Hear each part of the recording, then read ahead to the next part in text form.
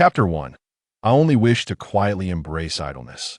Having traversed to the third year of the Great Liang Dynasty, I, Lin Zhijie, have finally become the embodiment of my past life's aspirations and idle layabout. A refined wastrel, endowed with wealth, leisure, and an independent courtyard, I have garnered the affectionate moniker of the frail scholar who has read too much among my neighbors. The afternoon sunlight, imbued with a perfectly measured warmth, filters through the leaves of the ancient locust tree at the entrance of the Yuan house, casting shimmering coins of light that lazily dance upon me. I find myself ensconced in a bamboo recliner, a piece I personally designed and commissioned from Zhang, the carpenter of South City. This chair encapsulates my lifelong understanding of ergonomics and the art of repose. Its curvature aligns flawlessly with my spine, allowing each muscle in my lower back to adopt its most comfortable position. The height of the armrests is precisely calculated to enable me to lift my teacup with minimal exertion. Even the gaps between the bamboo slats have been meticulously measured to ensure optimal ventilation. When Zhang delivered the chair, he wore a look of perplexity, asking, "Young Master Lin, this chair, it resembles nothing. It neither sits comfortably nor reclines properly if word gets out. Won't you be the subject of ridicule?" I merely smiled enigmatically at the time. Ridicule? You, who dwell in this feudal era, cannot possibly comprehend the essence of user experience above all. With a disdainful pinch of my teacup, I blew away the froth. The tea, a coarse brew reminiscent of last year's spent leaves mingled with this year's fresh ones, tasted as if it had been boiled for 3 days and nights. I longed for the days of the 9.9 yuan Lipton tea bags, produced with industrial precision, offering a stable flavor that would spare me the surprise akin to opening a mystery box. Nevertheless, having something to drink is better than nothing. I closed my eyes, shifting my focus from taste to sound. The storyteller was recounting the segment from the legend of loyalty and righteousness where Wu Erling battles the tiger on Jingyang Ridge, his voice hoarse and rhythm languid, with emotions heightened only by the occasional thump of the wooden block. At a nearby table, 2 elderly gentlemen were engrossed in a fierce game of chess, their shouts of regret louder than the clattering of pieces. In the corner, several aunties, enthusiastically cracking sunflower seeds, were engaged in a discussion about whether the new concubine of Zhang the Butcher from East Street possessed a favorable fortune. These sounds, though chaotic, wove together not as a cacophony, but as a soothing symphony of white noise, lulling my spirit into a blissful state of half-dreaming. This was my ideal cocoon of information imbued with the warmth of life, devoid of KPIs, where all information was irrelevant to me, and all commotion merely served as background music to pass the time. Perfect. However, just as I was about to shake hands with the Lord of Dreams, a jarring note intruded upon this serene symphony. Alas, a long sigh, filled with the sorrow and confusion of a middle-aged entrepreneur who has tasted failure. The eyelid on my right side twitched uncontrollably. This was the signature sigh of Old Wang, the tea house owner. Its penetrating quality and profound implications rivaled the cold snort my mentor emitted upon reviewing the first draft of my thesis in my previous life. He has arrived, once again. Burdened by his entrepreneurial anxieties, he approaches me, the most undisturbed patron in the entire tea house. I feigned slumber, even slowing my breath by a fraction. The second sigh, now closer, carries an unpleasant scent reminiscent of greasy rags. My temples begin to throb rhythmically, as if echoing the relentless barrage of notifications from DingTalk, reminding me of impending project deadlines. I keep my eyes firmly shut, fervently wishing, you cannot see me, I am but an unremarkable recliner. Master Lin, Old Wang's voice pierces the air beside me, laced with both flattery and bitterness. Are you awake? Please cease the pretense your fan wouldn't rhythmically strike your forehead if you were truly asleep. My hand freezes. Damn it, that is my subconscious gesture when contemplating matters. I slowly open my eyes, wearing an expression of displeasure, as if I were a celestial being disturbed from meditation. I sit up slightly, adopting an air of reluctant alertness. Boss Wang, my voice rasps from the remnants of slumber. Is there an issue with the feng shui of your tea house? It seems to be perpetually drafty, stirring an unease within. Old Wang's round face contorts into a grimace, and he drapes the greasy rag over his shoulder before collapsing onto the small stool across from me, as though he has exhausted all his strength. Master Lin, please don't jest at my expense. He laments, it's not a matter of feng shui, my business is on the verge of collapse. He opens his mouth to speak further, but I swiftly raise my hand, positioning the fan inscribed with less work, more pay between us, signaling for a pause. Stop, I interject. Boss Wong, we had an agreement. I am paying double for the tea in exchange for tranquility.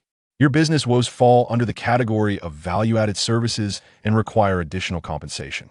This is a tactic I have honed over 3 years of sparring wits with old Wong. For such a client who lacks focus and merely indulges in emotional outpouring, it is essential to instill a sense of cost awareness before compelling him to engage in meaningful dialogue. As expected, old Wong stares blankly for a moment, then slaps his thigh. Absolutely. Master Lin, if you can guide this old man, I shall cover all your expenses here today. Only then do I leisurely lower the fan, readjusting my body into the most comfortable lazy position, lazily lifting my chin. Speak, which unwise establishment dares to encroach upon your territory this time? Old Wong seems to have found an outlet for his frustrations, spilling forth like beans from a bamboo tube. Who else could it be? It's the newly opened Listening to the Rain Pavilion at the corner. It's decorated like a brocade chamber, resplendent and extravagant. Their tea is exorbitantly priced, and the pastries resemble mere flowers, beautiful yet impractical. It's downright bewildering. The city's young gentlemen and ladies flock there as if bewitched, leaving my D&T house with many of my loyal patrons lured away. As he speaks with increasing fervor, spittle flying, he exclaims, "Tell me, do these people understand tea? They comprehend nothing. This world is becoming increasingly incomprehensible." I listen to his grievances, idly tracing circles in the air with my finger. Once again, we find ourselves confronted with a quintessential case of traditional industries grappling with consumer upgrades.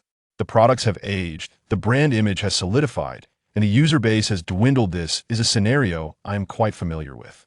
I was on the verge of offering a perfunctory response, perhaps something along the lines of perseverance leads to victory, or why not raise your prices, when my peripheral vision caught sight of a table in the corner of the tea house. There sat 2 individuals, an elderly gentleman clad in a satin robe, his hair and beard tinged with gray, exuding a calm and composed demeanor.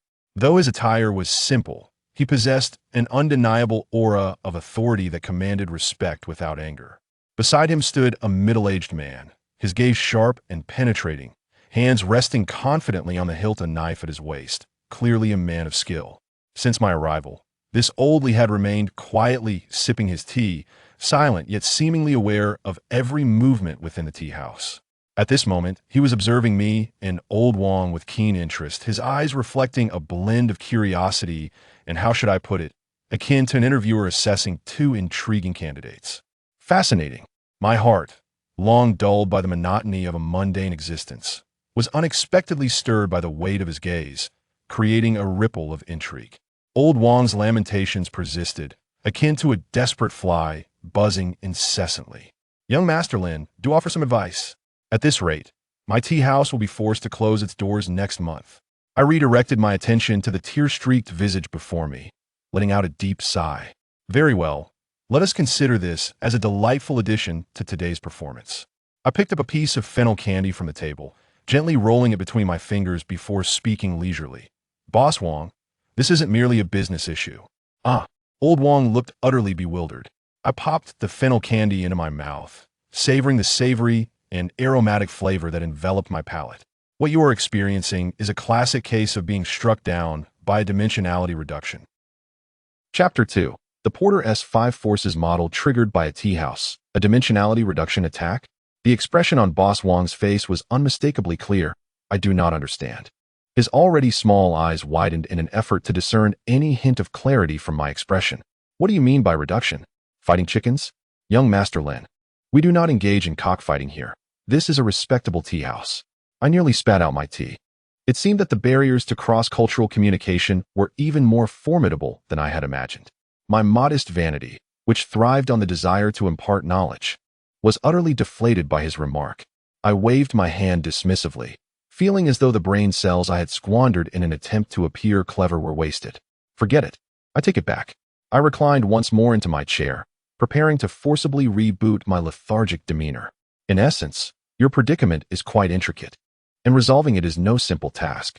Please, young Master Lin, Boss Wang implored, seizing my sleeve with a grip that suggested he feared I might vanish into thin air. Just clarify your point. What do you mean by dimensionality reduction? I beg you. Out of the corner of my eye, I noticed the elderly gentleman in the corner once more. He remained silent, merely raising his teacup and taking a gentle sip. Yet his eyes, like two searchlights, were firmly fixated on me. They radiated a pure curiosity and inquisitiveness, akin to a chess player who has stumbled upon an unprecedented game board. Under such scrutiny, my long-dormant desire for performance began to stir within me. Alas, what a predicament! With a sigh, I pinched 5-star anise beans from the plate and arranged them on the table in a plum blossom shape with a decisive clap. Boss Wang, do not concern yourself with dimensionality reduction. That is far beyond your comprehension. I gestured weakly towards the 5 beans on the table. Let us discuss matters more accessible to you. The challenges your tea house currently faces stem from 5 primary sources. Lose one, and your downfall will not be immediate.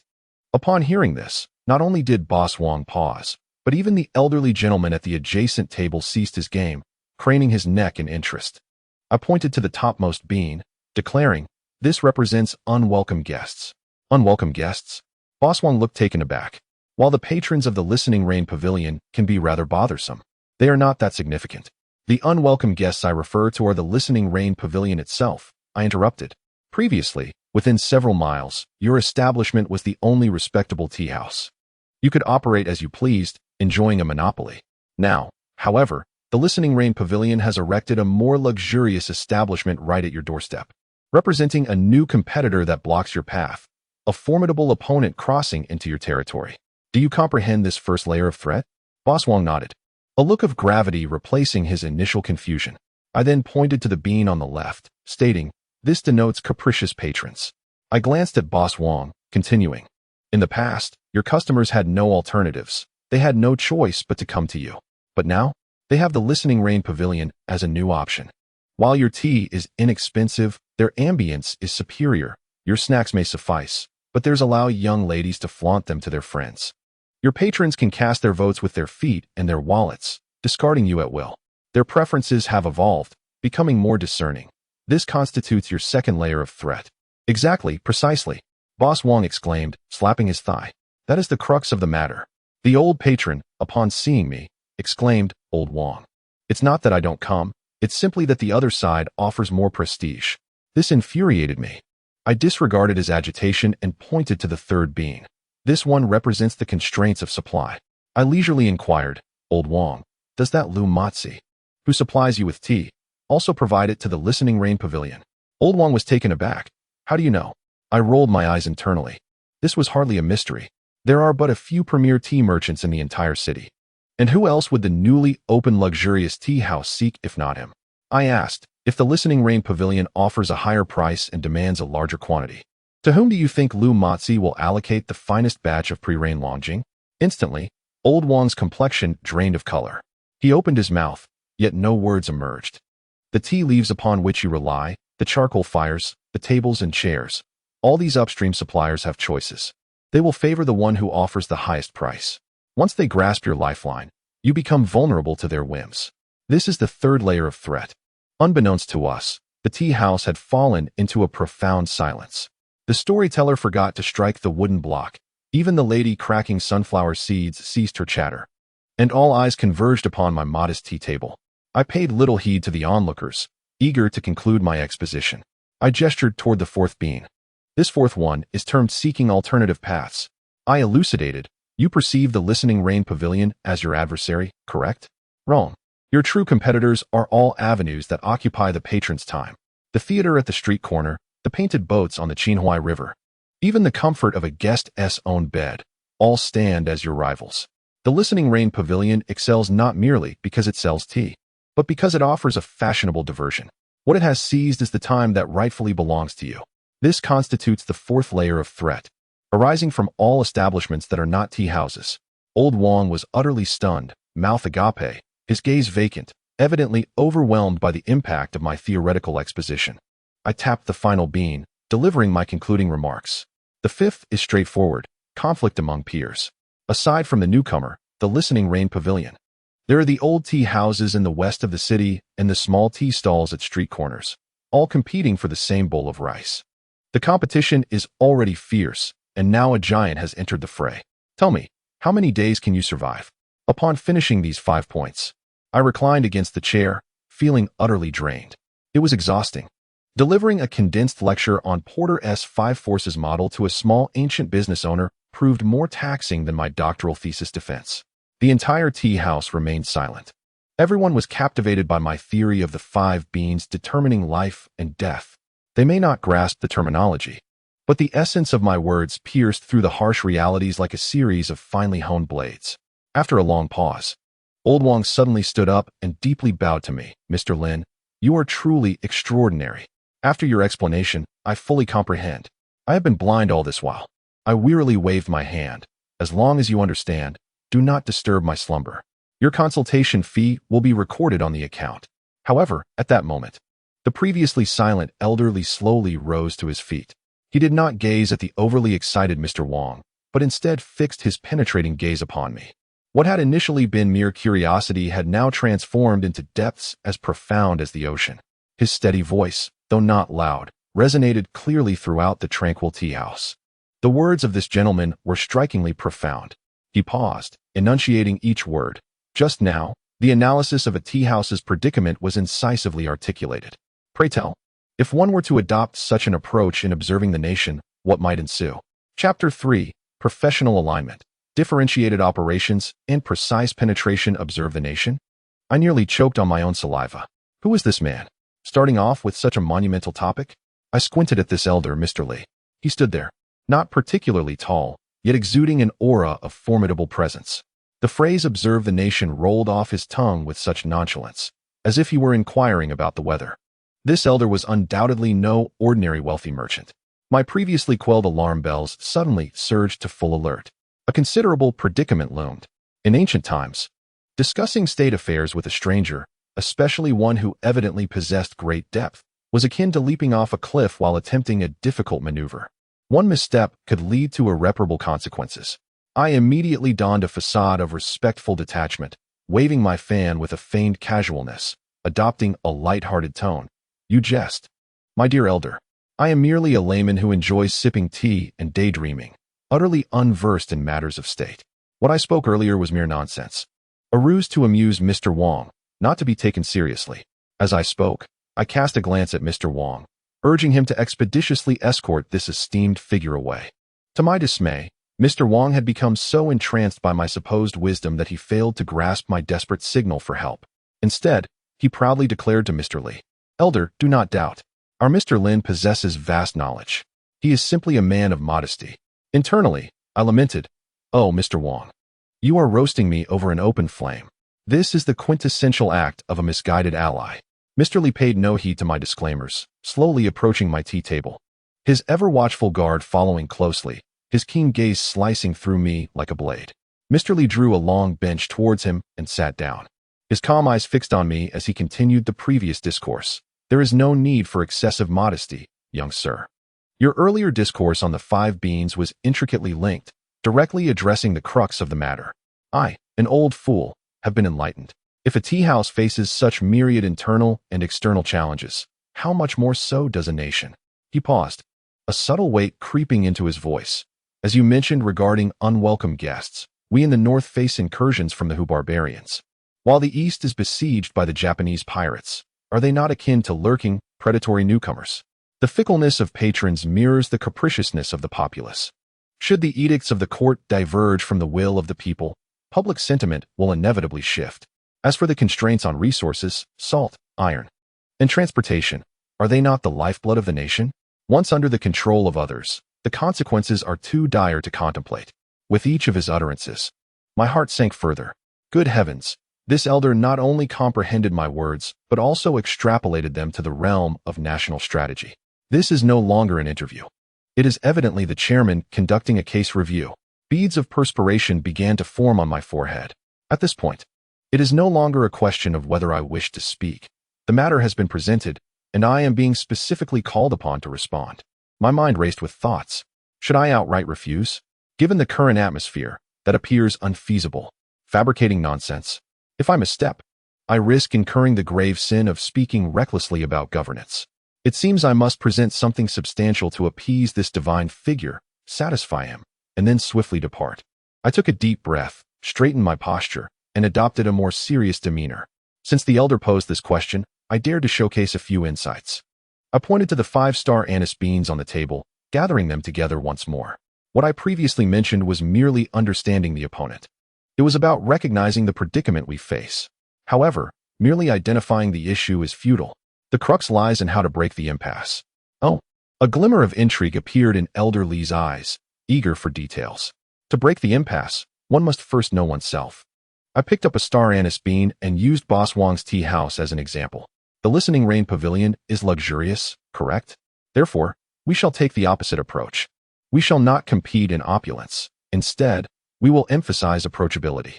I turned to the utterly astonished Boss Wong. Old Wong, what is your advantage? It is your ability to converse with people from all walks of life, the ambience of your tea house that welcomes everyone, and the generous bowl of tea at just 5 coins, which can be refilled indefinitely. Does the Listening Rain Pavilion offer these? It does not. This is your core competitive advantage. Core competitive advantage? Old Wong murmured, as if savoring this novel phrase. Indeed. Thus, you need not emulate the gaudy extravagance of the Listening Rain Pavilion. That would be tantamount to self-destruction. What you must do is to refine your approachable strengths to their utmost potential. The more I spoke, the more fluid my words became. Reminiscent of my days lecturing students about market positioning. This is known as differentiated management. While they target the high-end market, you should aim for precise penetration. Lock your target clientele firmly on ordinary citizens seeking value and vibrancy, as well as itinerant vendors and common laborers. The Listening Rain Pavilion sells status. We offer neighborhood camaraderie. Their tea and snacks are for flaunting to socialites, while our pancakes are meant to nourish the working men. With differing positioning, there will be no fundamental conflict over clientele. Having concluded my thoughts, I lifted my teacup and took a sip to moisten my somewhat parched throat. I felt as though I had returned to the university lectern, with not tea patrons before me, but a cohort of eager undergraduate students. To know oneself and the opponent is essential, but one must also grasp the prevailing trends and potential dangers. I looked at Elder Li, implying my point. The trend is the prevailing current. For instance, the increasing number of affluent individuals in the city who relish elegance is what has allowed the Listening Rain Pavilion to flourish. Danger represents latent risks. For example, if the government suddenly raises taxes or if tea prices soar, these are crises. I arranged the 4-star anise beans on the table in a row, signifying our strengths, weaknesses, external opportunities, and external threats. Essentially, breaking the impasse boils down to leveraging strengths, avoiding weaknesses, seeking benefits, and evading harm. I concluded with a final summary. Maximize your strengths, sidestep your weaknesses and your opponent's strengths, seize the opportunities presented by prevailing trends, and mitigate potential risks.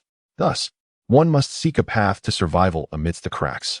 After delivering this extensive analysis in an ancient style, I felt a slight dryness in my throat and ceased my discourse, quietly observing the reaction of the elderly. The tea house remained enveloped in silence. All present were thoroughly captivated by my comprehensive theory, which spanned from diagnosis to prescription. The elderly's breathing had noticeably grown heavier.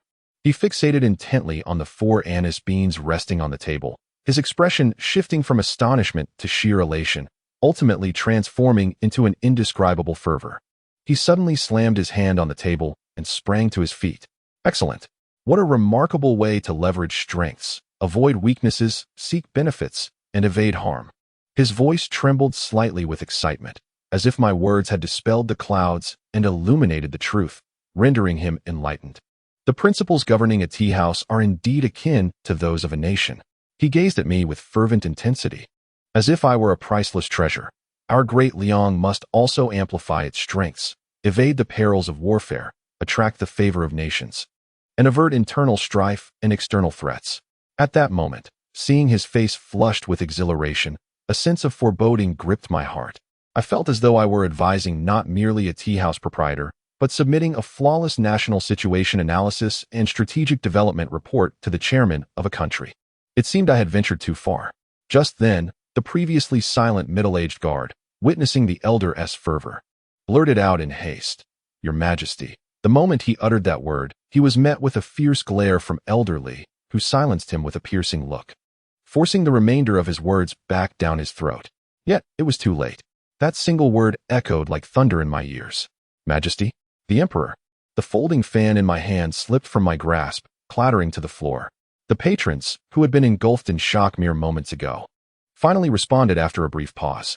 The sound of overturned tables and chairs erupted, as the previously crowded tea-house patrons, in a bewildering display of speed, collectively knelt down, leaving only the sound of trembling teeth in the air. Even the owner, Mr. Wang, crumpled to the floor, his face ashen, mumbling incoherently. Your Majesty and I, Lin Zhijie, remained foolishly seated in my designated armchair, locking eyes with the man who identified himself as Elder Li. His face radiated admiration and excitement, while mine was left with an expression of petrified bewilderment. It was over. I felt as though I had unwittingly attracted the attention of a disguised sovereign, bestowing upon me a deluge of both fortune and trouble. Chapter 4. It is over.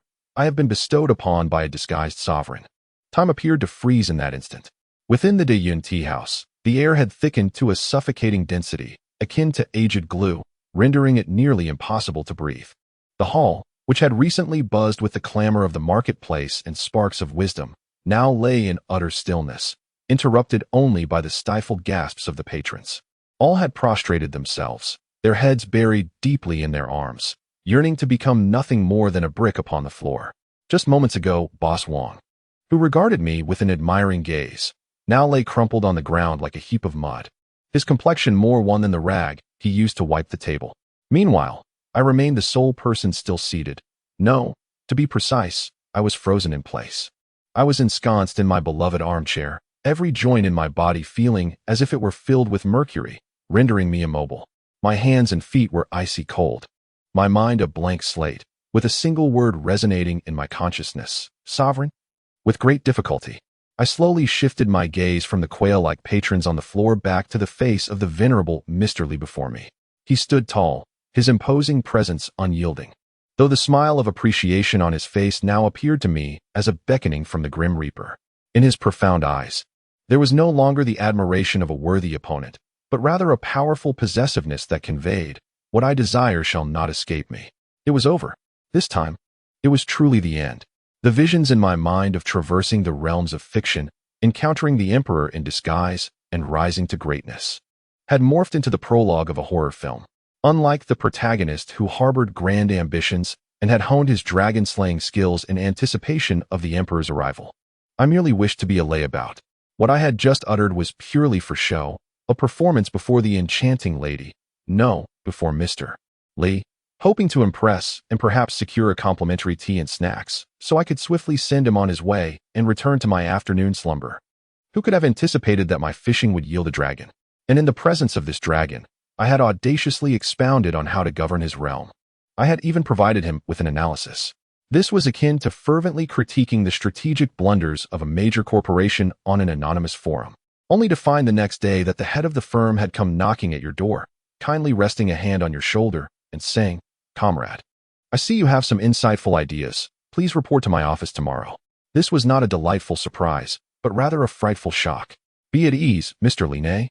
I should now refer to him as His Majesty, finally spoke. His voice remained steady, yet the authority it carried sent tremors through all those prostrate on the ground.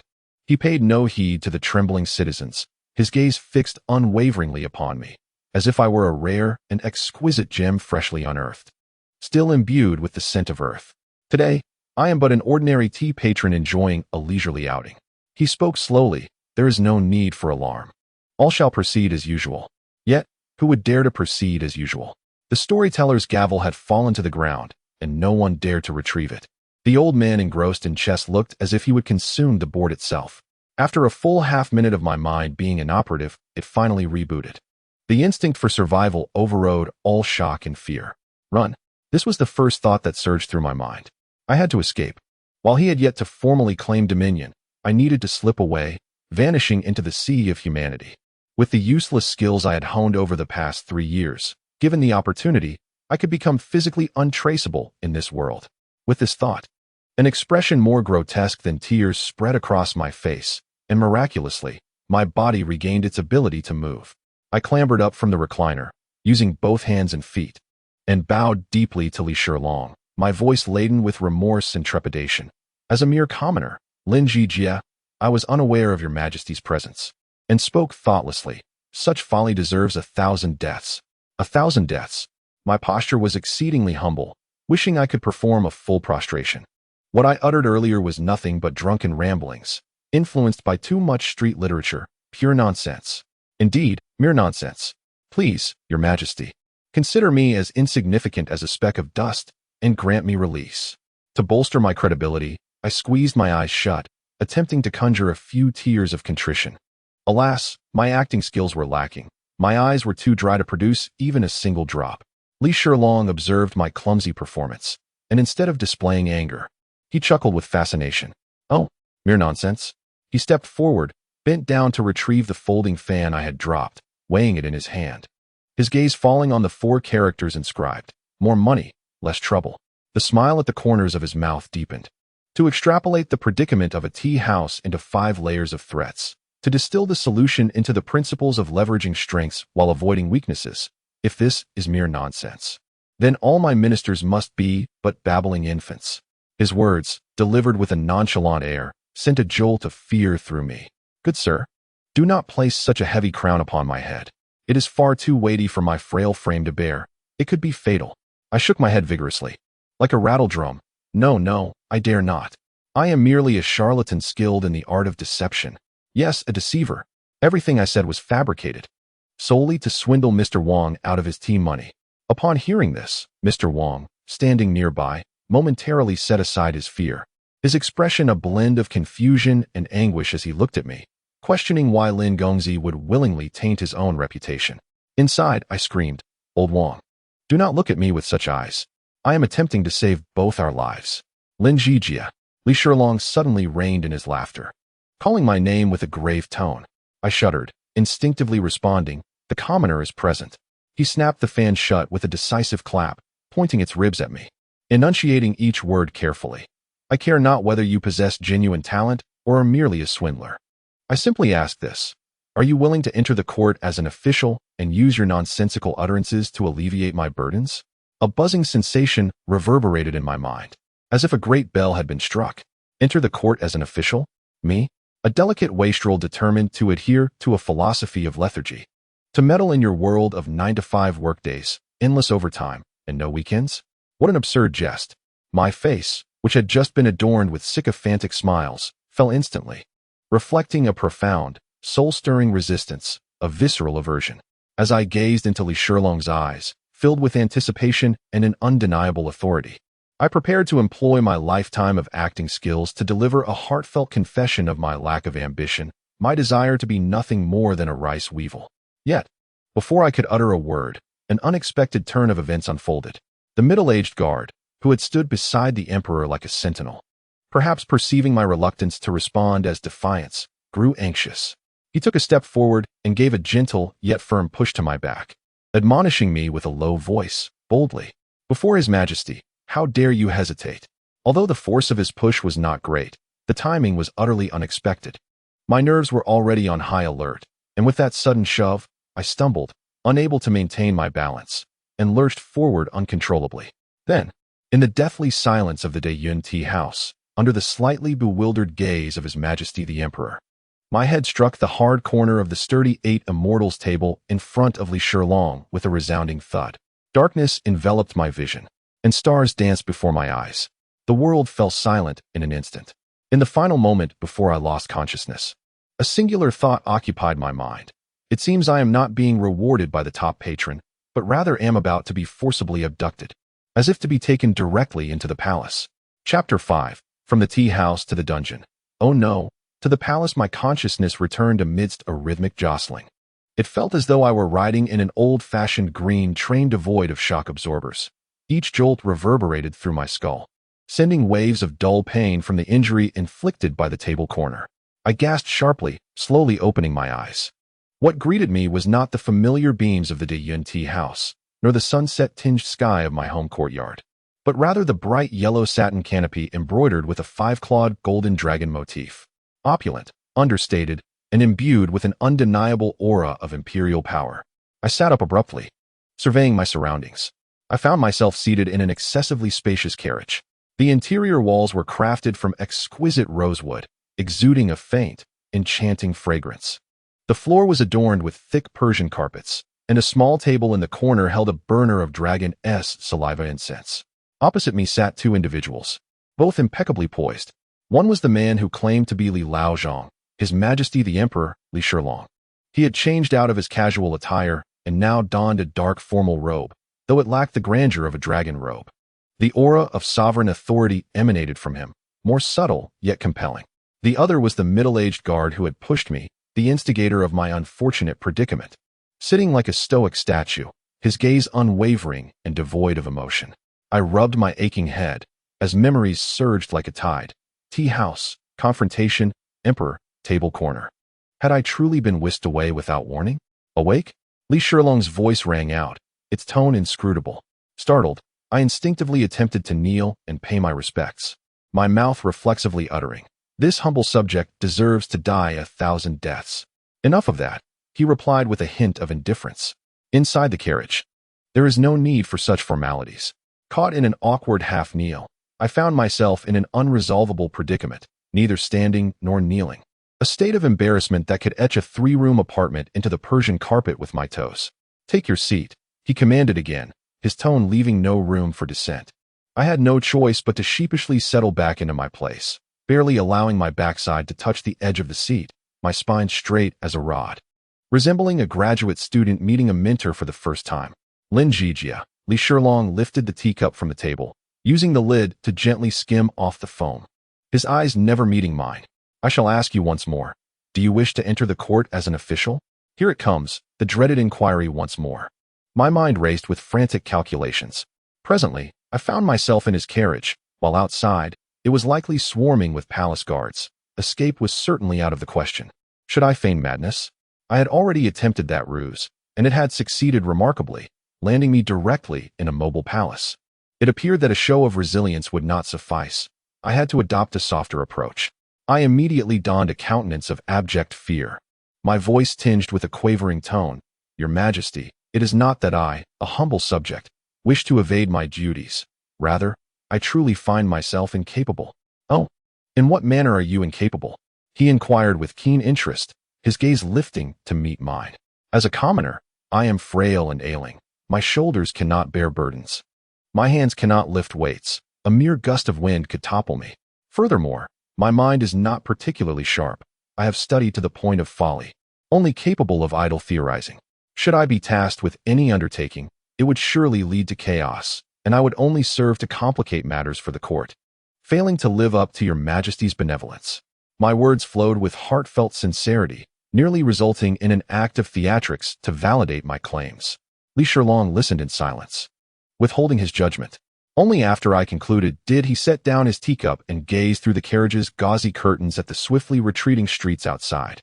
"I summoned you to the court not to bear burdens nor to wage war at the borders," he spoke slowly. "What I require is your intellect." Inwardly, I mused. This intellect of mine is solely preoccupied with pondering the various methods of indulging in fava beans. "Your nonsensical ramblings." He deftly shifted the conversation. "I find them quite intriguing." The carriage rattled over the cobblestone road, producing a rhythmic clatter that seemed to underscore my tragic fate. With no alternatives at hand, I resorted to a different strategy, adopting a modern perspective to critique this world, hoping to convince him of my unsuitability for significant roles. "Your Majesty, observe the streets of this capital." I gestured towards the window. "How narrow is this main thoroughfare? There are not even any diverging lanes. During rush hours, or rather, during the morning and evening court sessions, carriages and pedestrians intertwine. Is it not a recipe for chaos? This urban planning leaves much to be desired." Li Shilong raised an eyebrow. Remaining silent, the guardian beside him twitched at the corners of his mouth. Sensing an opportunity, I intensified my critique. "And the architecture. Look at those shops. The second-floor windows open directly above the sidewalk. Should a flower pot fall, is that not akin to high-altitude projectile throwing? There isn't even a safety warning. Utterly unacceptable. Furthermore, the walls of the imperial city." I grew increasingly animated, entirely oblivious to my precarious situation. The shooting positions of the watchtowers exhibit glaring blind spots. Should an enemy launch a saturation attack with catapults, this point could easily be suppressed. Moreover, the moat is insufficiently wide, if placed within the realms of a strategy game. A few siege engines could lay waste to it. As I spoke fervently, Li Shilong continued to listen quietly, and the glimmer of appreciation in his eyes only deepened. A sudden pang of realization struck me. Oh no, I had miscalculated. Rather than proving myself unfit for duty, I was inadvertently showcasing my diverse talents. How could I have forgotten that this man before me was the chairman of the Dalian Group, one who cherished employees capable of identifying and resolving issues? My mouth moved, yet the subsequent words became lodged in my throat. The carriage, unbeknownst to me, had already traversed into the imperial city, the surrounding clamor gradually fading away, replaced by an atmosphere of solemn silence. I gazed out at the imposing gates of the palace, the towering red walls slicing the sky into slender strips. An unprecedented sense of oppression washing over me. Here lies the very epicenter of power in this nation, a vast battlefield devoid of smoke and fire. And I, an ordinary traveler yearning for a languid existence, found myself half forced, half hoodwinked, into this resplendent cage. The carriage finally came to a halt. The gatekeeper was the first to disembark, respectfully lifting the curtain for Li Shilong. "Young Master Lin, please," the guard intoned expressionlessly. I inhaled deeply, the air thick with the stale scent of feudalism. Hesitantly, I descended from the carriage, my feet meeting the solid white marble tiles, a wave of desolation enveloping my heart. Upon raising my gaze, a magnificent hall loomed before me, adorned with sweeping eaves and intricate brackets, exuding an air of grandeur. The plaque above bore the elegant characters of the imperial study. Ultimately, I had arrived. My tea house, my recliner, my idle existence. Farewell. I felt as though I was not here for an audience, but rather to face a guillotine. The brief journey from the tea house to the palace seemed to have eclipsed all the comforts of my preceding life. All that remained in my heart were 4 poignant words: I have come this far. Chapter 6. Entering the palace. The first challenge. The professionalism of a eunuch. I had presumed that upon alighting from the carriage, I would be ushered directly into the imposing imperial study for the emperor's final interview. However, reality once again imparted a lesson. Affairs within the palace were evidently not as straightforward as one might hope. After disembarking, Li Shilong did not proceed directly to the imperial study, but instead whispered a few instructions to the gatekeeper, the very one who had unceremoniously pushed me. The guard immediately bowed in acknowledgement and then turned to me, gesturing for me to follow, his tone remaining as monotonous as before. "Young Master Lin, please follow me." Li Shilong, with his hands clasped behind him, ambled towards the imperial study, leaving me with a cryptic silhouette. My heart raced with trepidation. What was this process? Was there a written examination prior to the interview? Or was I to be briefed on the palace etiquette to avoid any potential faux pas? I dared not inquire further, merely trailing behind the guard. Instead of leading me to the imperial study, he veered into a nearby side hall. This hall was modest in size but elegantly adorned. Upon entry, a faint aroma of sandalwood mingled with ink wafted toward me. Several young eunuchs were already standing with hands at their sides, and upon our arrival, they immediately bowed in unison, their movements synchronized to perfection. "Master Wei," the guard acknowledged the foremost eunuch with a slight nod. It was only then that I noticed another figure seated at the main position within the hall.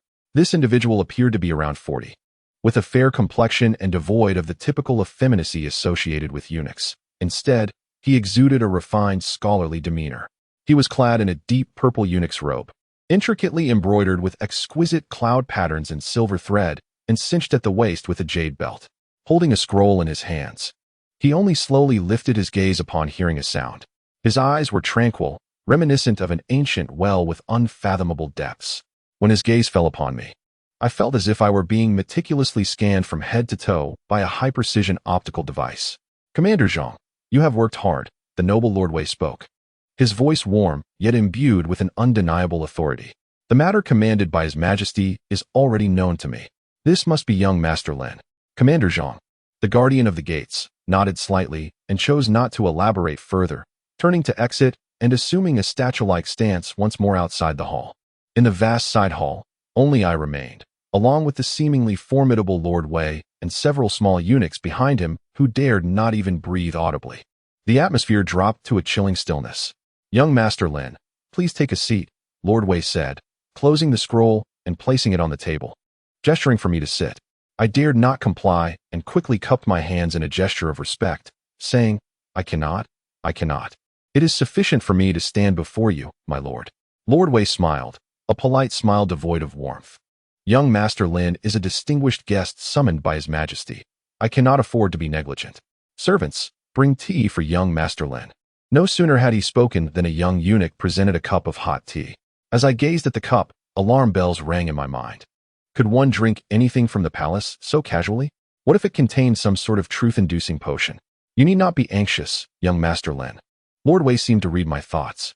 It is merely ordinary Maojian tea. Before formally meeting His Majesty, there are certain procedures that require your cooperation. Procedures? My heart sank.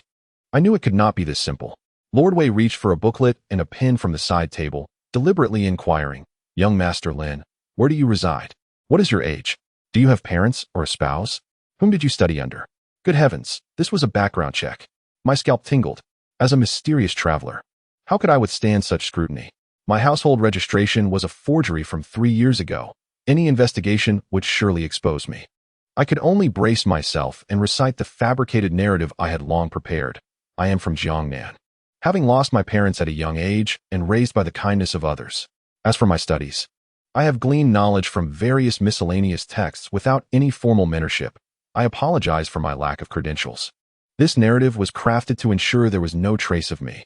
Lord Wei listened attentively, jotting down notes, his expression inscrutable. It felt eerily reminiscent of my previous encounter at the police station while attempting to replace my lost identification card, where the officer's demeanor conveyed a silent judgment of my situation. After these inquiries, he lifted his gaze to my waist. Besides my money pouch, I possessed only a fan, which I had custom-made upon my arrival, featuring the flamboyant inscription "Few matters, plenty of money." This fan had recently been examined by Li Shilong, and somehow, it had returned to my possession. According to palace protocol, a search of one's person was required before an audience with the emperor to ensure utmost security. The tone of Lord Wei remained as unperturbed as ever. The items belonging to young Master Lin must be temporarily entrusted to our custody. Indeed, they have arrived. I sighed inwardly, understanding that under such circumstances, one must bow one's head. I dutifully unfastened my money pouch and the treasured fan, extending them forward. A young eunuch approached, receiving the items on a tray. Lord Wei picked up my fan and slowly unfurled it. Upon seeing the 4 prominent characters on its surface, a faint crack appeared for the first time on his otherwise impassive face. The corner of his eye seemed to twitch involuntarily. Yet, he swiftly regained his composure, closed the fan, and set it aside, then took up the register, marking a circle next to my name with a vermilion brush. All done, he said, setting down the brush. Young Master Lin, please wait here for a moment. His Majesty will summon you once he has concluded his affairs. With that, he paid me no further heed. Resuming his reading, his eyelids lowered as though I had ceased to exist. The entire process was executed with precision, devoid of any personal sentiment. Standing in the hall, I felt akin to a traveler who had completed the security check, awaiting boarding. Lord Wei was the meticulous ground supervisor, and I could not help but affix a label to him in my mind. Executive Assistant Wei Jin. Professionalism, perfect score. User experience, 0. Human touch index, -100. A highly efficient, rigorous, loyal, yet excruciatingly dull top-tier tool. As I gazed upon his unflappable visage, an unsettling realization dawned upon me. This palace was even more daunting than I had imagined. The inhabitants seemed to have been stripped of all edges and emotions, transformed into precise cogs within a colossal machine. And I, with my many facets and a propensity for laziness, truly wondered if I could survive in such an environment. A wave of profound pessimism washed over me regarding my future. Chapter 7. Outside the Imperial Study. I began to contemplate my plan. Lord Wei had instructed me to wait a moment. However, this brief span of time felt as if it had been inexorably stretched. I stood like a stone statue, rooted in the central chamber. The young eunuch stood by, hands clasped, eyes averted, and the space resonated solely with the sound of my heartbeat and the occasional distant chirp of birds. Initially, I maintained the demeanor befitting a scholar, standing upright and focused, striving to present myself as a respectable individual. After 10 minutes, my legs began to ache. 20 minutes in, my waist started to protest. 30 minutes later, I felt my concentration wavering, my mind echoing a singular question. Why was there not even a chair provided for esteemed guests in this chamber? Was this part of the intimidation tactic? I discreetly glanced at Wei Jin, who remained in his reading posture, utterly still, as if in a state of meditation. I harbored serious doubts that he had turned a single page of the book in his hand during this half hour. This was not reading. It was evidently a means of resting his eyes while simultaneously monitoring me as an unpredictable variable. Time passed in an indeterminate haze, and I found myself unable to remain standing any longer. I attempted to flex my stiff ankle, producing a faint click. Wei Jin's eyelids flickered momentarily. Instantly, I retracted my movement and resumed my stance, though inwardly, I had cursed this antiquated etiquette 1,000 times over. My patience was waning at a visibly alarming rate. Initially apprehensive and fearful, I gradually succumbed to a familiar sentiment known as boredom. Once boredom set in, my lethargic mind began to meander uncontrollably into a labyrinth of fanciful thoughts. The Emperor's summons to the palace could not merely be an invitation for tea.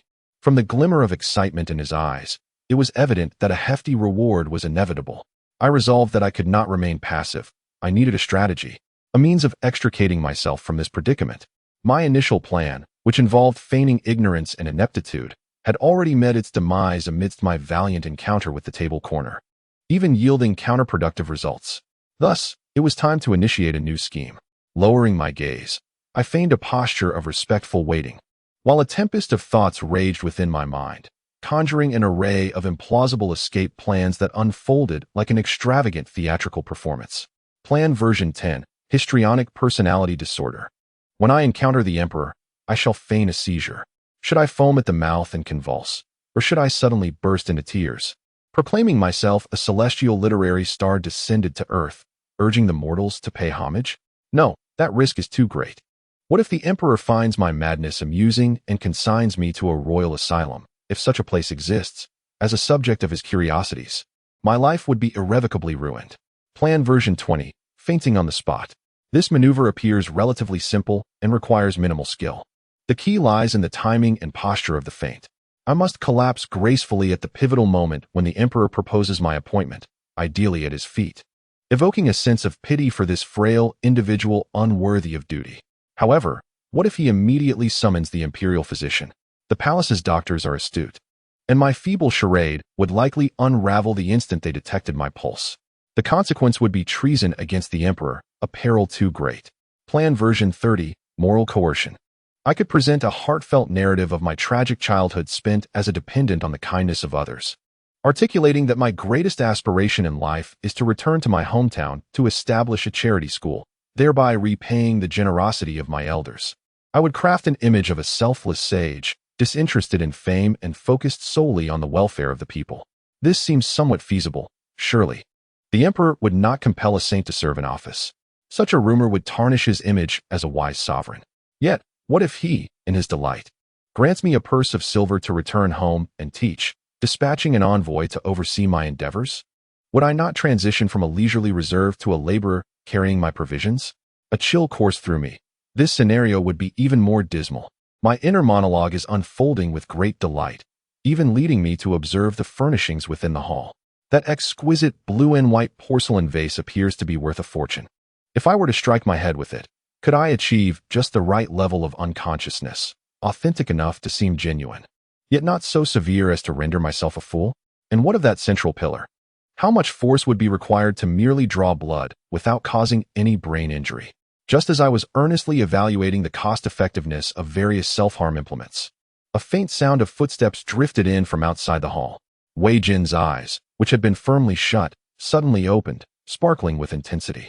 He set aside his scroll, rose to his feet, and his entire demeanor transformed, from a quiet scholar to the efficient and capable assistant to the chairman. His Majesty has arrived. With the elongated announcement from the young eunuch outside, my meticulous plans were instantly reduced to ashes.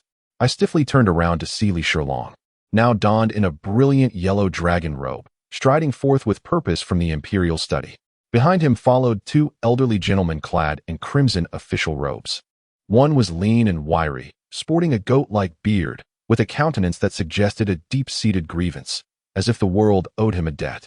The other had a robust and affable appearance, resembling a congenial old man, yet the occasional glimmer in his eyes betrayed his cunning nature. Li Shilong's gaze bypassed everyone else.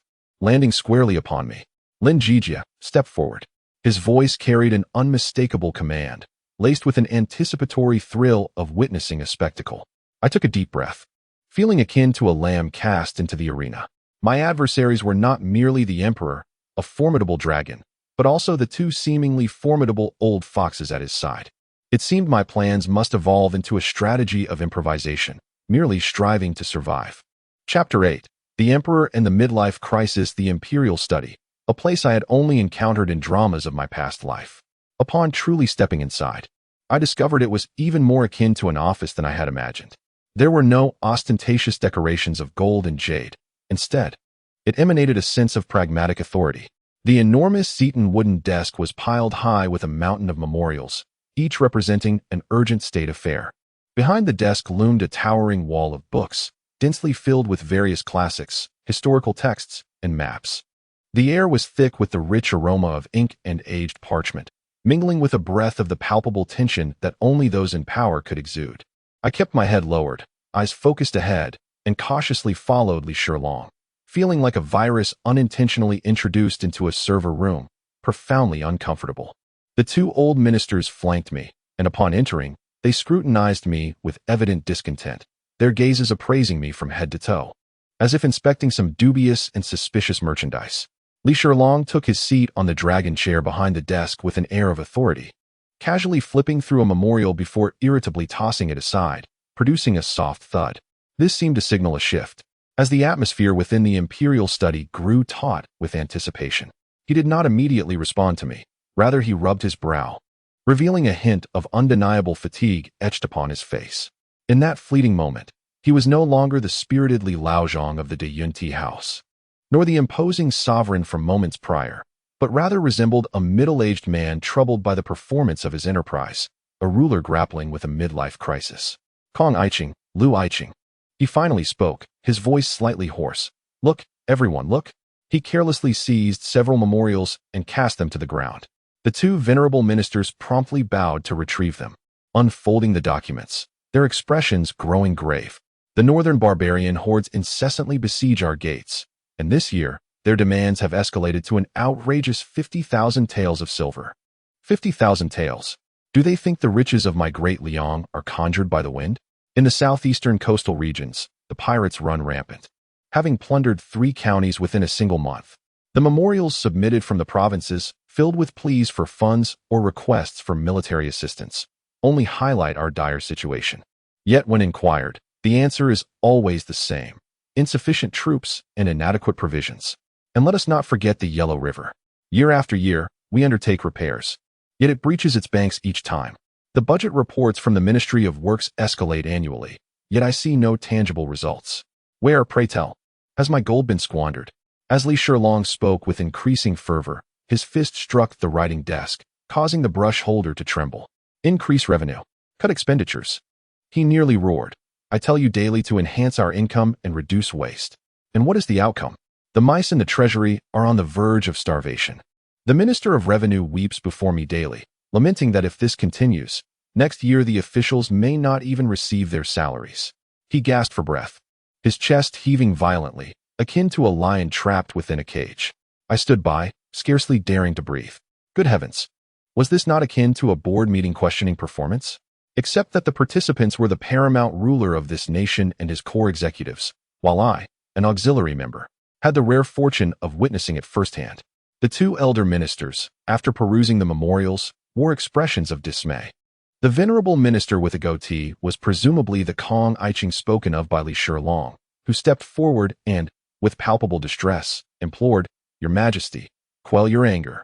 This turmoil arises from a decline in virtue and the erosion of moral integrity. If all adhered strictly to propriety and were disciplined in their conduct, we would not find ourselves in this predicament. The other, appearing to be a well-meaning Lu Aiqing, also bowed and added, Your Majesty, the military expenses of the North and the repairs of the Yellow River are matters of great national importance and must not be curtailed.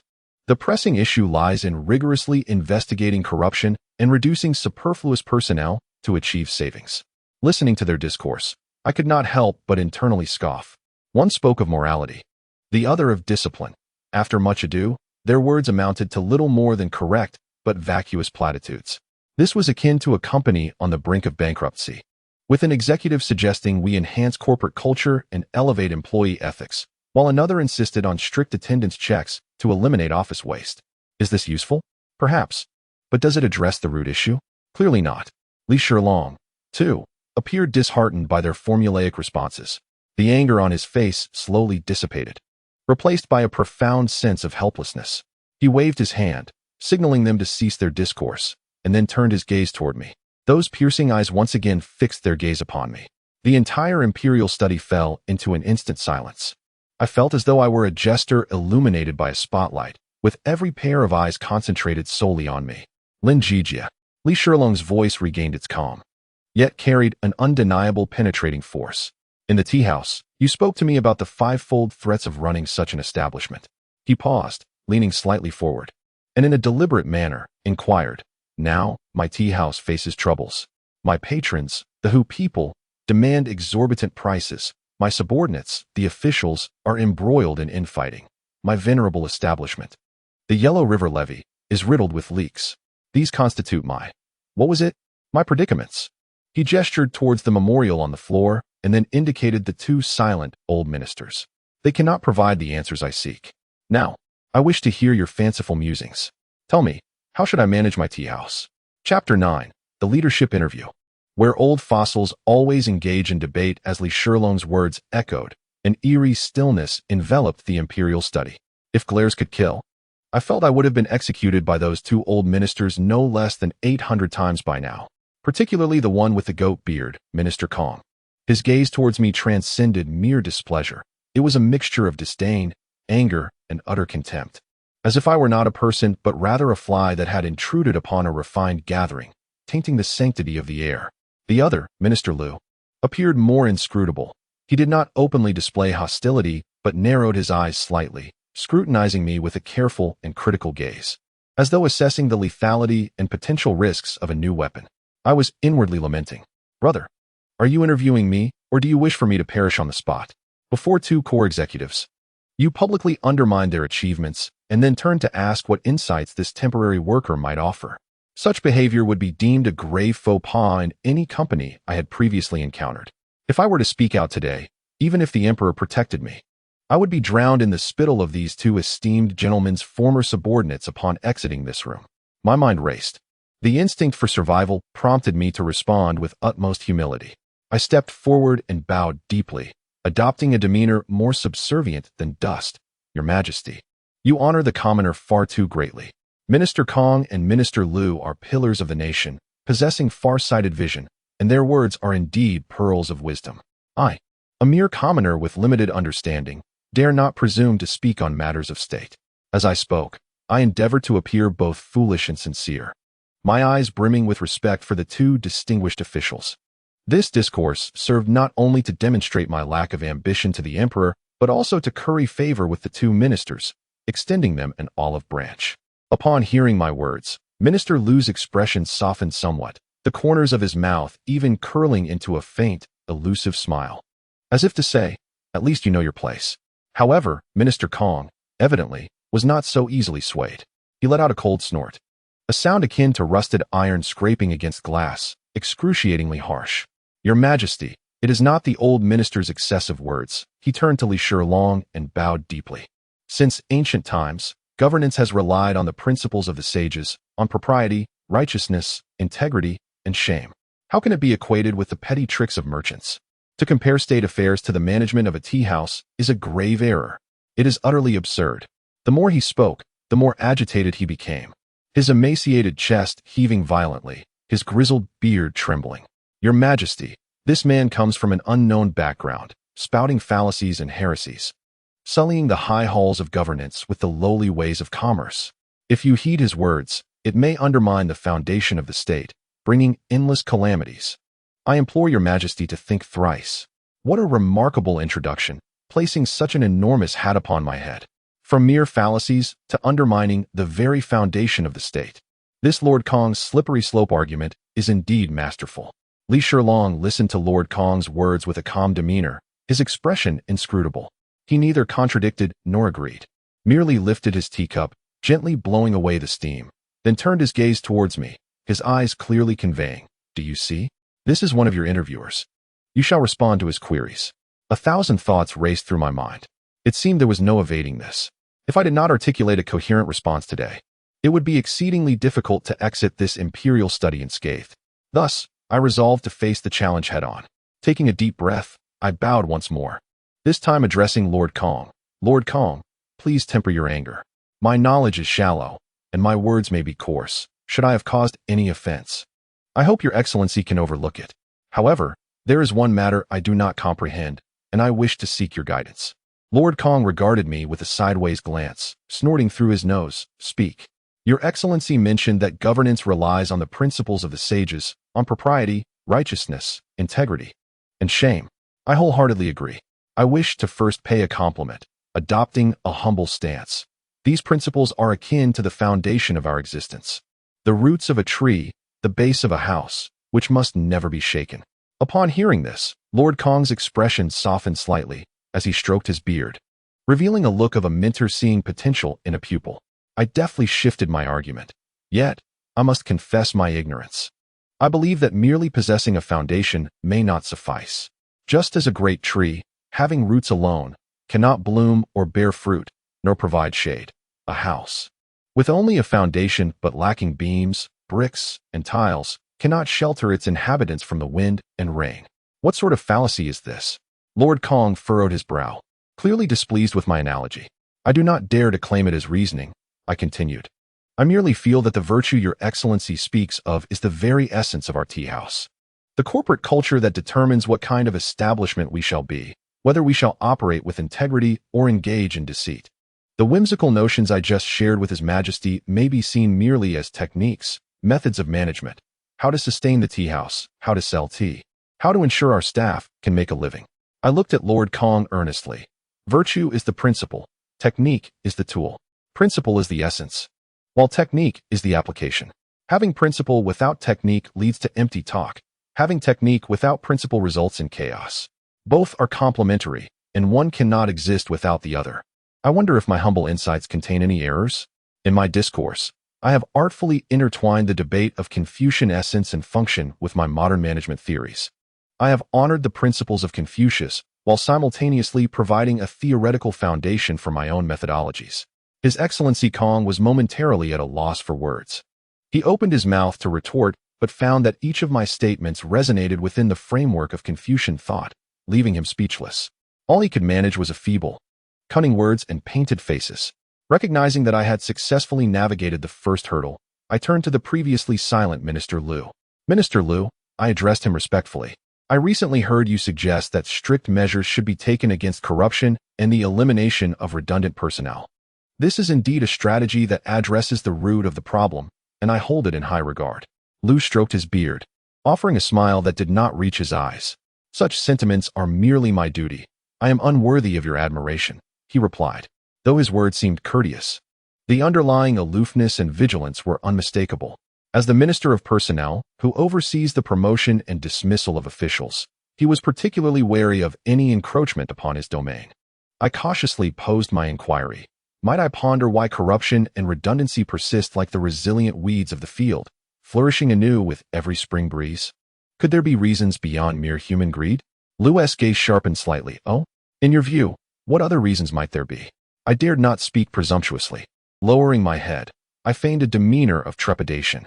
I recounted having heard from a storyteller in the tea house that during the previous dynasty, the salaries of officials were exceedingly meager, making it difficult to support a family without resorting to corruption. While the notion of high salaries fostering integrity is not a panacea, it could serve as a point of reference. Furthermore, if the promotions and penalties for officials were governed by clear laws, with verifiable records and distinct rewards and punishments, would this not diminish their inclination for subterfuge and enhance their motivation for genuine work? Although my words seemed to reference the past, each statement subtly critiqued the Ministry of Personnel. The call for clear regulations and verifiable records implicitly suggested a lack of transparency in Liu's personnel system, rife with opportunities for manipulation. This provoked a noticeable change in Liu's expression, which had previously been composed. He narrowed his eyes and remarked coldly, "Young Master Lin, you possess quite an insight into the court's salary and evaluation systems for one so young." The tone of his voice carried an unmistakable warning. My heart sank. I realized I had perhaps overstepped my bounds. Discussing performance evaluations with the overseer of personnel was akin to inviting disaster upon oneself. Just as I was preparing to offer a hasty repartee, the previously reticent Li Shilong suddenly spoke. "Enough," he said succinctly, and with those two words, the tension in the imperial study dissipated. He surveyed the two ministers, each displaying distinct expressions, before turning his gaze upon me, drenched in perspiration, the temporary intruder. A subtle smile graced his lips. The theories of moral governance espoused by Minister Kong, the administrative strategies of Minister Liu, and my own discourse on essence and function all possessed merit. He elegantly summarized their viewpoints before refocusing his attention upon me. "Lin Zhijie, since you assert that virtue is the essence and technique is the function, I shall now grant you an opportunity to demonstrate your technique." His voice, though not loud, struck my heart like a heavy hammer. "I require you to be the origin of this art." Chapter 10, A Battle of Wits? No, it is a dimensional strike. The notion of being the source of the art sent a jarring wave through my mind, akin to being violently struck by a battering ram. The weight of those 4 words surpassed that of all the titles bestowed upon me by the 2 esteemed figures earlier. In ancient times, those who dared to call themselves the source of an art, aside from the revered sages who established schools of thought, were often branded as heretics and met a fiery end. Li Shilong was determined to push me towards my doom. I fell to my knees with a thud, genuine emotion coursing through me, devoid of any pretense. My forehead pressed firmly against the cold, golden bricks of the ground. My voice trembled with the hint of tears. "Your Majesty, I, a humble commoner, would never presume. By what merit or virtue do I dare to claim the title of source? My ramblings are mere echoes of others' wisdom, hearsay unworthy of belief, truly unworthy." I wished to shake my head vigorously to convey my sincerity. However, it seemed Li Shilong was resolute in his course against me. He disregarded my fear and continued, "What I ask of you is not to be an imperial teacher or a national sage. I require you to refine and distill, to sift through the sand for gold." He rose and paced before me, looking down from his elevated stance, his dragon-like eyes gleaming with an almost fervent light. "In De Liang, there are scholars well-versed in literature and loyal subjects devoted to the nation. Yet, why do our national affairs remain so challenging?" He slowly extended a finger to his heart, for most among them lack one essential quality. He paused, enunciating each word, the art of problem-solving. They can quote classics, engage in lofty discourse, and embellish trivial matters. But should you ask them what to do specifically, what the first step is, what follows, how many people are needed, how much it will cost, and how to assess effectiveness, they would evade the question, ultimately returning to the nebulous realms of virtue and propriety.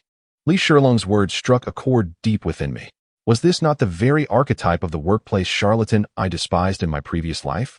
Those who, in meetings, wax eloquent about ideals and grand visions, painting elaborate pictures, yet shun concrete execution plans.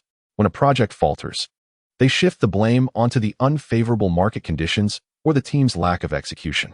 I was astonished to find that such individuals have existed from ancient times to the present, with the same formula, the same flavor. And you, Lin Zhijie, Li Shilong's gaze sharpened. Your intrigue lies in your constant focus on actionable solutions. From the 5-fold threats in the tea house to leveraging strengths while avoiding weaknesses. From the debate of virtue and technique to the contemplation of high salaries and evaluations. Every utterance of yours points to a specific issue, striving to provide even a rudimentary solution. He paused, his tone laced with temptation.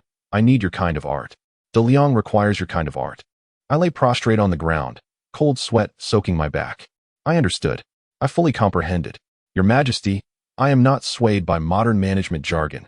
On the contrary, you have astutely discerned the core pragmatism and logical reasoning underpinning all my theories.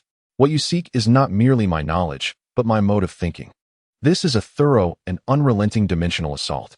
Utilizing modern management paradigms, I have undermined ancient governance philosophies, while you, wielding the emperor's art of leadership, have effectively subdued my aspirations for a tranquil existence. I have been utterly defeated, just as my mind was engulfed in chaos, unsure of how to respond. The ever-vigilant Minister Kong once again interjected. Your Majesty, This cannot be allowed. Tears streaming down his face, he nearly fell at Li Shilong's feet, exclaiming, "This youth speaks with frivolity and harbors insidious thoughts, equating governance with mercantile tactics. This is sheer disrespect. Should he be entrusted with significant responsibilities, he would surely corrupt the scholars of our Great Liang. At that point, discussions of benevolence and morality would be supplanted by mere utilitarianism, jeopardizing our millennial-old cultural heritage." Minister Lu Cheng, the Minister of Personnel, stepped forth closely behind, his demeanor less agitated than Minister Kong's, yet his words bore greater weight. "Your Majesty, while I have heard of the talents of young Master Lin, his origins remain obscure, and his ascent through unorthodox means might not sit well with the populace. How would the officials and scholars of the realm perceive this? To receive rewards without merit contradicts the law and is intolerable within our traditions." One stood upon a moral high ground, delivering cultural critiques, while the other questioned legitimacy through institutional and procedural lenses. These two luminaries worked in perfect harmony, effectively sealing off all avenues of escape for me. Prostrate upon the ground, I found an unexpected tranquility within. Given the circumstances, feigning cowardice or retreating held no significance. They had placed the blade against my throat. I could not continue to ponder the notion of an afternoon nap. With no retreat left, I resolved to advance. Slowly, I raised my gaze, meeting Li Shilong's eyes, as well as those of the two irate court ministers. My expression no longer reflected fear or sycophancy. Rather, it embodied a serene defiance, mingled with a hint of modern intellectual pride. "Minister Kong," I began, my voice soft yet resonant within the imperial study, "you claim that my comparison of governance to commerce is irreverent. I would like to ask, why is the art of commerce deemed trivial? Do merchants not consider supply, costs, customer flow, and staffing? Do they not aspire for their establishments to thrive for generations?" "I shall not await your response," I continued. "For the sage once proclaimed, when the people are well fed, what deficiency can the ruler possess? Providing the populace with sustenance, warmth, employment, and financial means, this is surely the highest form of benevolence. A single shop can sustain a shopkeeper, their clerks, and their families. A multitude of shops can sustain countless households. When merchants gather in abundance, facilitating trade throughout the realm, filling the treasury, and enriching the populace, this is indeed the greatest virtue of governance." "You are merely twisting words." Minister Kong trembled with indignation. "I do not dare," I retorted, turning to Minister Lu, who had asserted, "Your origins are dubious, and your sudden elevation poses challenges to public acceptance." The words of the elder ring true. Procedural justice is of utmost importance. I paused momentarily, then shifted my tone. "However, I have heard that when a nation flourishes, auspicious signs will surely follow. Conversely, when it declines, ominous omens will appear. Are these auspicious signs and ominous omens truly derived from the imperial examinations?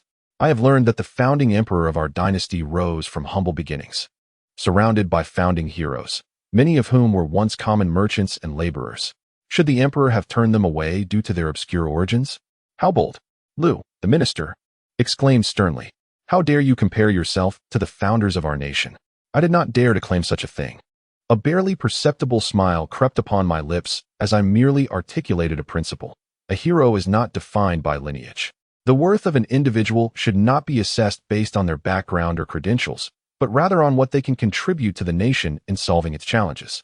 What our Great Liang truly lacks is not the erudite scholar who can craft 1,000 words, but rather the mathematician who can calculate the manpower and finances required for the Yellow River levees. Do we need poets who can recite verses about the northern winds bending the white grass? Or artisans capable of designing more efficient chariots to spare our frontier soldiers from the cold? Is it the eloquent critic who can pen lengthy treatises on bureaucratic corruption? Or the architect of an effective oversight mechanism that deters officials from corruption through fear, shame, and desire? With each inquiry, I advanced a step forward. My voice grew increasingly resonant, and my posture more upright. At that moment, I felt as though I had returned to the debate stage of my university days. Invigorated by the challenges posed by my opponents, drawing upon all my knowledge and logical prowess, I was not engaged in a mere verbal duel. I was delivering a comprehensive and profound critique using the simplest of logic and facts. I dismantled their ethereal notions of virtuous governance through a project management lens. I challenged their deeply entrenched belief in pedigree from a human resources perspective. I pierced through their ostentatious processes with a results-oriented approach. Inside the imperial study, silence reigned. Minister Kong was left speechless, his complexion shifting from red to pale, then to a ghastly hue. His proud doctrine of sages appeared utterly feeble in the face of my seemingly heretical arguments. Minister Lu pressed his lips tightly together, his gaze filled with shock and apprehension. The system and procedures he relied upon were fundamentally questioned in a manner he had never encountered before. Meanwhile, Emperor Li Shilong, seated upon the dragon throne, radiated an unprecedented brilliance in his eyes. He regarded me as Columbus must have gazed upon the New World, as Newton must have observed the falling apple. With a sudden thump of his thigh, he erupted into hearty laughter. Excellent, truly excellent. His laughter echoed throughout the study, brimming with unrestrained delight. I seek a mathematician, a craftsman, a designer of systems. He rose, approached me, and personally assisted me to my feet. Lin Zhijie, my mind is made up. His hand pressed firmly on my shoulder, his gaze intense, he declared with deliberate clarity, I appoint you as the chief examiner of this year's Imperial Examination. Chapter 11. The ultimate trap of your competence examiner? When those 3 words erupted from Li Shilong's lips with a resounding finality, my mind experienced a jolt more intense than the collision with a table corner or the audience with the sovereign. The body I had just steadied nearly crumpled once more. I had envisioned countless possibilities. He might assign me to a minor clerical role in the Ministry of Revenue, tasked solely with calculations. Perhaps a technical advisor in the Ministry of Works, responsible for drafting blueprints, or even establish a temporary reform office, appointing me as a mere figurehead. Although these positions sounded like synonyms for the grueling 996 work culture, they at least fell within the realm of my comprehension. But what on earth was an examiner? The Imperial Examination is a grand national affair. It is the fundamental system for selecting talent for the state. The examiner is a pivotal figure who holds the fates of scholars in his hands. This position has traditionally been occupied by esteemed and erudite Hamlin scholars or cabinet ministers. How could a mere nobody like me, without even the title of a licentiate, be appointed as an examiner? This was no mere breach of protocol. It was akin to appointing a counting parrot as the Minister of Education. This jest was far too audacious. Your Majesty, this cannot be. Before I could voice my objections, both Minister Kong and Minister Lu echoed in unison. For the first time, their faces displayed a look of sheer horror, a reaction far more intense than the incredulity I had evoked earlier. Minister Kong, his voice trembling with agitation, exclaimed, Your Majesty, the Imperial Examination is a vital state instrument, and the selection of the examiner is of utmost importance. How can this be treated so lightly?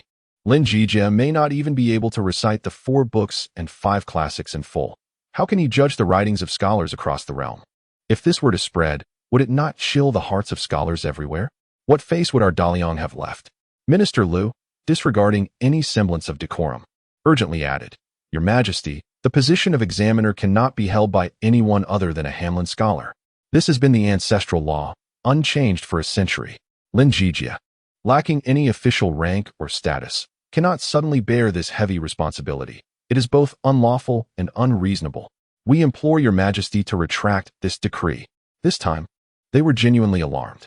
If I had previously been merely a heretic with problematic thoughts, I had now transformed into a barbarian threatening their livelihoods. The Imperial Examination was the foundation upon which their scholarly class maintained its rigid hierarchy and monopolized the pathways to advancement. To have an unconventional outsider preside over the examinations was akin to digging an unfathomable pit beneath their very foundation.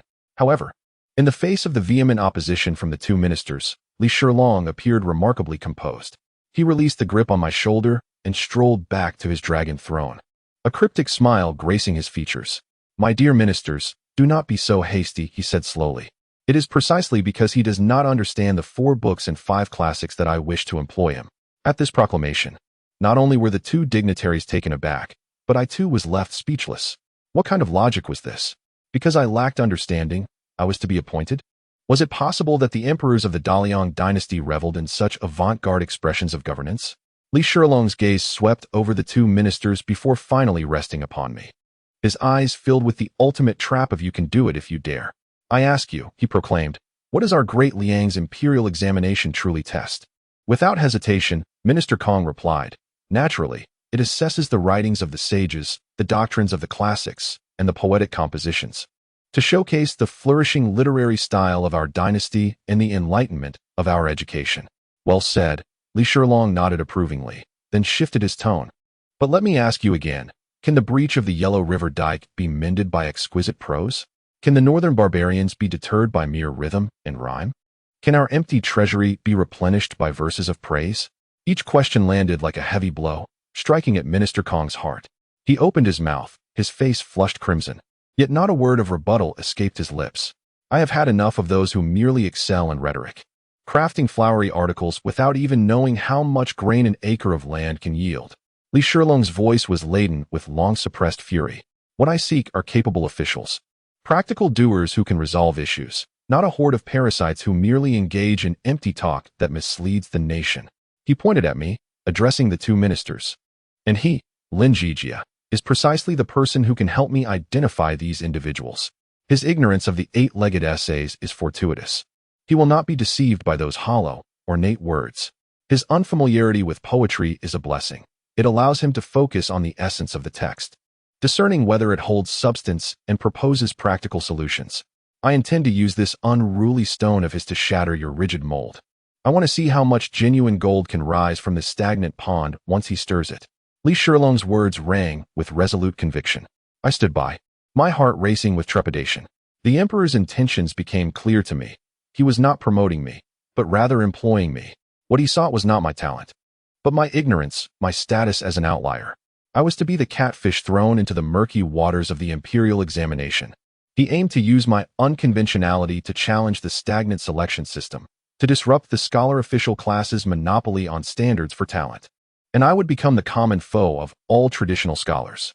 This role was not one of a chief examiner. It was that of the chief scapegoat, the annual target. A magnet for hatred? No, absolutely not.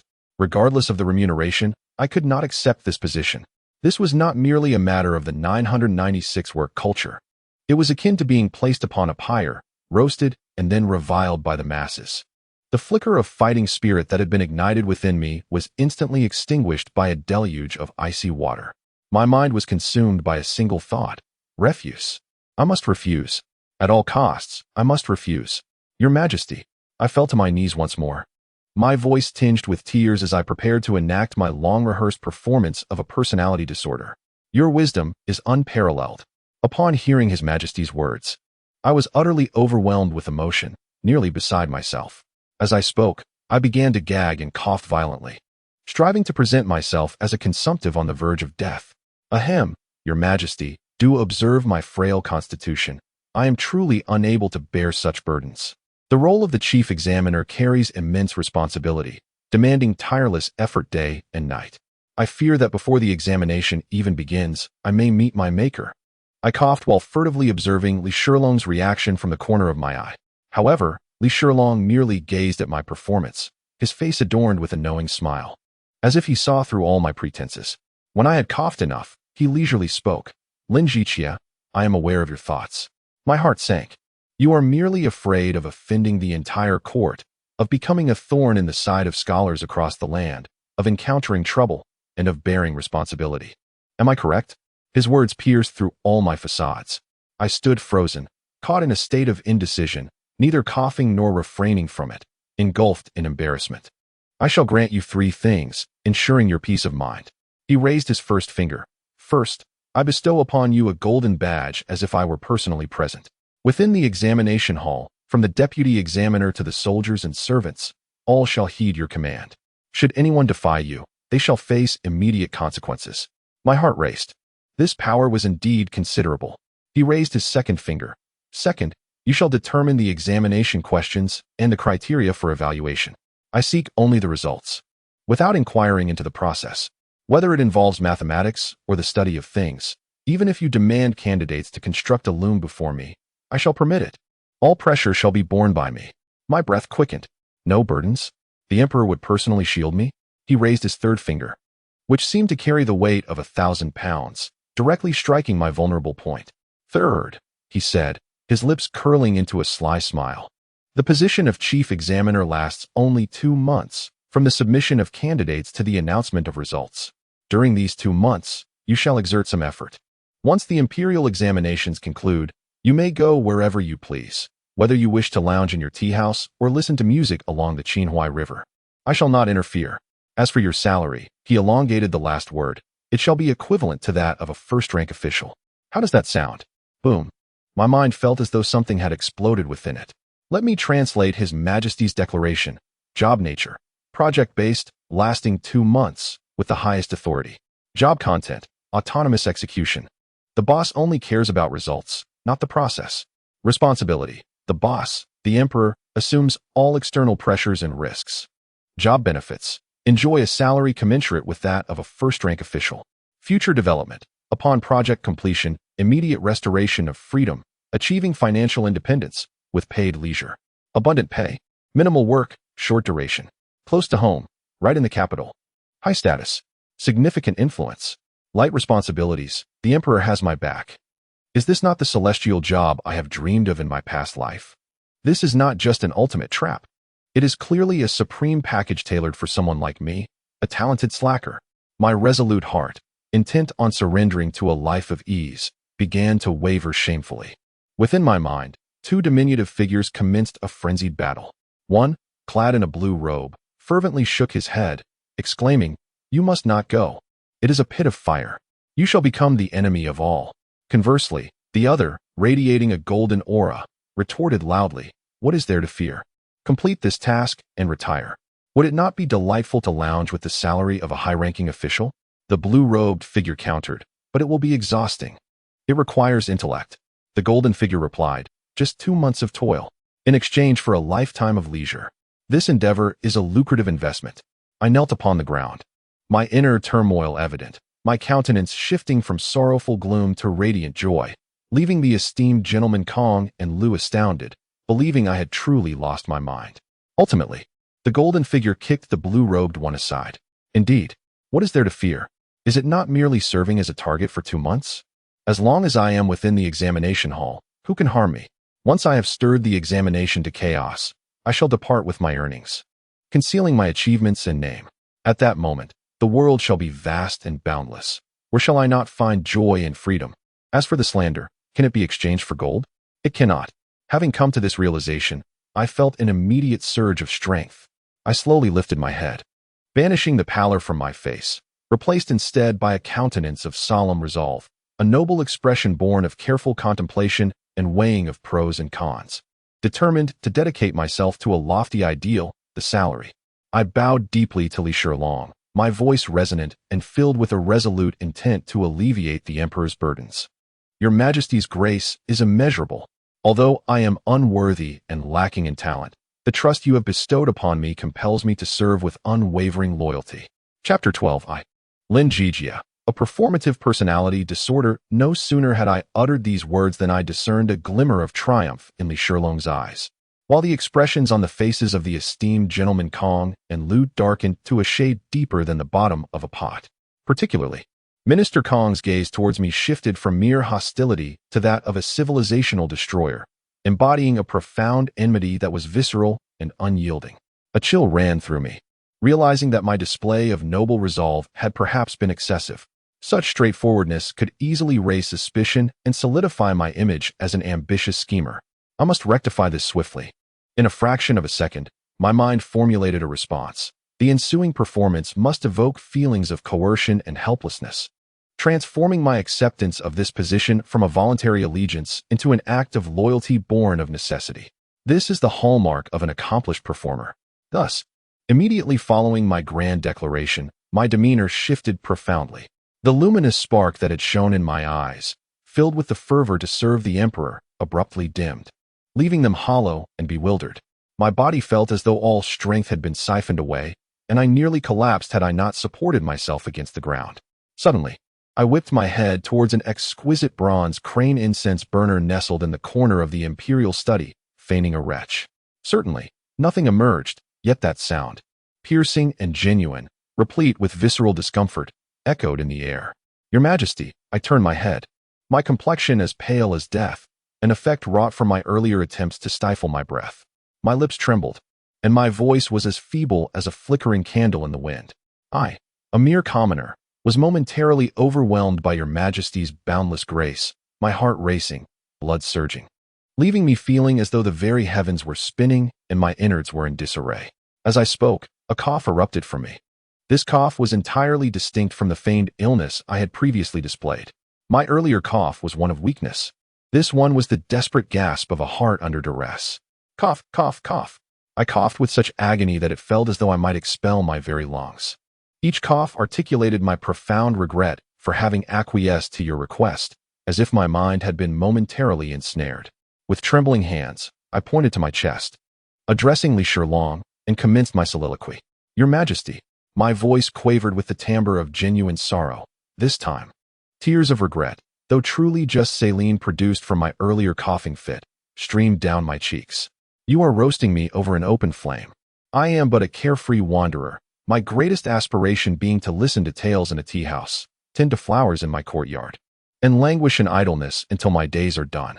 I possess no grand ambitions, and my intellect is lacking. My performance had entered its initial phase, self-denigration and character reformation.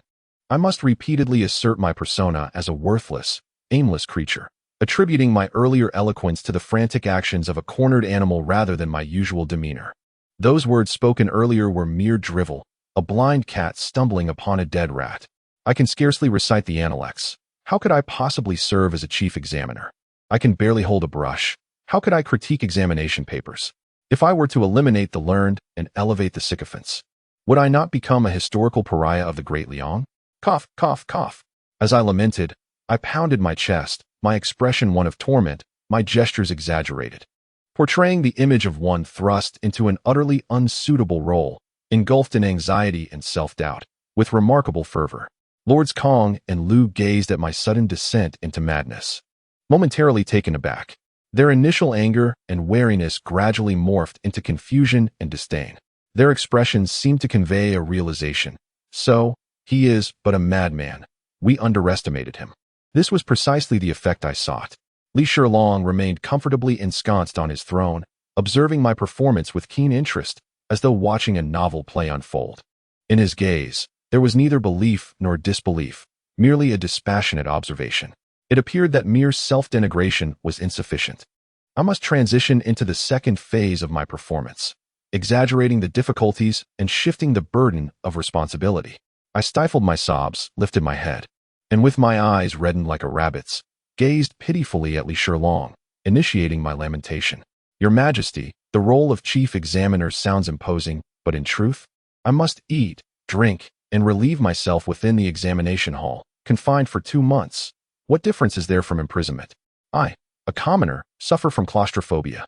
After prolonged confinement in a small room, one might very well descend into madness. And what of those candidates? Tens of thousands of them. An avalanche of examination papers, towering higher than mountains. Each must be scrutinized, each evaluated. With my humble constitution, I fear that before I have perused even half, my eyes will fail and my back will break. Furthermore, those deputy examiners and co-examiners, are they not all esteemed officials of the court, scholars of the Hanlin Academy? How could they possibly respect a mere commoner such as myself? When the time comes, they may conspire against me, undermining my authority. What recourse would I have? Who would I turn to for redress? The most terrifying aspect lies with the unsuccessful scholars. After a decade of relentless study, they have staked their entire futures on the imperial examinations. If I were to dismiss them, would they not harbor a deep-seated animosity towards me? At best, they might besiege my doorstep with curses. At worst, what if one, in despair, were to send me a letter laced with razor blades or hurl bricks through my window in the dead of night?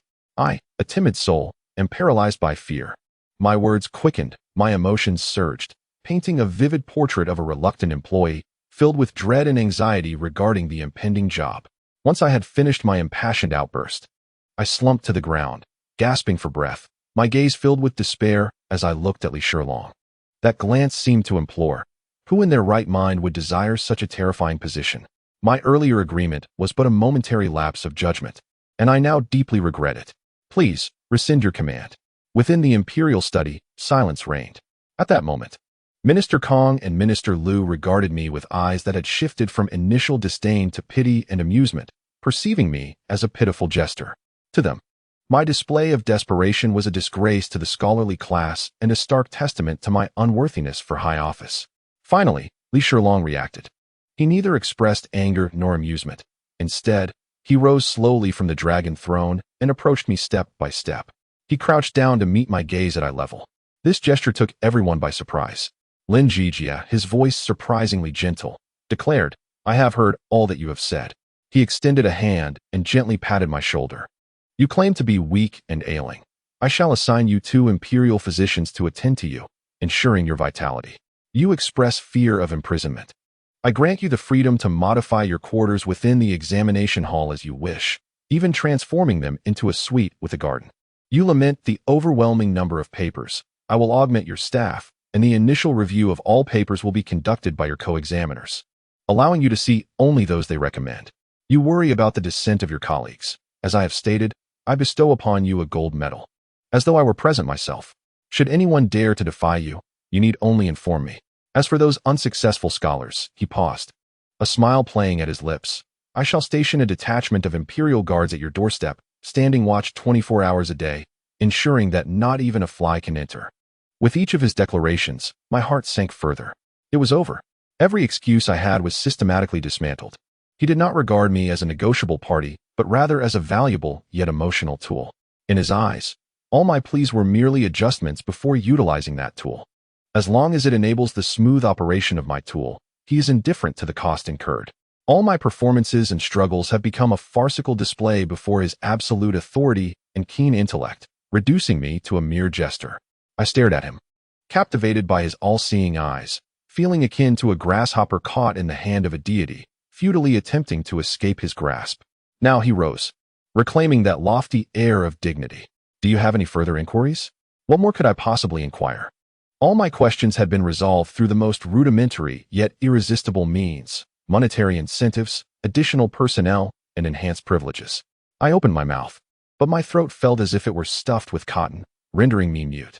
Ultimately, I surrendered all resistance. I collapsed, akin to a deflated balloon, my head pressed deeply against the tiled floor. From between my teeth, I managed to utter a few words. "A humble subject expresses gratitude for your decree." That voice was laden with the frailty and helplessness born from life's, the Emperor's, harshness. Chapter 13. The Boss Paints a Vision. Promising a bright future as I summoned the last vestige of strength to utter those 4 words of gratitude, I felt as though my soul had detached. Hovering above the imperial study, coldly observing the abject figure I had become, as lowly as dust. It was over. The dust had settled. I, Lin Zhijie, after 3 years of traversing this realm, had seen my painstakingly crafted persona of a useless individual shattered by an emperor who could only be described as a master. My future was now all too clear. In the ensuing 2 months, I would become the epicenter of public discourse in the Great Liang Dynasty.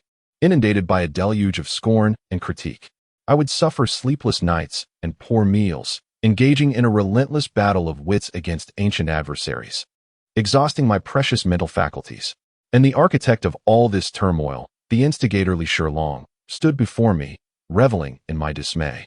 His gaze akin to that of a knight who has successfully tamed a wild stallion, brimming with a sense of accomplishment. Meanwhile, the esteemed figures Kong and Lu stood to the side, their expressions still grim, yet their eyes glimmered with a hint of schadenfreude. In their estimation, while I had briefly triumphed, I had also unwittingly placed myself upon an inescapable precipice of doom. They merely needed to prepare their seats and snacks, awaiting the spectacle of my immolation. "Very well," Li Shilong's voice resonated with delight. "Lin Zhijie, rise. From this day forth, you shall be my trusted minister." Zhijie, trusted minister? Instead of feeling honored by these titles, I was overtaken by a chill. These appellations were reminiscent of a boss patting you on the shoulder before presenting an enticing vision, saying, "Little Wong, the company will depend on you." A seemingly kind gesture laden with exploitative undertones. I trembled as I stood, my head bowed, fearful of revealing any reluctance upon my face. Yet, I had underestimated the Emperor's capacity to weave enticing visions. He evidently believed that mere promotions and increased privileges were insufficient. He sought not only my allegiance, but also my heart. He aimed to compel me to serve him willingly. Thus, a grand, Emperor-level professional affair officially commenced. Lin Zhijie and Li Shilong approached the window of the imperial study, standing with hands clasped behind their backs, gazing towards the distant majestic palace complex. With a voice that resonated deeply and possessed an alluring charm, he inquired, "Do you know why I must choose you?" I inwardly scoffed, "Because I am unfortunate," having uttered a few words too many in the tea-house. Yet I could only respond respectfully. "This humble subject does not comprehend your majesty's profound intentions.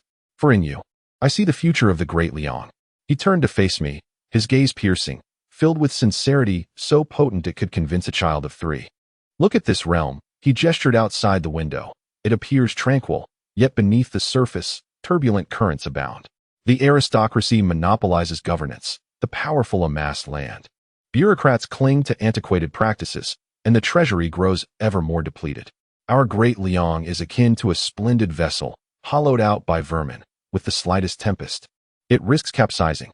His voice was imbued with a profound concern for the nation and its people, exuding immense persuasive power. Even I, a mere slacker wishing for ease, could not help but feel a twinge of pity. "Since my ascension," he lamented, "I have toiled tirelessly, seeking to restore the integrity of this great ship, to carry the millions of my subjects towards a more distant shore. Yet, it is exceedingly arduous." He sighed, a hint of vulnerability and helplessness gracing his countenance. "Beside me stand moral exemplars like Minister Kong, who can guide me on the righteous course, and capable officials like Minister Liu, who can instruct me on managing the crew, which is the law. However, neither can enlighten me on mending the unseen leaks in the hull, designing more efficient sails, or predicting the storms ahead. These are the arts. The very arts in which you excel." He stepped closer, pressing his hands upon my shoulders, leaning slightly forward, his gaze unwavering and filled with persuasion. "Lin Zhijie, do you not wish to witness for yourself? Observe how a decaying, rigid dynasty can be revitalized through your expertise. See how those who merely engage in idle chatter can transform into capable officials, benefiting their communities under your guidance. Watch as the destitute, once doomed to starvation by the roadside, thrive thanks to the talents you have chosen to cultivate, who will improve irrigation and enhance agricultural tools, enabling them to eat their fill and live comfortably." With each utterance, his grip on my shoulders tightened. "This is a legacy that will echo through history, a monumental achievement that will be celebrated for generations, the ultimate aspiration sought by countless scholars throughout the ages. Does such a future not surpass the few bitter cups of coarse tea you consumed at the tea-house? Does it not outweigh the discomfort of your chair that serves no purpose but to cause you back pain?" His voice thundered like a great bell in my ears. I had to concede that Li Shilong was a born orator. The vision he painted was vast, fragrant, and irresistibly enticing. He did not speak to me of loyalty to the throne or of duty. Rather, he deftly grasped the deepest desires of an intellectual's heart, the realization of value and the pursuit of an immortal legacy. Were I still that fervent doctoral student in my 20s, upon hearing such words, I would have prostrated myself, exclaiming my willingness to sacrifice everything for your majesty, and then fervently dedicated myself to the work at hand. Alas, within this youthful physique resides a soul, weary and yearning for early retirement.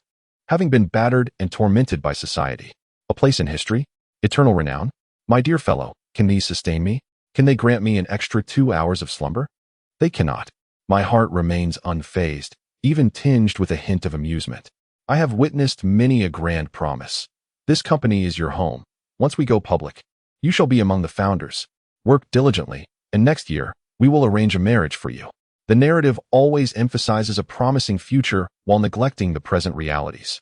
As I gazed upon Li Shilong's impeccably sincere visage, my internal defenses silently activated, identifying the rhetoric, appealing to emotion, elevating values, obscuring the relationship between personal sacrifice and grand narratives. Core demand analysis. By constructing a magnificent blueprint, he aims to ignite a sense of mission within employees, myself, thereby achieving low-cost, high-efficiency exploitation. Counter-strategy. Displays superficial emotion while internally ridiculing, steadfastly upholding personal interests. Thus, my face betrayed a blend of ecstasy and trepidation. As if struck by immense joy, my lips trembled, my eyes filled with aspirations for the future and a lack of self-assurance. Your Majesty, what merit or capability do I possess to warrant such attention from you? Overcome with emotion, I could only cover my face with my hands, my shoulders shaking violently as if in silent weeping. This performance, worthy of an Oscar, evidently pleased Li Shilong immensely. He believed my defenses had been thoroughly breached. Releasing my shoulder, He patted me affectionately, his tone becoming more cordial. "There is no need for such formality, Lin Zhijie. Your intentions bring me great comfort. As long as you serve me with dedication, I shall not neglect you." Amidst my sobs, I discreetly observed him through my fingers. My mind raced with calculations. A first-rank official's annual salary is approximately 1,000 shur of grain, equivalent to around 500 taels of silver. With various bonuses and rewards, by year's end, it surely amounts to 1,000 tael level of income. 2 months of work for a year's salary. What a lucrative arrangement. As for the notion of leaving a mark in history, let it be considered merely a byproduct of this high-paying position, a cultural accessory I shall not take too seriously. My inner monologue was a flurry of sarcastic thoughts. Dear fellow, spare me the grandiosity. This pie is far too large for my modest appetite, and I fear indigestion. Eternal renown? I merely desire to sleep until I awaken naturally. The implication was clear. The workload is heavy for the remuneration received. No, this time it is a case of ample pay for arduous labor. Once this task concludes, I shall make my exit. Me? I graduated under my mentor's guidance precisely by employing such counter-strategies. As I was deeply engrossed in my own thoughts, Li Zhijie had already completed his grandiose proclamations and turned his attention to arranging specific tasks. Kong Iching, Lu Iching, he addressed the two stern-faced dignitaries. I hereby convey the imperial decree. From this day forth, Lin Zhijie shall be appointed as a reader in the Hamlin Academy, temporarily assuming the role of chief examiner for the current provincial examination. All matters pertaining to the Gonyuan shall be managed entirely by Lin Zhijie. You are to cooperate fully, without any errors. The title of reader in the Hamlin Academy bestowed upon me a formal and esteemed official status, silencing any whispers from the commoners regarding my role as chief examiner. The term temporarily indicated that this was merely a provisional position, assuaging the concerns of those officials apprehensive about my rapid ascent. This emperor, adept in the art of political maneuvering, was indeed a master of his craft. Although Kong and Lu harbored resentment, the imperial will was irrevocable, and they could only bow in compliance, their voices tinged with reluctance as they uttered, "We obey the decree." Their expressions resembled that of individuals who had just ingested something foul, evoking a mischievous pleasure within me. Though I was thrust into this role against my will, witnessing the two antiquated officials who had consistently scorned me now humbled was somewhat amusing. Li Zhijie nodded in satisfaction and addressed me, "Lin Zhijie, you shall commence your duties at the Gonyuan tomorrow morning. I await your performance with great anticipation." With a wave of his hand, he signaled our dismissal. I followed Kong and Lu, bowing as we took our leave. The moment I stepped out of the imperial study, the afternoon sun bathed me, yet I felt no warmth.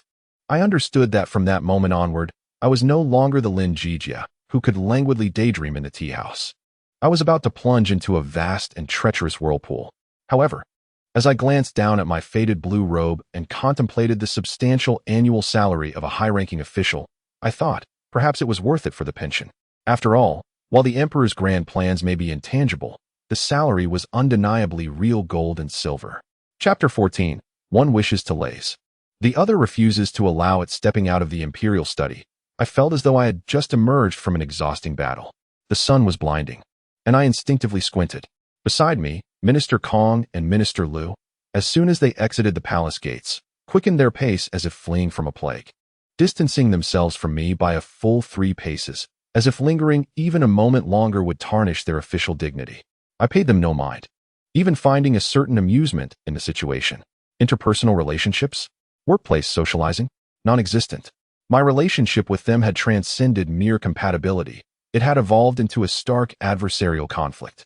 Given this reality, it was perhaps wiser to maintain distance from the outset, sparing ourselves future awkward encounters. I leisurely trailed behind them, akin to a bandit recently pacified, bewilderedly surveying the opulent imperial palace. The resplendent red walls and golden tiles, adorned with intricate carvings and paintings, exuded an air of grandeur. Yet, no matter how beautiful the scenery, it could not soothe the melancholy of my impending work. As I pondered whether to report to the Gonyuan first or indulge in a final sumptuous dinner at the finest inn in the southern part of the city, a familiar voice called out from behind me, "Lord Lin, please wait." As I turned around, I saw Wei Jin, the efficient yet dull assistant to the chairman. Unbeknownst to me, he had silently followed me out, his face still adorned with that polite yet distant smile. The change in how he addressed me, from young Master Lin to Lord Lin, signified my transition from a mere skilled individual in the civilian realm to a recognized figure within the system.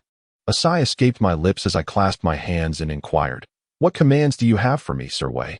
With a slight bow, Wei Jin relayed the Emperor's decree, instructing Lord Lin to proceed immediately to the Tribute Institute to familiarize himself with the venue and account for personnel.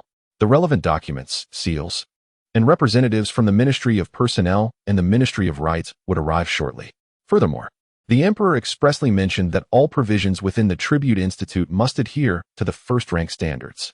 Should you require anything, do not hesitate to inform the Ministry of Internal Affairs. Immediately, I was taken aback. Wasn't it supposed to be tomorrow? How could the Emperor change plans so abruptly, without even a moment's respite? This felt akin to signing an employment contract, only to be greeted with a smile and told, "Welcome aboard, your workstation is over there, and the project materials have been sent to your email. I require a preliminary proposal by the end of the day." Even a capitalist would weep at such urgency. Is it truly so pressing? I instinctively queried. Wei Jin's smile remained unchanged. The Emperor states that time waits for no one. The Imperial Examinations are of national importance. The sooner we prepare, the greater the assurance. Listening to his grandiloquent reasoning, I couldn't help but feel a surge of inner sarcasm. Such lofty words.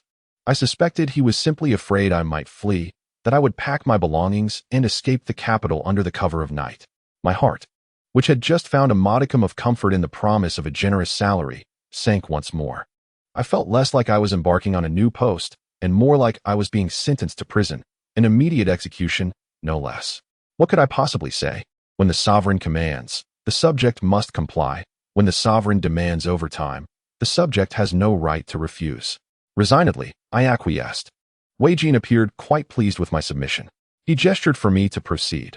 "Lord Lin, the carriage from the Ministry of Internal Affairs awaits you outside the palace gates. Allow me to escort you." As I observed his beaming face, a sudden realization dawned upon me. This was not an escort. It was a form of confinement. Thus, under the personal supervision of the Emperor's chief eunuch, I found myself boarding the carriage to the Tribute Institute, glancing back every few steps. As the carriage rolled slowly through the palace grounds, I gazed through the window at the officials clad in various official garb, hurrying along with purpose. And I was overwhelmed by a profound sense of incongruity.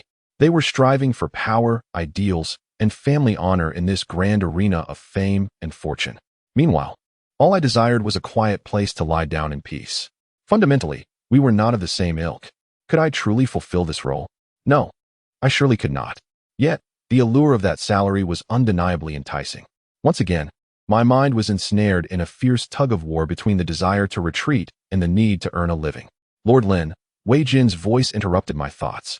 "But what concerns linger regarding your forthcoming duties?"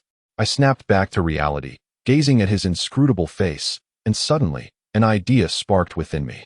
If I could not reach the Emperor directly, perhaps approaching those closest to him would prove a more fruitful strategy. If I could persuade Wei Jin to perceive me as nothing more than an insurmountable burden, a veritable creator of chaos, might he whisper to the Emperor, thus hastening my departure? Contemplating this, I immediately donned an expression of profound sorrow, as if weighed down by insufferable burdens. "Esteemed Lord Wei," I began, "you are the Emperor's most trusted confidant. There are matters I cannot confide in others, thus I must unburden my woes to you." With a sigh, I commenced my performance. You see, as a mere scholar, utterly devoid of any martial prowess, how can I possibly manage such a vast examination hall, filled with officials and soldiers as fierce as wolves? What recourse do I have when they feign compliance while plotting deceit? I can scarcely distinguish one from another. Wei Jin listened intently, a serene smile gracing his lips, offering no words. Seizing the opportunity, I intensified my lament. In the examination questions, the Emperor has tasked me with crafting them, yet what can I possibly create? My knowledge extends only to basic arithmetic. Should I subject all candidates to mere calculations? If word of this were to spread, would it not provoke laughter from Minister Kong and his colleagues? Your Excellency, you are a man of understanding. This predicament feels akin to forcing a duck onto a perch. The Emperor's whims may lead to folly, but I dare not jest with such a national institution. Should I falter, it is not merely my own disgrace I fear, but the potential tarnishing of the Emperor's esteemed reputation. If he were to lay blame upon me, my demise would be but a trifle, yet the stain on his legacy would haunt me eternally. My words flowed with heartfelt sincerity, each utterance devoted to the emperor's welfare, painting a vivid picture of a loyal, yet limited individual. I gazed at Wei Jin, hoping my devotion would resonate with him. However, he merely set down his teacup with deliberate grace, lifting his gaze to me, and spoke slowly.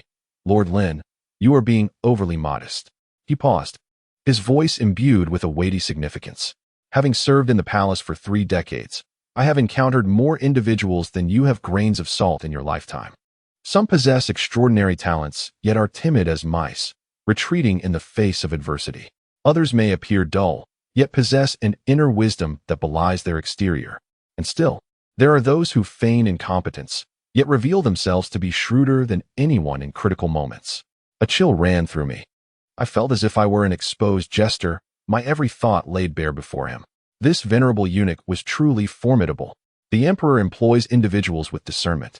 Wei Jin resumed, taking a gentle sip from his teacup, thus concluding our discourse. The emperor recognizes your talents, as do I. Your focus should not dwell on whether you are capable, but rather on how to execute your duties to the emperor's satisfaction. His words, though gentle, were laced with an undeniable pressure. He did not directly refute me, yet he deftly closed off all avenues of retreat. It was as though he were conveying, cease your pretense. Both the emperor and I are fully aware of your capabilities. Abandon your schemes and focus on your work. That is your sole path forward. I was left utterly at a loss. Leaning against the carriage wall, I felt as though all strength had been siphoned from my being. A remarkable emperor of great vision, a eunuch chief with profound insight into the human heart, and 2 court officials who regard me as their mortal enemy. Why is my novice village fraught with such insurmountable challenges? I close my eyes and perceive an abyss of darkness looming ahead. I find myself reminiscing about the days spent in the tea house, strategizing for Boss Wang's business dilemmas. Although those times required considerable mental exertion, at least I enjoyed my freedom. The carriage jostles along the rugged path, and my heart mirrors its tumultuous journey. The notion of surrendering, akin to a fragile blade of grass trampled repeatedly, remains unyielding despite being pressed into the mud. No, I cannot concede defeat so easily. If you refuse to allow me to lie flat, I shall insist on doing so before your very eyes. I, Lin Zhijie, even while bound to the chariot of the chief examiner, shall seek the most comfortable posture, steering this chariot in a manner befitting a laid-back existence. You desire an innovative chief examiner? Apologies, but I merely wish to be one who departs punctually. You wish to witness a fierce struggle between me and the old powers? Regrettably, my principle is to resolve disputes with words rather than fists, and to settle matters with wealth rather than engage in quarrels. A languid fish seeking repose, pitted against an emperor who will not allow it. This tug-of-war has only just commenced. I open my eyes, a glimmer of cunning rekindling within my gaze. Wei Jin seems to sense my transformation, glancing at me with an air of inquiry.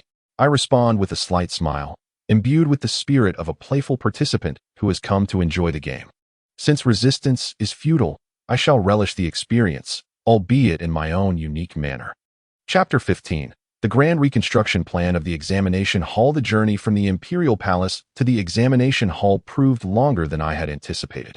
When the carriage finally came to a halt, I felt as though my bones were about to shatter under the primitive suspension system.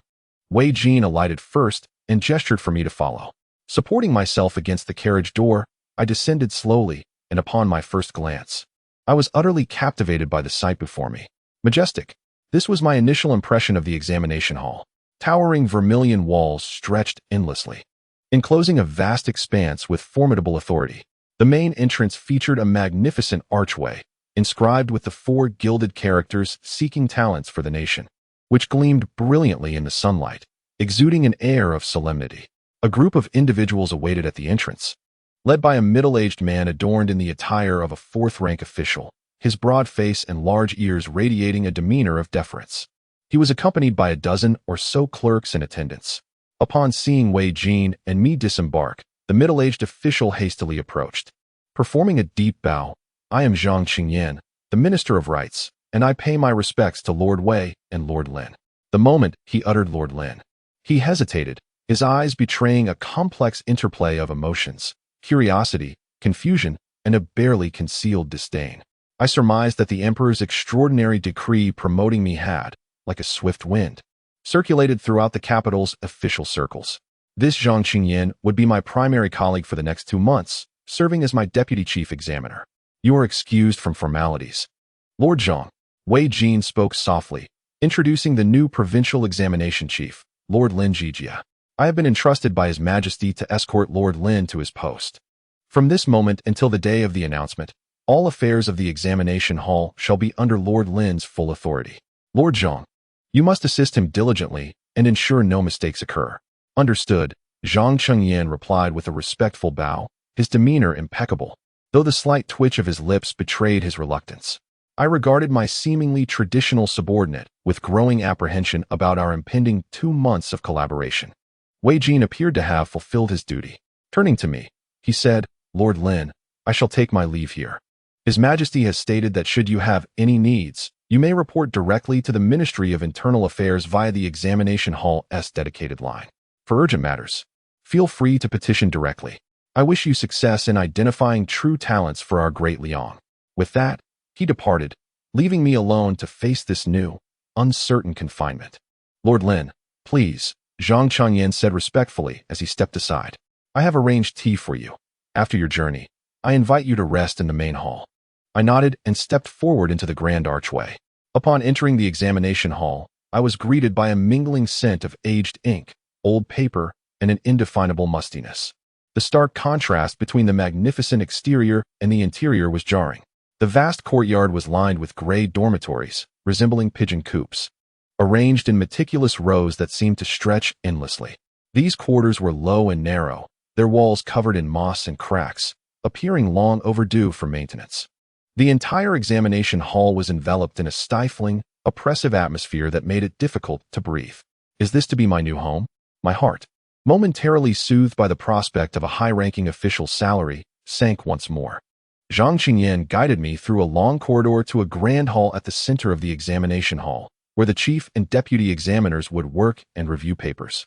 The furnishings were sparse, several large desks and a number of rigid, uncomfortable chairs, with little else to speak of. Even the calligraphy and paintings adorning the walls were faded and curled from years of neglect. Lord Lin, please enjoy some tea, Zhang Chengyan offered, pouring a cup for me before standing aside, exuding an air of servitude as if to say, I am but a tool. Command me as you wish. I lifted the cup to my lips. The flavor was akin to that of the coarse tea from my local tea house. Setting the cup down in silence, I rose and began to pace the grand hall. I tapped my fingers on the desk, solid, unyielding, attempting to sit in one of the rigid chairs. I found the straight back pressing painfully against my lower back. Approaching the window, I opened it, and a cloud of dust rushed in, while the dormitories outside loomed like countless silent eyes, observing my every move. Oppressive, utterly suffocating. This was hardly an office. It felt more like a chamber designed to torment intellectuals. Allow me to remain in such an environment for 2 months? What a jest. What I seek is a paid respite, not a paid incarceration. Absolutely not. This work environment necessitates immediate and radical transformation. Faced with the grave threat posed by this dismal living condition, my once lethargic spirit has ignited with unprecedented resolve. I turned to Zhang Qingyan, who stood respectfully nearby, though secretly scrutinizing my every move, and spoke. This was my inaugural command as the chief examiner. Zhang, my good man, your subordinate is at your service. The furniture in this hall is far too antiquated and excessively rigid. My tone left no room for dissent. Immediately relay my orders to the Ministry of Internal Affairs, instructing them to replace all the desks and chairs here by tomorrow. Zhang Qingyan appeared taken aback. Replace them? Lord Lin, though these furnishings are old, they are crafted from exquisite Wangwali wood, a legacy from the previous dynasty. I care not what wood it is made from, I interjected. I only know that it is uncomfortable to sit upon. Replace it.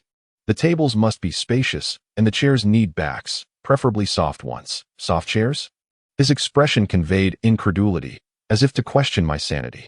I disregarded his reaction and continued outlining my infrastructural plans. Furthermore, the lighting is woefully inadequate.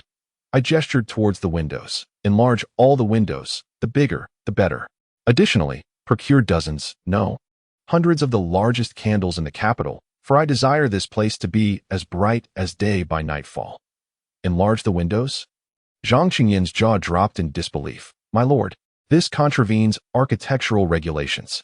The examination hall is a significant edifice of the court, Such alterations cannot be made at will. Rules are immutable. Yet individuals are not, I replied with a calm demeanor. Poor lighting affects the grading process. Should a talented candidate's paper be misjudged, who bears the responsibility? You or I? His retort faltered at my words. My gaze then fell upon the vacant space outside the hall, which I found displeasing. Summoned some gardeners to plant flowers and grasses for me. Additionally, construct a grape trellis and a stone table with stone stools. Oh, and dig a small pond to house a few koi. Creating a garden in the office? Digging a fish pond? Zhang Qingyan was bewildered, as if the new chief examiner were systematically dismantling his worldview.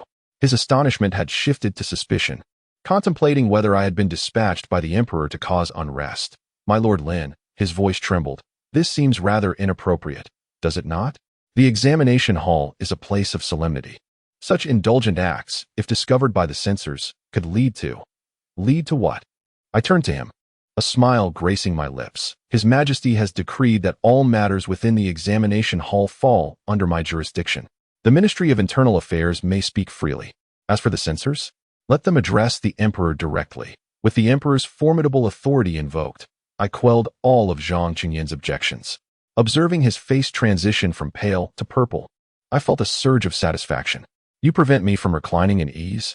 Very well, I shall find another place to lie comfortably. I intend to transform this grim cell into my own leisurely retreat. The fervor of my infrastructural ambitions ignited within me. My gaze ultimately settled upon a secluded chamber adjacent to the grand hall, destined to be my sanctuary for the forthcoming 2 months. I pointed at the room, instructing someone to conduct a thorough cleaning. The bed within was to be discarded. I directed a carpenter in the southern part of the city, instructing him to craft a reclining chair at the swiftest pace, ensuring it was the largest and most comfortable available. I desired to work while reclining. After articulating my commands, I paid no heed to Zhang Qingyan, who remained utterly petrified and disheveled, and with hands clasped behind my back, I strolled into my new office, my mind already conjuring the menu for the following day. For breakfast, a bowl of bird's nest porridge. For lunch, roasted suckling pig. And for dinner, perhaps a hot pot. As for the Imperial Examination, what was that? I would contemplate it leisurely once my resort was completed and my spirits uplifted. After all, a distinguished layabout must first ensure the quality of their lounging environment. This is the final and most stubborn insistence of a true slacker. Chapter 16. Abundant wealth, minimal responsibilities. Proximity to home, elevated status with light duties. After issuing my infrastructural directives, the entire tribute courtyard succumbed to an eerie, bustling silence. My unfortunate aide, Zhang Qingyan, having endured a quarter of an hour in a state of petrified disbelief, finally emerged from the shock of this world's madness. He observed my demeanor, replete with an air of entitlement and a hint of disdain for the lack of activity around us, yet he dared not voice any dissent. After all, I wielded the emperor's bestowed sword of authority, backed by the unlimited resources of the Ministry of Internal Affairs. What could a mere fourth-rank official contest against me? Thus, over the next half-day, I bore witness to the operational efficiency of the highest echelons of the feudal dynasty. Zhang Qingyan, pinching his nose, personally visited the Ministries of Personnel and Rights, retrieving my appointment decree and the principal examiner's seal. This was a hefty jade seal, cool to the touch, inscribed with the 4 characters denoting my esteemed position, imbued with a profound sense of historical weight and responsibility. As I held it aloft, my sole thought was, how much could this fetch? Would it suffice to purchase a lakeside villa upon my retirement? Shortly thereafter, the overseer of the internal affairs, accompanied by a host of craftsmen and laborers, descended upon the tribute courtyard like divine emissaries. They exhibited no surprise or skepticism towards my unconventional requests. The overseer even approached me with a beaming countenance, inquiring whether I preferred the elegance of a Suzhou-style garden or the grandeur of a northern royal garden. Should the fish pond host koi, or should I include a few cranes for embellishment? As I regarded him, exuding an aura that suggested he could transport the forbidden city at my whim, I profoundly grasped the essence of imperial privilege for the first time. It felt akin to wielding an unlimited black card, while the client manager beside me incessantly queried, "Sir, is this sufficient? Would you like a private jet as well?" Exhilarating. Utterly exhilarating. My heart, once dulled by the prospect of labor, was instantaneously ignited by the thrill of boundless possibilities. With a grand gesture, adhering to the principle of seizing the moment, I proposed dozens of supplementary suggestions for my vacation resort construction plan. For instance, the floor of the main hall was excessively hard. Thus, I requested a sumptuous wool carpet from the western regions. The walls appeared too monotonous. So I instructed to borrow several authentic masterpieces from the Imperial Palace for display. The air was overly dry, prompting me to demand large ice basins to ensure a continuous supply of coolness around the clock. I even audaciously requested an additional bathroom adjacent to my bedroom, equipped with a system to circulate fresh water. I yearned for baths, daily indulgence in warm water. When I made this request, the eunuch in charge of the internal affairs momentarily froze, his smile faltering. Clearly, this demand exceeded his wildest notions of opulence. Nevertheless, he ultimately responded with utmost respect, assuring me that they would strive to fulfill my wishes. Observing the bustling construction scene and the increasingly sullen expression on Zhang Qingyan's face, I felt an unprecedented sense of elation. I finally comprehended why so many were enamored with holding office. Setting aside the matters of power and prestige, the sheer exhilaration of witnessing my intentions materialize instantly was undeniably addictive. The allure of ample wealth, minimal responsibilities, proximity to home, and elevated status was intoxicating. Although the grand vision painted by Li Shilong held its perils, it appeared to be gradually coming to fruition. I savored every moment, blissfully oblivious to the glances of the officials and laborers around me, who regarded me as a debauched tyrant. By evening, my resort had taken on a nascent form. The austere Wangwali wooden tables and chairs in the main hall had been entirely replaced with a set of brand-new rosewood tables and cushioned armchairs, reportedly intended for the prince's study. I attempted to sit down. Though they fell short of my ideal ergonomic chair, at least my back and posterior were spared further discomfort. Carpenter Zhang worked with remarkable efficiency, delivering my meticulously crafted lounge chair, an embodiment of my lifelong pursuit of relaxation, placing it prominently in the main hall, accompanied by a small table for tea and snacks. Without hesitation, I reclined upon it, releasing a satisfied sigh. This was the life I envisioned after my journey through time. Zhang Qingyan, observing my indolent demeanor, could no longer restrain himself. He approached my lounge chair, clutching a thick stack of documents, cleared his throat, and spoke in a businesslike tone. "My Lord Lin." Without lifting my eyelids, I lazily replied, "This is the roster of all examiners, housing officials, inspectors, and other pertinent officials for the current Imperial examination, along with the military rolls of the 8,632 soldiers within the Tribute Academy. I humbly request your review." He extended the roster toward me. I could hardly muster the energy to extend my hand, merely tilting my head slightly. "Have you reviewed it?" Zhang Qingyan paused. "I have verified it. And there are no discrepancies." "Then that suffices." I waved my hand dismissively. "For such trivial matters, just handle them as you see fit. There is no need to consult me on every detail." My demeanor was nonchalant, as if he were handing over a trivial cafeteria menu rather than a crucial document pertaining to the nation's grand ceremony. Zhang Qingyan's countenance instantly flushed with indignation. "Minister Lin." His voice bore an unmistakable undertone of suppressed fury.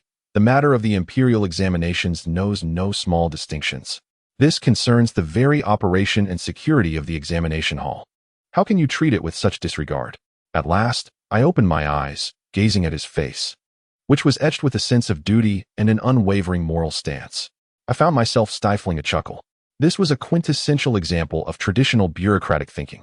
What they sought was procedural rigor, an attitude of personal involvement, a display for all to witness that I am busy, I am diligent, I am devoted to the nation. In contrast, my pursuits lay in efficiency, results-oriented outcomes, and a modern management philosophy that prioritizes the significant while allowing the trivial to be overlooked. To my mind, the task of verifying lists, having already been attended to by my deputy, the project vice manager, rendered any further repetition by me, the chief examiner, project director, entirely unnecessary. My energies should be devoted to more pressing matters, such as pondering what to have for dinner. Of course, this philosophy would be challenging to elucidate to a person from the Ming Dynasty. Thus, I resorted to a language he might comprehend. Leisurely rising from my reclined position, I took the roster from his hands, casually flipping through a couple of pages, then turning to him with a query. "Minister Zhang, may I ask you, why has His Majesty appointed me as the chief examiner and you as the vice examiner?" Without hesitation, Zhang Qingyan replied, "Naturally. It is to preside over the imperial examinations and select talents for the nation." Indeed, I nodded. Then what distinguishes our responsibilities? Zhang Qingyan pondered for a moment before responding. You oversee the grand scheme and make the final decisions, whereas I am tasked with assisting you, managing various affairs, ensuring the examination hall is flawless. Precisely, I remarked, returning the roster to his hands. What you described, managing various affairs and ensuring the examination hall is without fault, is your duty, since it is your responsibility. Once you have executed it well, simply informing me suffices. Why must I also review it? Observing his bewildered expression, I continued my rationale. This is akin to a great general. What he needs to know is whether there is sufficient provisions, whether the weapons are sharp, and whether the soldiers are of high morale. Does he need to know who carried each sack of rice or who sharpened each sword? He does not. If he must oversee such minutiae, how can he command in battle? I am that general, and you, Minister Zhang, are my quartermaster. I place my utmost trust in your abilities, confident that you will manage the provisions effectively. Therefore, you need only inform me that provisions are satisfactory, rather than bringing every ledger of provisions to my attention for my signature. Though my analogy of the general and the quartermaster may have sounded somewhat unorthodox, it was logically sound. Zhang Qingyan was momentarily taken aback by my words. He wished to counter, but found my argument possessed a semblance of validity. Yet, he stammered. But the historical chief examiners have always. I interrupted him, a hint of impatience lacing my tone, asserting my individuality. My principle is that there are no principles. Master Zhang, your role is not to recount how things have been done in the past, but to contemplate how we can proceed in a manner that alleviates our burdens and ensures the successful completion of our tasks. Observing the intense internal struggle etched on his face, I resolved to administer another dose of forthrightness. I reclined once more, adopting a rather provocative tone. I languidly remarked, to put it plainly, Master Zhang, the sovereign has expended considerable resources to summon me, not to toil myself, but to oversee your endeavors. Should you execute your responsibilities adeptly, I shall be able to recline in peace.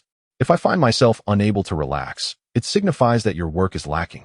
Thus, for the sake of my tranquil repose until the conclusion of the Imperial Examinations, I kindly implore you, Master Zhang, to apply yourself diligently and refrain from allowing any trifles to disturb my serenity. This statement epitomized the ultimate reverse application in the workplace. I shamelessly entwined my idleness with his professional performance. Zhang Qingyan's countenance turned an indignant shade of liver as he felt an unprecedented affront. Here was a distinguished official of the Ministry of Rights, a graduate of the highest order, reduced to a mere contractor, with a slothful layabout as his client. He trembled with rage, his chest heaving violently, nearly storming off in a huff. Yet, he ultimately restrained himself, for upon lifting his gaze, he beheld the golden plaque bestowed by the emperor, still awaiting installation behind me. He inhaled deeply, and then again. Finally, through gritted teeth, he managed to utter a few words. I understand, Your Excellency. With that, clutching a stack of rosters, he turned and departed, his silhouette brimming with indignation and humiliation. I observed his retreating form, a smirk of satisfaction curling at the corners of my mouth. I recognized that I might have offended a colleague who could potentially hinder me in the future. However, for the sake of my impending 2 months of tranquility, every bit of it was worth it.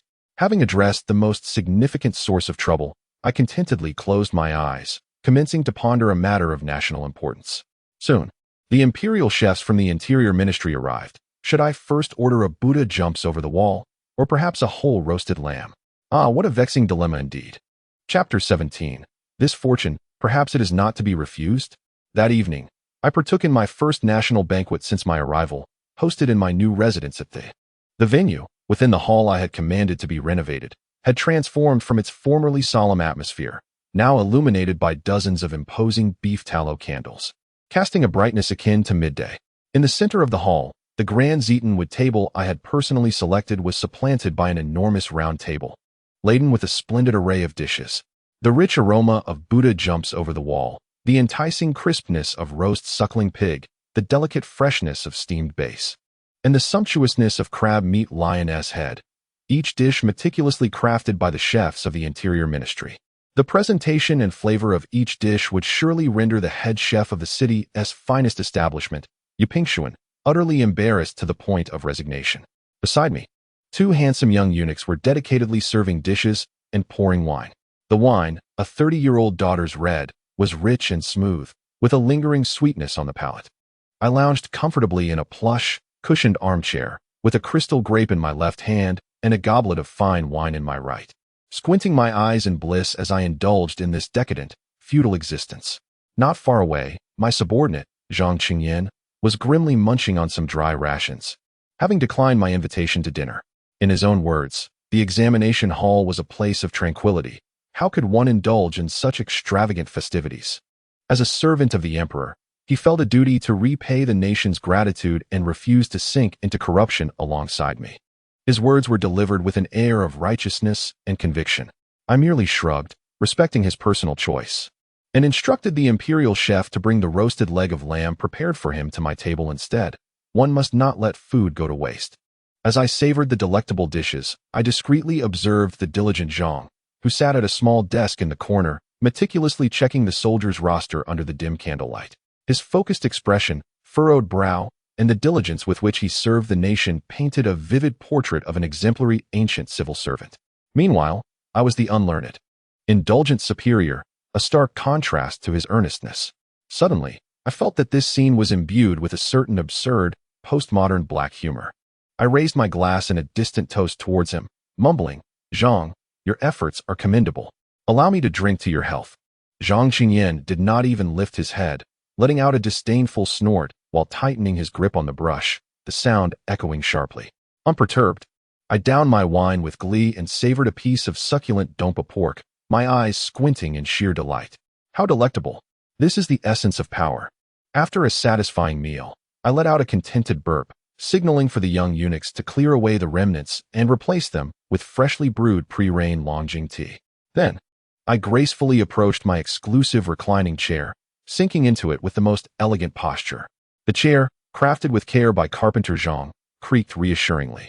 The fragrant bamboo mingled with the faint aroma of ambergris in the hall, creating a delightful atmosphere that invited drowsiness. I closed my eyes and embarked on my daily ritual of mental wandering. I began to ponder, was the role of the chief examiner truly as unbearable as it seemed? Admittedly, I had forfeited the freedom to listen to stories in tea houses and the joy of meandering through the markets. For the next 2 months, I would be a prisoner within a gilded cage. Yet what had I gained? I had acquired unprecedented material indulgence, exquisite food, meticulous preparation, effortless attire, and readily available meals. This life was 100-fold more extravagant than the retirement I had once envisioned after achieving financial freedom. I had attained absolute, unrestrained power. Within this modest domain of the examination hall, my words resonate as imperial decrees. Should I wish to transform the environment, laborers are promptly summoned.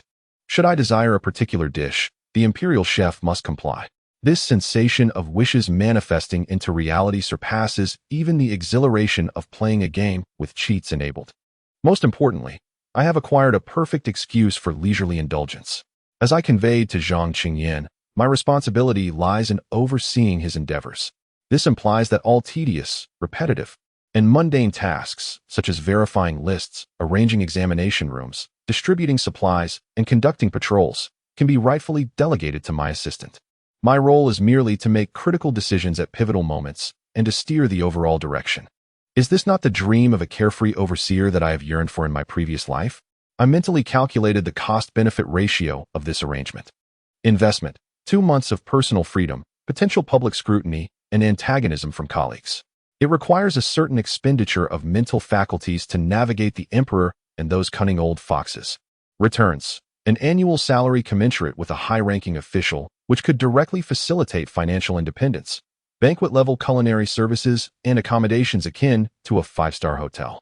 Unequivocal authority as the project director, a diligent assistant to manage 99 of mundane affairs, and a formidable backing, the emperor himself, to absorb 100 of external risks.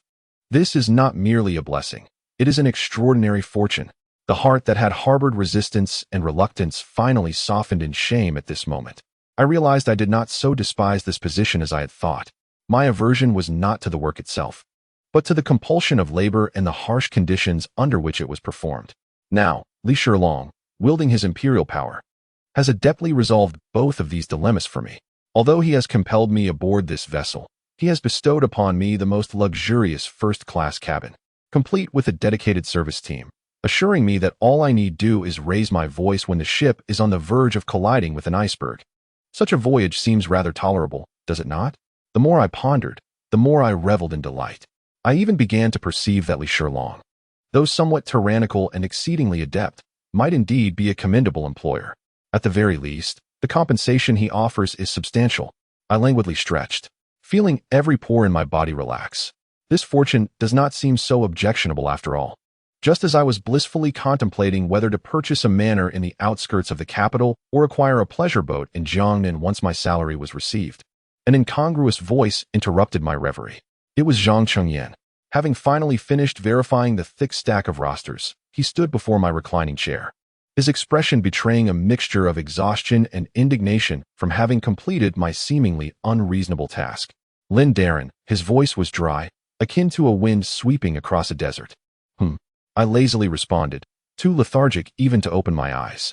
The roster of all officials and soldiers has been thoroughly verified, and in accordance with your instructions. A second confirmation has been conducted with the Ministry of War and the Ministry of Personnel to ensure absolute accuracy. He reported in a meticulous manner. Excellent, Master Zhang. Your efforts are commendable, I casually praised, while my mind raced with relief. Another troublesome matter resolved, allowing me the luxury of a peaceful night's sleep. However, Zhang Qingyan showed no intention of departing. He paused, seemingly engaged in an internal struggle. Ultimately, a sense of duty as a traditional scholar triumphed over his disdain for me. Taking a deep breath, he solemnly inquired, Master Lin, all administrative affairs have been set in order. Should we now commence discussions regarding the examination questions for the upcoming provincial test? Examination questions? Upon hearing those words, my heart, which had just been soaring in the clouds, was abruptly yanked back to reality. Indeed, I had come here as the chief examiner. As the chief examiner, I was tasked with crafting the questions. This was the singular core responsibility of my celestial position that could not be delegated to another. It was also the most troublesome of tasks. I slowly opened my eyes, gazing at Zhang Qingyan's face, which bore the unmistakable expression of surely you cannot expect me to handle this as well. Suddenly, I felt that the lavish banquet I had just attended seemed rather difficult to digest. The flicker of hope that had briefly ignited within me was doused with a cold splash of reality. I, Lin Zhijie, a modern PhD adept only in writing papers, was to devise examination questions for a group of ancient scholars from the Ming Dynasty. What was I to test them on? The fundamentals of Marxism? Or perhaps advanced mathematics? I could feel the onset of a headache. Chapter 18. A Royal Edict. The capital in tumult as I grappled with the vexing question of what to assess them on. Feeling as if the exquisite dish I had just consumed was on the verge of revolt, I remained unaware that the imperial edict concerning me had already plunged into the tranquil waters of the capital like a depth charge, stirring up a considerable uproar. Scene 1. The Ministry of Rights, Minister Kong's residence. The night had grown deep. In Minister Kong's study, the lights remained ablaze. The elderly Minister of Rights, a literary luminary of the Great Liang era and a staunch defender of Confucian orthodoxy, sat in his grand chair with a darkened countenance, silent. Kneeling before him were a dozen officials, all subordinates of the Ministry of Rights and his most loyal disciples. The atmosphere in the study was as oppressive as the sea before a storm. Speak up, Minister Kong finally broke the silence, his voice hoarse, akin to the rasping of two rough stones against each other. What are your thoughts on today's imperial edict? A rather astute middle-aged official cautiously raised his head and replied, Respected teacher, I believe the emperor's action is excessively hasty. The imperial examination is a matter of national importance. How can we allow an unknown individual to assume the role of chief examiner? This is tantamount to disregarding the laws of our ancestors, leaving no regard for the dignity of scholars like ourselves. Well said. Another official immediately echoed, that Lin Zhijie is merely a commoner, having gained the emperor's favor through idle chatter in tea houses. Let him be the chief examiner. What difference is there between this and appointing a mere performer to preside over a grand sacrificial ceremony? How absurd. Indeed, we have toiled for a decade in the depths of scholarly pursuit, enduring hardships for the sake of glory on the examination roll. Yet now, the one judging our works is a youth who may not even comprehend the classics of the university or the doctrine of the mean. My heart rebels. Surely, the scholarly community feels the same. The atmosphere in the study is charged with indignation towards me and outrage at the emperor's decree. Kong Shangshu listened silently. Yet his countenance grows increasingly somber. Gradually, he rises and strides to the window, gazing into the pitch-black night, and coldly remarks, "Do you truly believe His Majesty has taken a liking to that young man's fallacious reasoning?" A hush falls over the crowd. "You are mistaken." In Kong Shangshu's voice lies a note of chilling clarity. His Majesty is not utilizing Lin Zhijie. He is employing that lad as a weapon aimed at us. The venerable scholars, striking at the very foundation of the gentry class that has upheld the Liang Dynasty for a century. At these words, shock envelopes the room. The Emperor's intentions are clear to me. Kong Shangshu's gaze sharpens, becoming profound and piercing. He resents our existence, our adherence to propriety, our commitment to ancestral laws that constrain his whims. By appointing Lin Zhijie, he seeks to declare to us, and to the world, that he intends to reform. He desires to dismantle everything we have established. He aims to replace us, the so-called useless scholars, with those purportedly pragmatic talents. This is an assault on our very roots. Each of Kong Shangshu's declarations lands like a heavy hammer, striking deeply into the hearts of every scholar present. Their initial anger is gradually eclipsed by a profound apprehension. They finally comprehend the gravity of the situation, which far exceeds the mere selection of an examiner. This is a struggle over ideological direction, a fundamental conflict of the state. "Master," the leading official inquires urgently, "what shall we do? Shall we merely stand by and watch as that insolent youth wreaks havoc and tarnishes the integrity of our imperial examinations?" Kong Shangshu slowly turns, a glint of cold ruthlessness flashing in his eyes. "What shall we do?" He sneers. "If he wishes to be the chief examiner, then let him. If he desires to set the questions, I shall see what earth-shattering queries this commoner can conjure. Relay my directives." Kong Shangshu's voice is as frigid as steel. "First, mobilize all censors and officials. Tomorrow at court, we shall collectively present a memorial, impeaching Lin Zhijie's lack of virtue for his position and imploring His Majesty to retract his decree. We must build momentum, ensuring the Emperor understands that the dignity of the scholarly community cannot be tarnished. Second, reach out to the Imperial Academy and the major academies in the capital, urging the students to jointly submit a petition of protest. Public sentiment is like water. It can lift a boat or capsize it. Even if the Emperor is obstinate, he must heed the voices of the learned. Third, he pauses, his expression darkening further. Dispatch someone to thoroughly investigate Lin Zhijie's background. I refuse to believe that this obscure individual has emerged from nowhere. If we can uncover even the slightest misconduct, I shall ensure he finds no refuge. Master, your wisdom is unparalleled." In the study, a low yet fervent response echoed. A grand conspiracy against me was silently woven in the stillness of the night. Scene 2. In an inconspicuous courtyard in the capital. Unlike the oppressive atmosphere of the Kong residence, here the ambience appeared somewhat relaxed, even cheerful. A group of young men clad in brocade garments gathered around a table, drinking and engaging in games of chance, creating quite a lively scene.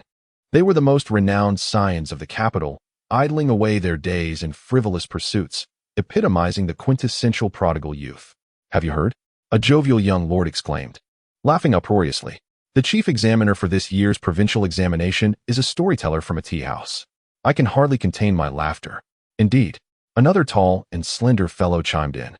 "My father returned from the Yamen today, his face ashen with fury. He claimed the Emperor has lost his wits for believing such a charlatan. Pray tell, is this fortuitous or unfortunate for us?" inquired a handsome youth, leisurely fanning himself. "Must you even ask? It is undoubtedly a tremendous boon," the plump young lord declared, slapping his thigh. "Consider it.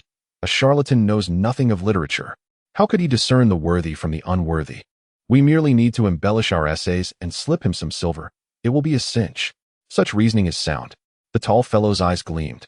"I've heard that Lin Zhijie, upon entering the examination hall, has lavished funds on grand constructions, be it gardens or fish ponds, and feasts prepared by the imperial kitchen.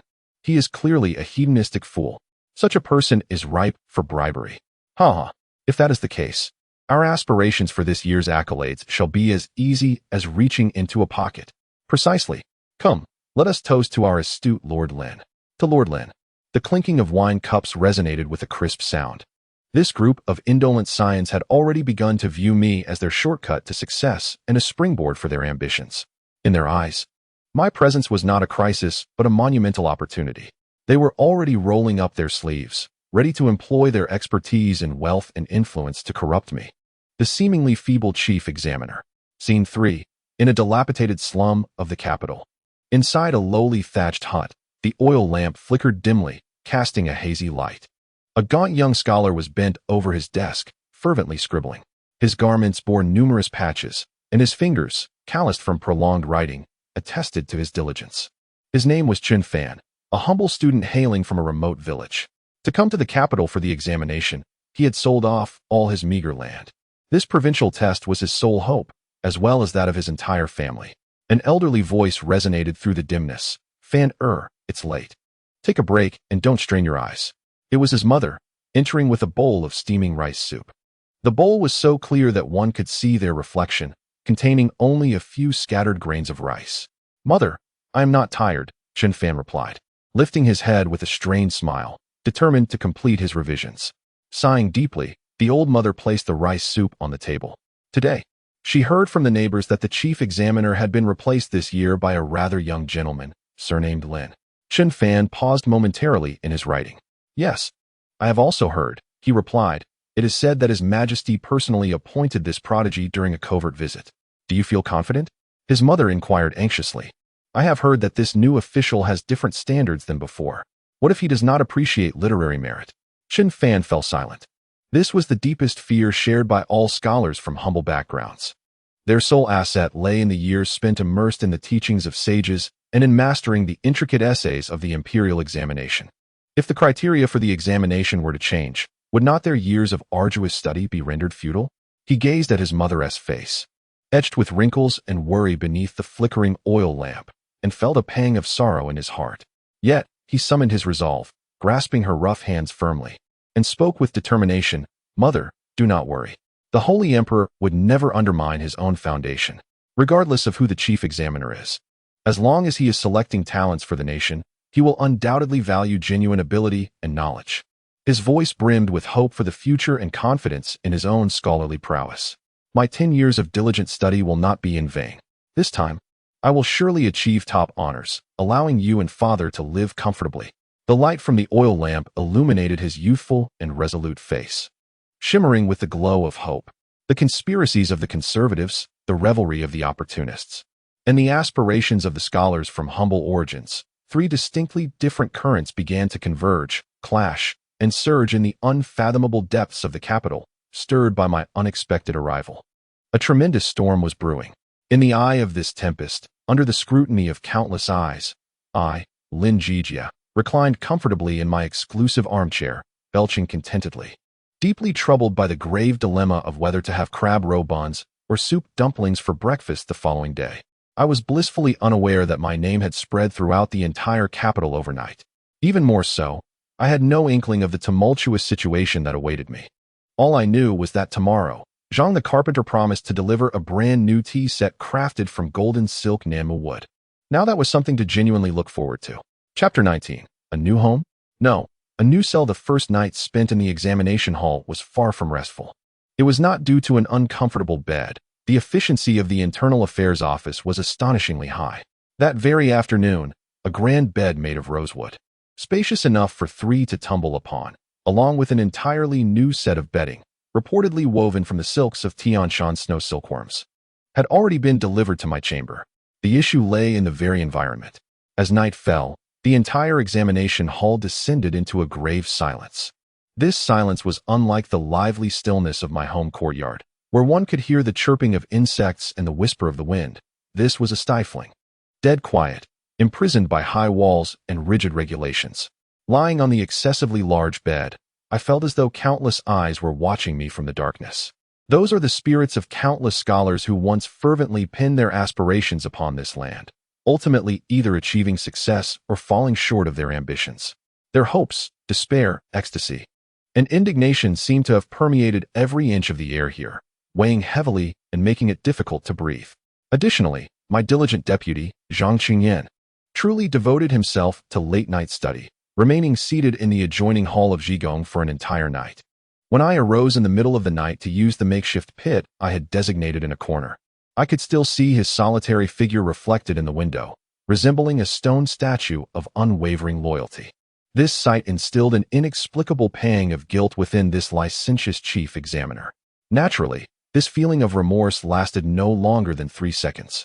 At the break of dawn, as the first rays of sunlight streamed through my newly expanded window, I was roused by the cacophony of construction sounds.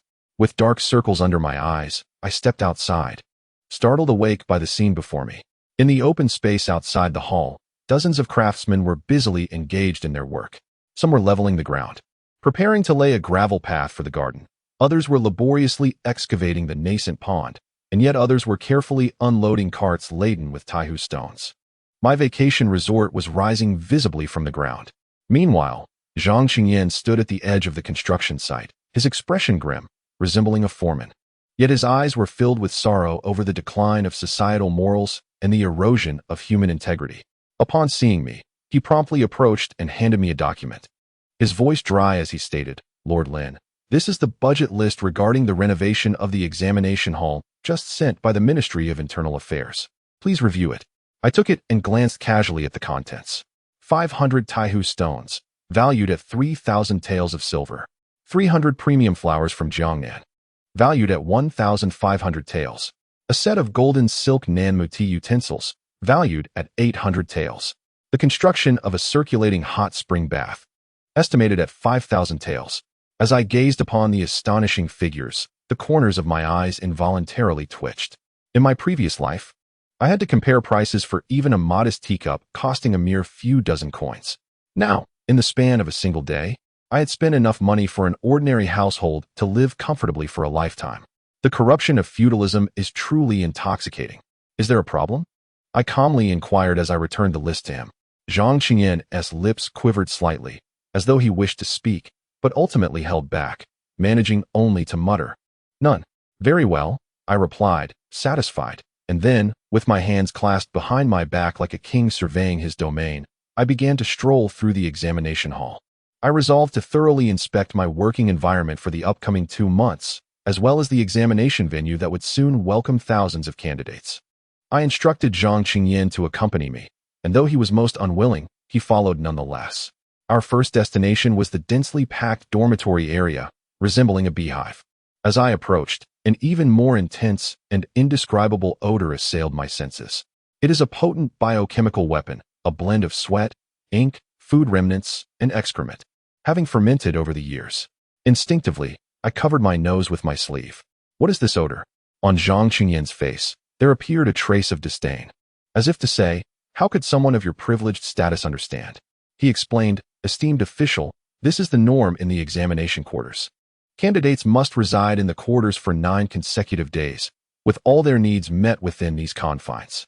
Over time, naturally, there will be some odor." I was left speechless. 9 days. To eat, drink, and relieve oneself in a small cubicle of mere square meters? This is not an examination. It is unequivocally a survival challenge. I suppressed my discomfort and stepped into an empty room. Narrow. That was my only assessment. The entire space was no wider than 3 feet and no deeper than 4. Besides 2 wooden planks that could serve as a table and bed, there was nothing else. Once inside, turning around was a challenge. I could not fathom how an adult male could endure 9 continuous days in such a pigeonhole, all while maintaining a clear mind to compose the laborious essays required. "Can anyone even reside here?" I asked, astonished. "It has always been this way," was Zhang Qingyan's ever-reliable response. Exiting the room, I gazed upon the vast, inhumane expanse of pigeonholes before me, a wave of visceral discomfort surging within. In my previous life, I had complained about the cramped university dorms and the difficulty of securing a seat in the library. But compared to this sight, I felt as if I had been living in paradise. This is not a selection of talent. It is a brutal method to filter out those with the strongest bodies, the firmest wills, and the highest tolerance for adversity. A commendable individual can hardly tolerate such inhumane designs. It evokes a strong sense of empathy. What if one day I, too, were confined in such a place? No, this must change. The infrastructure spirit, recently satiated by the resort experience, ignited once more with fervor. "Lord Zhang," I turned, speaking with an undeniable authority. "At your service," Zhang Qingyan replied, feebly.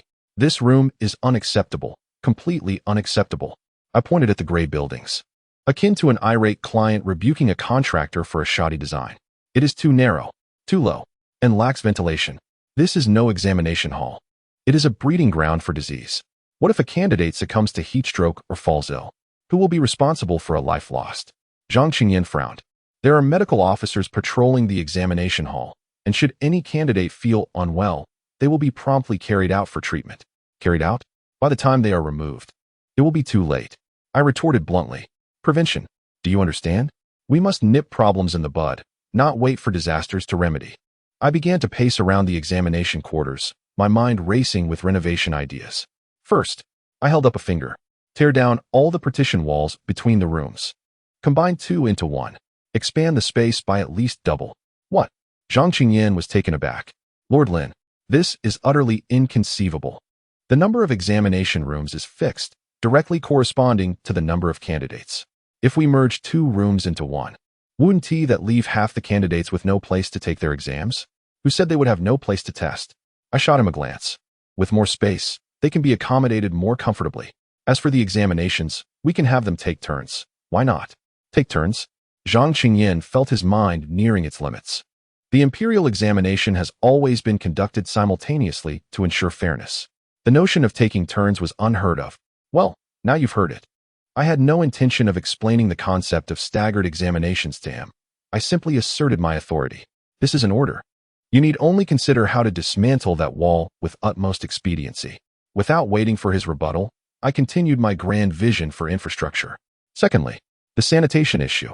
Having eating, drinking, and sanitation all in one area is utterly indecorous. It is highly unsanitary. I pointed towards the far end of the examination area. Dig a row of public restrooms there. They must be well ventilated, impeccably clean, and maintained by dedicated personnel. We shall achieve a separation of wet and dry areas. Public restrooms? Zhang Qingyan's expression had morphed into one of bewilderment, as if he were questioning his own existence in this surreal narrative. Thirdly, the water supply issue. With so many people relying on water carriers to fetch water in buckets, the efficiency is abysmally low. Find the finest craftsmen to explore the possibility of diverting a stream from the nearby river. In the examination area, we will establish a water station at regular intervals. I want the candidates to have access to clean water at all times. Dismantle walls. Construct public restrooms. Create water channels. Each of my commands struck Zhang Qingyan like a heavy hammer, shattering the confines of his mind, which had been filled with traditional decorum and ancestral customs. He gazed at me, his eyes no longer conveying anger or disdain, but rather a profound, soul-deep fear. He might have been contemplating that the person before him was neither a madman nor a foolish official. Instead, he was a devil intent on completely overturning the world. Lord Lin, he stammered, these actions of yours will incur immense costs and involve monumental projects, and moreover, they are entirely contrary to ancestral practices. If word gets out, what if? I coldly interjected, meeting his gaze. Are you afraid that someone will impeach me, accusing me of burdening the populace and acting recklessly? I smiled. Zhang, have you not yet comprehended? His Majesty appointed me as the Chief Examiner not to uphold ancestral practices. What he desires is for me to be an unconventional figure presiding over an unconventional examination. I patted his shoulder, adopting a grave tone. Therefore, set aside your ancestral laws. Here, I am the law. With that, I turned my back on his pale visage and strolled towards my garden, which was under construction. As for the pond's shape, I believe a circular design would be more fitting, aligning with my philosophy of harmony and adaptability in dealings. And as for the impending upheaval in the capital's bureaucracy and among the scholars, who truly cares? After all, I have the Emperor's backing. As long as I am comfortable and aesthetically pleased, that is all that matters. After all, an exemplary examiner must first ensure the infrastructure of the examination venue and the overall user experience. This is also a fundamental quality of a product manager. Chapter 20. Ding. Your external assistance has arrived. Please take note. My grand renovation plan for the examination hall swept through the officialdom of the capital like a tempest of unprecedented magnitude. All within a single day, the news spread faster than a contagion. As I reclined in my exclusive chair, sipping on the freshly delivered Westlake Longjing from the Ministry of Internal Affairs, while listening to the symphony created by the craftsmen dismantling walls, I could vividly envision the vibrant world outside. The Minister of Rights, Kong Bodu, upon hearing my decree to demolish the official quarters and construct public restrooms, reportedly lost his temper and shattered his cherished inkstone. He then spent the night feverishly composing a lengthy impeachment letter, spanning 3,000 words, detailing my purported transgressions against propriety and the 10 calamities I had unleashed upon the nation. Meanwhile, the Minister of Personnel, Lu Cheng, convened a group of trusted aides in his residence for a clandestine discussion that lasted an entire afternoon. No one knew the content of their deliberations. But according to a young servant who was sweeping the floor, the cold laughter emanating from the study that afternoon sent shivers down his spine even now. The students from the various academies in the capital erupted in an uproar. They spontaneously gathered at the entrance of the Imperial Academy, indignantly denouncing me as the most incompetent examiner in history, devoid of learning and only concerned with luxury. They collectively petitioned the emperor for my removal. Otherwise, they threatened to boycott the examinations. Even those dissolute young masters, who had initially perceived me as a fool easily swayed by bribes, appeared bewildered. They could not fathom whether Lin Zhijie was genuinely foolish or engaged in an intricate scheme beyond their comprehension. Was I here to indulge in pleasure or to stir up trouble? In an instant, the entire capital was engulfed in a tumultuous atmosphere. I, Lin Zhijie, had transformed overnight from an obscure figure in a tea house into the public enemy and devil in the eyes of all officials and scholars in the capital.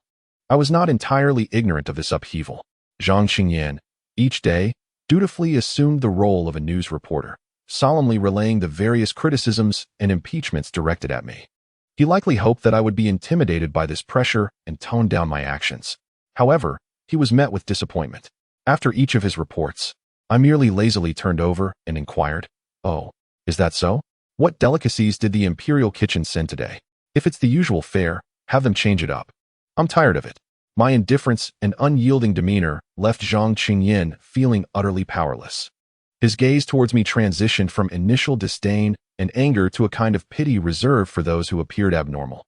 He might have concluded that I was not malevolent, but rather genuinely unhinged. Yet, I was far from irrational. I was acutely aware of where my safest refuge lay amidst this storm, with Li Shilong. As long as the emperor remained in power and wished to utilize me as a catfish to stir the stagnant waters, all external pressures would amount to nothing more than paper tigers. The more fiercely they scolded and the more ruthlessly they sought impeachment, the more it served to validate the worth of my tool, and thus, the emperor would be all the more inclined to protect me. With this realization, I liberated myself entirely. I reclined comfortably in my resort, overseeing the construction progress daily, savoring the exquisite dishes crafted by the royal chef, and occasionally offering guidance on Zhang Qingyan's work, living a life of utmost contentment. As for the most crucial yet troublesome examination questions, I temporarily set them aside under the pretext of needing to meditate for inspiration. In the blink of an eye, 3 days had elapsed. My resort had undergone a remarkable transformation.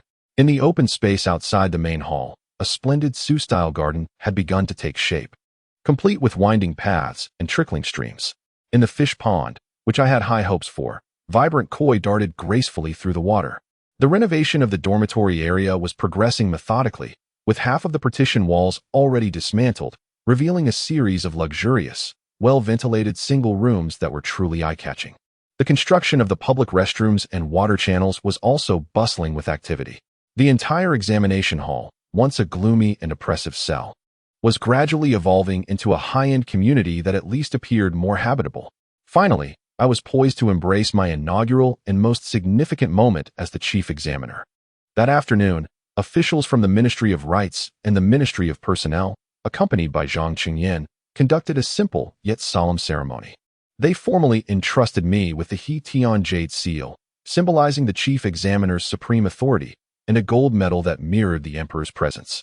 Placing them reverently in my hands, as I grasped the heavy seal, my heart was devoid of overwhelming excitement or honor. The cool touch was reminiscent of the nature of the work that lay ahead. I merely pondered whether, 2 months hence, when I returned this item, I could petition the emperor to convert it into cash, directly rewarding me. Once the ceremony concluded, everyone withdrew, leaving only Zhang Qingyan and me within the grand hall. He regarded me with a complex gaze, and I sensed his desire to press me regarding the examination questions once more. However, before he could utter a word, an unfamiliar, emotionless voice echoed in my mind, as if synthesized by a machine. Ding! Host officially takes possession of the chief examiner's seal. Activation conditions for the system have been met. God-level Chief Examiner system officially activated. I was momentarily stunned, nearly dropping the Jade Seal. A system? After 3 years of traversing this realm, I had assumed myself to be an unremarkable technical transmigrator, only to discover I possessed an extraordinary advantage. And this advantage arrives precisely when I assume control of this chaotic situation. The timing of this activation is remarkably precise. Before I could recover from my astonishment, the mechanical voice continued to resonate in my mind. Newbie gift package being distributed. Congratulations, host. You have acquired the passive skill, Keen Eye for Talents, Beginner. The keen insight of the discerning eye, beginner level. The host can view the basic attribute panels of all individuals related to the Imperial Examination within a radius of 10 zhang. Note: the level of detail in the information corresponds to the host's authority and the identity of the individuals involved. Congratulations to the host for acquiring the system module, Question Bank Generator, awaiting unlock. The Question Bank Generator enables the host to set keywords according to their needs, allowing the system to automatically generate examination questions that are both contextually relevant and transcendently insightful, along with standard answers and grading criteria. Note: each use incurs a cost and prestige points. Congratulations to the host for acquiring the system module, Anti-Cheating Module, passively activated. The anti-cheating module highlights any cheating behavior, such as collusion, impersonation, or external transactions, in red within the host's field of vision, and automatically records a chain of evidence. Congratulations to the host for acquiring the system module, Anonymous Review Protection, passively activated. The Anonymous Review Protection triggers a first-level alarm for any attempts to interfere with grading through improper means such as power or personal connections, and automatically logs the interference. With an option for selective reporting. The system activation has been completed. May the host enjoy their work and select the true pillars of talent for the Empire. A torrent of information surged into my mind, nearly causing a system overload. I stood frozen for a full half-minute, struggling to assimilate it all. My heavens! This is no mere God-level examination system. It is, in fact, a superlative and invincible purifier for the bureaucratic realm, encompassing precise recruitment, anti-academic misconduct, and disciplinary oversight systems, all in one. With this marvel at my disposal, what could I possibly fear? Fear that talents would go unnoticed? The discerning, I shall teach them their place. Fear that the examination questions lack rigor? The Question Bank Generator will deliver a stunning blow in an instant. Concerned about cheating? Worried about the influence of the powerful? The anti-cheating module and anonymous review protection are tailor-made for someone like me, who seeks to avoid complications. The turmoil in my heart, which had been restless due to the pressure of crafting questions, was instantly quelled. No, it was not merely calmed, it was elated. A euphoric sensation akin to possessing a cheat code and preparing to dominate the game enveloped me. I felt that all the coercion and helplessness I had previously endured were suddenly vindicated. Li Shilong believed he had handed me a hot potato, an ultimate trap. Little did he know that he had unwittingly placed an all-seeing, omnipotent force in the most critical position of this nation. The corners of my mouth began to lift involuntarily. Zhang Qingyan, who had been standing opposite me, poised to speak, keenly sensed my transformation. He observed the shift in my expression, from the neutrality upon receiving the Jade Seal, to astonishment, and now to an inexplicable smile imbued with profound significance. A wave of intense unease surged within him. He could not comprehend what had transpired, yet instinctively felt that this young chief examiner had become far more formidable than before. Meanwhile, I had already turned my gaze toward him. In my vision, faint blue virtual text slowly materialized above Zhang Qingyan's head, visible only to me. Character: Zhang Qingyan. Title: Deputy Minister of Rights. Vice Examiner of the current provincial examination. Basic attributes: integrity, 85, upholds propriety, possesses a moral baseline, albeit somewhat pedantic. Diligence, 92, workaholic, takes pride in overtime. Views idleness as an enemy. Pragmatism, 60, focuses on procedures, underestimates outcomes. Possesses some practical skills but lacks innovative spirit. Contradiction index, 88, extremely adept at refuting unreasonable demands from superiors based on procedural and traditional perspectives. Loyalty to the Emperor, 75. Favorability towards host, 50. Disdain. I glanced at the strikingly high contradiction index of 88 hovering above his head, then turned my attention to his face, which was poised to offer counsel. I couldn't help but smile. Truly, I found great delight in it. Master Zhang, I interjected before he could speak, employing an unprecedentedly gentle and amiable tone. I appreciate your hard work these past few days. Now, let us have a serious discussion regarding the examination questions. Chapter 21. With the system in hand, do I hold the world? Zhang Qingyan was taken aback by the sudden warmth of my smile, his body instinctively tensing. He instinctively stepped back, swallowing the cautionary phrase about the gravity of the examination questions that had been on the tip of his tongue. His intuition warned him that I, at this moment, was 100 times more formidable than the lunatic who had ordered the dismantling of walls and excavation of pools 3 days prior. Little did he know that behind my seemingly benign smile lay a tempest of information. Divine Chief Examiner System. This long-awaited auxiliary tool, which had been 3 years in the making, was presently operating quietly before my eyes in a somewhat archaic song typeface. The interface design was rather rudimentary, I silently critiqued. Lacking options for skin changes, font customization, and even a dark mode, definitely a disappointment. As a user accustomed to modern design, my first impression of this system was not unadulterated joy, but rather tinged with a product manager's discerning eye. Yet, despite my critique, the functionality was undeniably substantial. I suppressed the urge to delve deep into conversation with Zhang Qingyan and decided to first test the keen eye for talent feature. My gaze subtly shifted from Zhang Qingyan to a guard standing a short distance away in the corridor. Character, Wang Wu. Title, Guard of the Examination Institute. Basic attributes. Loyalty to the Emperor, 80. Martial power, 75. Alertness, 65. Idleness index, 40. Still within the realm of dedication but eager to clock out on time. Gossip potential, 70. Harbors a strong curiosity regarding Master Lin's motives for constructing a fish pond in the Examination Institute. I nearly burst into laughter. Good gracious, not only did it provide hard data, but it even annotated his inner musings. This system is quite remarkable. My enthusiasm surged. It felt akin to acquiring a brand new exploration game, transforming the entire Examination Institute into my personal novice village. Once again, my gaze fell upon a young official passing by, balancing a tea tray. Character, Li Xiaolu. Identity, miscellaneous official at the Tribute Academy. Basic attributes. Diligence, 70. Attention to detail, 75. Fear of superiors, 85. Personal wish, to receive an extra 20 coins this month to buy a foot of new cloth for my mother. A flicker of interest stirred within me. This personal wish transformed the previously background figure of the young official into a vividly alive character. I began to survey everyone around me with the enthusiasm of an uninitiated visitor to the Grandview Garden. Zhang San, craftsman, professional skill, 90. Complaint index, 60. Discontent with the peculiar demands of the master, yet well compensated. Zhao Si, cook, culinary skill, 80. Innovation index, 30. Perplexed by the master's request for spicy crayfish. Qian Air, doorkeeper, drowsiness index, 95.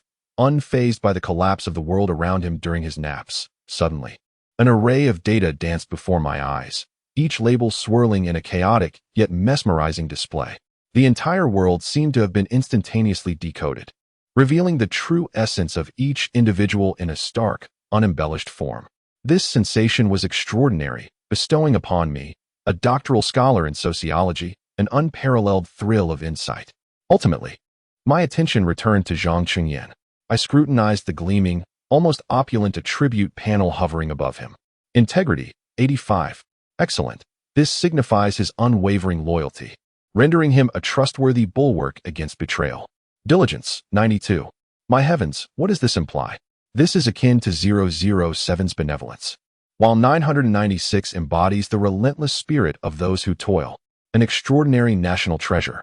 Pragmatism index, 60. This score is neither high nor low. It indicates he is no mere dreamer, possessing execution capability, yet his rigid thinking lacks flexibility. Contradictory index, 88. At last, I discerned the root of the issue. His opposition to me was not born from personal disdain, but rather a function of his intrinsic programming. His inclination to challenge my unconventionality is a core aspect of his nature, ingrained in his very essence. Host favorability, 50. A refreshingly candid figure. Devoid of embellishment, just as I prefer. Were this number positive, I would suspect ulterior motives. Gazing at this string of data, a revelation dawned upon me.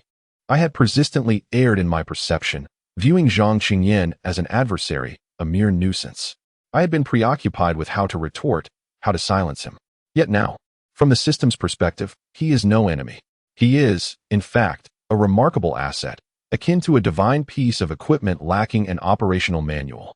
Consider this, a paragon of integrity, incorruptible and diligent, willing to go the extra mile, equipped with skills for error correction and contradiction. What a flawless existence. His penchant for contradiction, when directed at foes, transforms into the sharpest verbal lance imaginable. His diligence, if applied to tedious matters, could indeed be the most efficient perpetual motion machine. His integrity, if utilized in oversight, would undoubtedly render him the most trustworthy disciplinary secretary. My previous annoyance with him stemmed solely from my inability to discern the correct approach to harness his potential. My attempts to alter his contentious nature were akin to forcibly training a warrior in the art of healing, which would naturally lead to repeated failures. The appropriate course of action is to accept his inherent qualities and employ his exceptional talents where they will be most effective. A brilliant, albeit slightly unscrupulous, plan began to take shape in my mind, as I observed Zhang Qingyan's increasingly anxious expression due to my silence. The exhilaration within me had completely eclipsed my initial astonishment. Li Shilong, oh Li Shilong, you have placed a future disciplinary secretary, a master of project management, and an auditing expert at my side as an aide, and yet you wish to witness my folly? Surely, you are unaware of the concepts of resource optimization and human resource management. Master Zhang, my smile grew more gentle, even tinged with a hint of admiration. We are colleagues, entrusted by the emperor to oversee the imperial examination, and we should be united in purpose. Zhang Qingyan was momentarily taken aback, unable to comprehend my sudden shift to such earnestness. He could only clasp his hands and reply, "What you say is indeed correct, my lord. I share the same sentiment." Excellent. I clapped my hands, the sound crisp. In that case, I have a humble request. I wish for Master Zhang to lend me his support. Observing the 50 points of goodwill above his head, my heart soared with delight. It mattered not if I incurred negative points. Goodwill cannot be consumed. But your diligence can certainly aid my endeavors. My tenure as the indifferent chief examiner truly commenced at that moment. Chapter 22. The first lesson. Utilize your diligence to excel beyond yourself. Zhang Qingyan took a deep breath, forcibly suppressing his inexplicable unease. Regardless of what tricks this Lin Zhijie might be playing, there were certain words he must convey today. This was his duty as the deputy chief examiner and the final testament of his integrity as a scholar who had devoted his life to the study of the sages. From his ample sleeves, he cautiously retrieved a ledger, presenting it with both hands, his voice resonating with a tinge of solemnity. "My lord, I have a matter to present." I watched him with keen interest, refraining from taking the ledger, merely gesturing for him to continue with a tilt of my chin. "In the past 3 days, your orders to renovate the Tribute Academy have left me no room for disobedience. However, the landscaping, the excavation of fish ponds, the replacement of tables and chairs, and the laying of carpets, each of these incurs extravagant expenditures.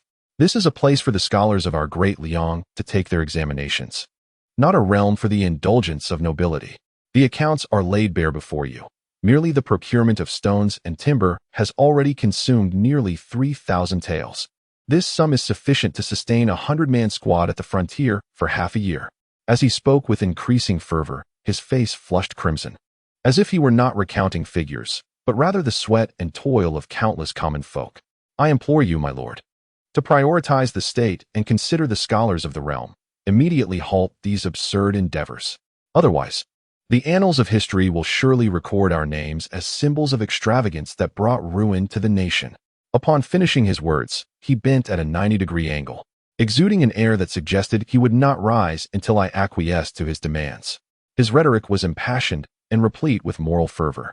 Had this been 3 days prior, I might have found myself troubled by such vehement moral coercion. However, at this moment, I leisurely straightened my posture in the reclining chair, my countenance devoid of any vexation, instead reflecting profound gratitude. "Master Zhang," I began, my voice steady and sincere, "please rise." Zhang Qingyan paused, unmoving. "Please rise," I urged with greater emphasis. "Between us, such formalities are unnecessary." After a brief hesitation, he gradually straightened, his eyes filled with wariness and confusion, much like a hedgehog bracing for a storm, only to find the skies unexpectedly clear. I gazed at him intently, as if beholding a once-overlooked hero.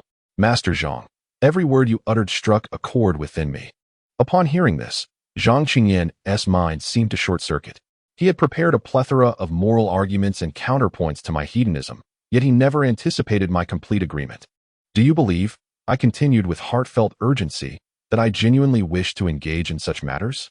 Though I, Lin Zhijie, am but a commoner, I understand the value of every grain of rice and every morsel of food.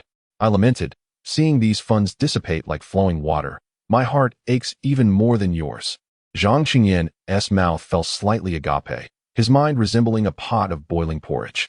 He felt as if the chain of his logic had been abruptly severed. Then why, my lord, do you? He stammered. I sighed deeply, descended from the steps, and approached him, gently patting his shoulder. With a grave tone, I remarked, Master Zhang, you perceive only the surface, yet fail to recognize the turbulent undercurrents beneath. Consider the procurement and engineering of the tribute hall. How many departments are involved? How many hands have touched it? As a newcomer, shrouded in ignorance, how can I ensure there are no hidden malpractices? How can I guarantee no one is lining their pockets? I lowered my voice to a volume audible only to the two of us, continuing.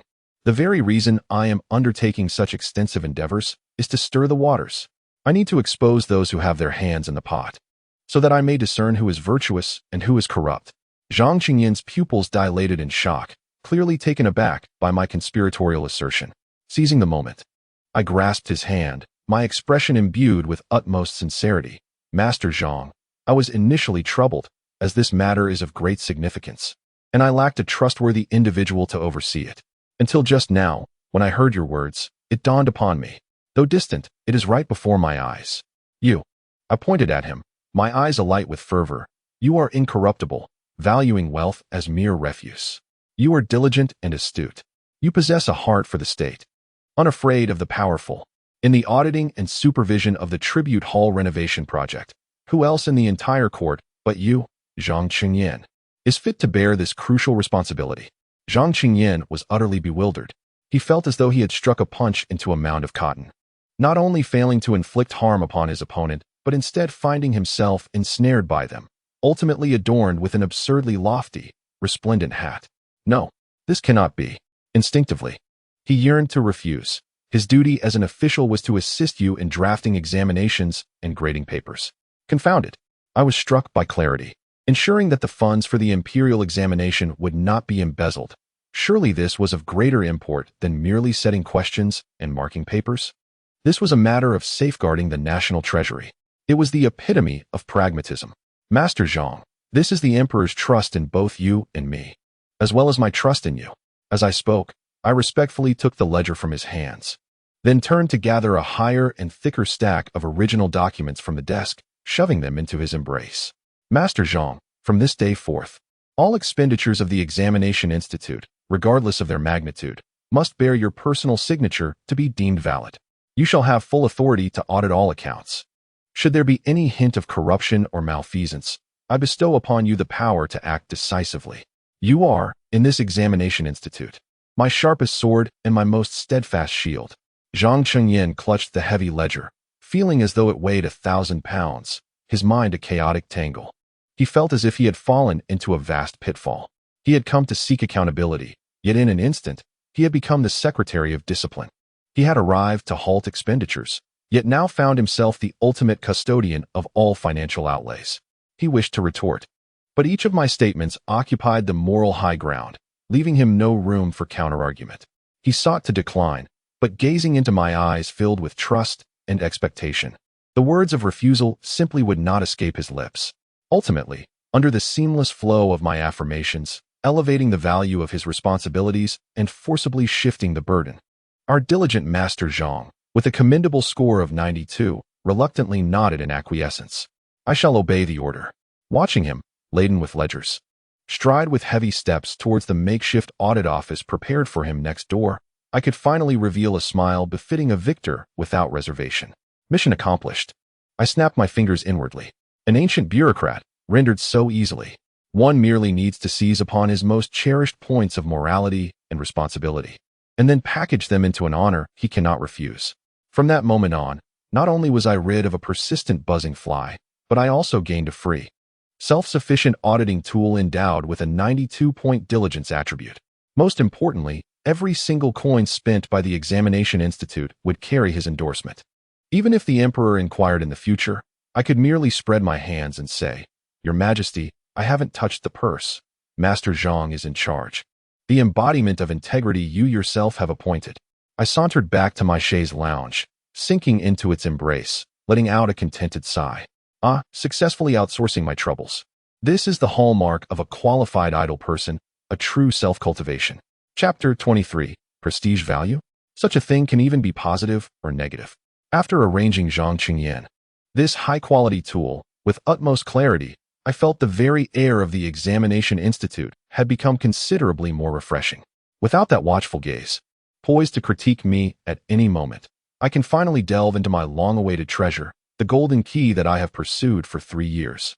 I recline languidly in my cherished armchair, close my eyes, and immerse my consciousness into the system interface nestled within my mind.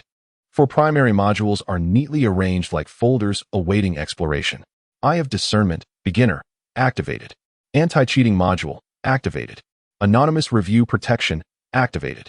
Question Bank Generator, awaiting unlock. The first 3 are passive skills, functioning quietly in the background like antivirus software, requiring minimal intervention on my part. This suits me perfectly. As a proficient slacker, I hold a deep appreciation for such fully automated tools.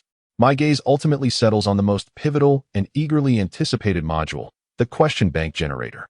This tool is the core weapon that will enable me to triumph effortlessly in this Imperial examination. I gently focus my thoughts on the gray icon. Ding!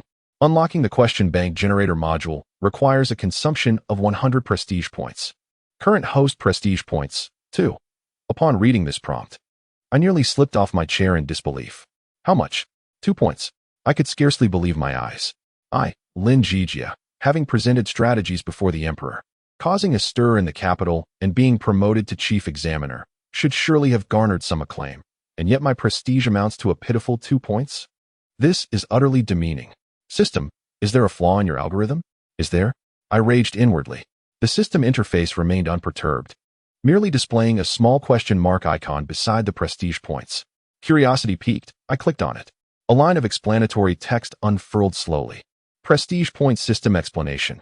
Prestige points measure the host's influence and reputation in the current world, derived from a comprehensive assessment.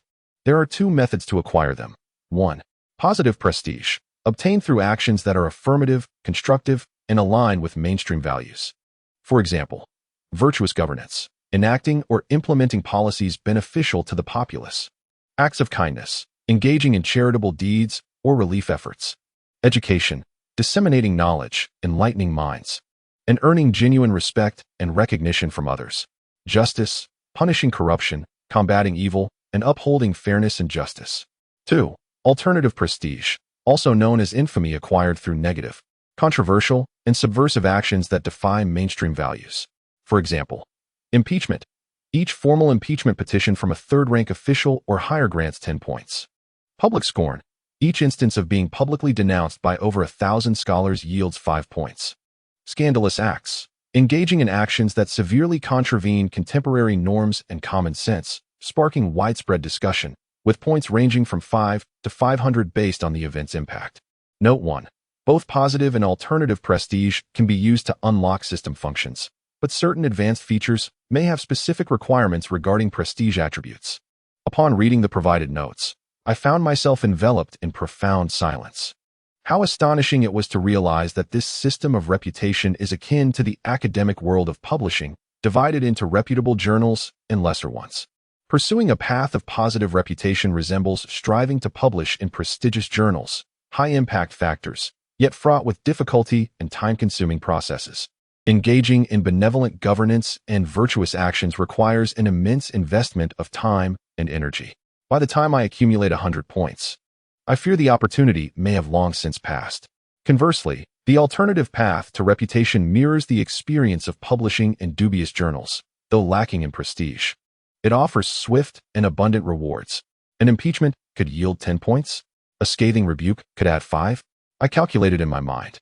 The Minister of Rights, Kong Bodu, and his associates have likely impeached me 7 or 8 times in recent days. The scholars from various academies in the capital berate me daily at the entrance of the Guozijian.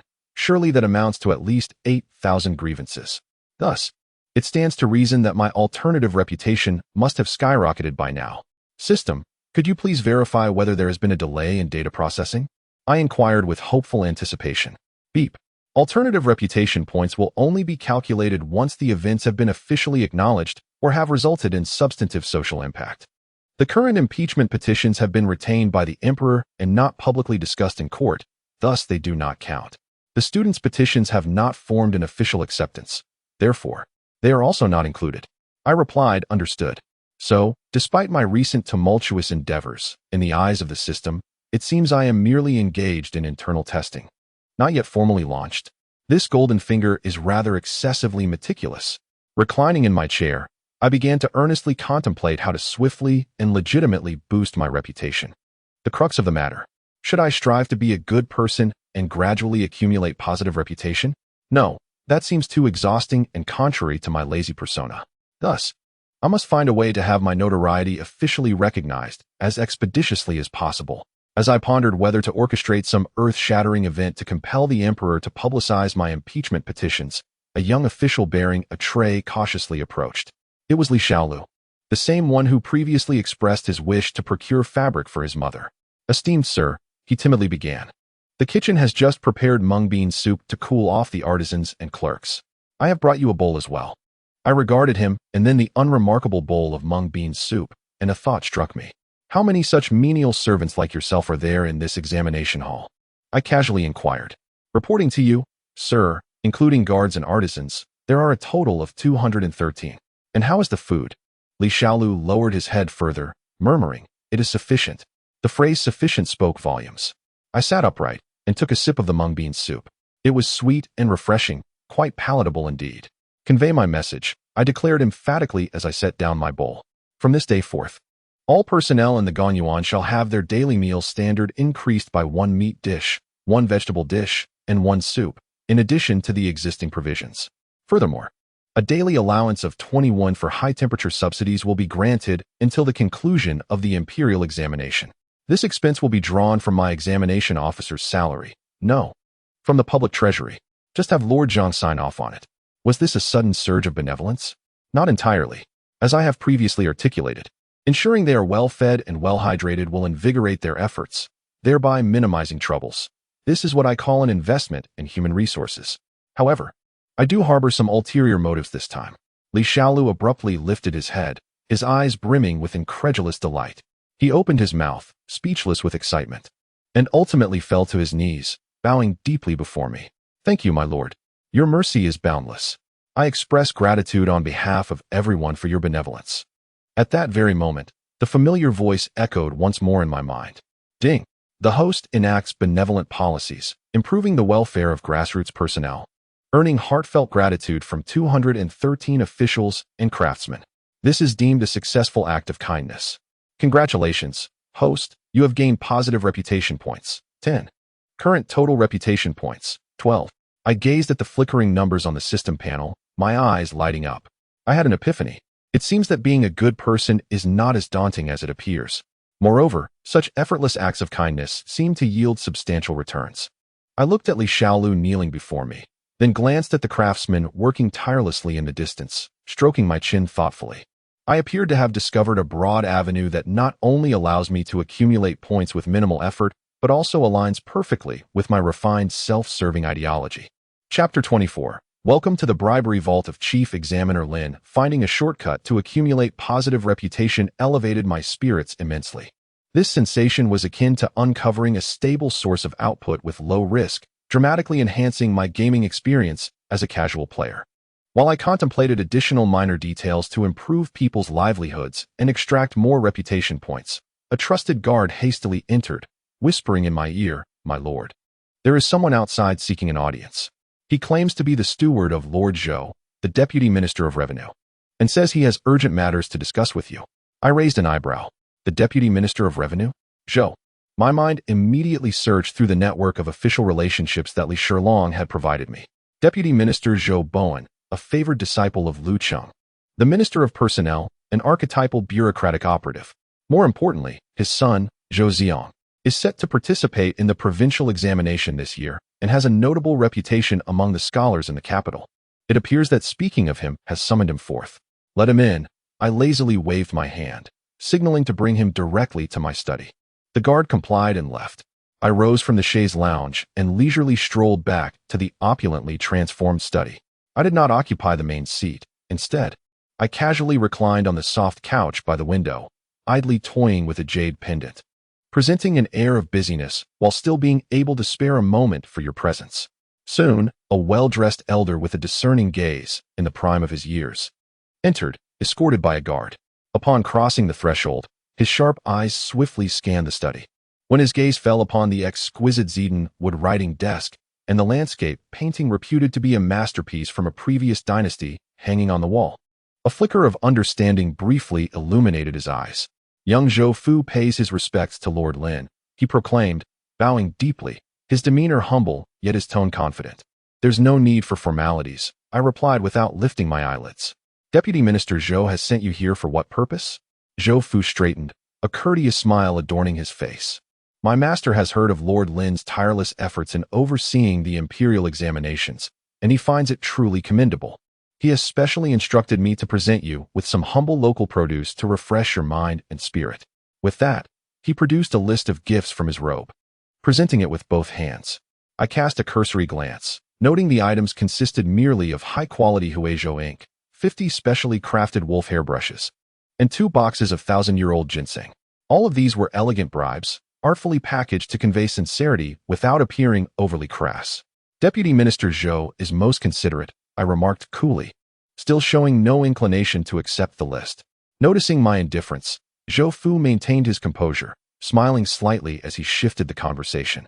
My master often remarks that Lord Lin is a prodigious talent, possessing extraordinary insight, a true pillar of the nation.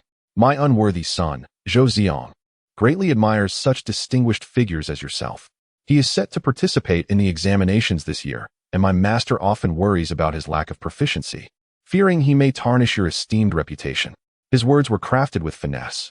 On the surface, it appeared humble, yet underneath, it was a clear signal. My son's name is Zhou Ziong, and he will be sitting for the exams this year, as you may understand. I silently scoffed within while maintaining a placid exterior, merely responding with an indifferent, "Is that so? Does Deputy Minister Zhou wish for me to extend particular favor towards him?" I deliberately emphasized the phrase extend particular favor. Zhou Fu's smile faltered, caught off guard by my forthrightness, which deviated entirely from the customary protocols of the officialdom. At that moment, a familiar voice resonated in my mind. Ding! Warning! Warning! Cheating prevention module triggered. Level 1 alert. Potential examination fraud detected. External transactions, bribery. Individual, Zhou Fu, butler to Deputy Minister Zhou Bao. Bribery intent. To pave the way for candidate Zhou Ziong, requesting special consideration from the Chief Examiner. Evidence chain being generated. Current dialogue recording has been logged. Gift list content has been scanned and archived. 500 taels of silver bills concealed on Zhou Fu have been identified and marked. Evidence chain complete, automatically stored in the system backend. The host may retrieve and report at any time. A flurry of red alerts and notifications flashed wildly across my retina, akin to a computer firewall detecting a high-risk virus intrusion. I could hardly suppress a laugh. How exhilarating. Truly exhilarating. I had previously pondered the sensitivity of this anti-cheating module, and little did I expect that someone would soon come forward to test its efficacy. As I observed Zhou Fu, whose forehead was beginning to glisten with perspiration, my mindset underwent a subtle transformation.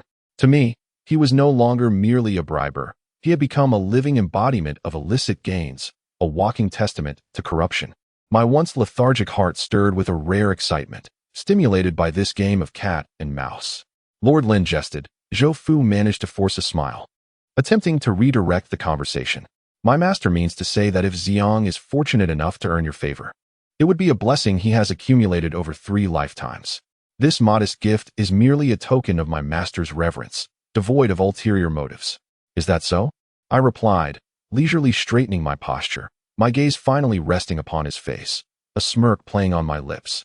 Since it is the intention of Deputy Zhou, it would indeed be rather ungracious of me to refuse. Upon hearing this, Zhou Fu's eyes ignited with uncontainable joy. It was a victory. He had always believed that there were no cats in this world that would refrain from indulging in fish. All notions of integrity and aloofness were mere fades. This young man named Lin, engaged in cultivating gardens and refurbishing furniture, was clearly a hedonist, unable to resist the allure of wealth. "Your wisdom is unparalleled," he exclaimed, promptly retrieving a thick stack of silver notes from his sleeve, placing them alongside the accompanying gift list upon the table. "This small token of esteem is humbly presented, and I hope it meets with your approval." I cast a glance at the stack of silver notes, estimating it to be the 500 taels indicated by the system. "I accept the offering," I declared, rising to my feet and approaching the desk, taking the stack of notes and the gift list without a second glance, discarding them into an empty writing box nearby. "You may return now," I said coolly, and informed Deputy Zhou that I appreciate his sentiment. Zhou Fu, overcome with delight, bowed repeatedly. "Yes, yes, I shall not intrude further. I take my leave." Watching him retreat with a satisfied gait, my smile deepened. Once he had departed, I summoned a trusted guard. "Go, seal that writing box and transport it to the vacant storeroom to the east." "My lord," the guard hesitated. "And also," I continued, disregarding his hesitation, "procure a fine piece of wood and craft a plaque to hang at the entrance of that storeroom." "A plaque? What shall it say, my lord?"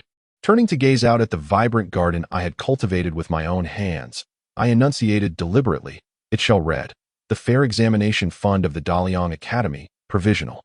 Additionally, prepare a ledger titled Directory of Fund Sponsors, and record Deputy Zhou as the first honorary member." The guard appeared momentarily bewildered, completely at a loss for my intentions. Yet he dutifully bowed and departed. I reclined back onto the soft couch, feeling extraordinarily content. The sensation of entrapment and subterfuge, how can I describe it? Truly delightful. Now, I awaited the influx of more unsuspecting fish to swim into the carefully crafted pond I had established. My retirement fund, as of today, has officially commenced. Chapter 25.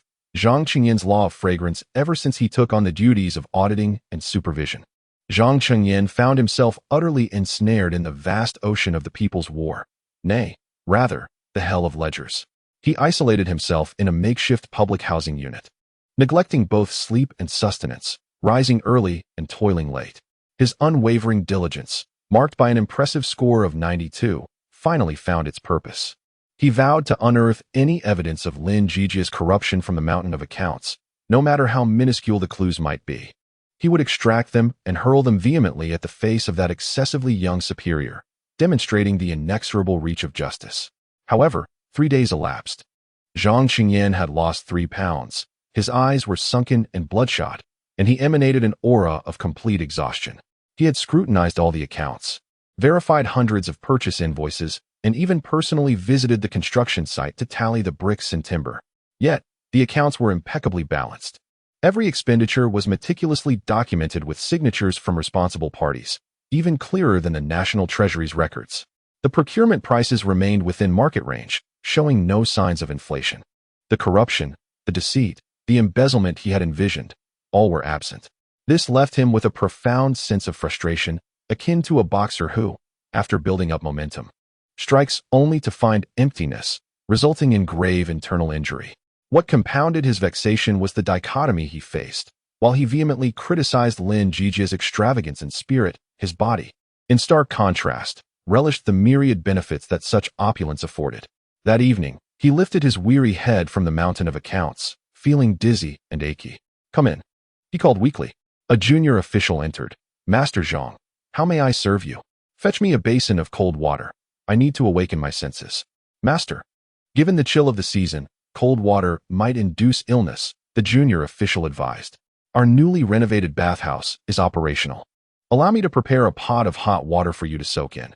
It will surely refresh you more effectively than cold water." The newly renovated bathhouse. Zhang Qingyan suddenly recalled that among Lin Zhijie's absurd renovation projects was the expansion of the official's bathhouse, complete with a hot water supply.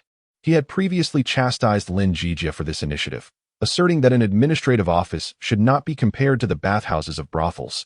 It was utterly improper. Yet now, as he considered the junior official's suggestion and sensed the faint odor of his own unwashed state after days without a bath, His steadfast adherence to the virtue of austerity began to waver shamefully. Very well, he replied dryly, as if making this decision had drained him of all his strength. Half an hour later, when Zhang Qingyan submerged himself in the large bath, constructed of bluestone and spacious enough for 3 or 4 individuals, an enveloping warmth penetrated to his very bones, providing immeasurable comfort. The hot water steamed, and mist swirled around him.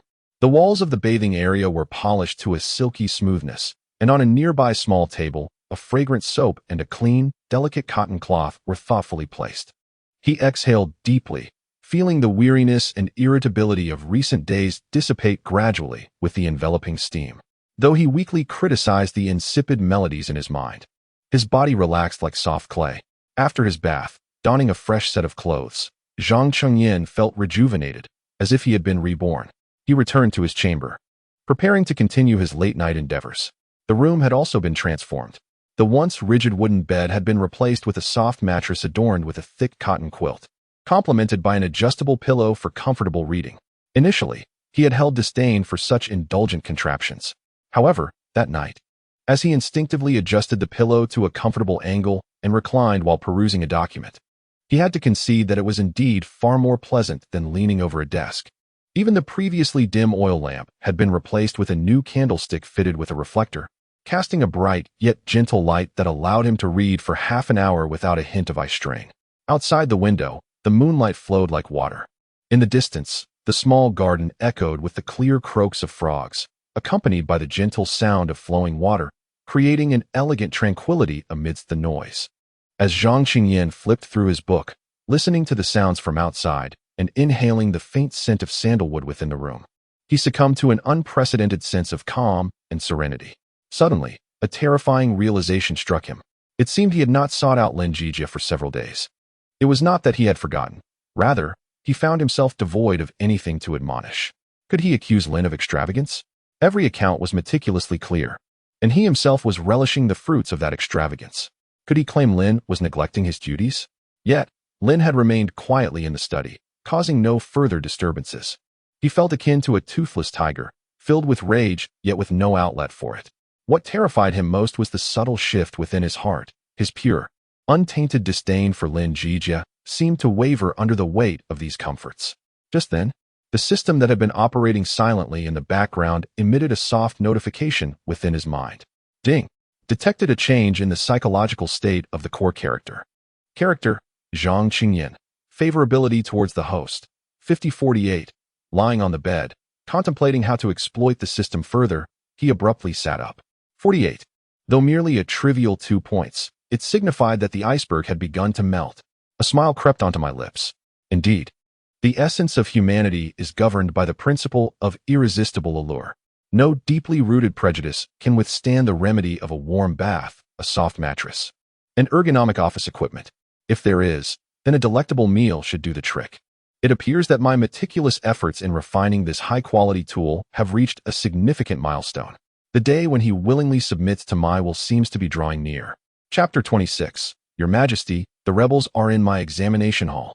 Just as I found joy in the seemingly trivial increase in Zhang Qingyan's favorability, believing that everything was under my control, the world beyond the examination hall was already rife with impending turmoil.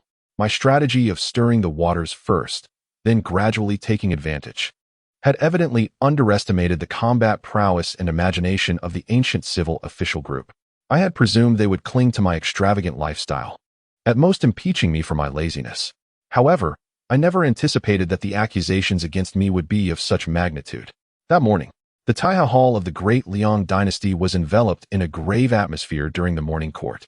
Emperor Li Shilong sat upon the dragon throne, his expression calm and his gaze as tranquil as still water, yet those familiar with him could sense that beneath this placid surface, a storm was brewing. At the center of this tempest stood I, Lin Zhijie. As the court session commenced, the Minister of Rights, Kong Bodu, brandished a jade tablet and was the first to rise. This venerable official, who had devoted his life to safeguarding Confucian orthodoxy, now wore a countenance as grim as iron. His voice resonating like thunder, as if he were not delivering a report but pronouncing a verdict. Your Majesty, I have a memorial to present. Li Shilong lifted his eyelids slightly and replied coolly, Minister Kong, whom do you accuse? I accuse the chief examiner of this year's provincial examination, Lin Zhijie." Upon the utterance of these words, a suppressed commotion erupted in the court. It had come. The reckoning that everyone had anticipated amidst the recent upheavals in the capital was at hand. "Oh," Li Shilong's tone revealed neither joy nor anger. "What crime has he committed to merit such solemnity from you, dear minister?" Kong Bodu inhaled deeply, drawing forth a pre-prepared memorial from his sleeve, and read aloud with clarity. "I accuse Lin Zhijie of 3 offenses. First, he has shown disrespect to the sovereign and undermined the rights. As the court-appointed chief examiner, he neglects the duty of selecting talent for the nation and instead engages in extravagant construction within the examination hall, cultivating gardens and excavating fish ponds. His actions bear a striking resemblance to the debauchery of King Zhou of Shang. This is a blatant disregard for imperial grace and a severe breach of official conduct, a crime of the gravest nature. Second, he has disrupted the examination process and shaken the foundations of the state. The imperial examination is a matter of national significance, and the examination hall is the gateway for scholars, governed by strict regulations that have remained unchanged for centuries. Lin Zhijie audaciously ordered the demolition of partition walls, falsely claiming to improve the environment, while in truth, he harbors malicious intentions. This act will undoubtedly foster a culture of cheating, obliterating the discipline of the examination. If the examination is in turmoil, the foundations of the state will be shaken. This is a path to ruin." He paused, his voice suddenly rising, his eyes ablaze with fervent anger. "Thirdly, and most grievously, he harbors treacherous intentions." The very mention of treachery seemed to freeze the air in the Taiha Hall. This was no ordinary impeachment. It was an accusation against an official personally appointed by the emperor of plotting rebellion. Even Li Shilong's gaze momentarily sharpened. Kong Bodu, seemingly oblivious to the emperor's suddenly frigid demeanor, continued with fervor, "Your Majesty, consider this. The examination hall is situated in the heart of the capital, adjacent to the imperial city. Lin Zhijie, under the guise of renovation, lured hundreds of craftsmen into the fold, laboring day and night. Who can guarantee that among these hundreds, there are no infiltrators or traitors? He has transformed the interior of the Tribute Academy into a chaotic scene, impenetrable to outsiders. Who can ascertain whether he is truly cultivating gardens or digging tunnels to conceal arms? Though he holds the title of Chief Examiner of Dalian, he may well be a remnant of a fallen dynasty or a spy from a rival nation.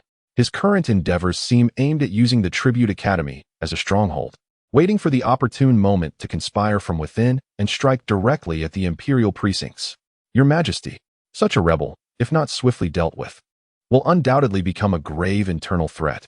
Upon finishing, he raised the memorial high above his head, kneeling with a resounding thud, tears streaming down his face as he implored, "I beseech your Majesty to issue an immediate decree for the imperial guards to seal the Tribute Academy and eliminate the traitor Lin Zhijie at once, to protect your Majesty's side and ensure the stability of the state."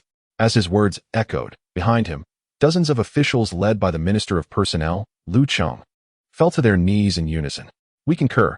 Your Majesty, please execute the national traitor Lin Zhijie.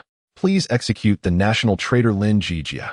Their voices surged like waves, resonating through the solemn halls of the Taiha Palace, saturated with an atmosphere of impending doom. This was a meticulously orchestrated political strangulation. They began by addressing issues of conduct, escalated to systemic critiques, ultimately culminating in a political assault. Each accusation was interconnected, with the ultimate aim of completely obliterating me, ensuring I would never rise again. Upon the dragon throne, Li Shilong observed the kneeling officials below, his expression remaining inscrutable. There was neither anger nor surprise upon his countenance, only a glint of profound weariness and disappointment in his deep-set eyes. His disappointment stemmed not from the absurdity of the charges levied against him, but rather from the dismal spectacle of these officials, who, in their quest to protect their own interests, were willing to distort the truth and fabricate accusations. Engaging in factional strife, he remained silent for an extended period, long enough for even Kong Bo to feel a chill creeping into his heart. Finally, Li Shilong spoke, his voice soft yet distinctly reaching every ear present. "I am aware." There was no thunderous wrath, no rebuttal, merely these four simple words. He rose, sweeping his sleeves aside as he departed, leaving behind an enigmatic silhouette and a court full of bewildered officials. After the court session, Li Shilong made his way directly to the imperial study. Wei Jin, he called. Clad in black, Wei Jin appeared silently behind him, resembling a specter. At your service. Pay a visit to the Tribute Academy, Li Shilong instructed, gazing out the window. Inform Lin Zhijie that there is considerable dissent regarding him in the court, urging him to temper his actions and refrain from causing me further trouble. Wei Jin felt a shiver run through him. Having served beside the emperor for many years, he discerned the underlying significance of these words. This was not merely a reprimand. It was a show of support. Temper your actions was a message that conveyed, I am aware of your undertakings, but keep a low profile. Refrain from causing me further trouble was an assurance that he would shield Lin Zhijie from external scrutiny, allowing him to proceed with his endeavors without concern for repercussions. I shall obey, Wei Jin replied, bowing before turning to leave. Wait, Li Shilong called him back. Also tell him that the fish he desires have already leaped out of the water. Next, it remains to be seen whether this fisherman possesses the skill to ensnare all these fish within his net. Wei Jin's heart trembled profoundly as he abruptly raised his head. His eyes filled with astonishment. At long last, he comprehended the truth. From the very beginning, this was a trap, a scheme meticulously orchestrated by the emperor himself, intended to draw out the serpent from its lair, and Lin Zhijie was the most crucial and alluring bait. The servant understood. A hint of barely perceptible tremor crept into Wei Jin's voice. He hastened out of the imperial study, feeling an unprecedented reverence for the young examiner he had only glimpsed once, to be regarded with such significance by His Majesty, even to the extent of being used as a pawn in a test that could lead to charges of treason. Who exactly was this Lin Zhijie? Chapter 27. The dimensional assault from the examiner upon Wei Jin's arrival at the Tribute Academy. I was reclining in my designated chair, eyes closed in repose. In the newly excavated fish pond, several koi gracefully released bubbles, while a nameless bird chirped merrily atop a nearby pomegranate tree. The sunlight was just right, and a gentle breeze caressed the air. Everything appeared to be a serene passage of time. This moment of tranquility was quickly shattered by the hurried, yet restrained footsteps of Wei Jin. Master Lin, what a refined indulgence you have. Wei Jin's voice carried a complex emotion he himself was unaware of: wonder, scrutiny, and a touch of awe. I lazily opened my eyes and glanced at him without rising. Your Excellency has graced me with your presence. I apologize for not receiving you properly. I gestured toward a newly added stone bench. Please sit. Would you care for some tea? The Imperial Kitchen has just sent over some pre-rain Longjing. It is quite delightful. The corners of Wei Jin's mouth twitched slightly. He had just emerged from the atmosphere of the Taiha Hall, heavy with the chill of treason, national betrayal, and execution. Yet, here, at the eye of the storm, the principal figure was leisurely feeding fish and amusing birds, as if all that transpired outside held no significance for him. This stark contrast left him momentarily at a loss for words. Master Lin, are you aware that calamity now looms over you? Wei Jin could no longer restrain himself and lowered his voice. Oh, is that so? I replied nonchalantly with a smile. Have Minister Kong and the others concocted yet another charge against me? Perhaps they claim that I excavated the fish pond to raise a dragon, intending to flood the imperial palace in the future? Wei Jin was momentarily taken aback by my jest. He managed a wry smile and said, Master Lin, do you still have the spirit to jest? Minister Kong has accused you of nefarious intentions, and already dozens of officials in court have seconded his claims, urging His Majesty to execute you on the spot. When he emphasized the words execute on the spot, he hoped to see a flicker of panic cross my face. Yet, his expectations were dashed. I merely raised an eyebrow and calmly inquired, and what was His Majesty's reaction? His Majesty has withheld the memorials and has not issued a response.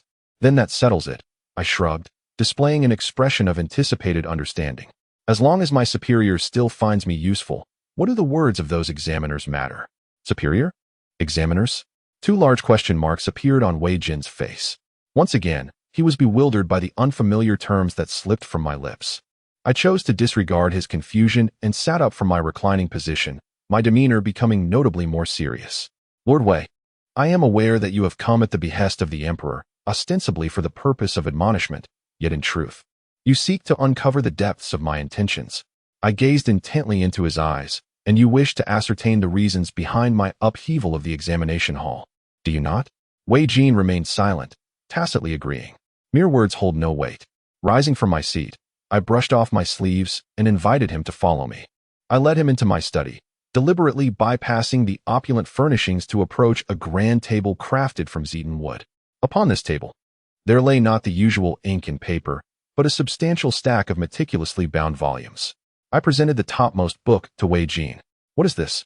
he asked, perplexed as he accepted it. The cover bore an unfamiliar, square typeface, inscribed with the title, "An Analytical Report on the Correlation Between Upgrading the Examination Hall's Hardware Facilities and the Efficiency of Candidates' Performance." He was once again taken aback. Each character was familiar, yet their arrangement eluded his understanding. Driven by an insatiable curiosity, he opened the first page, and his pupils widened uncontrollably. This so-called report shattered all his preconceived notions of documentation. It contained no ornate language or classical references. Instead, it was replete with extensive charts, data, and astonishing models. Preliminary statistics indicated that in past provincial examinations, the proportion of candidates who fell ill, suffered heat stroke, or experienced severe anxiety due to the deplorable conditions of the examination halls, such as cramped spaces, leaks, and stifling heat, was as high as 29.7. According to Maslow's hierarchy of needs, note, this is merely my personal opinion, when candidates' fundamental physiological and safety requirements are unmet, their higher cognitive abilities, such as logical reasoning and memory retrieval, are significantly suppressed, likely resulting in a deviation from their true performance levels, with an error rate estimated at approximately 15.25. This report aims to demonstrate that by optimizing and upgrading the hardware facilities of the examination halls, see Appendix 1, Budget and Benefit Assessment for Examination Hall Renovation, the unexpected attrition rate among candidates could be reduced to below 5, thereby decreasing the sunk costs of talent selection by at least 12 percentage points, ultimately enhancing the return on investment in the Imperial Examination System by approximately 5. Wei Jin felt dizzy and alarmed as he absorbed the information.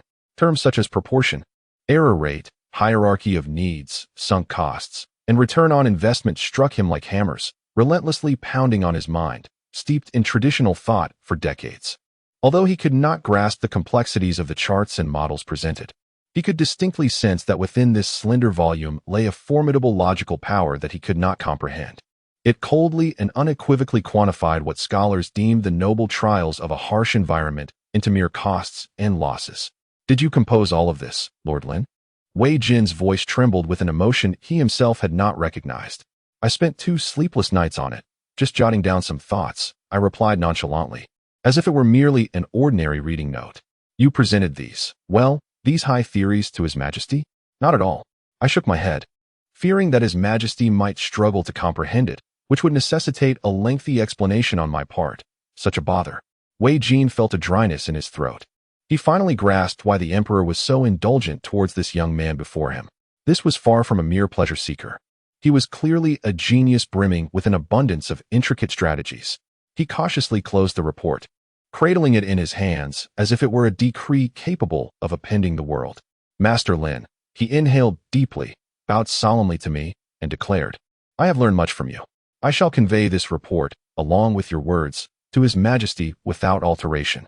I nodded, resuming my languid demeanor. "I appreciate your efforts. Please convey a message to His Majesty. The fish in the Tribute Academy are excessively plump. I fear my nets may not be sturdy enough." I urge him to prepare accordingly. Wei Jin's body jolted, and a fierce light ignited in his eyes. He understood. He fully grasped the profound implication of the emperor's final words. He bowed deeply once more before turning swiftly to depart, observing his nearly frantic retreat. I picked up the report and casually tossed it back onto the table. The impact of a lower-dimensional strike can, at times, be starkly unembellished and tedious. Chapter 28. The Blind Box Unveiled. The Divine Question Bank Generator. After bidding farewell to Wei Jin, the last stone in my heart fell into place. The emperor's stance was unmistakably clear. He was not merely my protector, but also my partner. He would attract external pressures while I concentrated wholeheartedly on my sociological experiments within the Tribute Academy, my personal laboratory. With this assurance, I could finally devote all my energy to crafting the most crucial and intriguing part of the Imperial Examination, the questions. I returned to my study, locked the door, and dismissed all attendants. Then, I reclined comfortably on the soft couch, took a deep breath, and immersed my consciousness into the system. Current total prestige value, 12 points. This figure still appeared rather meager. However, After resolving the internal strife with Zhang Qingyan and the external pressure from the emperor, I had accumulated some latent prestige points. Ding! The host successfully alleviated the internal resistance of the deputy examiner and transformed it into effective support, demonstrating exceptional management skills. This is assessed as a successful team-building endeavor. Positive prestige value, 20. The host, through a lower-dimensional reporting approach, successfully solidified the trust relationship with the highest authority, the emperor, clearing obstacles for future reforms. This is assessed as a successful upward management action. Positive prestige value, 30. Current total prestige value, 12, 20, 30, 62 points. Gazing at this sudden influx of points, I felt a surge of joy. It seemed the system was rather astute, considering not only the outcomes, but also the processes involved. Resolving troubles, in itself, could yield points. Yet, I was still 38 points short of unlocking the question bank generator. I stroked my chin, beginning to contemplate my next steps. Alternative prestige may come swiftly, yet it necessitates official validation, which remains elusive at present. As for positive prestige, the modest improvements to provisions yield only marginal benefits, adding a mere 10 points at a time. Thus the effects are painfully gradual. Is there not a more effective approach to achieve a substantial gain all at once? My gaze turned towards what I have designated as the Great Liang Examination Fairness Foundation's repository. Over the past few days, inspired by the exemplary leadership of the steward, several enthusiastic officials have dispatched various contributions to support my endeavors. Within my modest treasury of illicit gains, the accumulation of silver notes has surpassed 3,000 taels. A bold idea began to take shape in my mind. I promptly summoned my trusted guard and imparted my instructions. Half an hour later, an edict personally issued by the esteemed chief examiner, Lord Lin, swiftly disseminated throughout the examination hall. All craftsmen and clerks involved in the renovation project would, effective immediately, receive double their daily wages.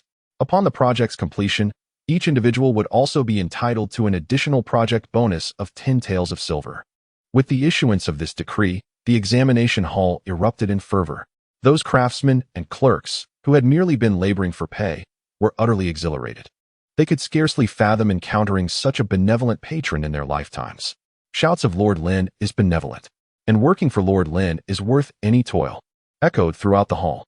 Meanwhile, my system panel began to refresh incessantly, as if it had contracted a virus. Ding!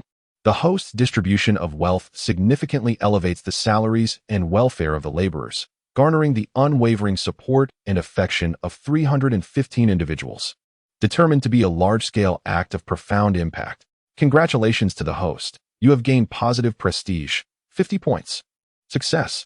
Current total prestige value, 62, 50, 112 points. Gazing at this figure, which had finally breached the 3-digit threshold, I exhaled a sigh of relief. Utilizing others' funds to enhance my own prestige, while simultaneously winning the hearts of the people, is a sensation beyond delightful. Without hesitation, I plunged my consciousness into the system, targeting the now resplendent question bank generator icon and decisively activated it. Ding! Detected that the host's prestige value meets the unlocking criteria. Would you like to consume 100 prestige points to officially activate the Divine Question Bank Generator module? Yes. Activating module. Activation successful. Welcome to the Divine Question Bank Generator. This system is dedicated to providing the host with the most professional, cutting-edge, and revolutionary examination solutions. In the next moment, clarity dawned upon me. The previously monotonous text interface vanished, replaced by a technologically sophisticated, three-dimensional interface reminiscent of a gaming skill tree. A colossal luminous sphere hovered at the center, inscribed with the Great Liang Dynasty National Condition Simulation Model. From this central orb, several major branches extended, each representing a grand domain. In the realm of public welfare, encompassing household registration and tax management, public health and epidemic prevention, social security and relief, as well as grassroots governance and education, it becomes evident that these components form the very fabric of a nation's administration. Similarly, the economic sphere, characterized by agricultural development and water conservancy, commercial trade and finance, handicrafts and technological innovation, alongside the monopolization of salt and iron and fiscal matters, signifies a robust foundation for prosperity. In the military domain, strategic simulations and intelligence analysis, military reform and logistics, weapon research and deployment, Border policies and diplomacy are paramount to national security. The engineering sector, with its focus on urban planning and construction, water conservancy projects and transportation, resource exploration and development, as well as large project management, illustrates the intricate web of a nation's infrastructural advancement. Beneath each primary category lies a labyrinth of intricate subcategories, resembling the superlative intellect of a nation, encompassing an extensive array of topics. My heart swells with excitement. This is no mere question bank, but rather a comprehensive super database and simulator for governance. In the lower right corner of the interface, a custom question setting mode beckons. Here, the host may input keywords, establish assessment directions, and define contextual parameters, allowing the system to intelligently generate unique examination questions. I feel akin to a famished patron stepping into a prestigious Michelin-starred restaurant, confronted with a dazzling array of dishes, momentarily at a loss for where to begin. Poetry and prose. No, that is too mundane. The questions I, Lin Zhijie, intend to formulate must be unprecedented and unparalleled. They must be capable of precisely filtering for the type of talent I seek. My aim is not to select a cadre of pedantic scholars, nor a gaggle of grandiloquent keyboard warriors. What I desire are individuals endowed with data analysis capabilities, logical reasoning skills, project management expertise, and the ability to resolve tangible issues, multidisciplinary talents of the new era. My gaze traverses the expansive skill tree, ultimately honing in on several domains that pique my interest. A bold plan for question formulation, potent enough to incite existential doubt among scholars of the Great Liang Dynasty, gradually takes shape in my mind. A devilish grin spreads across my face, revealing a smile that could only be described as diabolical. Are the candidates prepared to confront the challenge of their graduation project? Chapter 29. 3 questions to ignite the nightmare of the Great Liang scholars before the technologically advanced skill tree interface. I devoted a full half hour to meticulous study. Like a discerning customer, I wandered among the myriad offerings, carefully evaluating which item best met my criteria. My approach to question formulation is distinctly clear. It must adhere to 3 fundamental principles. First, depersonalization. The content of the questions must completely transcend the confines of the 4 books and 5 classics, rendering those who rely solely on rote memorization and quotations unable to respond. In the face of my questions, all knowledge reserves shall be reset to 0. Second, strong applicability. The questions must be intricately linked to real-world governance issues, assessing problem-solving capabilities rather than mere rhetorical skills. I seek engineers and project managers, not poets and orators. Third, interdisciplinary integration. Every question must transcend the confines of a singular discipline, amalgamating at least 2 or more cognitive paradigms, such as data analysis, logical reasoning, and engineering estimation, to discern those truly endowed with systemic thinking and multifaceted talent. After meticulous selection and customization, I have finally settled upon the definitive plan. Taking a deep breath, I mentally commanded, System, generate the examination questions. Ding. Command confirmed.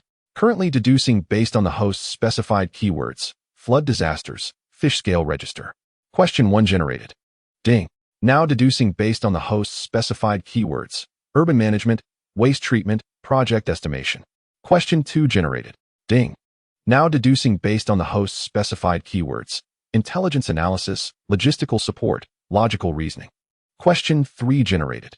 3 primary examination questions have been generated, accompanied by detailed scoring criteria and reference answers, stored in the system's backend. Would you like to transcribe and print them? Transcribe. At my command. Sheets of pristine rice paper materialized upon my desk, as an ethereal force grasped a fine brush, commencing a fluid and graceful calligraphy upon the paper. Moments later, 3 questions, capable of revolutionizing an era, were officially unveiled. In the 8th year of the Great Liang, the examination questions for the Provincial Civil Service Examination. Question 1. Economic data analysis. Discuss the application of fish scale register data and forecasting flood disasters in the Jiangnan region, and establish a preliminary early warning model. Background. The fish scale register serves as the foundation for our dynasty's national land registration, meticulously documenting the ownership, area, topography, and adjacent river systems of agricultural land across the realm. However, this register is predominantly utilized for tax collection, and its intrinsic value remains largely untapped. Requirements. 1. Please elaborate on how to sift through and organize the vast data from the fish scale register to extract effective information pertinent to flood disasters, e.g., area of low-lying fields, number of river-adjacent fields, historical changes in river width, etc. 2. Using the hypothetical Jiazhou Prefecture as an example, characterized by low terrain and dense river networks. Design a 3-tiered early warning mechanism for flood disasters based on fish scale register data. Clearly define the triggering conditions for each level of warning. 3. Briefly outline potential flaws in this early warning model and identify additional data, such as rainfall amounts, hydrological records, etc., necessary for auxiliary adjustments. This question aims to assess candidates' data processing capabilities, logical construction skills, and critical thinking. Question 2. Project management. Please devise a waste classification and recycling system for the capital city, estimating its human and material costs as well as anticipated benefits. Background. The capital city, with a population of 1 million, generates a substantial amount of household waste daily, much of which is disposed of outside the city, leading to environmental pollution, the proliferation of diseases, and significant waste. Requirements. 1. Please design a waste classification scheme that encompasses the entire capital city. Clearly specify classification standards, e.g., kitchen waste, combustible materials, recyclables, construction waste, etc., and devise an easily comprehensible promotional slogan and dissemination process that facilitates public compliance. 2. Please design a recycling and processing workflow for this system, which should include the planning principles and fundamental functions for the location of waste transfer stations, sorting centers, and final processing sites, such as composting facilities, incinerators, etc. 3.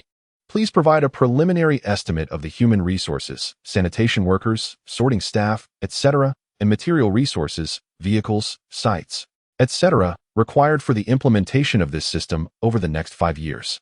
Additionally, briefly outline the potential long-term social benefits it may bring in terms of public health improvement, resource reutilization, and job creation.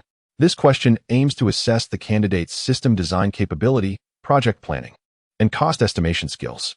Question 3. Military logic reasoning. A fragmentary intelligence report from the Northern Army has been intercepted.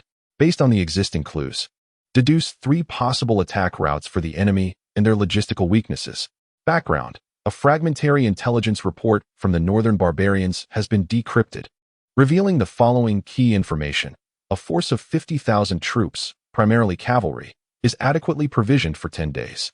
The chieftain will raise the banner at Eagle Beak Cliff on the night of the full moon. The garrison at Black Wind Pass is fewer than 300. Attached, a fragmentary map, which only indicates the approximate locations of Eagle Beak Cliff and Black Wind Pass, as well as the directions of several rivers. Requirements.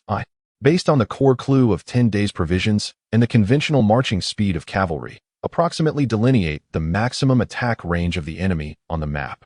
2.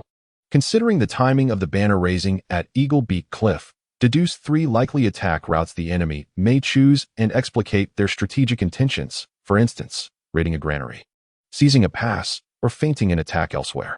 3. For each of the 3 deduced routes, identify the most vulnerable link in their logistical supply line and propose at least one corresponding countermeasure or disruption strategy. This question aims to assess the candidate's information analysis abilities, logical reasoning skills, and military knowledge. As I gazed at these freshly minted examination questions, I nodded in satisfaction. These are not merely exam questions. They are unequivocally 3 assessments of civil service capabilities from the future. They will utterly dismantle the hypocritical facade that only those who excel in academics are worthy, forcing all candidates to face the harsh realities of the world from the same brutal starting line. What can you do? I could almost envision the splendid expressions on the faces of thousands of candidates as these 3 questions were distributed to them, from shock to bewilderment, confusion, and finally despair. This nightmare, orchestrated by my own hand, belonging to the entire scholarly cohort of the Great Liang, is about to unfold. And I, filled with anticipation, yearn to witness this grand performance. Chapter 30. Zhang Qingyan. Deceased. I carefully placed the 3 freshly minted exam questions into an exquisite pearwood tray, personally carrying it to the adjacent auditing office. According to protocol, the questions drafted by the Chief Examiner require preview and verification by the Deputy Chief Examiner before final sealing. This process holds more symbolic than practical significance, aimed at reflecting collective wisdom and mutual oversight. However, for me, the essence of this process is merely one of observation. I am eagerly anticipating the splendid reaction of my diligent and upright assistant, whose contentiousness reaches an impressive score of 88, upon encountering these 3 questions. As I pushed open the door, Zhang Qingyan was immersed in a stack of ledgers, with a pair of reading glasses perched on his nose. He held a pen in one hand and manipulated an abacus with the other, utterly engrossed in his task, so much so that he was oblivious to my entrance. Above his head, the glowing label indicating his remarkable diligence, measuring at 92, radiated a dazzling golden light, silently boasting of his accomplishments. Ahem. I deliberately cleared my throat twice. Startled, Zhang Qingyan jolted upright, his expression shifting to one of complex emotions, wariness, fatigue, and an unacknowledged sense of guilt stemming from the comforts of a hot bath and a soft bed. "Lord Lin," he said, standing up and awkwardly adjusting his somewhat disheveled official robe. "You have worked hard, Lord Zhang." I placed the tray on the cluttered desk, now buried under ledgers, and spoke with a warm demeanor. "These are 3 examination questions I have just drafted. I kindly ask you to review them." Upon hearing the term examination questions, Zhang Qingyan's expression instantly turned grave. This was his true vocation, the most sacred duty of his role as the deputy examiner. At last, he felt he could rectify the chaos surrounding Lin Zhijie in a domain where he excelled. He solemnly washed and dried his hands before carefully picking up the first manuscript from the tray. His gaze fell upon the title, on the application of fish-scale ledger data in predicting flood disasters in the Jiangnan region and establishing a preliminary warning model. With just a glance, his hand trembled slightly. His eyes, somewhat bleary from prolonged study, squinted as he leaned closer, reading each word meticulously. Fish-scale ledger? Predicting floods? Warning model?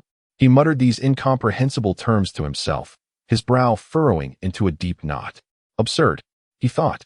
The fish-scale ledger is a crucial instrument for land measurement and tax collection. How could it be conflated with such ethereal predictions? And what, pray tell, is this model? It was utterly unheard of. Suppressing his confusion and displeasure, he steeled himself and picked up the second question. Please design a waste classification and recycling system for the capital, estimating its human and material costs as well as expected benefits. As the word waste caught his eye, Zhang Qingyan's face began to pale. He felt his blood pressure surging uncontrollably. The Imperial Examination, a grand national ceremony for selecting talent, was of utmost reverence. How sacred! The questions should pertain to moral principles and strategies, should encompass the well-being of the nation and its people. Yet this Lin Zhijie dares to propose that scholars discuss waste? This was not merely absurd.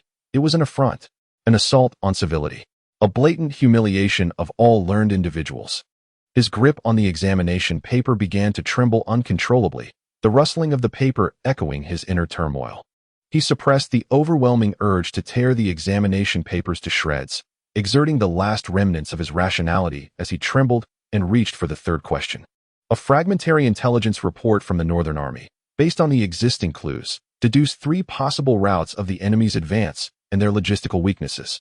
Upon reading the title and requirements of the third question, the thread of reason within Zhang Qingyan snapped with a resounding crack. In mere moments, his complexion transformed in a bewildering sequence from pale to green, then to purple, and finally to a deep black. His eyes rolled back, his body swayed, and his breathing quickened. The dignity of scholarship was in tatters. A heart-wrenching roar erupted from his throat. Lin Zhijie, you are intent on destroying the Imperial Examination of our Great Liang. You are shattering the very foundations of our dynasty. He could no longer contain his emotions. Sweeping all 3 examination papers off the table and, trembling, pointed an accusatory finger at me, exclaiming, "The first question is sheer nonsense. Placing the lowest forms of mathematics above the sacred texts. The second is utterly vile, employing the trivialities of the marketplace in the solemn discourse of the court. The third is even more absurd. This is a matter for military advisors, not for a Confucian scholar like myself.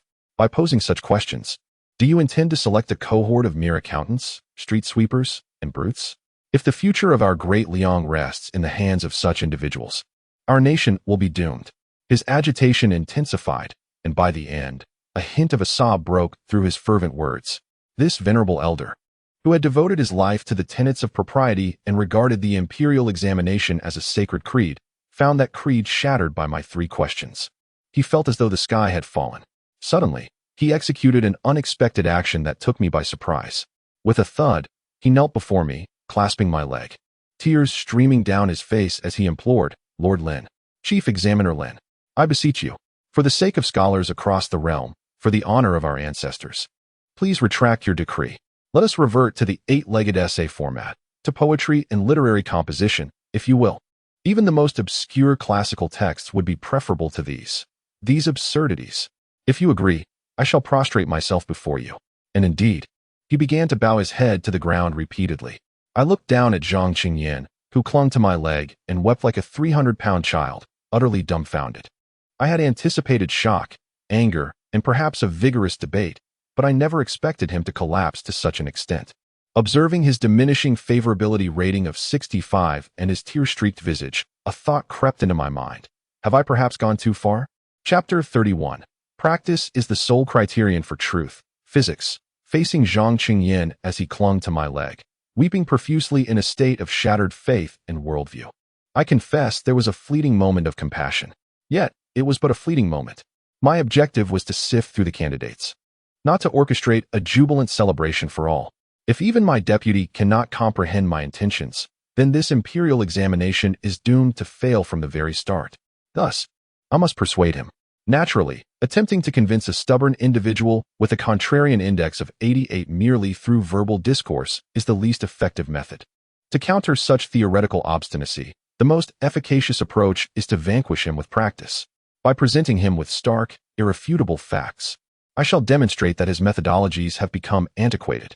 "Zhang, please rise," I sighed, attempting to lift him from the ground. "No, if the esteemed one does not permit it, I shall not rise." Zhang Qingyan clung even tighter, adopting a stance that suggested he would not relent today. I felt a headache coming on. It appeared that physical means would be necessary to validate the truth. Very well, I released my grip, looking down upon him with composure, and calmly stated, "Zhang, do you believe that I cannot select capable individuals for governance from these 3 questions?" "Certainly." Zhang Qingyan lifted his head, his face stained with tears. Yet his gaze was resolutely firm. "Such questions can only yield individuals skilled in trivial arts, doing no good for the nation or the people." "Good," I nodded. "Then let us wager." "Wager?" "Indeed. I shall summon 2 individuals. You and I will each propose a question for them to solve. We shall see whose method more effectively addresses the practical issues at hand." I continued, "If I lose, I will immediately destroy these 3 examination questions and draft new ones." A spark of hope flickered in Zhang Qingyan's eyes. To him, this was an opportunity for assured victory. In terms of doctrine and strategy, he was confident that few within the entire Liang Dynasty could rival him. "Very well, it is settled." He promptly rose from the ground, dried his tears, adjusted his official robes, and resumed the demeanor of the meticulous minister of rights, as if the earlier episode of his distress had never occurred. "Someone," I called out to the doorway. A guard hastily entered. "Go fetch the kitchen servant responsible for delivering firewood, Wang Er." The guard hesitated, clearly perplexed by my request for a mere cook. Zhang Qingyan wore a similarly bewildered expression. "Also summon the scribe Liu Zhijie, who is tasked with transcribing documents in the eastern chamber," I added. A moment later, a burly, dark-skinned cook, reeking of charcoal, and a slender, pallid young scribe, exuding an air of scholarly demeanor, stood before us, visibly trembling. Little Wang Er pays respects to the 2 esteemed gentlemen. The cook stammered, clearly nervous. Student Liu Xiwing pays respects to Minister Lin and Minister Zhang, the scribe said, appearing slightly more composed. I glanced at Zhang Qingyan and gestured for him to proceed. "Zhang, please, you may pose any question regarding doctrine or strategy to them." Zhang Qingyan cleared his throat and confidently stepped forward. He looked at Liu Zhijie and slowly inquired.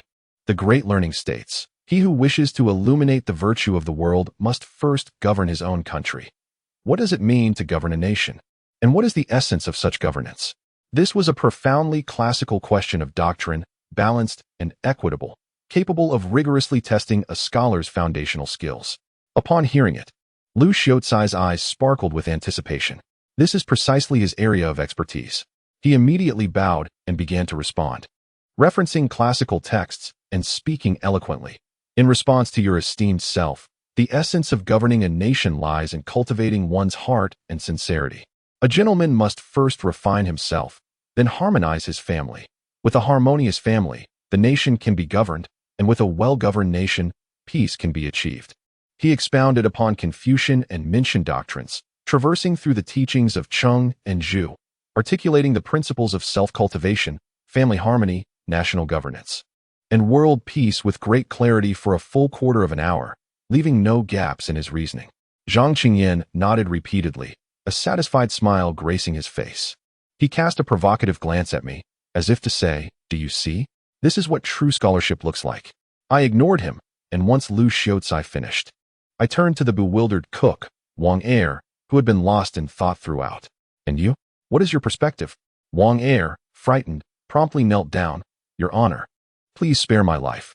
I am but a simpleton, unlettered and unable to comprehend what this esteemed gentleman is saying." Zhang Qingyan's amusement deepened.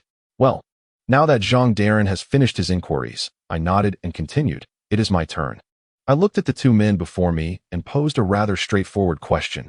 From the back entrance of the examination hall, how can one transport a cart of 500 pounds of charcoal to the Ministry of War, 3 miles away, in the quickest and most labor-efficient manner? Upon hearing the question, both Zhang Qingyan and Lu Xiaocai were taken aback.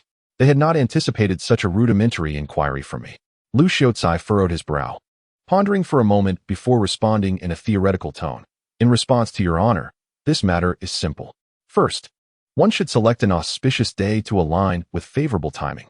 Secondly, a stout and capable man should be chosen to ensure harmonious collaboration. Furthermore, the route taken should be the official road to maintain propriety." Before he could elaborate further, I raised my hand to interrupt. "Get to the point. How specifically should one proceed?" Lu Xiaocai was momentarily at a loss, stammering for a while without arriving at a coherent answer, as he had never traversed that path himself. I turned my gaze to the kneeling Wang Er. "Now it's your turn." Wang Er cautiously lifted his head. Evidently, he understood the question. After a moment's thought, he spoke with a straightforward yet assured tone. "In response to your honor, this matter is quite simple. Exiting through the back door, one should not take the official road, as it would require a considerable detour and involve steep inclines, which is exhausting. One ought to head west, taking Zhangjia Alley instead. Although Zhangjia Alley is narrow, it consists of a downhill stone-paved path, which conserves energy. Upon exiting the alley, crossing a small stone bridge will lead to the back wall of the Ministry of War. There is a hole in the corner, which just collapsed a few days ago. A cart can easily pass through. Following this route would save at least half an hour compared to taking the official road, and one would sweat considerably less." After Wang Er finished, he cautiously observed me. Fearful of having misspoken, the room fell into a profound silence. Lu Xiaocai's face turned a shade of deep crimson. His grand theory of timing, geography, and human cooperation appeared utterly pale and absurd when juxtaposed with Wang Er's specific reference to Zhangjia Alley and the hole in the wall. Meanwhile, the smug expression on Zhang Qingyan's face had vanished without a trace. He stood there in a daze, gazing at the bewildered cook Wang Er, then glanced at the shame-faced scribe Lu Xiaocai, his entire being engulfed in a prolonged and profound silence, lost in contemplation. I approached him gently and said, "Master Zhang, now please tell me, in governing the nation and ensuring stability, do we require someone like Lu Xiaocai, who can recite the principles of governance flawlessly, or the one who comprehends the nuances of Zhangjia Alley and its corner openings, Wang Er? Or can we perhaps encourage someone like Lu Xiaocai to also explore the alley that holds the key to resolving our issues?"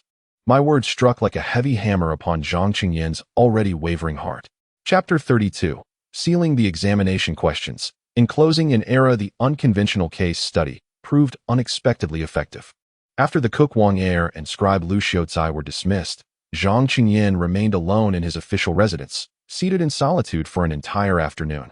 No one knew what occupied his thoughts, and I refrained from disturbing him, recognizing that some deeply entrenched beliefs require time to digest and reconstruct. Forcing enlightenment often yields the opposite effect. As the evening glow painted the sky in hues of crimson, he finally emerged. Though his complexion remained haggard, the bloodshot eyes that once bore stubborn confusion now glimmered with clarity born from struggle.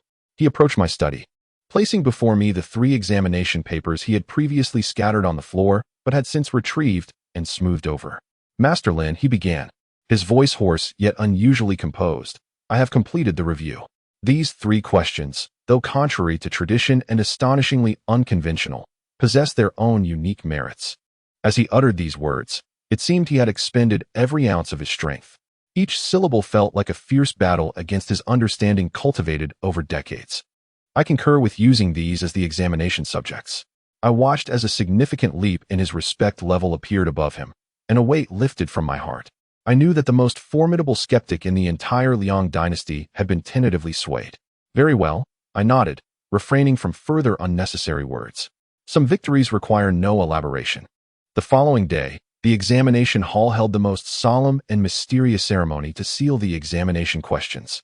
Before the grand hall stood an altar, incense wafting through the air. Zhang Qingyan and I stood side by side, clad in full official regalia of chief and deputy examiners, our expressions grave. Below the platform, officials, clerks, and even some leaders of artisans were arranged neatly, the atmosphere thick with ritualistic significance. The ceremony's officiant from the Ministry of Rites recited the sacrificial texts with a rhythmic intonation, imploring the blessings of the star god of literature for fair selection of talent for the nation. I listened impassively, internally critiquing the convoluted process. With all this time spent on rituals and prayers, wouldn't a double-blind test be far more effective? Such feudal superstitions are a true waste of productive potential. At last, the lengthy ceremony reached its final step of sealing. A low-ranking official, with both hands reverently cradling a treasure chest crafted from exquisite golden silk Nanmu wood, adorned with 3 bronze locks, approached with utmost respect. I accepted the original copies of the 3 examination papers and, under the watchful eyes of the assembly, carefully folded them and placed them within the chest.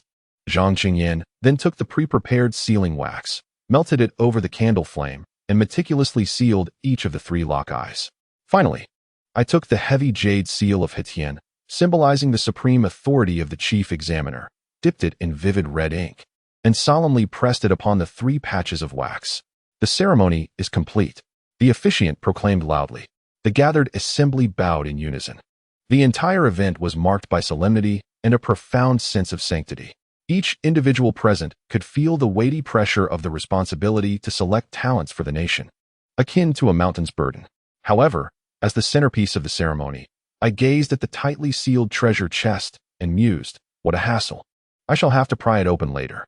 Wouldn't an encrypted disk with a password and fingerprint recognition be 1,000 times more secure?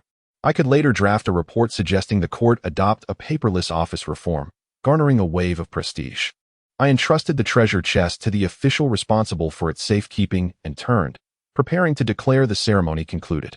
At that moment, my gaze inadvertently drifted to Zhang Qingyan beside me. He stood there, raptly staring at the carried-away treasure chest, his expression a tumult of emotions. There was reluctance, resignation, confusion, but most prominently, a profound sorrow as if he had buried something dear with his own hands. He looked at the chest as if it were not merely 3 unorthodox examination papers, but rather a gravestone of an era, one he was familiar with and had faith in.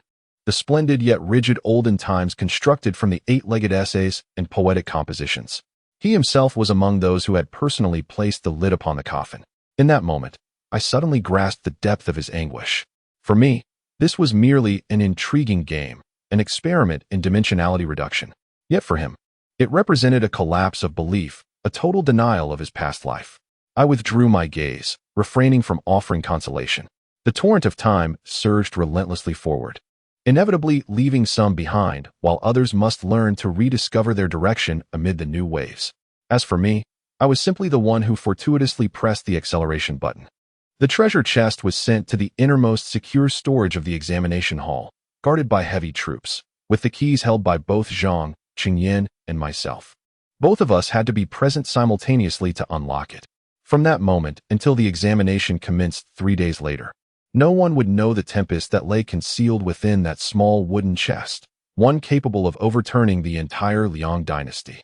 Chapter 33. The Art of Bribery. From covert connections to open confrontations with the official sealing of the examination papers.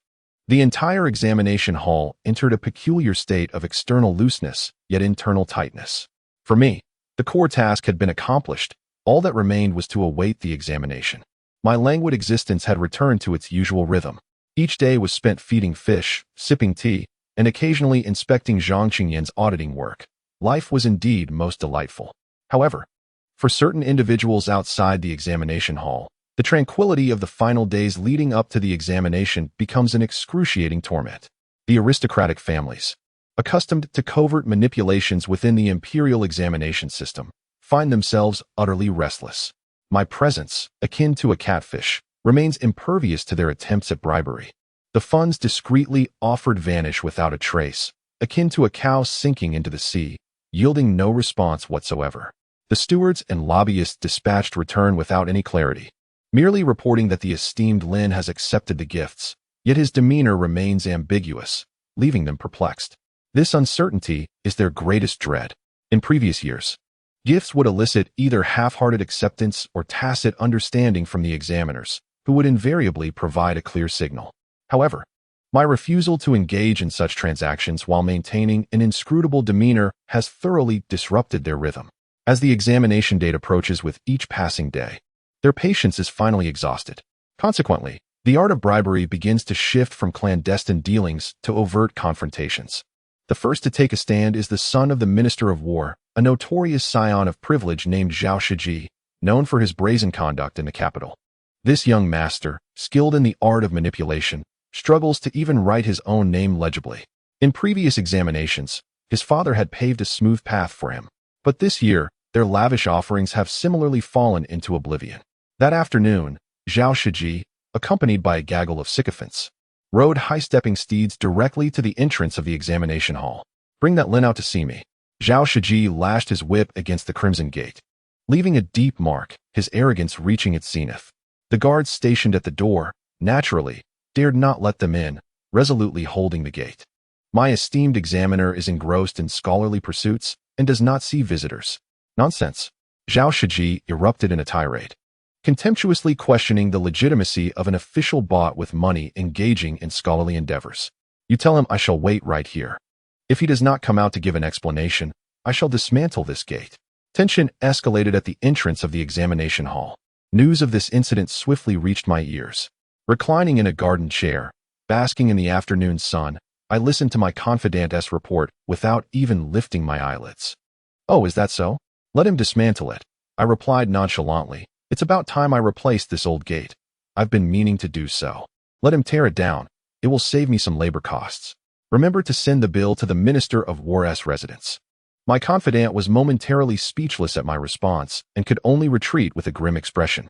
Lin Zhijie's shouting and cursing continued for half an hour, nearly rendering him hoarse, yet not a sound emerged from within. He contemplated truly ordering the gate's demolition, but even with tenfold courage, he would not dare lay a hand on the examination hall, which felt as if it were under imperial protection. Ultimately, he had no choice but to retreat, humiliated, amid the amused gazes of passers-by. Lin Zhijie's brazen provocation served as a signal. Soon after, various forms of pressure, both overt and covert, began to descend upon me. The following day, a certain vice minister from the censorate, under the pretext of inspecting the safety of the examination venue, insisted on entering the hall, ostensibly seeking to gauge my stance. I directly had Zhang Qingyan intervene, citing the ancient tradition of strict examination protocols as justification to thwart him, which left the esteemed minister fuming with indignation. On the third day, a flurry of scandalous rumors began circulating in the capital regarding my character. Some claimed I was merely a notorious bandit who had cunningly deceived the emperor into bestowing his trust upon me. Others alleged that I was a spy from the northern tribes, sent to sow discord within the court. The narratives were crafted with such detail that one might as well have illustrated them and published a tome titled The Legend of Lin the Thief. In the face of these nefarious tactics, I remained unfazed and indifferent. Let them perform their charade. If I were to furrow my brow even slightly, it would signify my defeat. Meanwhile, the anonymous donations to the Liang Scholarship Fairness Fund within my treasury were increasing at an alarming rate. The noble families seemed to have forged an uncanny understanding, exerting pressure on me publicly while simultaneously funneling gifts and money through clandestine channels. It appeared to be a gamble, betting on whether I would ultimately succumb to their pressure and yield. My modest bribes fund had skyrocketed from an initial 3,000 taels to a staggering 15,000 taels in just a few days. A plethora of rare treasures and antiquities cluttered half of the treasury. Each time a new donation was recorded, my anti-cheating module would chime, faithfully documenting the evidence of every transaction. The roster of foundation sponsors grew increasingly thick. Zhang Qingyan watched in disbelief as I embraced this audacious approach while remaining inactive.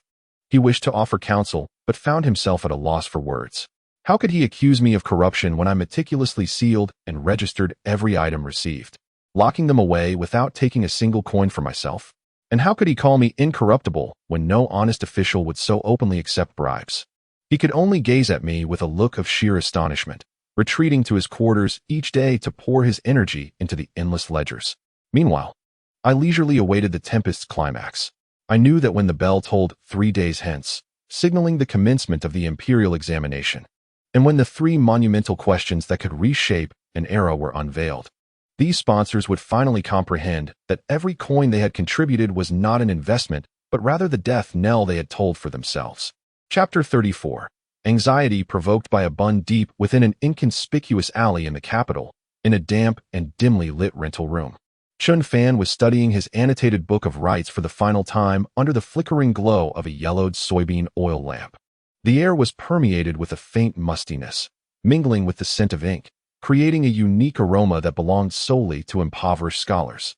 On the table lay his entire possession, several worn and dog-eared classical texts, a faded blue scholar's robe, and a white bun, wrapped in oiled paper, so hard it could rival stone.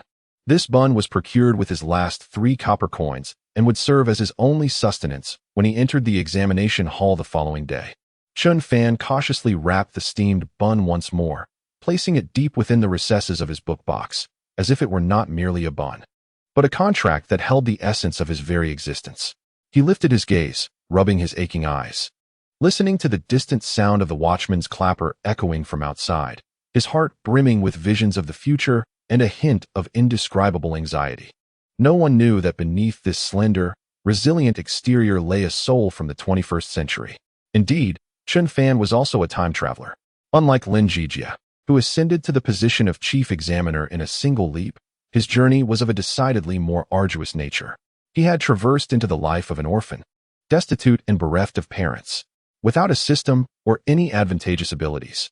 He was accompanied solely by the meager knowledge he had amassed as a graduate student in history in his previous life. After enduring the initial despair and panic, Chun Fan, armed with the tenacity and wisdom of a modern individual, swiftly charted a realistic and feasible path to success through the Imperial Examination. He understood better than any native that in this feudal dynasty, the examination system was the sole avenue for the children of humble origins to break through class barriers. Thus, he embarked on a decade of relentless study. He discarded all advanced knowledge in his mind, knowing that such notions were not only useless in this era, but could also render him a target for persecution as a heretic. He absorbed the mainstream values of this age like a sponge, committing the 4 books and 5 classics to memory, venerating Chengzhu Neo-Confucianism as his guiding principle, and mastering the intricacies of the 8-legged essay to perfection. Over the course of 10 years, he transformed himself into an exemplary scholar of the ancient world. His ambitions were clear: to achieve fame in the examinations, gain entry into the Hamlin Academy, ascend to the cabinet, and ultimately become a renowned statesman. Utilizing his learning to realize the ultimate ideals of self-cultivation, family harmony, governance, and world peace. He believed that by penetrating the core of this system, he could, through his foresight, subtly steer this ancient empire towards a brighter future. This was his final pride and persistence as a time traveler. However, recent rumors circulating in the capital regarding the new chief examiner, Lin Zhijie, stirred ripples in his previously tranquil heart. There were whispers of garden renovations, name changes, and confrontations with the entire civil service. As Chun Fan listened to the discussions among fellow candidates in the inn about this eccentric chief examiner, he was filled with confusion and a tinge of concealed concern. As a peer, he found it utterly incomprehensible to grasp Lin Zhijie's logic. To him, Lin Zhijie was either a genuine madman or a fool who acted whimsically without understanding the rules of the game in this era. Such folly could hardly befit one tasked with selecting talent for the nation. Furrowing his brow, Chun Fan sighed inwardly, his greatest fear being that Lin Zhijie's capriciousness would compromise the fairness of the impending examination. He had invested a decade of arduous study and staked all his hopes on this singular opportunity. He could not afford to lose. He sighed, shaking his head in an attempt to cast aside the distracting thoughts. Regardless of the examiners, I shall remain true to my heart. With the knowledge I have amassed over the past decade, I am certain to stand out among the multitude of scholars. He picked up the book once more, his gaze resolutely firm. He believed in the principle that diligence is rewarded. He was convinced that the flawless piece of classical prose he had painstakingly crafted would serve as the sole key to unlocking his aspirations.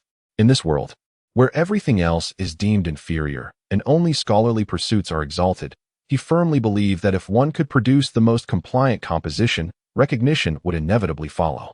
This was the optimal solution he had derived after years of scrutinizing the Imperial Examination system. At this moment, Chen Fan remained unaware that the colleague he regarded as a fool had already discarded the very rules he held dear, along with the singular key, into the annals of history. He was also oblivious to the fact that the humble bun he treasured would prove far more valuable than the 10 years he had devoted to studying the 4 books and 5 classics. Outside the window, the night deepened. 2 souls, originating from the same world, existed in the same capital, one strategizing within the opulence of the examination hall, poised to revolutionize an era, while the other languished in a shadowy alley, anxious about a bun and an uncertain future. They resembled 2 rivers diverging onto separate paths, soon to converge under the whims of fate for the first and most tumultuous intersection. Chapter 35. The Performance Art Before the Examination Hall on the eve of the Imperial Examination. The tension in the capital ignited dramatically. Under the clandestine instigation and support of Zhao Shiji, son of the Minister of War, along with other despairing scions of noble families, a grand movement against Lin Zhijie unfolded before the examination hall. Hundreds of candidates from various academies in the capital, unknowingly manipulated as pawns, raised banners proclaiming the adherence to ancestral traditions, equitable selection of scholars, the removal of corrupt officials, and the restoration of justice, encircling the gates of the examination hall. Lin Zhijie, come forth. You tarnish our rights and laws. You are unworthy to preside over the examinations. After 10 years of diligent study, we shall not permit you, vile sycophants, to defile the examination grounds. The cacophony of shouts and slogans reverberated through the air. Most of these students were naive youths, whose minds were filled with the teachings of sages and a black and white worldview. They were blinded by the meticulously fabricated slanders, genuinely believing that Lin Zhijie was the malevolent force poised to obliterate their futures. Within the examination hall, the atmosphere grew increasingly tense. Zhang Chengyan paced like an ant on a hot pan, beads of sweat dotting his forehead. My Lord Lin, what shall we do? He stammered. The crowd is incited. If this continues, it may provoke a civil uprising. Should we not explain the situation to them? Or perhaps request the local magistrate to dispatch troops to disperse them? I leisurely sipped my freshly brewed Biluakan tea, not even lifting my gaze. Explain? I scoffed. What is there to explain to a group of naive youths being used as cannon fodder? They do not seek the truth. They seek an outlet for their frustrations. But we cannot allow this to continue. It is gravely affecting the dignity of the court. Zhang Qingyan exclaimed anxiously. Who said we should let them create a ruckus? I set down my teacup, rising leisurely to my feet, a mysterious smile gracing my face. Zhang, come, accompany me to witness the spectacle. Witness what spectacle? Zhang Qingyan inquired. Bewildered, I offered no reply and strode out of the study. Under the tense gaze of all the officials and guards, I approached the grand entrance of the examination hall. Through the heavy door, the cacophony of insults from outside was unmistakably audible. I neither commanded the doors to be opened nor ordered a dispersal. Instead, in a tone that was calm to the point of being icy, I issued a series of commands that left everyone astonished. Bring me someone. Present. Go. Move all the large pots from the kitchen to the entrance. Yes.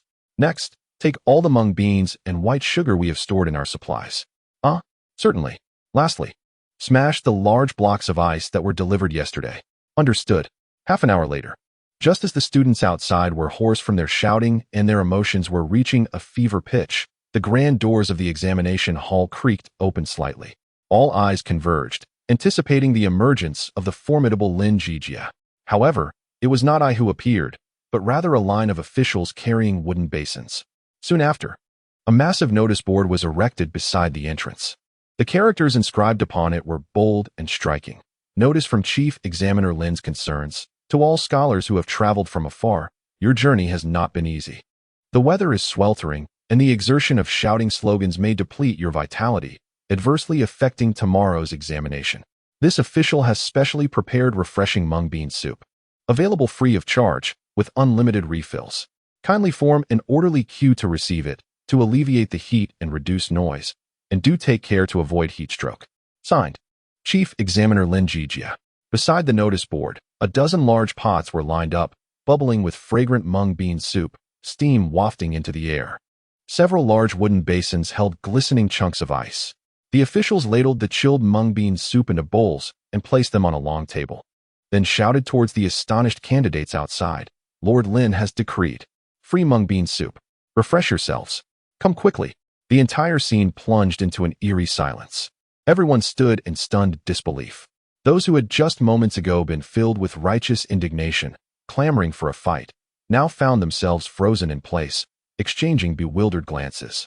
They had envisioned Lin Zhijie would dispatch troops to quell them, or remain behind closed doors, or emerge to hurl insults back at them.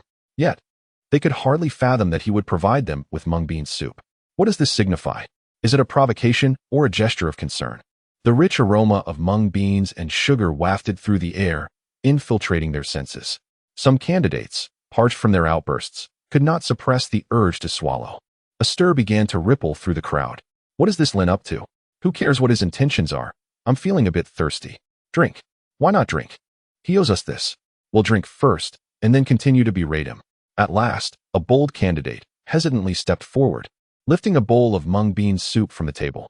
As the cool, sweet soup slid down his throat, a refreshing sensation surged from the depths of his heart, prompting an involuntary sigh of contentment. With the first bowl consumed, there came a second and a third, soon. What had once been a formidable protest turned into a serpentine line of individuals awaiting their turn for soup. Silently, they savored the broth, creating a scene that was momentarily harmonious, albeit slightly awkward. Perched atop the gatehouse, Zhang Qingyan observed this unfolding spectacle in a state of utter astonishment. His mouth agape. He watched as those below, sipping the enemy's mung bean soup, while quietly strategizing how to voice their grievances, left him feeling utterly bewildered. Was this what Lord Lin referred to as watching a performance? With a pot of mung bean soup, a conflict that could have shaken the capital was diffused without a single blow. This was no mere tactic, it bordered on sorcery. Meanwhile, I reclined leisurely against a nearby pillar, glancing at the system panel where my unusual actions had begun to incrementally influence my prestige, a satisfied smile gracing my lips. A flawless act of performance art had not only resolved the tension, but also unexpectedly garnered me a wave of acclaim. The feeling was quite delightful. Chapter 36. The night before the Great Examination, a slacker's self-cultivation on the eve of the Great Examination, an invisible, suffocating tension enveloped the entire capital. Countless lights illuminated various corners of the city, casting a glow upon faces marked by anticipation, anxiety, and gloom. In the Ministry of Rites, the residence of Minister Kong Budu was ablaze with light. He and several like-minded conservative officials were engaged in their final conspiratorial discussions. Come dawn, when the examination papers were distributed, regardless of the absurdity of Lin Zhijie's questions, we would immediately submit a petition to impeach him for his frivolous topics that jeopardized the nation. Kong Budu stroked his beard, his eyes glinting with cold resolve. I have already contacted several venerable ritualists from the Imperial Academy. They will lead the scholars of the realm in denouncing this traitor. Minister, your wisdom is unparalleled. An inspector echoed. Once we solidify the charges against his ludicrous examination questions, even the Emperor's attempts to protect him will be futile against the outcry of the masses. Indeed, tomorrow marks the end for that impertinent fool. In the dim light, their conspiracy simmered as they envisioned my disgraceful downfall amid public scorn. Meanwhile, in the office of Lu Cheng, the Minister of Personnel, lights burned brightly as well. Unlike Kong Budu's radical approach, he exuded a more composed demeanor. Quietly, he polished an antique dagger while listening to his confidant report on various developments. Sir, Minister Zhao and Deputy Minister Li are still awaiting your orders, the confidant murmured. With but a word from you, their offspring may. Enough, Lu Cheng interrupted coolly. Let those fools make a racket. We shall simply observe their conflict from a distance. He sheathed the dagger with a soft click. Lin Zhijie is no simple adversary. The Emperor's use of him must carry profound implications. A cold smile played on Lu Cheng's lips. I am curious to see what tricks he has up his sleeve. Once they are mutually weakened, it will be the perfect opportunity for us to pick up the pieces. The seasoned hunter never strikes hastily. He exhibits a profound patience, awaiting the moment when his prey reveals its most fatal flaw. In a humble rental dwelling nestled within a narrow alley, a dim, yellow-hued oil lamp flickers persistently. The TimeTraveler, Chen Fan, having completed his final review of the 4 books with commentary, finally closes the tome. Instead of succumbing to slumber immediately, he strides to the window, creaking open the wooden frame, and gazes toward the imperial city. The night breeze carries a coolness, rustling through his thin garments. A decade of arduous study and perseverance culminates in this pivotal moment. He presses his hand against his chest, feeling the fervent heartbeat fueled by anxiety and anticipation. Lin Zhijie, he murmurs softly, his gaze imbued with complexity, hoping that the 10 years of toil will not dissipate into nothingness. Drawing a deep breath, he seems to inhale all the hopes and pressures of the capital into his lungs. He then shuts the window, lies upon the cold wooden bed, and forces his eyes to close, gathering every ounce of energy for the impending battle. At the examination hall, the epicenter of the impending storm, tension reaches its zenith. Hundreds of officials and guards engage in final checks. The examination tokens, the roster of candidates, the sealed test papers. Each detail undergoes meticulous verification, leaving no room for error. The deputy examiner, Zhang Qingyan, has endured a sleepless night. Holding a lantern, he personally patrols the empty examination hall, repeating his inspections. He checks the sturdiness of the desks and chairs in the examination rooms and inspects the cleanliness of the newly constructed restrooms.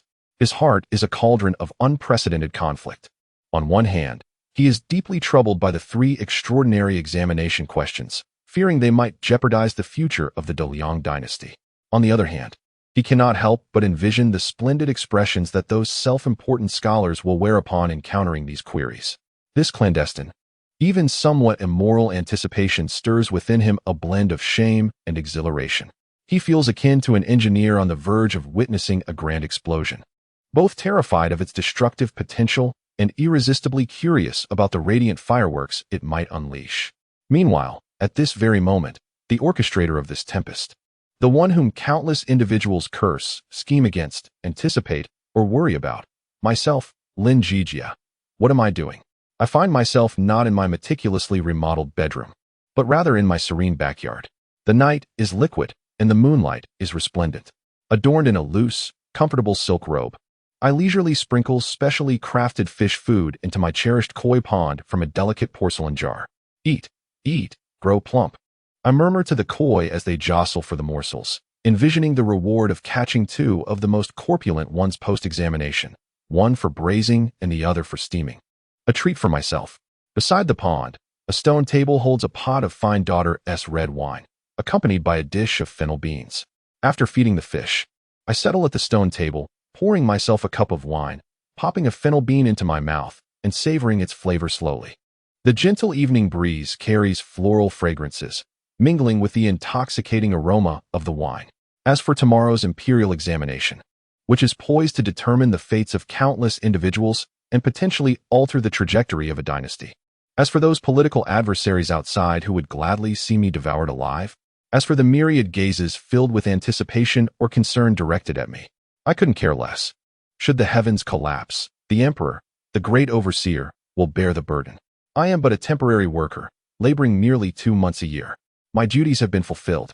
Now, it is time to relish the fruits of my labor and to observe the unfolding spectacle. I raised my goblet, toasting to the bright moon above, and drank deeply. Ah, how delightful are these days of respite. Chapter 37. The dawn breaks. The dragon gate opens at the hour of the rabbit, before the sun has risen. The deep blue sky is still adorned with a few lingering stars, and the entire capital remains enveloped in a tranquil darkness. However, before the examination hall, a throng of people has already gathered, the scene illuminated by bright lanterns. Thousands of candidates from all corners of the land have convened here ahead of time. Some cluster in small groups, whispering encouragement to one another. Others stand alone, leaning against the wall, eyes closed in contemplation. The air is thick with a unique atmosphere, a blend of tension, anticipation, and a hint of fear. Among the crowd, Chun Fan tightened his grip on the book box on his back. his gaze intense as he focused on the tightly shut vermilion gate. To him, that gate symbolized the legendary Dragon Gate. Today, he would cross this threshold to complete the final leap of the carp, transforming into a dragon. Suddenly, a stir rippled through the crowd.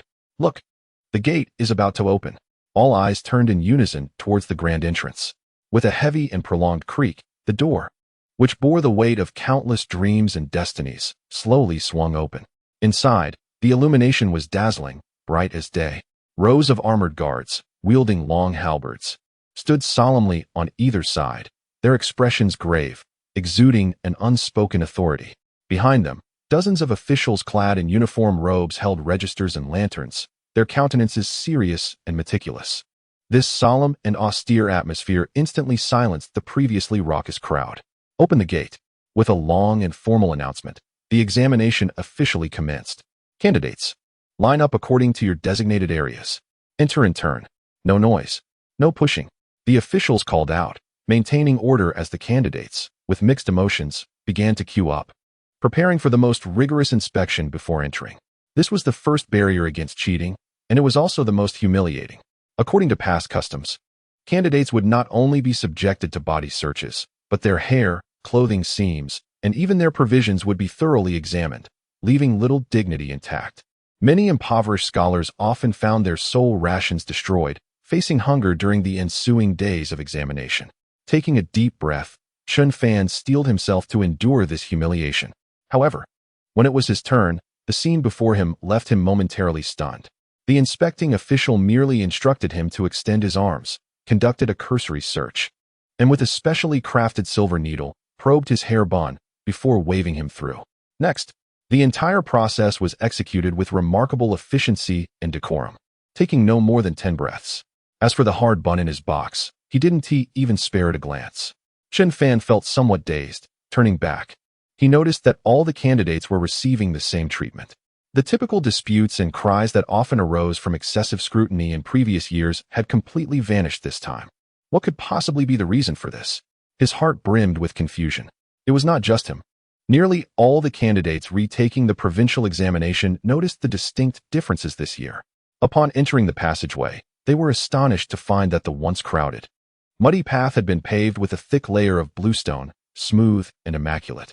Flanking the road, every 10 steps hung a bright lantern, illuminating the way ahead distinctly. Even more astonishing was the establishment of a small tea station at the corner of the passage.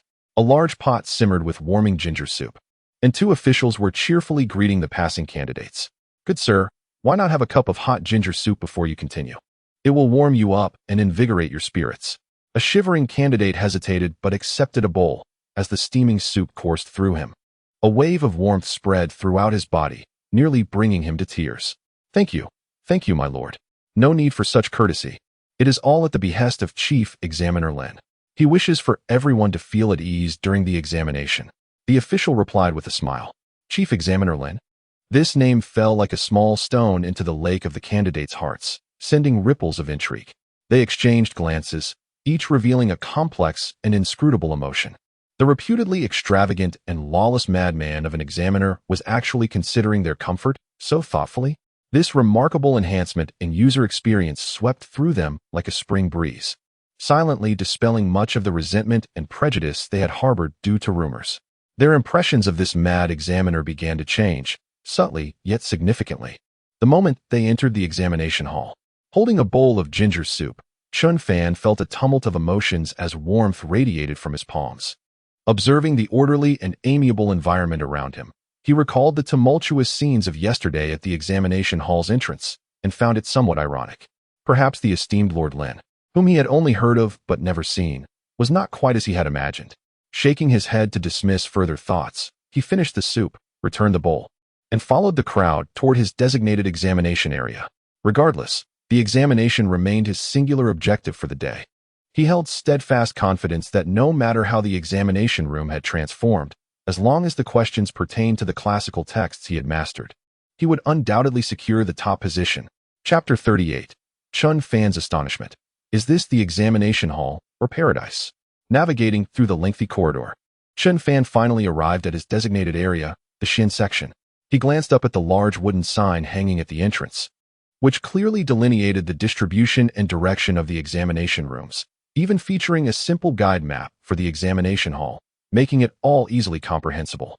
The exquisite attention to detail once again caught him by surprise. Following the number on his examination card, he swiftly located his designated spot, room 9.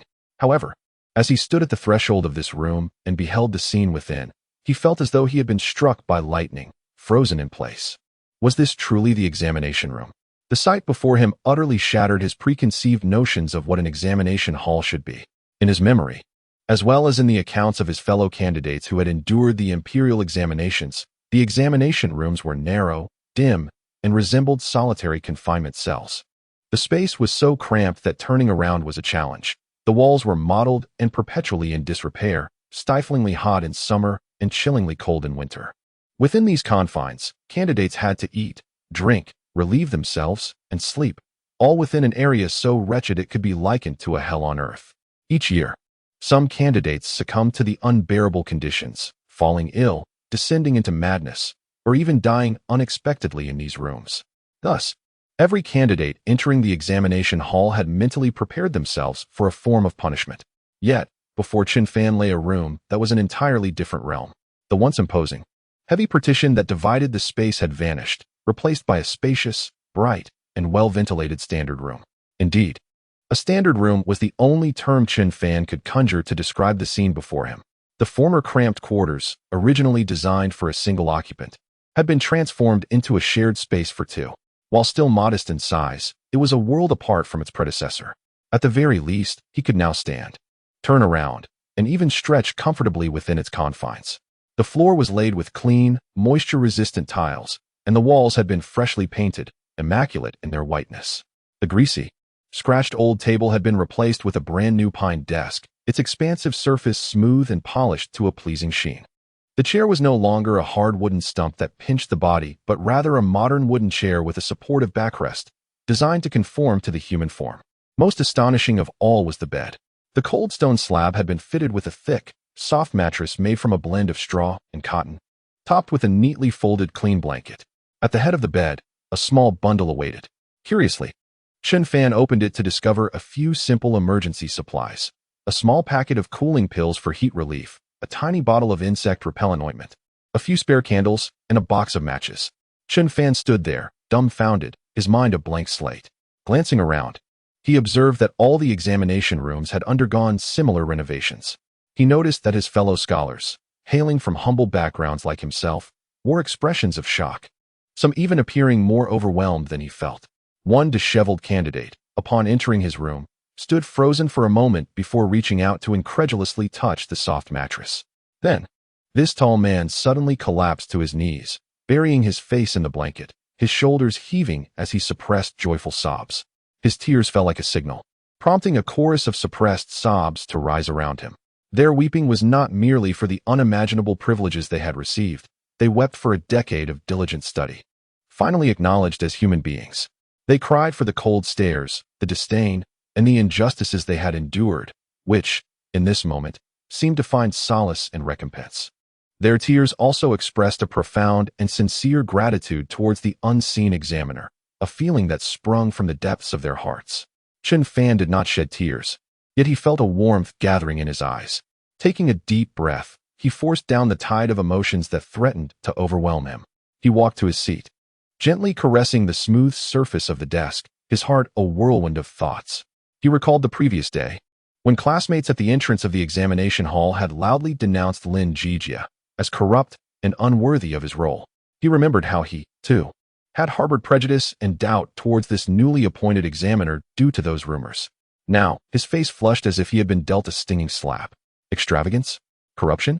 If such extravagance meant providing thousands of diligent scholars with a dignified and comfortable examination environment that allowed them to showcase their talents, then he welcomed this extravagance daily. If such corruption was about shattering outdated and oppressive customs that only served to torment, then he wished for it to be even more forceful. In that moment, Chen Fan's perspective on Lin Zhijie underwent a complete and profound transformation, shifting from viewing him as a reckless maverick to recognizing him as an eccentric, yet admirable individual. He even began to harbor a sense of anticipation. What extraordinary questions might a man capable of such revolutionary actions pose? He arranged his books, sat up straight, regulated his breathing, and elevated his mental state to an unprecedented peak. He was prepared to face any challenge, regardless of the examination questions. He resolved to repay this kind benefactor's recognition with his finest work. Chapter 39. The moment of distribution, silence reigns as the hour of the sea reached its zenith. 3 long and resonant bell chimes echoed throughout the examination hall, signaling the official commencement of the exam. All noise and commotion ceased abruptly at the sound of the bells. Thousands of candidates, regardless of the complex emotions swirling within them, straightened their postures, held their breaths, and fixed their eager gazes towards the end of the corridor. It was here, the thin sheet of paper that would determine their fortunes for the next decade, 2 decades, and possibly their entire lives was about to arrive. Chen Fan felt his heart leap into his throat. He placed his hands on his knees, slightly clenched his fists, and beads of perspiration began to form in his palms. He could distinctly hear the rapid thumping of his heart in his chest, as if it were striving to escape from his throat. He inhaled deeply and repeatedly, striving to quell the overwhelming tension that threatened to engulf him. Maintain a calm demeanor, he chanted silently in his mind. A decade of arduous effort culminates in this moment. Whatever the question, I shall respond. Under the guidance of the officials, a procession of proctors, each bearing the meticulously sealed examination papers, marched in synchronized unison into the various examination rooms.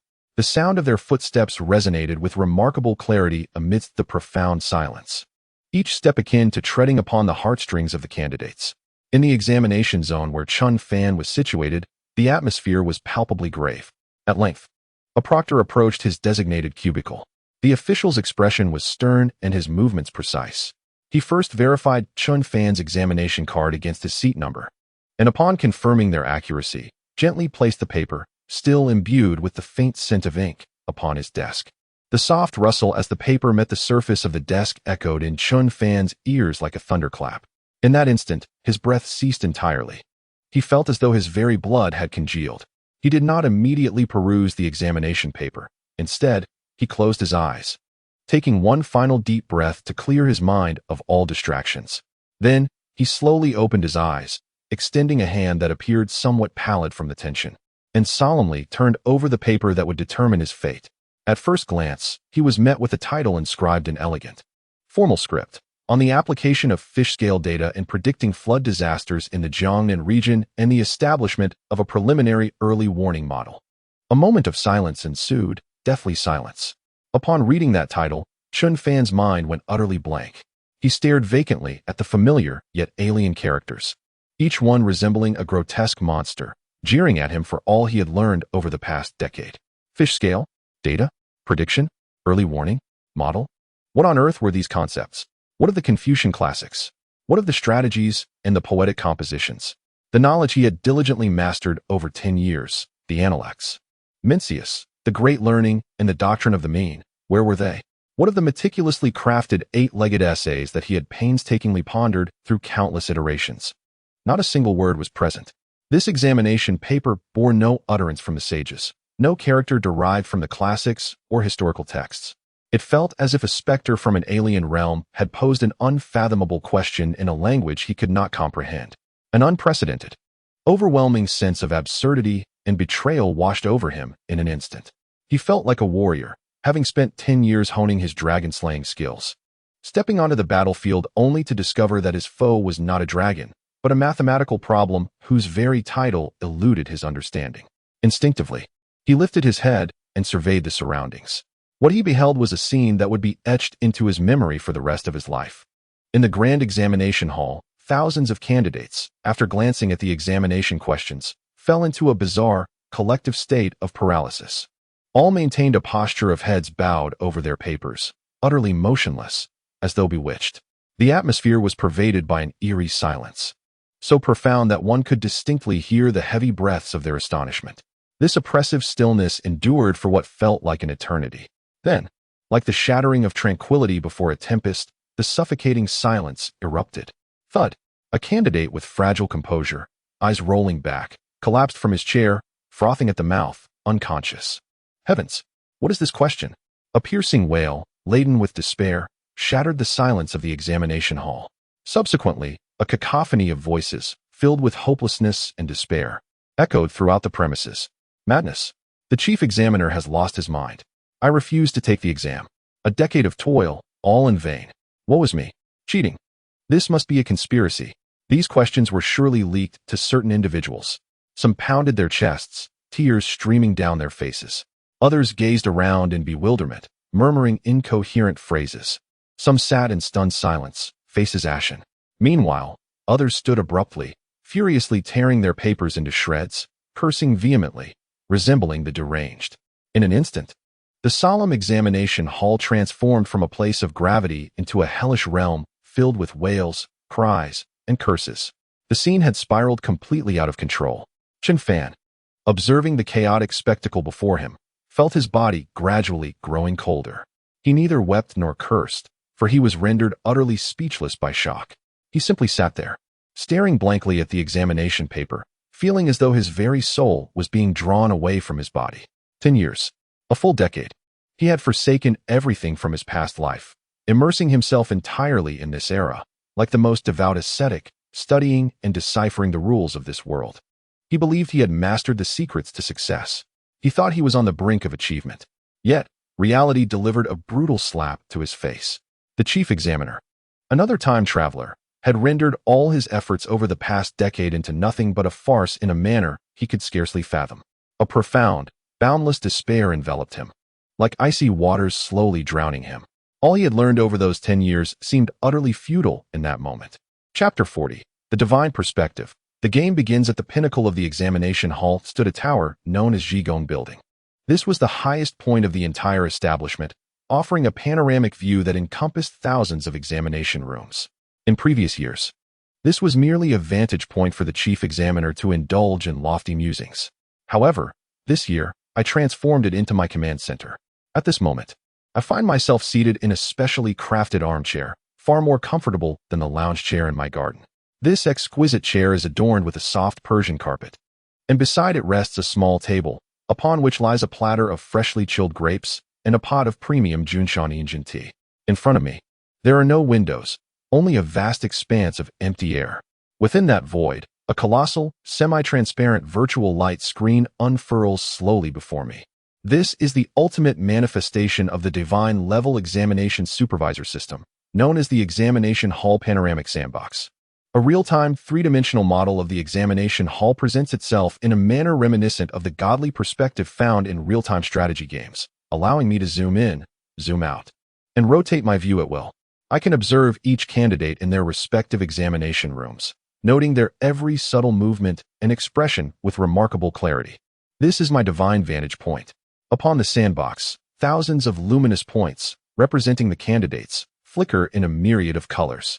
The majority of these points radiate a glaring deep red, symbolizing emotional collapse or utter chaos. A few points glow orange, indicating confusion and disorientation. In stark contrast, the rare green points, representing calmness or contemplation, shine like fireflies in the night, faint yet distinct. Beep. Detected candidate Sun Mingli, unable to cope with the examination questions, experiencing emotional collapse, has torn up his exam paper.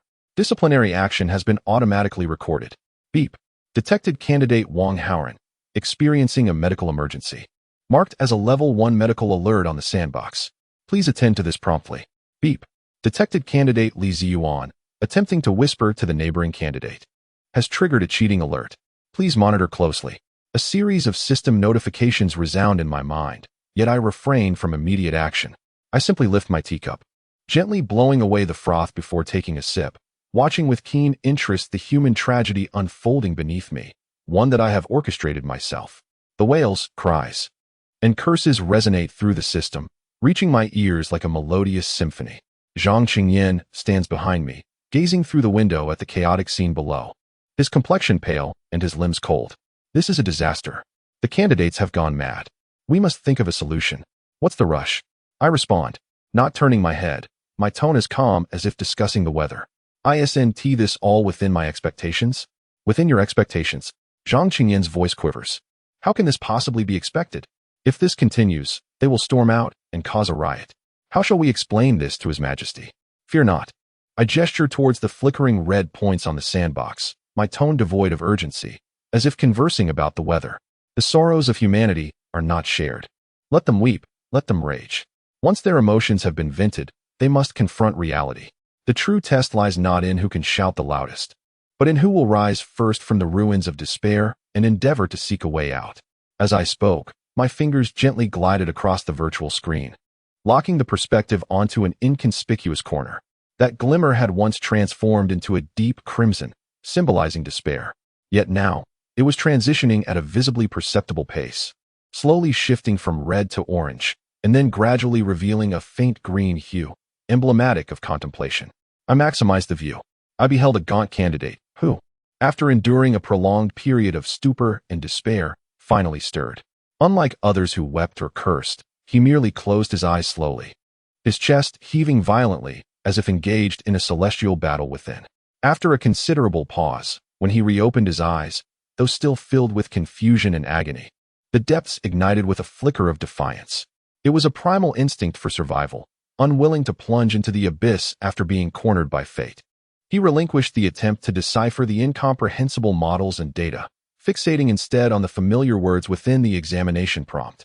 Jiangnan, flood, hometown. Yes, his hometown lay in Jiangnan, where he had personally witnessed the cataclysmic floods that nearly engulfed everything. He picked up his pen anew, abandoning the convolutions of rhetoric. He turned over the precious examination paper and began to sketch on the blank reverse side with a hand that trembled slightly.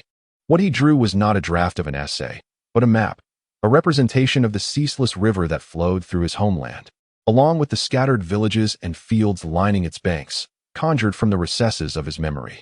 Witnessing this scene, I, who had remained expressionless until now, could no longer suppress a genuine smile of satisfaction. Excellent. The first one has risen. Leaning back in my chair, I tossed a glistening grape into my mouth, savoring the cool sweetness that burst upon my tongue. I turned to Zhang Qingyan, who was utterly astonished beside me, and softly remarked, "Lord Zhang, behold, the performance has begun." Chapter 41. Is it over? No, the torment has just begun. A long and resonant bell tolled, like a divine decree from the heavens, piercing the stagnant air above the examination hall. It signified the end. The rural examination, an agonizing ordeal lasting 9 days for most candidates, finally reached a twisted and blood-stained conclusion at this moment. Silence lingered for merely 3 seconds before an overwhelming roar erupted from thousands of examination rooms. It was neither cheer nor cries of relief. It was the catharsis of a spirit that had reached the brink of collapse after being suppressed to its utmost limits. There were those who wept uncontrollably, their cries echoing like the lament of a bloodied cuckoo. Others laughed maniacally, resembling the deranged. Countless individuals simply slumped in their seats like pools of mud, their gazes vacantly fixed on the narrow sky above the examination hall, as if their souls had been drained. I stand atop the Zhigong building, gazing through the window at the large-scale performance art scene below, orchestrated by my own hand. A subtle smile, akin to that of a sociologist encountering a rare specimen, lingers at the corners of my mouth. They've gone mad, absolutely mad. Zhang Qingyan exclaims behind me, his voice trembling like leaves in an autumn breeze. Lin, you've sullied the decorum. You've sullied it. I did not turn around, merely lifting the cup of long cold tea from the small table beside me, taking a gentle sip. The taste is bitter, reminiscent of the prevailing sentiments of most candidates at this moment, yet I discern a hint of sweetness beneath. Zhang, let us not be hasty, I begin, my voice neither loud nor soft, yet clear enough for him to hear. This is not madness. It is a collective eruption of post-traumatic stress disorder, quite a normal phenomenon, beneficial for their emotional detoxification and overall well-being. What creation? Zhang Qingyan clearly does not comprehend the novel term that escapes my lips. Instinctively, he gestures toward the candidates below, some being supported or even carried away by attendants. They appear ashen, disheveled, and vacant-eyed, resembling survivors who have just escaped from some abyssal lair. Look, they can barely stand. Zhang laments, my diligent students, the future pillars of our nation, reduced to this plight. We are eternal sinners. Internally, I roll my eyes. This gentleman's capacity for empathy seems to be fully engaged, albeit misapplied. Eternal sinners? No, we are merely the joint admissions directors of New Oriental and Lanxiang Technical School. This is merely a pre-admission pressure test, designed to filter out those lacking psychological fortitude. Observe the one who weeps the loudest. Stress resistance rating. Recommend immediate elimination. I set down the teacup and turned to pat his rigid shoulder. Come, Zhang. The first phase of the game has concluded. It is time for us to assess the battlefield. As Zhang Qingyan and I descend the Zhigong building, stepping into the recently vacated examination area, A.M. Lang of ink. Sweat, spoiled food, and despair assaults my senses. The scene before us is far more concrete and vivid than his earlier lament of sullied decorum. This is no solemn examination hall. It is unmistakably the aftermath of a calamity, a site in desperate need of cleansing. Each examination room serves as a miniature explosion site of emotion. In one room, pristine answer sheets are torn into a flurry of white fragments, akin to joss paper offered at a non-existent funeral. On the walls, ink or blood has been smeared in an array of frantic scrawls, most of which convey affectionate greetings and vitriolic blessings directed at me, the chief examiner. I even spot one answer sheet meticulously folded into a paper boat, serenely floating in a puddle of spilled ink, beside which are inscribed 2 words in vermilion, "Ferry me." Art. This is undoubtedly performance art. I murmur in admiration, my mind already grading the creativity of these works. Meanwhile, Zhang Qingyan appears as if he has stumbled into a sinister ritual site. With each step he takes, it is as though he walks upon the edge of a blade. His body quivers slightly, lips trembling, yearning to articulate something, yet no sound emerges. He trembled as he entered a room, bending down to delicately pick up a fragment of a torn examination paper with 2 shaky fingers. On it, a single ink blot bore a word of profound animosity, seeping through the paper. What a calamity! The old man could no longer contain himself. Tears streamed down his weathered face, tracing the deep lines etched into his skin. He cradled the torn piece of paper as if it were the ashes of a revered lineage. The venerable texts and century-old reputation, obliterated in an instant. Obliterated in an instant. He gazed skyward, lamenting with a voice heavy with despair, laden with the weight of shattered faith. As I observed his distress, I felt my temples throb anew. I inhaled deeply, as if drawing in the stagnant dust of antiquated grievances, yearning to find a place to lie down and cleanse my soul. Dear sir, it need not come to such extremes. Is it not merely a reform of the examination system? You speak as though it heralds the end of days. Moreover, even if these papers were filled with the most eloquent prose, how many could truly govern the Yellow River or accurately assess taxes? The sacred texts are not mere stamps of ideology. They are meant to elevate one's perspective, allowing one to view the world from the shoulders of giants, not to wallow in the mud beneath them. I stepped forward, rescuing the innocent scrap of paper from his grasp and tossing it back into the room. Master Zhang, dry your tears. They hold no more value than these shredded papers. My tone turned icy, rather than wallowing in sorrow. It would be more prudent to engage in something of significance. He raised his tear-streaked face, gazing at me in confusion. Significance? Indeed. I gestured toward the chaos surrounding us, issuing my command for all clerks and attendants to commence the cleanup, collecting every scrap of examination paper. Remember, every single piece, I emphasized. Whether whole, torn, defaced, or blank, not a single one must be overlooked. Gather them all, categorize them by examination number, and deliver them to the grading hall. Zhang Qingyan's expression mirrored that of someone hearing a fantastical tale. Collect these scraps? Lord Lin, what purpose does this serve? It would only invite ridicule. Turning away from him, I surveyed the thousands of empty rooms, as though admiring a masterpiece of my own creation. Ridicule? No, Master Zhang, you are mistaken. These are not mere scraps of paper. My voice trembled with an uncontainable excitement and anticipation. In my eyes, each examination paper, regardless of its content or lack thereof, is akin to a blind box, an encapsulation of the candidate's true character, thought processes, reservoir of knowledge, and the radiant or shadowy facets of their humanity. Those conventional essays, rigid and formulaic, are the true waste. It is these authentic expressions, like the paper I picked up, folded into a boat and toyed with between my fingers, that I yearn to behold. I long to discern, under the weight of immense pressure, who will succumb, who will rage, who will capitulate, and who, like Chen Fan, will rise from the ruins, seeking a path yet untraveled. Zhang Qingyan stood frozen, staring at me as if he were encountering me for the first time. He could not grasp the profound implications of my words, yet he sensed within me a stark, almost brutal calmness and anticipation that clashed with the surrounding atmosphere of sorrow. I carefully placed the small boat into my pocket, intending it to be the first memento of this imperial examination. Then, I issued my final instructions, notifying all examiners to gather at the grading hall tomorrow at the hour of Chun, prepared to commence the evaluation. Remember, anonymity and transcription are paramount. Before we unveil the first blind box, I wish for no one to discern whether they will encounter delight or dread. Having uttered my words, I paid no further heed to the petrified Zhang Qingyan, leisurely striding towards my temporary residence. The garden's lounge chair awaited my presence, and it was time to feed the koi in the pond. As for the grand cleanup within the examination hall, I would leave it to those diligent workers. After all, manual labor is ill-suited for someone like me, who earns a living through intellect. I squinted my eyes, savoring the warmth of the evening sun's golden rays upon my face. Had the examination concluded? No. For the candidates, the torment may have ceased.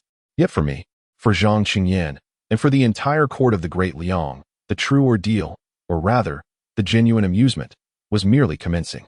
Chapter 42, The Grading Mobilization Meeting. The Salted Fish Chief Examiner's cautionary words the following day, at the hour of Chun. Within the examination hall, the grading chamber. This grand hall, typically only called into service after the provincial examination, now emanated a solemnity akin to a courtroom. The dim light enveloped the space, where dozens of examiners, summoned from various departments, sat rigidly at their respective desks, adorned in garments of differing ranks. Their expressions were grave, their eyes unwavering, as if they were about to confront not mere examination papers, but weighty matters that could determine the fate of the empire. The air was thick with the musty scent of aged scrolls and an almost imperceptible tension. Before the dais, mountains of examination papers were bound with hemp rope and shrouded in thick oilcloth, resembling silent burial mounds. Within these mounds lay buried the dreams and efforts of thousands of candidates, along with the surprises I had meticulously prepared for them. Zhang Qingyan, serving as the deputy chief examiner, occupied a seat closest to the main position on the left. His complexion appeared even more pallid than the day before, the dark circles beneath his eyes resembling strokes of ink. He fidgeted restlessly, frequently glancing towards the hall's entrance. With each sound of approaching footsteps, his body instinctively tensed. He both longed for Lin Zhijie to arrive swiftly and feared the potential for him to utter something even more shocking upon his arrival. The officials in attendance engaged in hushed whispers. Have you heard? Countless candidates left the examination hall yesterday in a state of frenzy, and the premises were left in disarray. The walls of the examination room scrawled with curses directed at the chief examiner. Indeed, I have heard that Lord Lin ordered the collection of those torn and defaced papers as well, leaving us to ponder his intentions. His methods are peculiar and unpredictable, devoid of any discernible pattern. We have come here today, likely to endure his tumult. The speaker was Wang Ziqian, Deputy Minister of Personnel, a confidant of Minister Lu Cheng, who wore a faint, inscrutable smirk, clearly bearing a mission. Another scholar from the Hamlin Academy, Dr. Li, stroked his beard and shook his head, saying, "Let us not be hasty. We are the Emperor's chosen representatives, entrusted with the grading, and must uphold the integrity of our scholarly duties.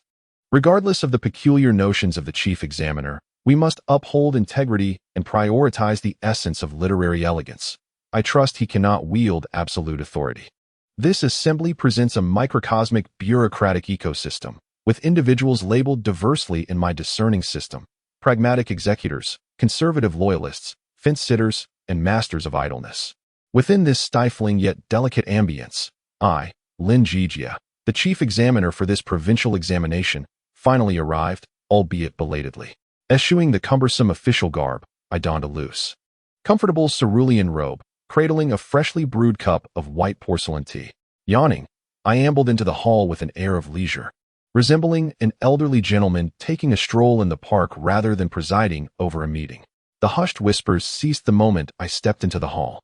Scores of scrutinizing, curious, dissatisfied, and vigilant gazes converged upon me. Ignoring their stares, I approached the principal seat, but refrained from taking a seat immediately, instead flicking off the dust with disdain from the chair. Alas, this cleanliness leaves much to be desired. I muttered under my breath before languidly settling down and placing my teacup with a thud on the table, splashing a few droplets of hot water. Clearing my throat, I lazily lifted my eyelids to survey the myriad expressions of my colleagues below. Everyone is present. Excellent. It indicates a commendable sense of time among you all. Nodding, I commenced my opening remarks, as mundane as commenting on the pleasant weather. I am acutely aware that many questions linger in your minds, such as the peculiar nature of the examination questions, the resort-like ambience of the examination hall, and the reason behind my insistence on collecting a pile of scrap paper. You may continue to ponder these queries, but I shall not provide answers. My second statement instantly plunged the atmosphere into frigid silence. Wang Ziqian's brow furrowed, and Dr.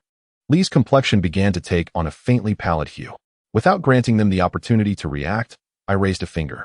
The purpose of today's gathering is not to hold a QA session, but rather an assembly for mobilization. I shall articulate 3 matters, or rather, 3 rules. These 3 rules will serve as the sole criteria for this grading endeavor.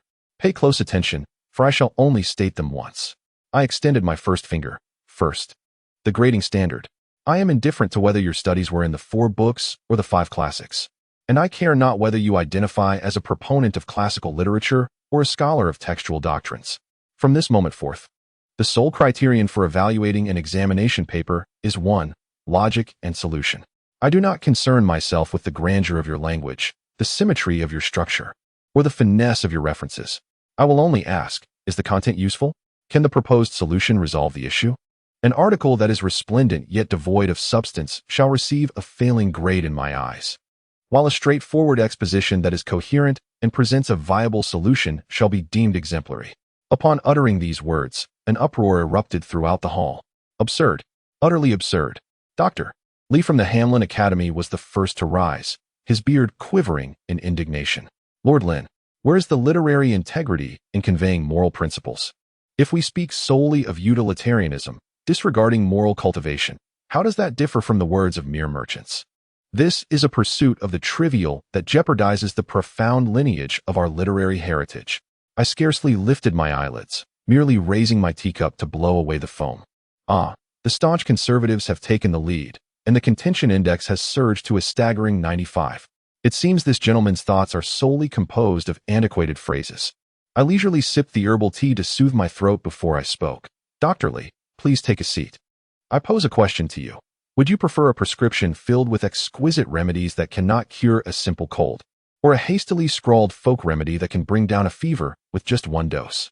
Dr. Li was momentarily taken aback, instinctively replying, how can they be compared? Why not?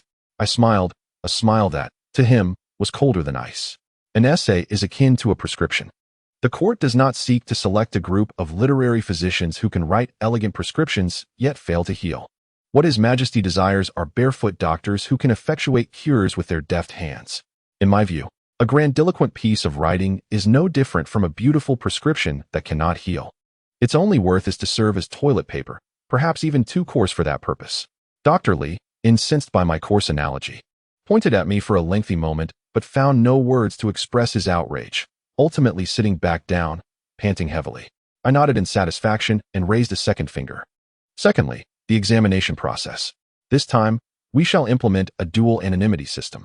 Before the examination papers are presented to you, they will be transcribed by a dedicated scribe. What you will receive are uniform transcriptions, with the original papers sealed away. This means you will neither know the identity of the candidates nor see their handwriting. There is but one purpose for this. I scanned the assembly, my gaze lingering on the face of Deputy Minister Wang Ziqian for half a moment, to protect you, to shield you from unnecessary interpersonal complexities, thereby enabling you to make the most impartial judgments. Wang Ziqian promptly rose, clasping his hands together, his smile devoid of warmth. Though Lord Lin's intentions are commendable, this seems to contravene the ancestral regulations. Traditionally, the imperial examinations have allowed for anonymity. When has there ever been a transcription process? Such elaborate measures, consuming both manpower and resources, signify a lack of trust in us, your fellow officials. Do you believe we would forsake our duties for personal gain? His words were grandiloquent, positioning himself on the moral high ground while sowing discord between me and the other officials. Splendid, the pragmatist has made his move. His logic is clear, and his rhetoric is adept, with a low contention index but a high disruption index. I chuckled softly, reclining against the back of my chair in a relaxed posture. Deputy Minister Wang is overly concerned. I trust that each of you present is of the same caliber as you, upright gentlemen of integrity and impartiality. I adorned him with a metaphorical crown. then shifted my tone. However, I, myself, am not so fortunate. I pointed to myself with a sincere expression, for I am thin-skinned, tender-hearted, and most averse to being indebted to others. Should I encounter an examination paper belonging to a certain acquaintance's offspring, or if a colleague had previously given me a heads up, I fear that a moment's tremor of my hand or a fleeting lapse in my resolve might compel me to act against my conscience. Thus, this system primarily exists to safeguard individuals like myself, whose will is not unwavering. As for the additional expenditure of manpower and resources, I casually remarked while lifting my teacup, it is of no consequence. This expense will be covered by my fair examination fund, without burdening the imperial treasury. Wang Ziqian's smile froze upon his face, as my words effectively severed all his avenues. By belittling myself to the status of a rogue, I rendered him, a gentleman, speechless. Regarding the issue of finances, I shall utilize the bribes I have received to offset the costs of counter-bribery. Such a maneuver would undoubtedly leave him bewildered. He opened his mouth, ultimately managing to utter 2 words, "Your Excellency's high virtue," before he begrudgingly resumed his seat. The entire hall fell into an eerie silence, all present rendered speechless by my unconventional approach.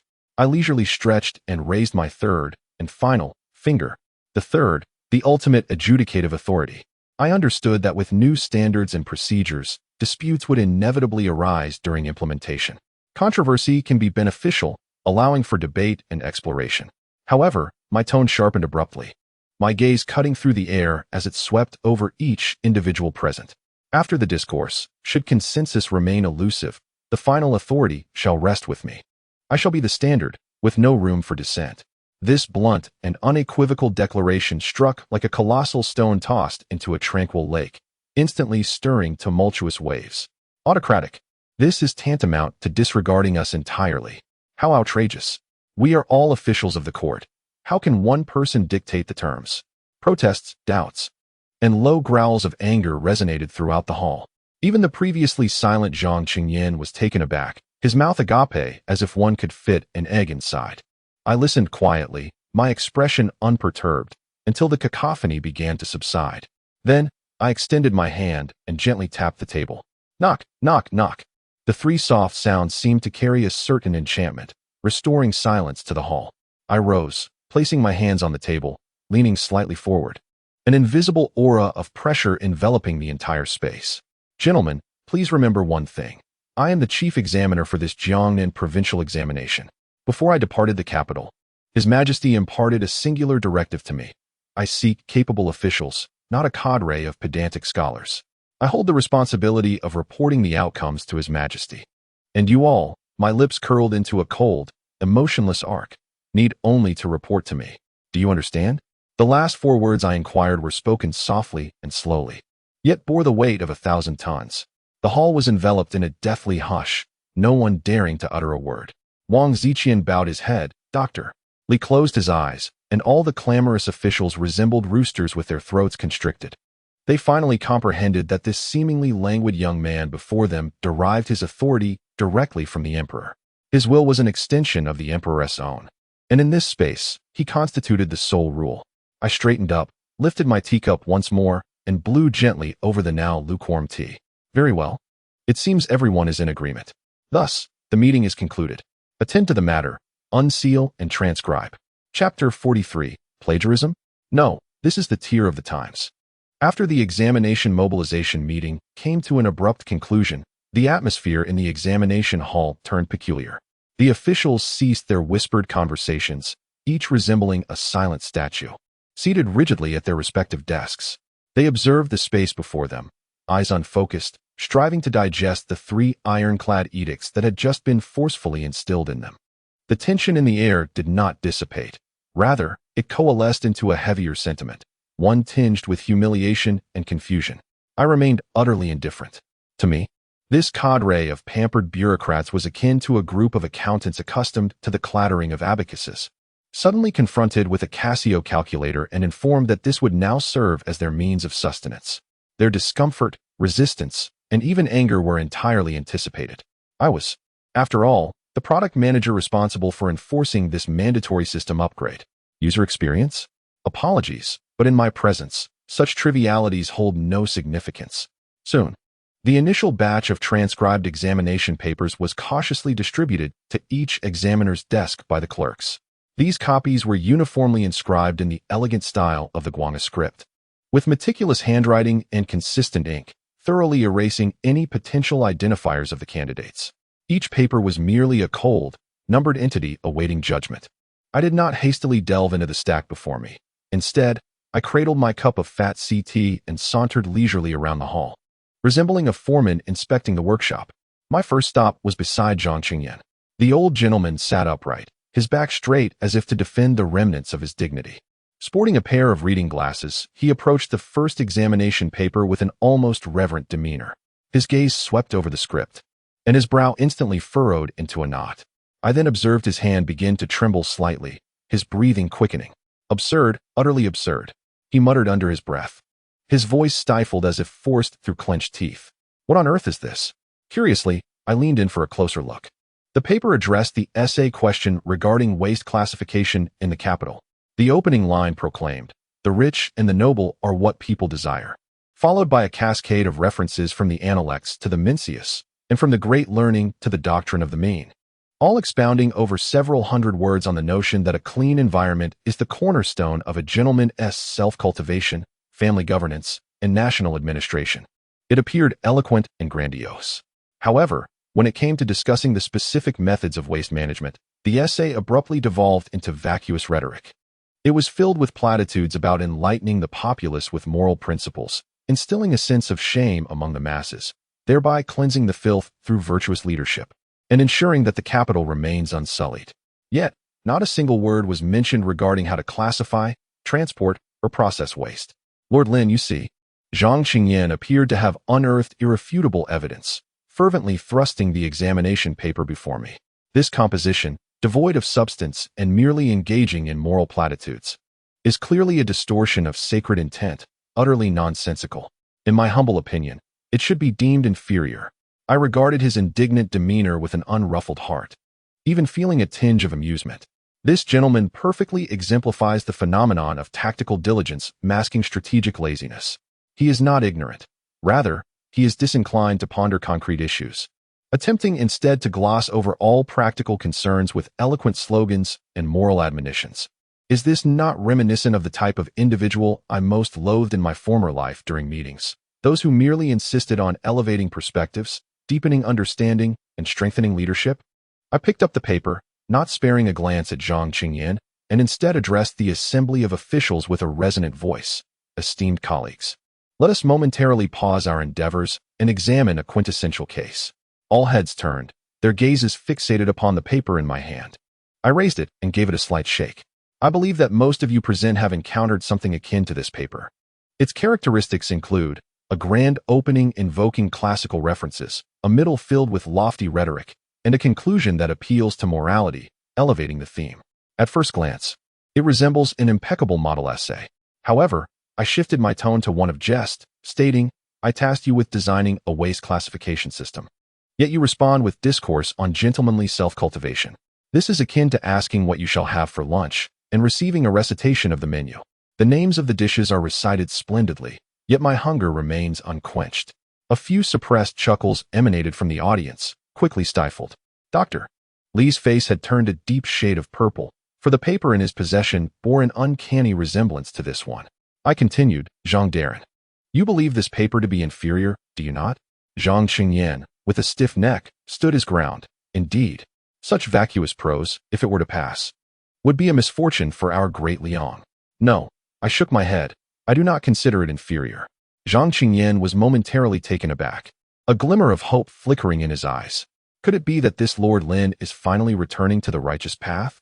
I asserted boldly that this paper is not even worthy of the label inferior. Inferior? This new term left everyone perplexed. I approached the center of the hall and spread the paper upon the ground, treating it as one would industrial refuse. Imagine, esteemed colleagues, our Great Liang's Imperial Examination system as an enormous talent production line, operational for centuries. This production line adheres to a fixed mold of regulated essays. It utilizes a set raw material of the 4 books and 5 classics. Day after day, year after year, it churns out thousands of standardized, ideologically uniform components. These components are you all, as well as our past selves. The author of this examination paper, I tapped the paper with my toe, is a quintessential product of this assembly line. His mind is confined to that fixed mold and raw material. When presented with a novel question that does not fit within his mold, what will he do? He does not contemplate the essence of the issue. Rather, he instinctively forces the problem into the only mold with which he is familiar. Thus, he employs the framework of self-cultivation and family management to address the core of waste classification. The result is a grotesque and inferior product. It appears complete, with all components present and processes followed, yet its fundamental function is flawed, incapable of resolving any issues. My voice reverberates through the silent hall.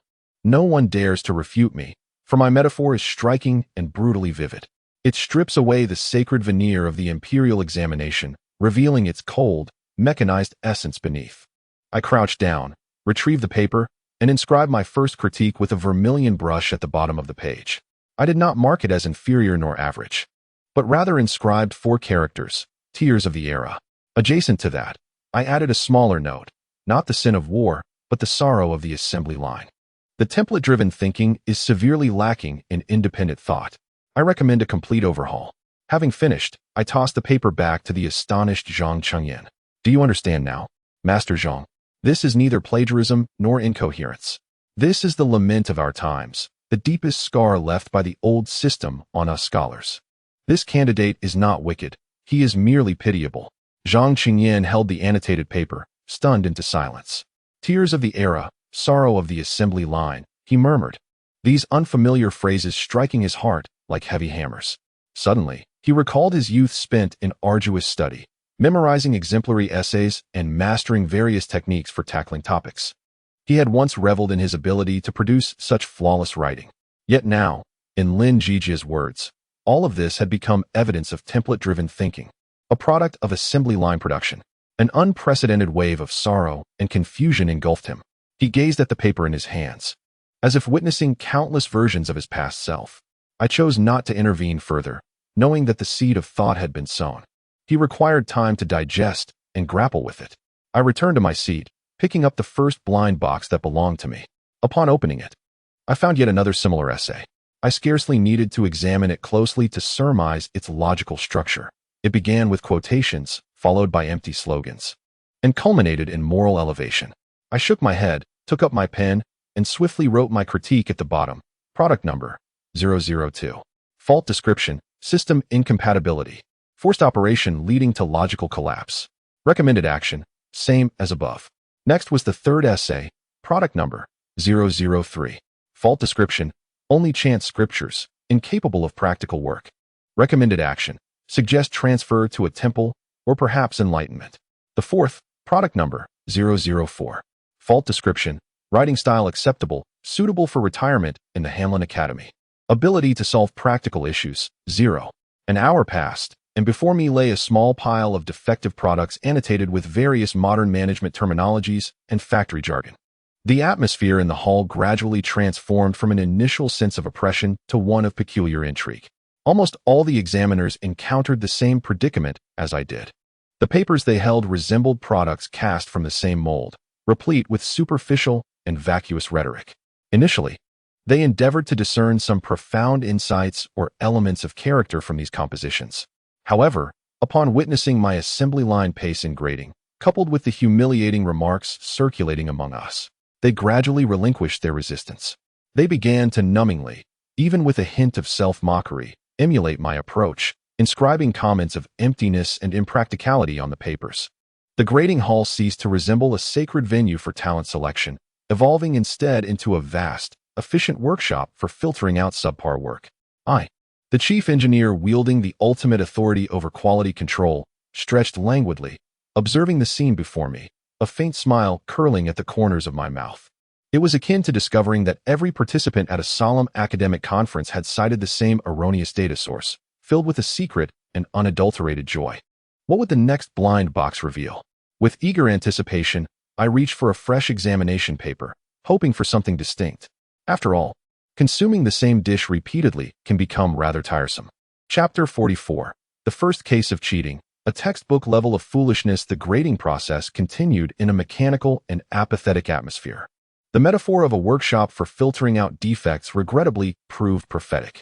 Throughout the morning, the only sounds in the grading hall were the rustling of paper and the occasional resigned sighs. The officials seemed transformed into emotionless machines, labeling each nearly identical paper as unsatisfactory before casting them aside. It felt akin to futilely searching for a unique pebble on an expansive beach. Even I sensed a tinge of boredom. The average level of this cohort of candidates is truly concerning. It appears that the rigid structure of the eight-legged essay not only standardized their thoughts, but also inadvertently throttled their creativity. As I lifted my teacup, poised to refill with a soothing herbal infusion to alleviate my parched throat from excessive critique, an unexpected occurrence transpired. Seated not far from me, the diligent Vice Minister Wang Ziqian suddenly uttered a soft exclamation of surprise. His voice, though barely audible, resonated distinctly in the hushed hall. I lifted my gaze, intrigued by the shift in his demeanor. Gone was the previous gloom and indifference, replaced instead by a glimmer of delight akin to discovering a hidden treasure. He leaned closer to his transcription, meticulously savoring the content, murmuring, "What splendid prose, what admirable character. The parallelism is impeccable, and the allusions are exquisite, truly embodying the intentions of the sages." His admiration immediately captivated the attention of several surrounding officials. Curiosity sparked among the onlookers, eager to discern the nature of such a remarkable piece that could rise above the heap of discarded papers and even garner the attention of the cantankerous Deputy Minister of Personnel. Zhang Qingyan ceased his writing, furrowing his brow as he gazed in that direction. At this moment, he had developed a physiological wariness towards the phrase elegant prose. Meanwhile, I languidly leaned back in my chair, remaining motionless. Yet within me, a distinct voice began to echo. System alert, ding. Level 1 cheating risk warning. Target locked. Examiner. Wang Ziqian.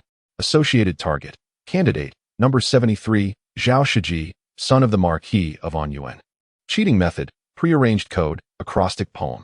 Risk level high. Immediate intervention recommended. In my mind, the cold, clinical tone of the system's notification struck like thunder on a clear day. Yet, my visage wore a languid, amused smile, as if I were a spectator at a spectacle. Oh, finally, something out of the ordinary. Not a surprise, but rather a fright. I refrained from rising immediately or voicing any objections. Instead, I quietly watched Wang Ziqian's performance, akin to a seasoned hunter savoring the moment as his prey unwittingly steps into a trap he had long set. Wang Ziqian, oblivious to the unfolding drama, reveled in his discovery of a gem, raising the examination paper high and proclaiming, "Esteemed colleagues, Lord Zhang, Lord Lin, I believe this paper serves as a paragon for this provincial examination. It should undoubtedly be the first choice." He stood, clutching the paper, striding confidently towards me, his expression laden with undeniable self-assurance, even tinged with a hint of provocation. It seemed he intended to use this flawless script to counter my earlier assertions that prioritized substance over style. "Lord Lin, I humbly present this for your consideration." He offered the paper with a respectful demeanor, though the pride in his tone could not conceal the fact that, despite lacking detailed methods for excavation, his discourse on river management articulated the essence of governance as rooted in moral rectitude and the welfare of the populace. With lofty aspirations and grandiloquent rhetoric, such profundity could only emerge from a mind rich with insight. I accepted the paper without examining its content, instead activating the system's evidence chain generation function. Generating evidence chain, item 1, visual evidence. 3 days prior to the examination, the steward of the Marquis of Anyuan hosted a banquet for Deputy Minister Wang Ziqian at the Drunken Immortal Pavilion, during which a renowned inkstone was gifted.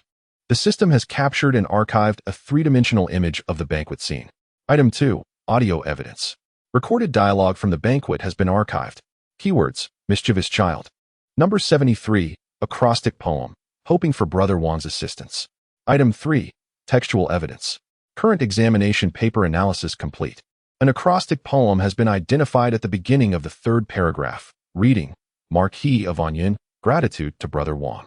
Item 4, correlative evidence. System database comparison reveals that candidate Zhao Shijie's previous essays from county and provincial examinations exhibited mediocre writing and chaotic logic, vastly inferior to this paper.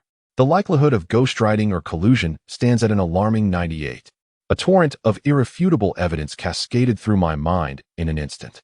The corners of my mouth involuntarily stretched wider. Goodness, what a maneuver. I can only say it's remarkable. With all the evidence in place, including a self-introduction, it seemed he was terrified I might miss him. This was not merely cheating. It was akin to a suicidal assault, so foolishly refreshingly unique. It was almost textbook in its execution. I raised my head to gaze at the expectant Wang Zhiqian, my eyes brimming with pity. Minister Wang, I began leisurely. Are you certain this is the finest article you have ever encountered? Wang Zhiqian, feeling uneasy under my gaze, nonetheless mustered the courage to respond. I truly believe so. My lord, such a masterpiece, if not awarded the highest mark, would indeed be a lamentable loss akin to a pearl lost in the vast ocean. Is that so? I smiled, picking up my vermilion brush, yet refraining from inscribing the 2 characters for the highest mark on the paper. Instead, I gently tapped the first letters of that acrostic poem. N, Yuan, Ho, Fu, Bai, Xia, Wang, Xiong. I pronounced each character softly. With each word I uttered, Wang Zhiqian's complexion paled further. By the time I spoke the final character, his face had turned an ashen gray, a fine sheen of cold sweat breaking out on his forehead. The pride and confidence that once adorned his features vanished like a punctured balloon, replaced by sheer terror and disbelief. He could not fathom how I, bearing the surname Lin, had discerned such a concealed signal at a single glance. The hall fell into a profound silence. No one was a fool. Observing Wang Zhiqian's ghastly expression in conjunction with the 8 characters I had recited, they instantly grasped the underlying scheme. A barrage of scornful, shocked, and gleeful glances pierced like arrows towards the petrified Wang Zhiqian. Zhang Qingyan, trembling with rage, slammed the table, leapt to his feet, and pointed an accusatory finger at Wang Zhiqian, bellowing, Wang Zhiqian, you possess an audacity of the highest order. How dare you indulge in such sordid acts of examination fraud within the examination hall? Where do you place the laws of the court? Where do you place the dignity of the sages? The elder's fury was genuine. He could tolerate Lin Zhijie's unorthodox views, for that was a matter of ideological conflict. However, he could not abide such blatant corruption that sullied the sanctity of the imperial examination. Wang Zhiqian's legs weakened, nearly collapsing to the floor. His lips trembled as he attempted to argue, yet no words emerged. In the face of such irrefutable evidence, any defense appeared feeble and impotent. However, to everyone's astonishment, I did not erupt in outrage as Zhang Qingyan had. I merely gestured for him to calm down. Then, I picked up the incriminating examination paper and, in full view of all, methodically folded it in half, and then in half again. Finally, I took my brush and inscribed a few words on the cover of the folded paper. Sample of examination fraud number 1, pending action. Having completed this act, I discarded the paper into a nearby empty box as if it were mere refuse. Bring it here, I commanded. Make a note of this paper and the name of Minister Wang. Seal it separately and mark it for special attention. My method of handling the situation left everyone utterly stunned. There were no thunderous roars, no interrogations, and no immediate arrest of Wang Zhiqian. Like a seasoned chef who discovers a stale fish, I calmly extracted it, casting it into the bin awaiting disposal, and then resumed my duties. This tranquility was far more chilling than any wrathful storm. Wang Zhiqian gazed at me, his eyes brimming with fear. He would have preferred a scathing reprimand followed by an escort to the Dali Temple. Such overt and visible punishment would have granted him a sense of security. Yet, my composed demeanor and the promise of future reckoning loomed over him like the fabled sword of Damocles. He was left in suspense, uncertain of when or how that sword might descend. It was this dread of the unknown that was the most tormenting. Lord Lin, his voice trembling, attempted to plead for mercy, stammering about his temporary lapse in judgment. I raised my hand, interrupting him. Minister Wang, return to your seat. My tone remained remarkably calm. The grading process was far from complete. Wang Zhiqian could hardly believe his ears. What? Do you wish to visit the Dali Temple for tea at this moment? I arched an eyebrow. Do not be hasty. That day will come, but not now. For now, your task is to continue unboxing the remaining mystery boxes. I insisted that he persist in his grading. This was more ruthless than any punishment. He would sit there, under the disdainful and sympathetic gazes of his colleagues, enduring every moment steeped in an infinite dread regarding his future fate. It was a form of psychological torment. Wang Zhiqian swayed slightly, ultimately returning to his seat, supported by 2 attendants, utterly lost. He could no longer lift his pen, merely sitting there like a soulless shell. I withdrew my gaze contentedly and lifted my teacup once more. System, encrypt and compile all evidence, and append it to the list of Foundation sponsors. Command executed. I savored a sip of tea, feeling a sense of tranquility envelop the world around me. Chapter 45. A panoply of examination cheating. Wang Zhiqian's public disgrace acted as a potent sedative, swiftly permeating the grading hall. Those officials who had previously harbored hopes of evasion or compliance now fell silent, as if chilled by a sudden frost. Their glances toward me shifted from initial disdain and dissatisfaction to profound wariness, even fear. They finally grasped that this young chief examiner possessed not only unorthodox ideas, but also formidable methods and eyes that seemed capable of discerning all truths. The atmosphere in the hall became unprecedentedly solemn. Each individual immersed themselves in their respective documents, their pace and diligence in grading elevated to remarkable heights. No one dared to complain about the stringent standards, nor did anyone sneer at the straightforward prose. After all, no one wished to become the next isolated example marked for scrutiny. I found great satisfaction in this. Setting an example to deter others is invariably one of the most effective management strategies. For me personally, however, the greater enjoyment was only just beginning to unfold. The incident involving Wang Zhiqian and Zhao Shijie's acrostic poem was akin to piercing a hornet's nest. As the evaluation process deepened, my anti-cheating module shifted into high gear. Ding! Secondary cheating risk alert. Target locked. Evaluator, Hamlin Academy reader, Qian Zhongming. Associated target, candidate, number B0108, Sun Yudao. Cheating method, prearranged special mark. The candidate, with imperceptible force, added an extra ink dot at the end of the answer sheet. This serves as a recognition signal. The evidence chain has been automatically generated and archived. I cast a glance at the Hamlin Academy reader named Qian, who was ostentatiously shaking his head, praising a rather unremarkable paper, completely unaware that his subtle antics were laid bare under my vigilant gaze. I was disinclined to confront him as I had with Wang Zhiqian. Instead, I mentally labeled him Cheating Sample 2, pending processing. I then signaled to the clerk to place that paper along with his name into a designated box. Upon seeing his prized work confiscated, the reader's face betrayed a hint of delight, mistakenly believing he had received my tacit approval. Observing his foolish expression left me unfazed, even amused. How delightful, yet another who willingly jumped into the pit. The candidates of this session may lack skill, but they exhibit a commendable spirit of dedication.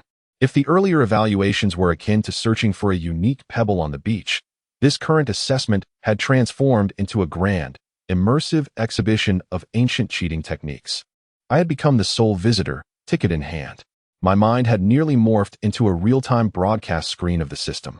Ding! Tertiary cheating risk alert.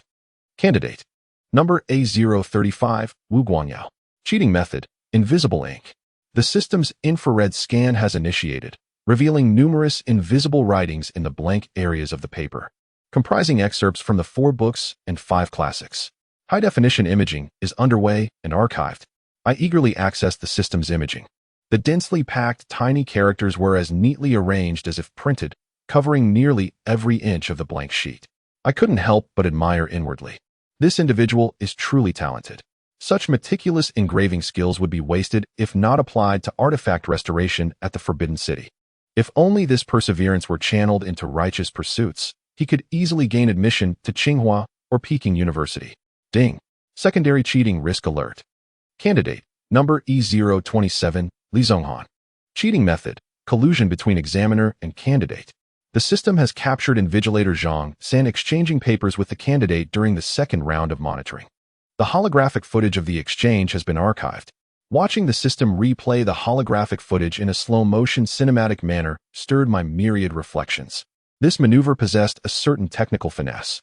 The risks were high, yet the rewards substantial, hinging on timing and audacity. Alas, they had encountered me, equipped with a divine perspective. While they operated on the first layer, I soared in the stratosphere. Ding! Primary cheating risk alert. The examiner, Minister Zhou Zhengda, engaged in fraudulent practices by altering scores. The system detected that when reviewing the exam paper numbered Renzi Wuxi, Zhou unauthorizedly changed the grade from B to C, which had been assigned by other examiners. An analysis report comparing the handwriting before and after the alteration has been generated. This incident exemplifies a gross abuse of the lowest tier of authority. I am too indifferent to even comment on it, having allowed the system to tag him with the label of sample of fraud number 5. In the span of an afternoon, my collection of fraudulent samples has amassed no less than a dozen exhibits. These artifacts encompass a variety of forms of deceit, ranging from examinees to examiners, from within the examination hall to outside it, and from physical cheating to abuses of power. They could easily be compiled into an encyclopedia of corruption in the Imperial Examination. In my mind, I have even ranked these diverse methods of cheating based on their technical sophistication, creativity, and sheer foolishness. Wu Guangyao, who inscribed tiny sculptures with rice soup, has been awarded the Best Technical Award and the Most Inspirational Award. Conversely, Zhao Shiji, the son of the Marquis of Anyuan, has undoubtedly secured the title of the Most Foolish Cheater. His acrostic poem stands as a monument of disgrace in the realm of cheating. Zhang Qingyan, seated beside me, observed my alternating headshakes and smirks, occasionally revealing a look of pity akin to that reserved for a fool, as he sank into profound confusion. He was unaware that I was reveling in an intellectual feast beyond his comprehension. Finally, unable to restrain himself, Lord Lin lowered his voice and inquired, "You seem not to be angered by such disgraceful matters?" He perceived a series of scandals tarnishing the virtuous and felt an overwhelming sense of shame. However, I perceived vibrant case studies rife with human frailties. I turned to him, noting the concern etched on his face, and found the situation somewhat amusing. "Anger?" I retorted. "Lord Zhang, why should I be angry? These are mere pests of the examination realm. They are the corrupt vermin stealing honor. They deserve to be punished severely as a warning to others." Zhang Qingyan exclaimed with fervor. "No, no, no," I shook my finger. "In my eyes, they are neither pests nor vermin. They are contributors." "Contributors?" Zhang's eyes widened in disbelief, questioning the clarity of his hearing or perhaps my sanity. I smiled enigmatically, leaning closer to whisper, audible only to us, "Lord Zhang, consider this. What troubles His Majesty the most?" Zhang paused, instinctively replying, "It is the factional strife within the court, the corruption of officials, and the dominance of powerful families." "Exactly," I snapped my fingers. "How does one resolve these issues? A knife is needed, right? A sharp one, capable of precisely excising the tumor without harming the root. But such a knife is hard to find. Any official you touch may unravel a tangled web of personal connections, leading to a cascade of impeachments that could shake the very foundations of the palace." I gestured toward the box brimming with samples of fraud, my smile taking on a deeper significance. "Now, this knife has been delivered to me by their own hands.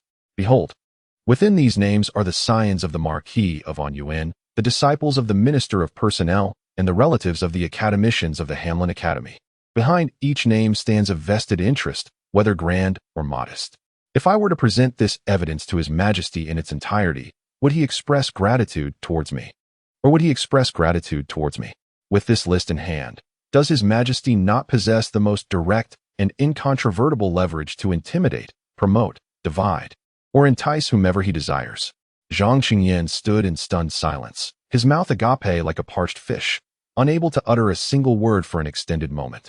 He had always believed that the malfeasance within the Imperial Examination system was merely an intrinsic flaw of the system itself. Expose it, deal with it, and the matter would be resolved. He had never considered that these fraudulent cases could serve as a political weapon.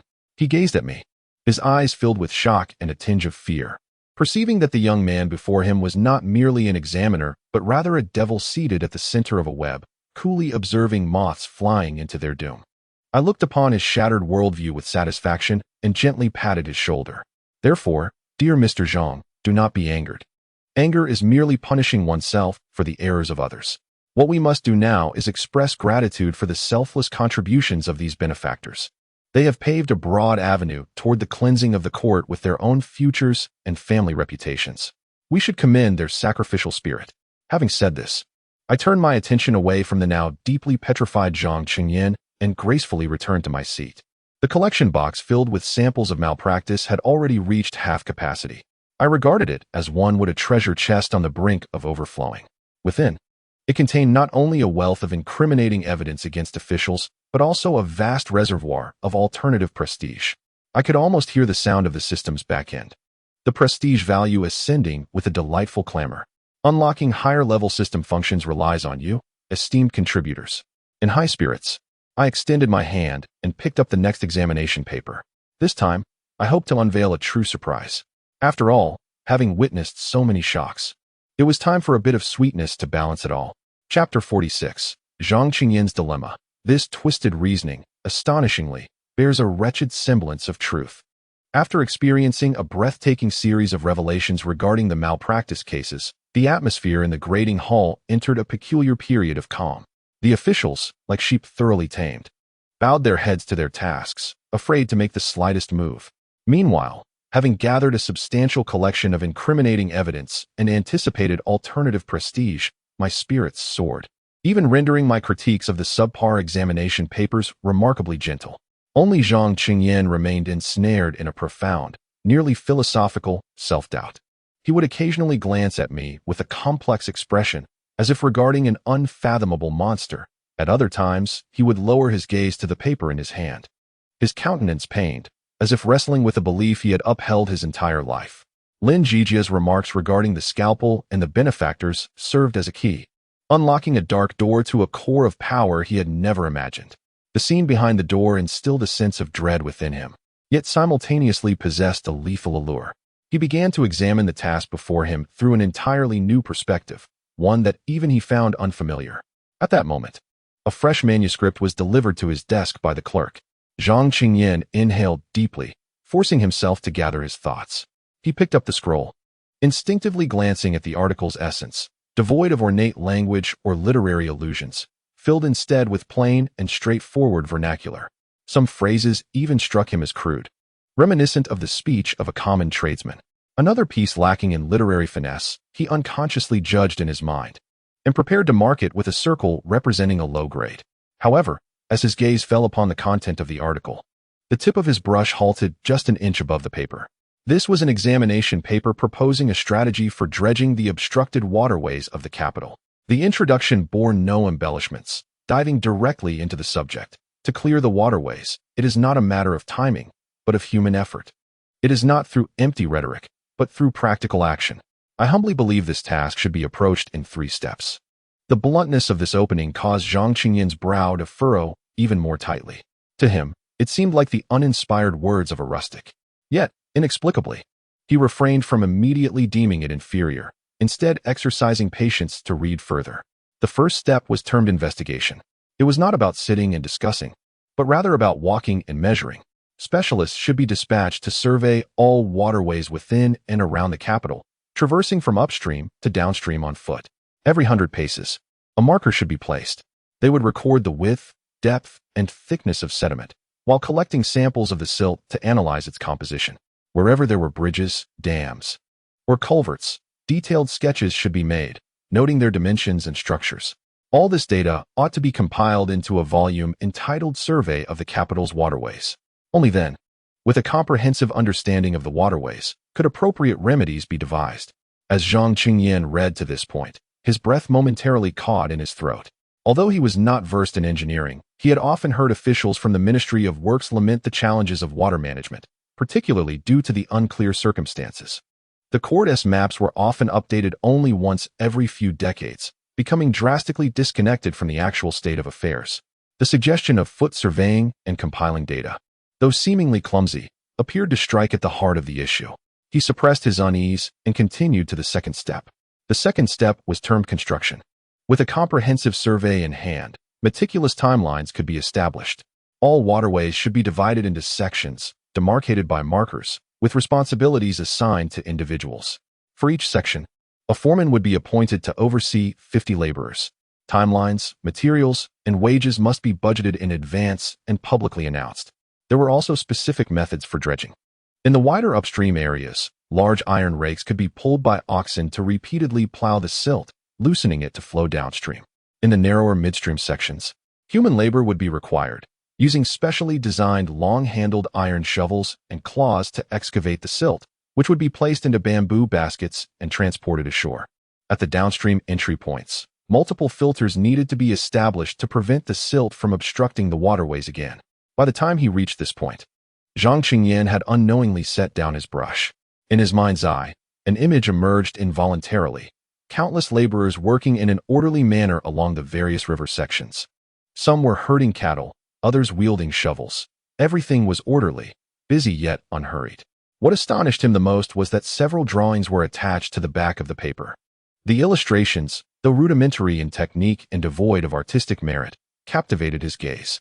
One depicted a heavy iron rake drawn by oxen, its structure formidable with interlocking teeth that appeared both heavy and sharp. Adjacent to it was a label stating, "This implement must be forged from fine iron, weighing over 100 pounds, to penetrate the mud by 3 inches. Another illustration portrayed a long-handled iron claw, its tips resembling eagle talons capable of opening and closing.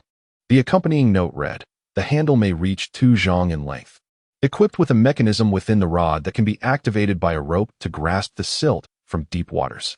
This was no mere treatise. It was essentially a construction manual. Zhang Chengyan felt a dryness in his throat.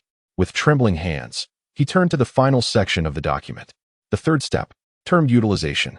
With the river cleared, the excavated silt was not waste. The viscous material could be mixed with straw to create mud bricks for building houses and walls, representing one application. The fertile soil could be sold to farmers in the outskirts of the capital for land enhancement, with the proceeds contributing to the national treasury and slightly alleviating labor costs, denoting a second application.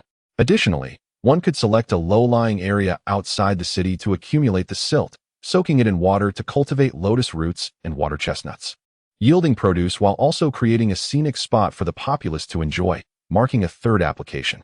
Thus, the triad of surveying, construction, and utilization interlinked seamlessly. Surveying forms the foundation, construction embodies action, and utilization ensures continuity. In this manner, the river can be cleared, the treasury can be saved, and the citizens can find peace. I, a humble servant, am ignorant of the implications of my words and humbly beseech your wise judgment. The text concluded here, devoid of any sage sayings or ornate embellishments. What remained were the painfully detailed steps and the astonishing yet reasonable concepts. Zhang Qingyan sat there, clutching the document, as if struck by lightning. His mind was in turmoil. On one side lay his lifelong belief in the doctrine of literature as a vehicle for moral instruction, which insisted that this piece, crude and unrefined, was a blatant affront to the very essence of writing. On the other side was his conscience as an upright official, screaming that this proposal was remarkably feasible. If implemented, it could indeed resolve the long-standing issue of sediment accumulation in the capital's waterways. One voice declared, "This is fallacious reasoning." Yet another countered, "But it is undeniably logical." These conflicting thoughts tore and clashed violently within his mind, causing him excruciating pain. He shut his eyes in anguish. Time passed, though he could not tell how long, until he suddenly opened his eyes, as if having reached a resolute decision. He picked up the document and, with heavy steps, approached me. "My Lord Lin," his voice, tinged with an unrecognized rasp and tremor, broke the silence. "I have a paper here that I wish to present for your esteemed correction." I was engrossed in reviewing a fantastical treatise filled with supernatural claims. I had noted that it was rich in imagination and suggested he pursue writing a novel, when I noticed his anxious demeanor. I raised an eyebrow, intrigued. "Oh, let me see it." Upon receiving the examination paper, I cast a fleeting glance over it, and a subtle smile graced my lips. A pragmatic individual has arrived, one who comprehends project management and resource reutilization. Quite intriguing. I lifted my gaze to Zhang Qingyan, only to find his countenance awash with turmoil and despair, as if presenting this paper had drained every ounce of his strength. "Master Zhang," I inquired, feigning ignorance, "how do you believe this paper should be assessed?" After a prolonged moment of hesitation, Zhang's lips quivered before he managed to utter a few words through gritted teeth, as an old man with much experience. "I deem this work to be utterly crude and thus classified as inferior. However," he continued with great difficulty, "if we consider its practicality, it might indeed qualify as exceptional." The old man seemed perplexed. Bowing his head like a child who has erred, he implored me for clarity. Observing his demeanor, I understood that the final straw had been placed upon the camel's back. Rather than providing a direct answer, I seized a cinnabar brush and inscribed a grand phrase upon the margin of the paper. Not a single character written, yet all charm is captured. Upon completion, I returned the paper to him. Zhang Qingyan gazed at the 8 characters in confusion and murmured, "Not a single character written, yet all charm is captured. This is a term used in painting criticism. What does it signify in this context?" I smiled gently, rose from my seat, approached him, and patted his shoulder. Master Zhang, what do you consider to be a true piece of literature? Is it merely a collection of ornate phrases and quotations? No, that is mere ostentation. Authentic literature serves a purpose in society. It resolves issues, stabilizes nations, and enhances the quality of life for the common populace. The author of this paper, while never mentioning virtue, embodies benevolence in every aspect, though he does not speak of principles.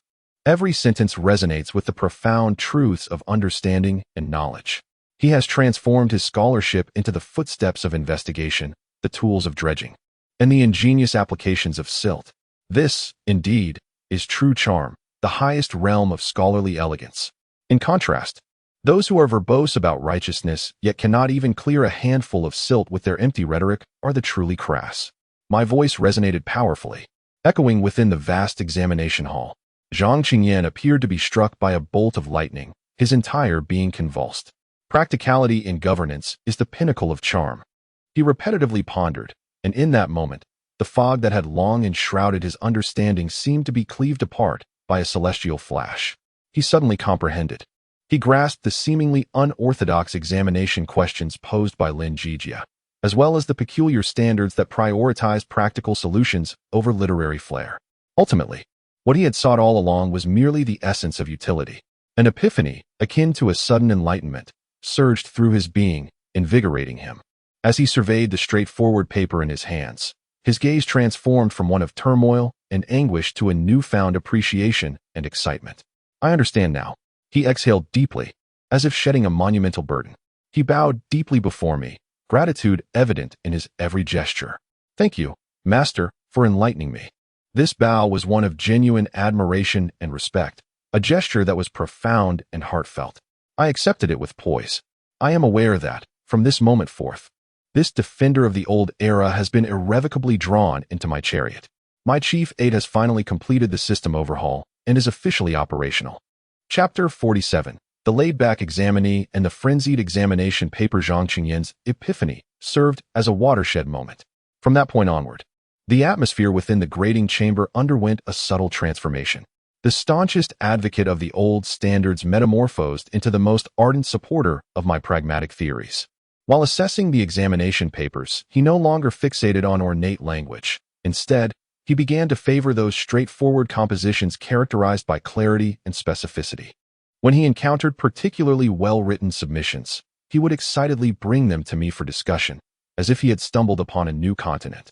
And we would lean together over a blueprint or budget, reminiscent of two engineers verifying project plans.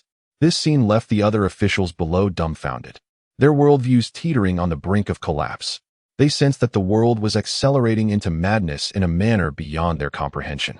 As the grading progressed, alongside the solemnly flawed submissions, the cleverly concealed fraudulent entries, and the occasional exemplary practical pieces, another distinct category of submissions began to emerge, those of the divine examination papers. The authors of these papers, having initially experienced shock, anger, and earnest attempts, ultimately realized that their cognitive capacities could not accommodate my advanced examination questions.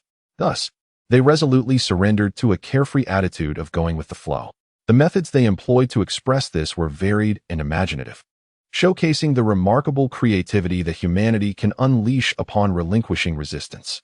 That afternoon, as I sipped freshly brewed chrysanthemum tea, a paper was presented to me. Zhang Qingyan had deemed it nonsensical, suggesting its dismissal, yet a peculiar smile played upon his lips. Curiously, I unfolded it and was instantly amused. The paper contained no answers to any questions. Instead, it featured a vivid and masterfully executed painting titled Autumn Mountain Journey. In this artwork, layers of peaks rose majestically. Ancient pines stood resilient, and a waterfall cascaded like a white ribbon from the mountain's embrace. At the foot of the mountain, a fisherman, clad in a conical hat and a raincoat, paddled a small boat, leisurely drifting away. The painting's ambience was one of lofty solitude, imbued with a sense of carefree wanderlust. Beside the painting, a small poem was inscribed. 3 sessions of ink are all but vain. A single paper's queries disrupt my brain. Uncertain of the examiner's esteemed place. Better to return and fish in the waves. The signature read, a homesick examinee. I could not suppress my laughter. This was the first time since entering the grading chamber that I laughed so heartily. A true talent, undoubtedly, This individual possesses extraordinary potential.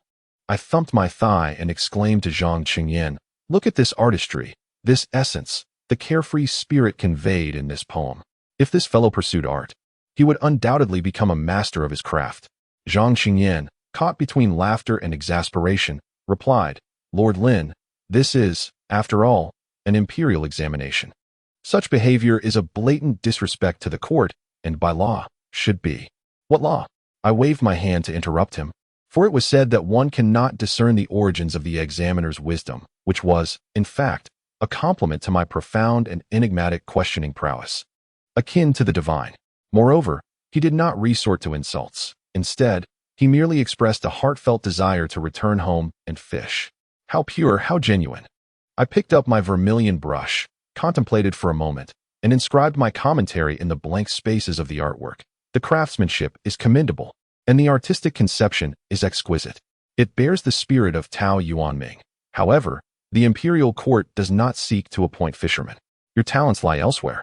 Recommendation: the examination papers have been forwarded to the Hanlin Academy of Painting, where perhaps a discerning talent may recognize you.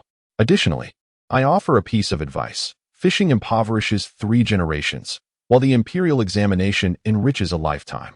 I urge you to ponder this carefully. After completing my notes, I proudly blew on the ink and tossed this artistic piece into that peculiar collection box. In that moment, it felt as though I had unlocked some strange Pandora's box. The subsequent divine examination papers presented were increasingly absurd. The second paper came from a clearly irate candidate. He, too, did not answer the questions, but instead unleashed a fervent and impassioned manifesto, written in an aggressive cursive that seemed ready to tear through the paper. The title read, "Manifesto Against the Bandits of Lin." The content commenced with greetings to my ancestors spanning 18 generations and extended its salutation to my future descendants. In the text, I was depicted as a nefarious villain, disrupting the literary lineage, confusing the sacred voice, and seeking to attract attention, deserving of death.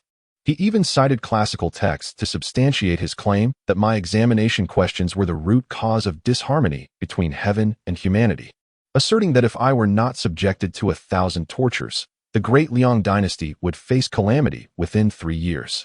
The entire piece brimmed with vigor, and its logic was coherent, delivering scathing critiques with fervor that stirred the soul. Zhang Qingyan, upon seeing this paper, was so enraged that he nearly suffered a heart attack, pointing at the paper and vehemently denouncing, "Outrageous. Utterly outrageous. Such a madman should be apprehended at once and face due punishment." Yet, I found myself utterly entertained, nodding in approval. Indeed, this prose was sharp. It possessed the spirit of the Han and Wei dynasties, and even the insults were delivered with such grandeur. Observe the parallelism, the antithesis, the progression, and the fullness of emotion. To not serve as an imperial censor, merely hurling accusations in the court daily, would be a tremendous waste of talent. I took up my brush and calmly wrote beside his manifesto title, "The prose is incisive, and the logic is poignant. I have comprehended your anger. However, anger cannot resolve issues, just as your manifesto cannot earn you the title of a scholar." Recommendation: this sharp penmanship bears the mark of an imperial censor. Should you channel this fervor into practical matters, you may one day become a loyal minister of the nation. Regrettably, in this examination, you have been eliminated. Furthermore, regarding disharmony between heaven and humanity, it rained sweetly in the capital yesterday, alleviating drought conditions, and the Astronomical Bureau has sent a congratulatory edict. I hope this is widely known. Seeing Zhang Qingyan's expression of disbelief, I felt a sense of satisfaction as I carefully stored this manifesto. What followed was even more substantial. Upon unfolding one paper, I found not a treatise, nor illustrations, nor a manifesto, but rather a poignant and tear-jerking romance novel. The narrative recounted a deeply moving love tragedy between a talented scholar named Lin Lang from the capital and a courtesan named Suhua, transcending class, yet scorned by society. The prose is exquisite, and the emotions are heartfelt, particularly in the psychological portrayal of the female protagonist, Suhua, which is profoundly penetrating. At the conclusion of the tale, the two characters choose to die together, transforming into butterflies, thereby elevating the theme. As I read, I couldn't help but marvel. Goodness, this fellow seems to treat the examination hall as a submission site for Jean magazine. The narrative woven here, the emotional resonance, surpasses even the domineering CEO stories I've encountered in my past life. Furthermore, the protagonist bears the name Lin Lang. Am I being subtly referenced? I stifled a chuckle and took up my pen to annotate. The narrative is intricate, and the emotions are sincere. The writing is delicate, particularly adept at capturing the sentiments of love. However, the Imperial Examination does not favor the sentimental, nor does the court lack for romantic souls. If your talents were directed towards authorship, you could become a renowned figure. Alas, in the realm of state affairs, it may yield no benefit. Recommendation: I have read this piece and found it profoundly moving. Should there be a sequel, it could be delivered to the Lin residence. Additionally, the names Lin Lang and Zuohua seem somewhat cliché. Perhaps they could be altered to the overbearing examiner falls for mere, something more captivating to the readers. As I tossed this romantic novel into my collection box, the gazes of the officials in the examination hall shifted from apprehension and fear to a bewildered astonishment. As if they were looking at an extraterrestrial, they utterly failed to comprehend my thought process. In the face of artwork that scorned the tenets of governance, I responded with admiration. When confronted with a piece that named names, I critiqued its literary merit, and regarding the fantastical love story, I even offered suggestions for improvement. I felt less like an examiner and more akin to the director of a psychiatric hospital, observing the various forms of artistic expression from the patients with keen interest and providing professional commentary. This extreme, absurd, and transcendent attitude instilled within them a profound sense of helplessness. They realized that everything they cherished, rules, dignity, anger, was rendered a mere jest in my presence. I had upended their spiritual world, which they relied upon for existence, and then leisurely sipped tea amidst the ruins, seeking amusement. Sighing, I set down my pen and stretched widely. I had nearly exhausted today's entertainment. Yet, I wondered when that true surprise, the one I eagerly anticipated, would finally manifest. Chapter 48. A cry from the engineering dog. After admiring a series of divine artworks and peculiar novels, the grading work returned to its monotonous main theme. My amusement-seeking mindset had calmed somewhat, and I began to approach the remaining papers with a mindset akin to that of a shopper, hoping to uncover a few treasures. Most of the time, I was met with disappointment. The candidates, whose minds had been formatted by rigid essay structures, produced work akin to cans manufactured on the same assembly line, each labeled differently, but tasting identical upon opening. Just as I was on the verge of succumbing to the hypnotic monotony of this repetitive labor, preparing to announce an early departure to amuse my coy, a distinctive paper was presented to me by a disdainful official from the Ministry of Rights. Lord Lin, the official pinched his nose, as if he were holding not an examination paper, but a foul-smelling rag.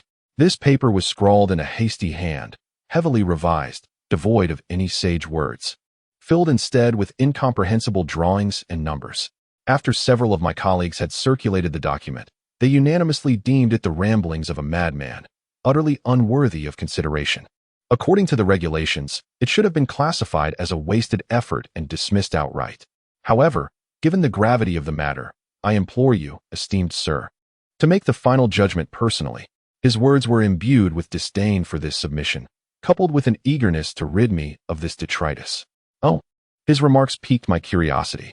If this assembly of antiquarians could reach a consensus that something was utterly unremarkable, I surmised that it was, more often than not, a hidden gem. I took the scroll, unfurling it, and my eyes instantly sparkled with intrigue. The official from the Ministry of Rights was indeed correct. From the perspective of presentation, this document was nothing short of a catastrophe. The ink varied in depth and breadth, scattered chaotically across the page, as if the author had been gripped by tumultuous emotions while penning it. Numerous correction marks marred the surface like unsightly patches, disrupting the overall neatness of the page. The handwriting was so haphazard, akin to the scrawls of a specter, that were it not for my prior exposure to the flamboyant signatures of my mentors, I might have struggled to decipher it. Yet, as I overlooked these superficial blemishes and concentrated on the content, I felt my heart begin to race uncontrollably. This document addressed the supplementary question regarding the enhancement of the new style loom. This supplementary question was specifically crafted for candidates with unique talents. It did not contribute to the total score, but could serve as a significant reference if answered exceptionally well. I had not held high hopes, but the response before me exceeded all expectations. Not a single superfluous word could be found within its confines. There were no sage sayings or quotations, and scarcely a complete, embellished sentence. Instead, it was replete with a plethora of dense data, calculations, and sketches. To amplify its efficacy, one must alter its essence. The heart of the loom lies in the shuttle, weft, and opening mechanisms. The current looms demand human effort for all three components, relying on both hands and feet, which is laborious, time-consuming, and prone to error. My innovative method, following a brief introduction, was immediately followed by a dizzying array of calculations. Let us set. The radius of gear A is 1, with a tooth count of 1. Gear B has a radius of 2, with a tooth count of 2. Thus, the transmission ratio is 12. To ensure the shuttle's force is just right, one must take the lift of the cam to be 15, which pertains to the size of the opening.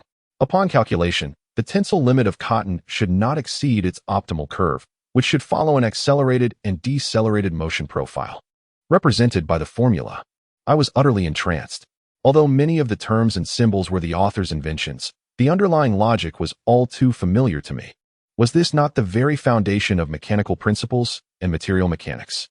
Gear transmission, cam mechanisms, and lever principles. These were the fundamental concepts that first-year engineering students in my previous life had mastered. Here, in this era, they emerged in a somewhat naive and rough form. Boldly displayed on an Imperial examination paper, my gaze continued downward. Following those densely packed calculations lay a vast mechanical structure sketch, occupying half the page. It is a brand new loom. Its core component is no longer merely a simple wooden structure, but rather a sophisticated interlocking mechanism composed of numerous gears, linkages, cams, and pedals. Next to each part, small lettering meticulously indicates its name, most of which are coined by the author, material specifications, dimensions, and tolerance ranges. The spindle, crafted from high-carbon steel, with a diameter of 3 inches, must undergo quenching treatment to enhance its rigidity. The drive gears are recommended to be cast from bronze, with an involute tooth profile to reduce wear and improve transmission efficiency. The shuttle mechanism may be augmented with a spring device, manufacturing method provided later, to replace manual effort, allowing for a more uniform and accelerated reciprocating speed. Moreover, at the end of the blueprint, there is even a separate diagram depicting the spring's fabrication. Heating quality steel until it glows red, repeatedly hammering it into slender strips, coiling it into a spiral, and finally submerging it in cold water. Good heavens, they even documented the heat treatment process. My breath quickened. I felt as though I was gazing upon not merely an examination paper, but rather a solitary genius constructing a timeless, exquisitely intricate mechanical edifice within his own realm. Perhaps unaware of the very name of his creation, navigating through the darkness guided solely by innate talent and passion, seeking the path to the temple of science. This paper is a piercing cry from his lonesome world. A madman. He is undoubtedly a madman. What has he drawn? A cryptic manuscript? Such bizarre and unorthodox notions are nothing short of a desecration of the examination hall. A few officials gathered to witness the spectacle, unleashing unabashed mockery and disdain.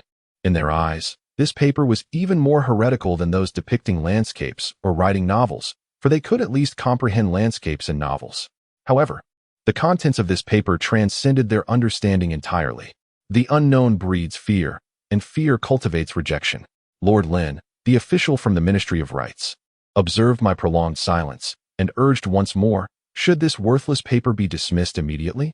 I slowly raised my head, shifting my gaze from the paper to him, then sweeping across the surrounding faces filled with scorn and confusion.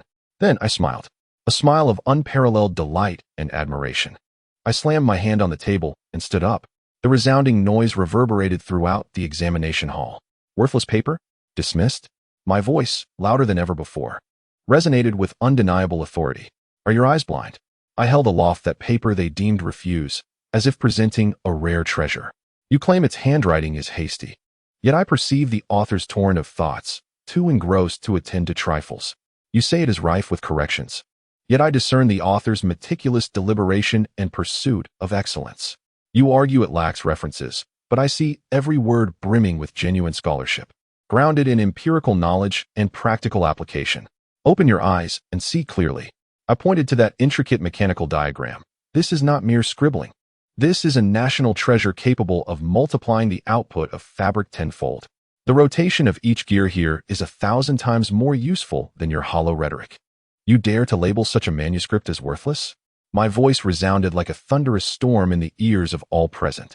The mocking officials turned ashen, rendered speechless by my compelling presence, instinctively retreating a step. Even Zhang Qingyan was taken aback by my sudden outburst. He had never witnessed me so unrestrained and fervent. I took a deep breath to calm my turbulent emotions. Approaching the main table, I seized the thickest vermilion brush and dipped it generously into the ink. Then, under the gaze of all, I boldly inscribed 2 large crimson characters at the top of the haphazardly scrawled and heavily amended paper. Top. Upon completing this, I felt an urge to add further weight to my assertion. I inscribed a striking commentary beside it. The talent of a single individual can withstand the might of 1,000 troops. The author of this manuscript is not merely a scholar, but a master craftsman of the nation. If such talent is not duly utilized, it is a failure on my part, Lin Zhijie, and a calamity for the Great Liang. I tossed the brush into the ink wash with a forceful splash, scattering ink droplets. Scanning the room with a frigid gaze, I challenged, "Who dares to dissent?" Silence enveloped the hall. None dared utter a word. They gazed at the work I had deemed exceptional, and then back at my unequivocal expression, finally grasping one undeniable truth. This chief examiner had truly lost his mind. Yet, his madness seemed poised to unleash an unprecedented storm upon this ancient empire. Chapter 49. The Emperor's Aerial Inspection. As I defied the majority and designated that engineering student's impassioned plea as the top choice, triggering a seismic shift in perception within the grating hall, an inconspicuous azure cloth carriage quietly halted at the side entrance of the examination hall. The curtain lifted, and down stepped Emperor Li Zhijie, dressed in plain clothes, accompanied by the anxious and dutiful Grand Eunuch Wei Jin. "Your Majesty, this is against protocol," Wei Jin whispered, nearly pleading. "The examination hall is a sacred ground. Once locked, outsiders must not intrude. You are of imperial stature. Should anything unforeseen occur," Li Zhijie waved his hand, a glimmer of curiosity and anticipation dancing on his face. "No matter. Today, I am not the emperor, but merely an ordinary official concerned with the selection of talent for the nation." He cast a glance at the tightly shut side door, behind which lay a world brimming with unknowns and surprises. "I am eager to see firsthand how my somewhat lackluster chief examiner has transformed my southern provincial examination." Since the inception of the Imperial Examination system, he had received daily confidential reports from the examination hall, each more bizarre than the last. From the extravagant expenditures on renovations to the soothing of candidates with green bean soup. From astonishingly unconventional exam questions to candidates collectively losing their sanity upon exiting. Every incident had surpassed the boundaries of this emperor's imagination. Yesterday, Wei Jin reported to him with palpable trepidation everything that transpired within the examination hall. Lin Zhijie's absurd standards that prioritized the framework over literary finesse, and his unyielding methods in addressing instances of academic dishonesty. Upon hearing this, Li Zhijie exhibited no anger. Rather, he was imbued with profound curiosity. He perceived that Lin Zhijie was not merely presiding over a civil service examination. He was orchestrating an expansive sociological experiment. The subjects of this experiment were the scholars of Jiangnan, and the objective seemed to be to discern what novel phenomena might emerge when traditional norms were thoroughly upended. Unable to contain his enthusiasm, he resolved to witness firsthand the primary data of this experiment. With Wei Jin as prior arrangements, a side door silently creaked open.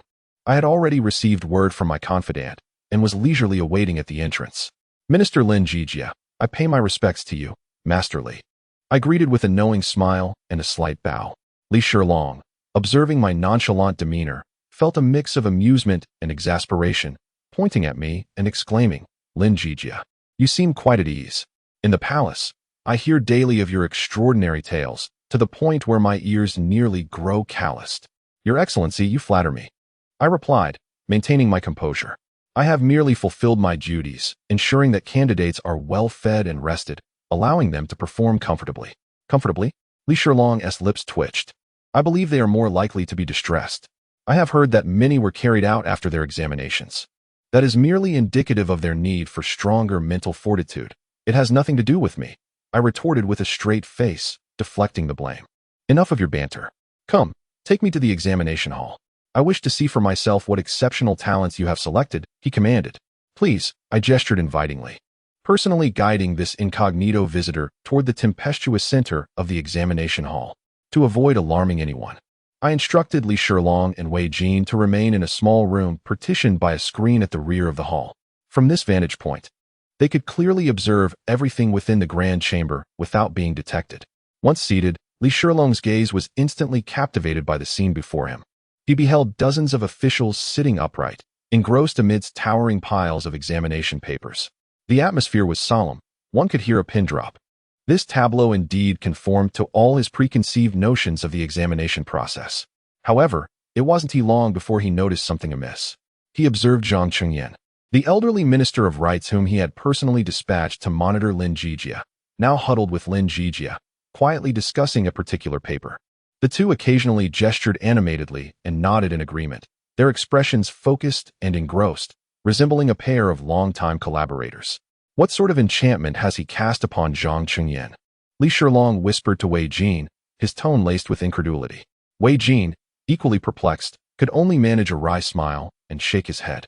Subsequently, Li Shilong's attention was drawn to several special examination papers that I had deliberately set aside for his review. The first was that engineering paper, which countless officials deemed worthless. Although Li Shilong was not versed in mechanics, he could comprehend the detailed data and lucid logic presented therein. He beheld the astonishing mechanism of interconnectivity, witnessing a concept capable of exponentially enhancing weaving efficiency. As an emperor, he immediately recognized the immense value embedded within. This individual was truly talented. He spoke in a deep tone, his eyes shimmering with brilliance. The second document was a meticulously organized and feasible proposal for river dredging. Li Shilong examined it with greater scrutiny. The silt accumulation in the capital's waterways had been a persistent headache since his ascension to the throne. With the Ministry of Works petitioning for funds year after year, yet yielding no tangible results. However, the ingenious three-step methodology and the innovative idea of reusing sediment presented in this manuscript enlightened him profoundly. This man could indeed be a capable official. He couldn't help but slap his thigh in approval. The third document was one I had deliberately selected, a standard 8-legged essay deemed subpar. This piece, penned by a well-known talent from Jiangnan, was replete with eloquence and classical references, deserving of admiration. At first glance, Li Shilong found it delightful. Yet, upon contrasting it with the previous two documents, he immediately discerned its shortcomings. While aesthetically pleasing, it was fundamentally hollow. It exalted the virtues of the sovereign but failed to address even a handful of mud. Humph, the views of a pedantic scholar. Li Shilong scoffed, casting the manuscript aside with blatant disdain. He had come to a profound understanding of Lin Zhijie's evaluation criteria, which prioritized practical proposals over literary flair. This was not an aberration. It was an extreme form of pragmatism that served the interests of imperial authority and the state. What he sought was never a cadre of eloquent poets, but rather engineers, project managers, and pragmatists capable of resolving real issues. Through this seemingly absurd imperial examination, Lin Zhijie was precisely filtering out such individuals for him. Li Shilong gazed out the window at the young figure leisurely strolling with a teacup in hand, his expression becoming exceedingly complex. There was admiration, astonishment, and even a hint of wariness. This young man was formidable. Not only had he discerned the emperor's thoughts, but he had also executed his intentions flawlessly in a manner incomprehensible to others. He resembled the sharpest, most precise scalpel, capable of excising malignancies while finding amusement in the process. After a prolonged silence, he slowly rose. "Let us depart," he instructed Wei Jin.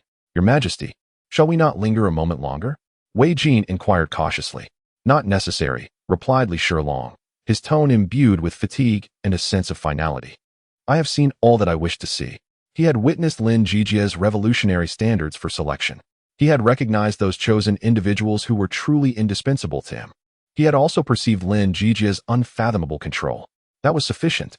Before exiting the study, he cast one last glance at the mound piled high with substandard examination papers, and then at the few prized top-tier responses held dear by Lin Zhijie.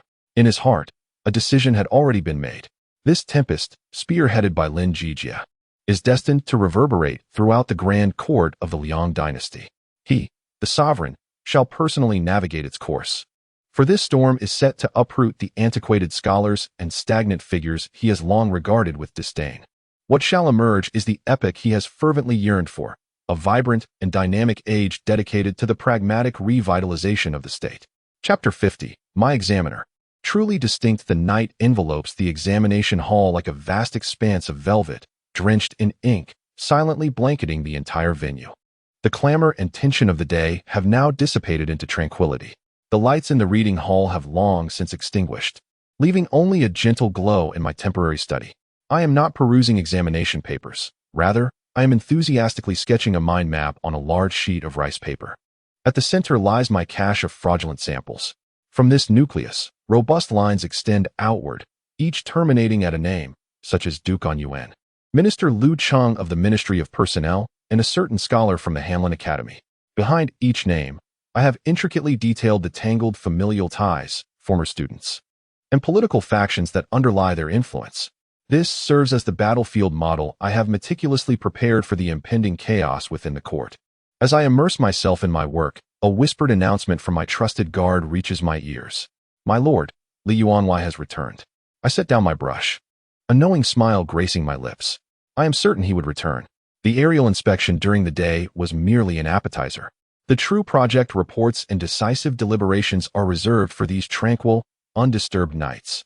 I adjusted my robe and gracefully made my way to the hall. Li Shilong had changed out of his casual attire.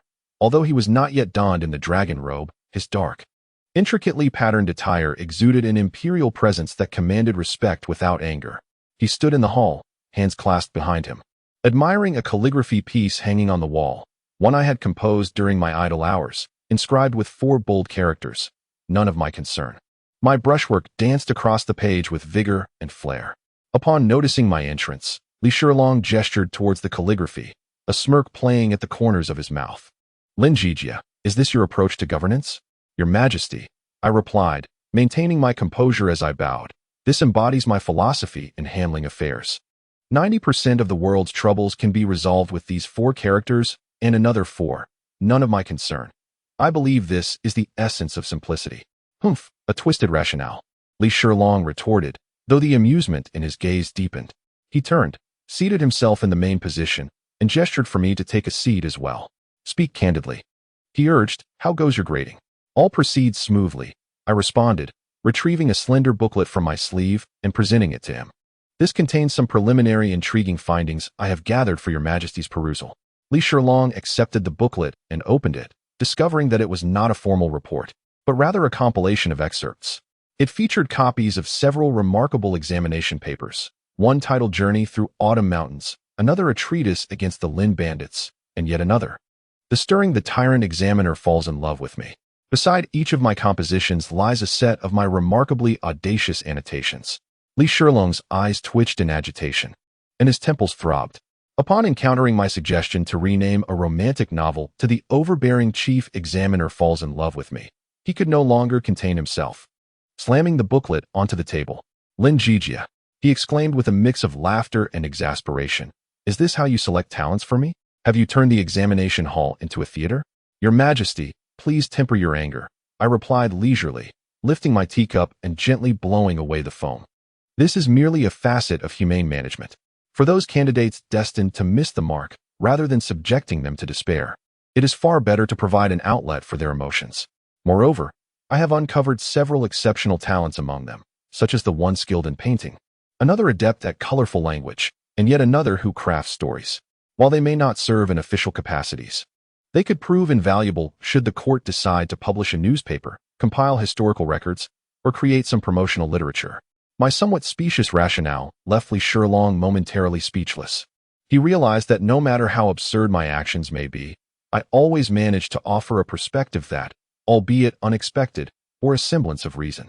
He picked up the booklet, shaking his head in resignation, and turned to the final page. On the last page, there were no clippings, only a simple list. The title read, Preliminary Investigation Report on Examination Malpractices, Unofficial Version. Below it were several names, ranging from Zhao Shiji, the son of the Marquis of Anyuan, to Wang Ziqian, the Deputy Minister of Personnel, along with other officials and candidates I had caught in the act. Each name was accompanied by a succinct description of their fraudulent methods. For instance, Wang Ziqian accepted bribes, colluded with candidates, used acrostic poems as codes. Qian Zhongming received favors, used ink dots at the end of the paper as signals. Zhang San, invigilator, colluded internally and externally, exchanged exam papers on site. As the list unfolded, Li Shilong's expression gradually darkened, the mirth in his eyes replaced by a cold, piercing glint. Are there solid evidences for these claims? He inquired in a low voice. Indisputable evidence, I replied. My tone is nonchalant, as if I were remarking on the pleasantness of the weather. All testimonies, physical evidence, and system-generated audiovisual records have been securely archived. They await only your command to be presented to the Court of Judicial Review. Li Shilong's fingers lightly tapped the table, producing a rhythmic sound that echoed through the oppressive silence of the hall. After a long pause, he spoke slowly, his voice betraying neither joy nor anger. It seems you are not in a hurry to bring them to justice? I believe that we must tackle matters one step at a time. I set down my teacup, leaning slightly forward to meet his gaze. Our primary objective now is to evaluate the papers and identify truly capable officials for your majesty. As for these minor figures, they will not escape. Rather than alerting them prematurely, it would be wiser to wait until after the results are announced, capturing them along with their more significant accomplices in one fell swoop. One fell swoop, Li Shilong mulled over the phrase, a glimmer of insight flashing in his eyes. And the big fish you refer to, who might that be? I smiled faintly, choosing not to respond directly, but instead to pose a question in return. Your Majesty, who do you believe would leap the highest and shout the loudest when a list brimming with commoners, geniuses, and pragmatists is unveiled, leaving those renowned scions of noble families utterly vanquished? In that instant, Li Shilong's gaze deepened considerably. He grasped the gravity of the situation. Lin Zhijie's scheme was far more extensive than he had envisioned. The apprehension of these corrupt officials and candidates was merely the initial layer. The true masterstroke lay in the aftermath of the announcement, utilizing this unconventional list to entice those conservative figures and vested interests lurking in the shadows to emerge and challenge the status quo. At that juncture, the damning evidence of their malfeasance would be revealed, plunging them into an abyss from which they could never escape. This was the essence of a comprehensive sweep. Such brilliance from Lin Zhijie. Li Shilong could not help but exclaim, "You are not merely overseeing the Imperial examinations. You are orchestrating a grand scheme to ensnare the entire court." "Your Majesty is too kind," I replied, bowing my head humbly. "I am but a lazy individual who prefers to consolidate all troubles and resolve them in one fell swoop." Observing my nonchalant demeanor, Li Shilong pondered my meticulous strategies, and a deeper sense of wariness intertwined with admiration welled within him. However, more prominently was a sense of camaraderie between opponents and the exhilaration of wielding great power. He finally rose, approached me, and personally assisted me to my feet.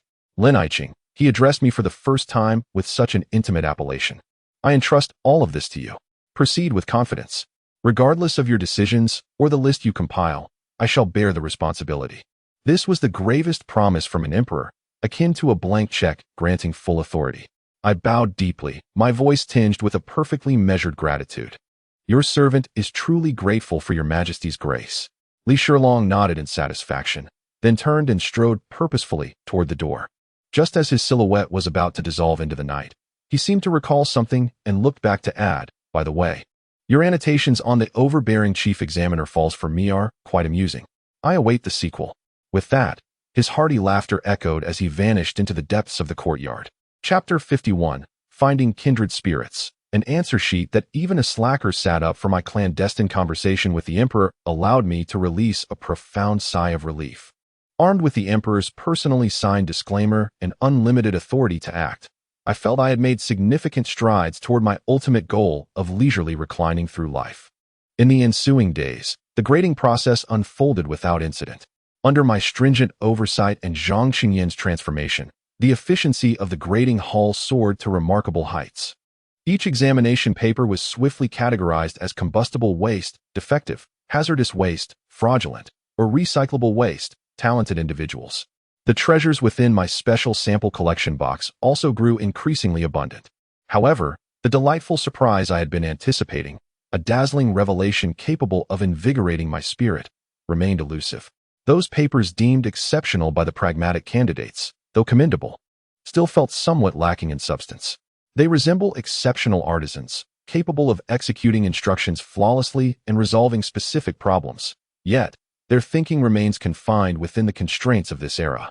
They are geniuses in the realm of technique, but they lack the expansive vision characteristic of the philosophical domain. until that tedious late night, when most examiners had retired to their chambers, leaving only a few to finalize their work. I reclined in my designated armchair, idly perusing a paper marked as problematic by Zhang Qingyan.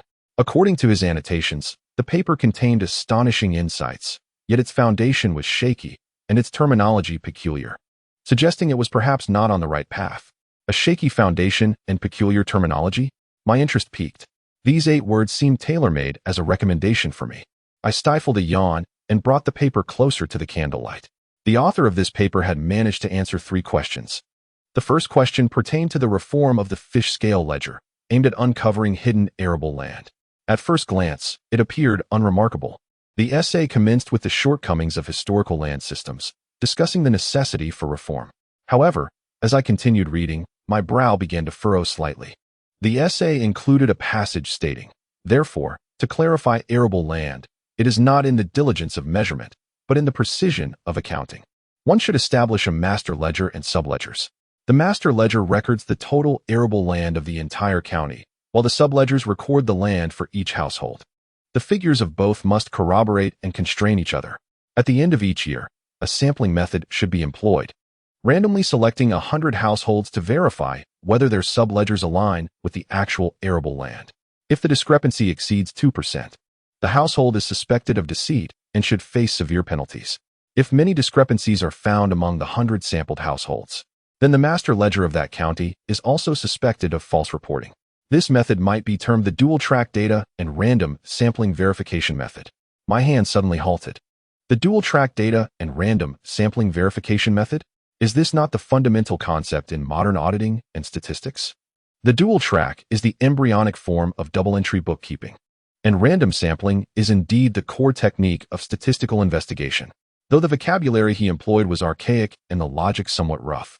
The core idea he expressed, using data to constrain data and inferring the reliability of a large population from the authenticity of a small sample, was undoubtedly a way of thinking that could not have emerged from this era. My drowsiness dissipated almost entirely. I straightened up and continued to read the second question. The second question concerned strategies for transmitting and verifying military intelligence from the borders. This essay was even more unconventional. The essence of military intelligence lies in timeliness and truth. However, with the vast expanse of the border, information is convoluted, and distinguishing truth from falsehood is challenging. I propose that a system of multiple sources for cross-verification be established.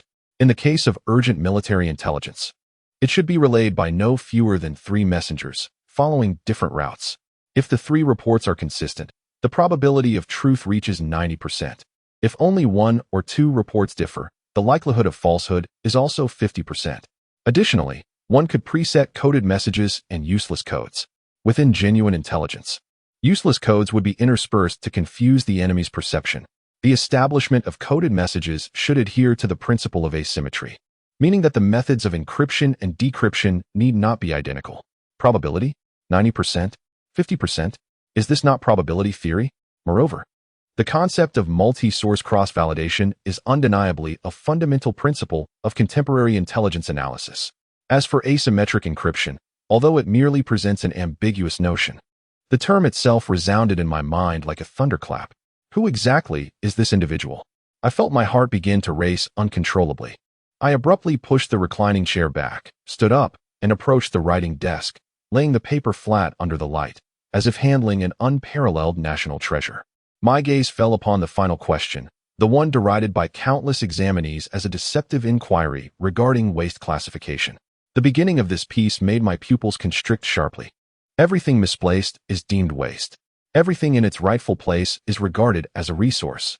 The refuse of the capital is not filth. It is a product of the city's metabolic processes.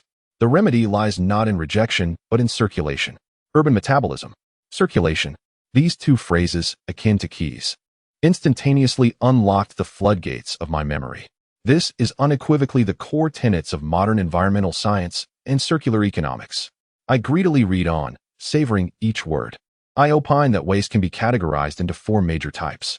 The first category, known as kitchen waste, encompasses remnants of meals, fruit peels, vegetable leaves, and the like.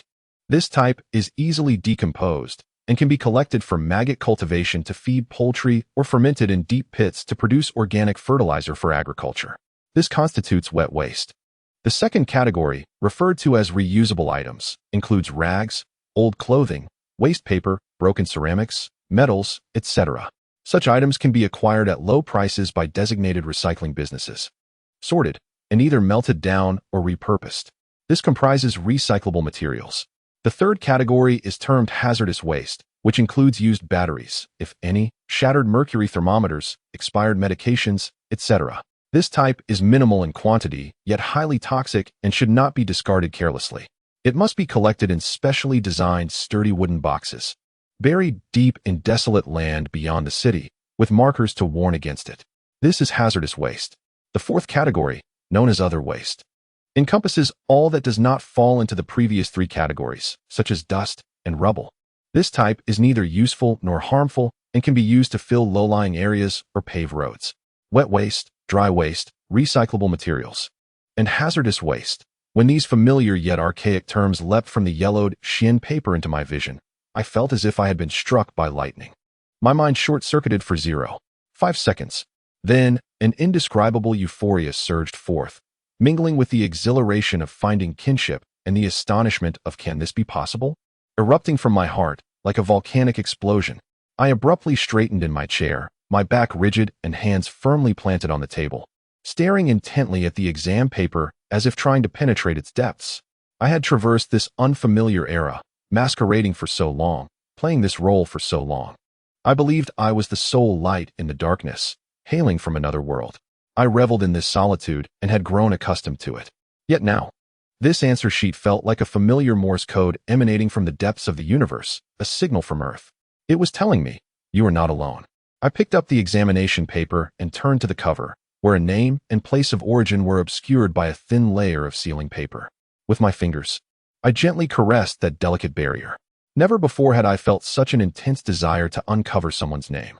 My inner voice screamed in fervent excitement. What an extraordinary operation! It is my own imagination that has limited me.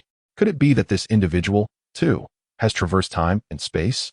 Chapter 52. Could it be that this individual has also traversed time and space? This astonishing thought, once it emerged from the depths of my mind, spiraled uncontrollably like a wild vine, entwining all my thoughts. I stared at the answer sheet, perusing it repeatedly, no fewer than 10 times. Each character, each word, every punctuation mark replayed in ultra-high definition upon my retinas. The more I examined it, the more resolute my suspicion became. This was no mere coincidence. It could not possibly be a coincidence. A single person might propose groundbreaking insights in a specific field due to exceptional talent. Much like that engineering genius who designed a novel loom, his thinking represents a breakthrough of singular points.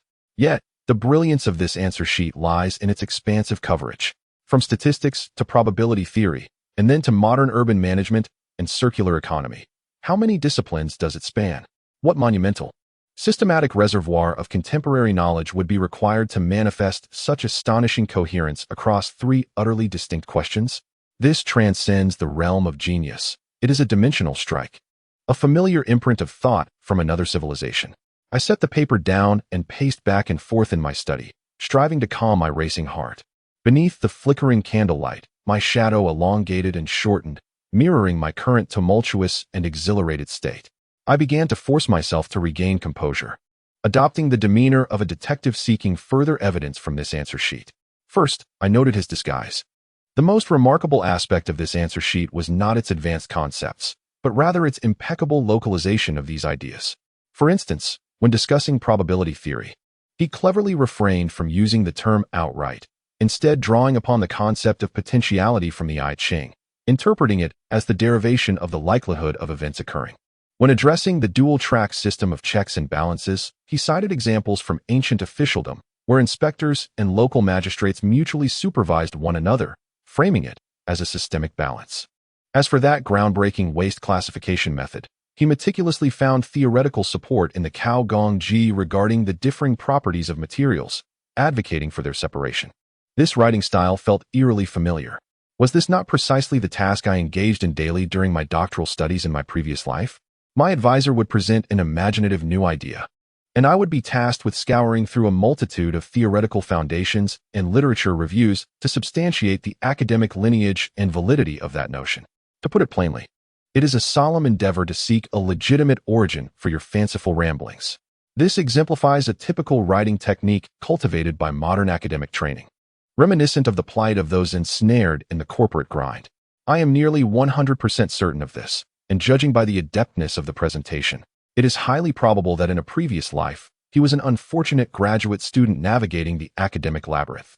Contemplating this, I felt not a twinge of threat, but rather an endearing sense of camaraderie, as if encountering an old acquaintance in a foreign land. It must have been quite a challenge, my friend. In this desolate place devoid of internet, food deliveries, and even toilet paper, how have you managed to endure? My mind began to sketch a portrait of this kindred spirit.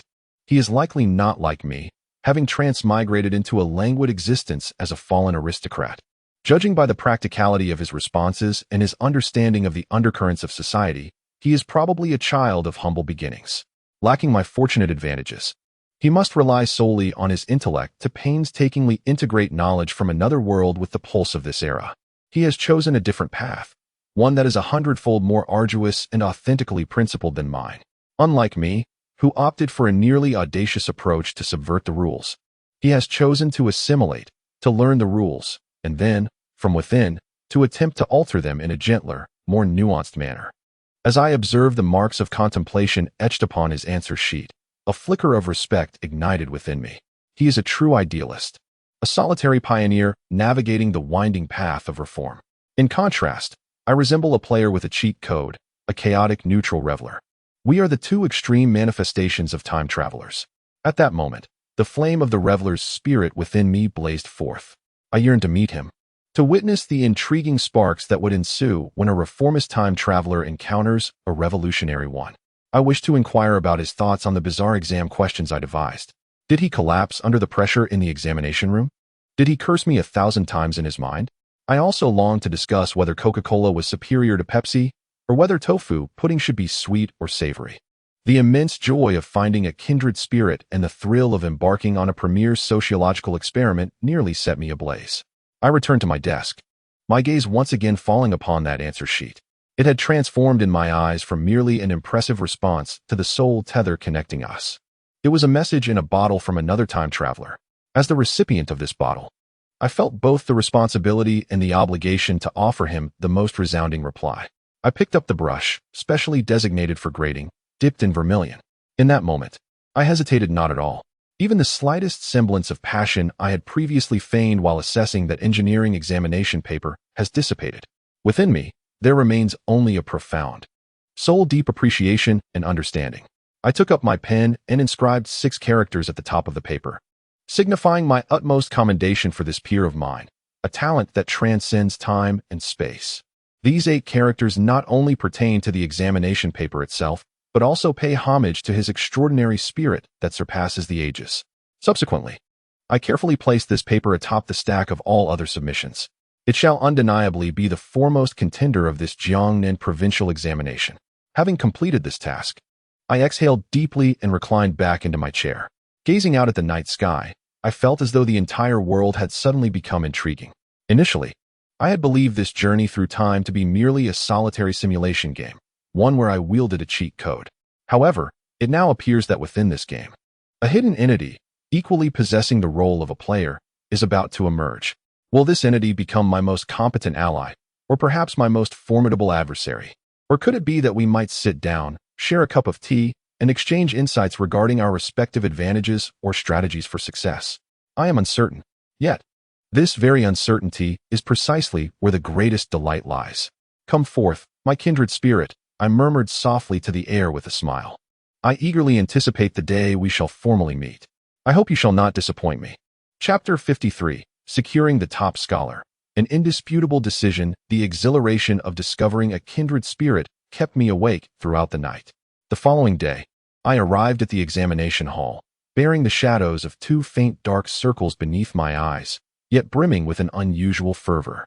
Uncharacteristically, I did not bring my beloved teacup, for I sensed that the spectacle about to unfold would prove far more invigorating than any beverage.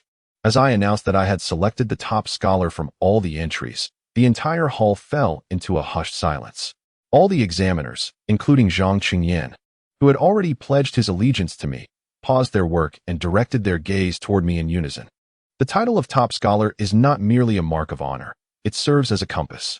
It embodies the final standard advocated by the chief examiner for this imperial examination and will exert a profound influence on the scholarly atmosphere for years, even decades, to come.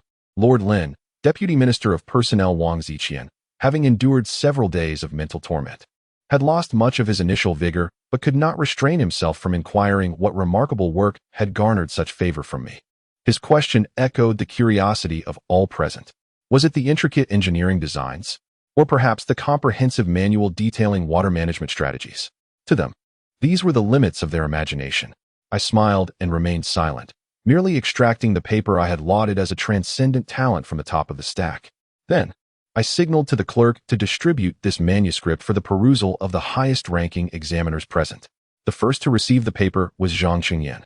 He adjusted his reading glasses with a sense of gravity and carefully unfolded the examination paper, allowing his gaze to rest upon its contents. Immediately, the expression on his face began to undergo a remarkable transformation reminiscent of a Sichuan opera face-changing performance.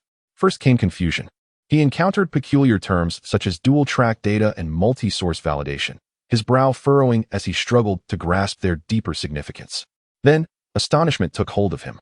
Upon reading about the clear principles of dry-wet separation and resource recycling within the waste classification method, his aged visage radiated the brilliance of one who has discovered a new world.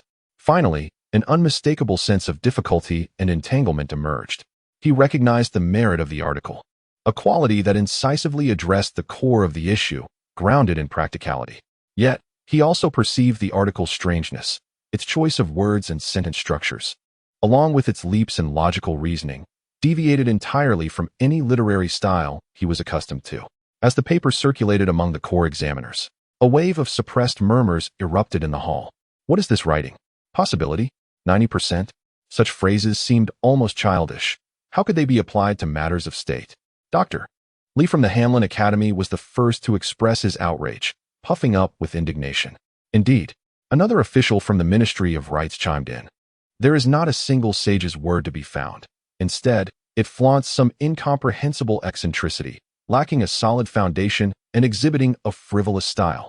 If this were to be the top candidate, would it not bring shame upon scholars everywhere? Deputy Minister Wang Ziqian, though hesitant to openly oppose me, muttered under his breath. This piece is indeed too shocking. While it may possess some practical merit, in terms of literary quality, it scarcely qualifies as even a secondary work. The tide of dissent surged forth. They could accept engineering blueprints as specialized knowledge and tolerate construction manuals as pragmatic choices. However, they could not abide by a piece that entirely upended their cognitive framework, a nonsensical hybrid that failed to conform to any recognized literary form. Being hailed as the pinnacle of success in this imperial examination, this struck at the very core of their identity as literati.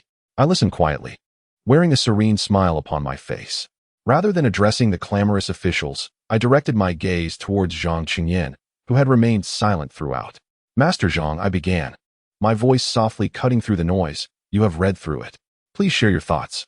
Instantly, all eyes were fixed upon Zhang Qingyan, eager to witness how this vice chief examiner, seemingly indoctrinated by the chief examiner, would defend this absurd paper.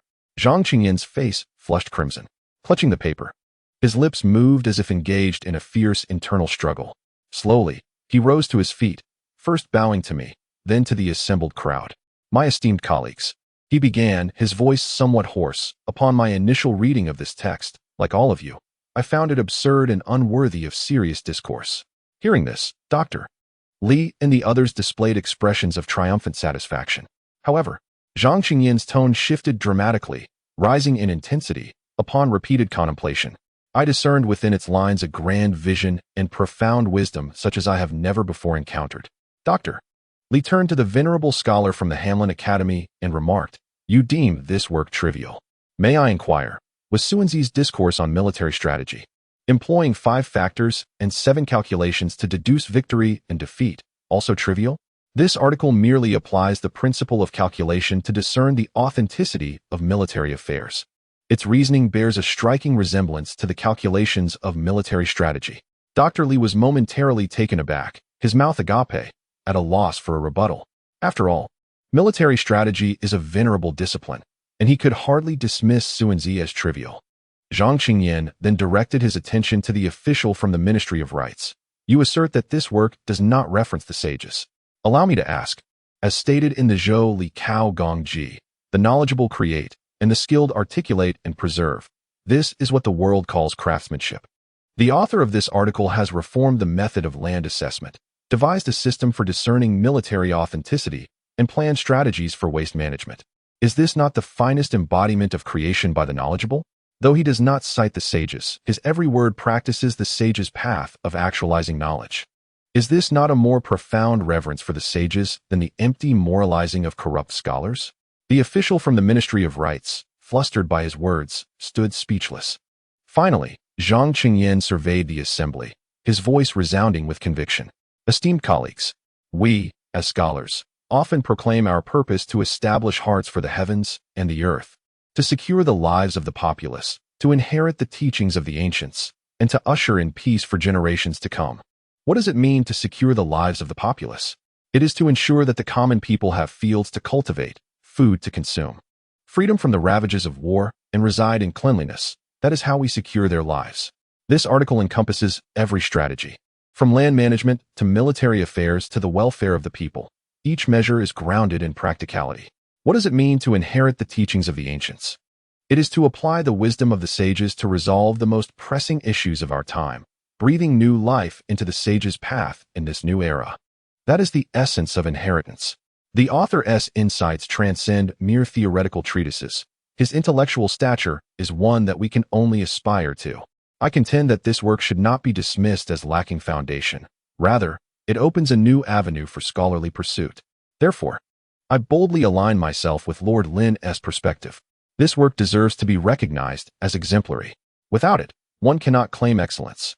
Upon concluding his impassioned discourse, he performed a deep bow, visibly moved, tears shimmering in his eyes. The entire hall fell into a profound silence. Everyone was taken aback by Zhang Qingyan's eloquent and fervent defense. Realizing that this man they regarded as an obstinate traditionalist could extract such profound insights from what they perceived as incomprehensible arguments, aligning with the highest ideals of Confucianism. He had impeccably crowned the nascent thoughts with the established theoretical framework. I gazed at him, filled with utmost satisfaction. Marvelous. Absolutely splendid. My chief aide, my translator. Your words carry more weight than 1,000 of my own. Rising, I approached Zhang Qingyan and assisted him to his feet. Then, turning to the assembly, I raised the answer sheet high. With a victorious smile gracing my face, I pronounced with an undeniable, declarative tone, Lord Zhang's words are my own. The undergraduate's excellence is now established. There shall be no further dissent on this matter. I gently returned the paper to the top of the stack. It lay there quietly, resembling a newly crowned monarch, silently accepting the homage of the entire hall, whether filled with reverence, confusion, or reluctance. Yet, I knew this was merely the beginning. When this paper, alongside its creator, truly presented itself to the world, that would mark the commencement of a grand spectacle. Chapter 54. Lu Cheng's subtle maneuvers and the system's red card warning the candidate for the top scholar was determined by my decisive intervention, in a manner that left no room for dissent. Zhang Qingyan's formidable defense struck like a heavy blow, thoroughly bewildering the disgruntled conservative officials. They realized that not only could they not contend with me in the realm of contemporary practical theory, but even in their most favored domain of classical references. They were being outclassed by the once loyal Zhang Qingyan. This dual sense of defeat temporarily silenced them, and within the grating hall, a rare and genuine tranquility prevailed. However, I was acutely aware that this calm was merely the eye of the storm. The conservative leader, Kong Bodu, had been momentarily subdued by my ideological arguments. Yet, a more insidious and pragmatic undercurrent had never ceased its agitation. This was the faction led by Lu Cheng, the Minister of Personnel. Unlike Kong Bodu and his ilk, who were fixated on the sayings of the sages, they were far more concerned with tangible interests and the distribution of power. For them, the Imperial Examination was simply a legitimate investment in personnel. They sought to entrench and expand their influence by appointing their own prod-GS. My unorthodox approach to talent selection had effectively undermined their livelihood. They would not relent easily. Indeed, as the grading process neared its conclusion and the final reviews and assessments began, the long-dormant Supreme Examiner system emitted a warning once more.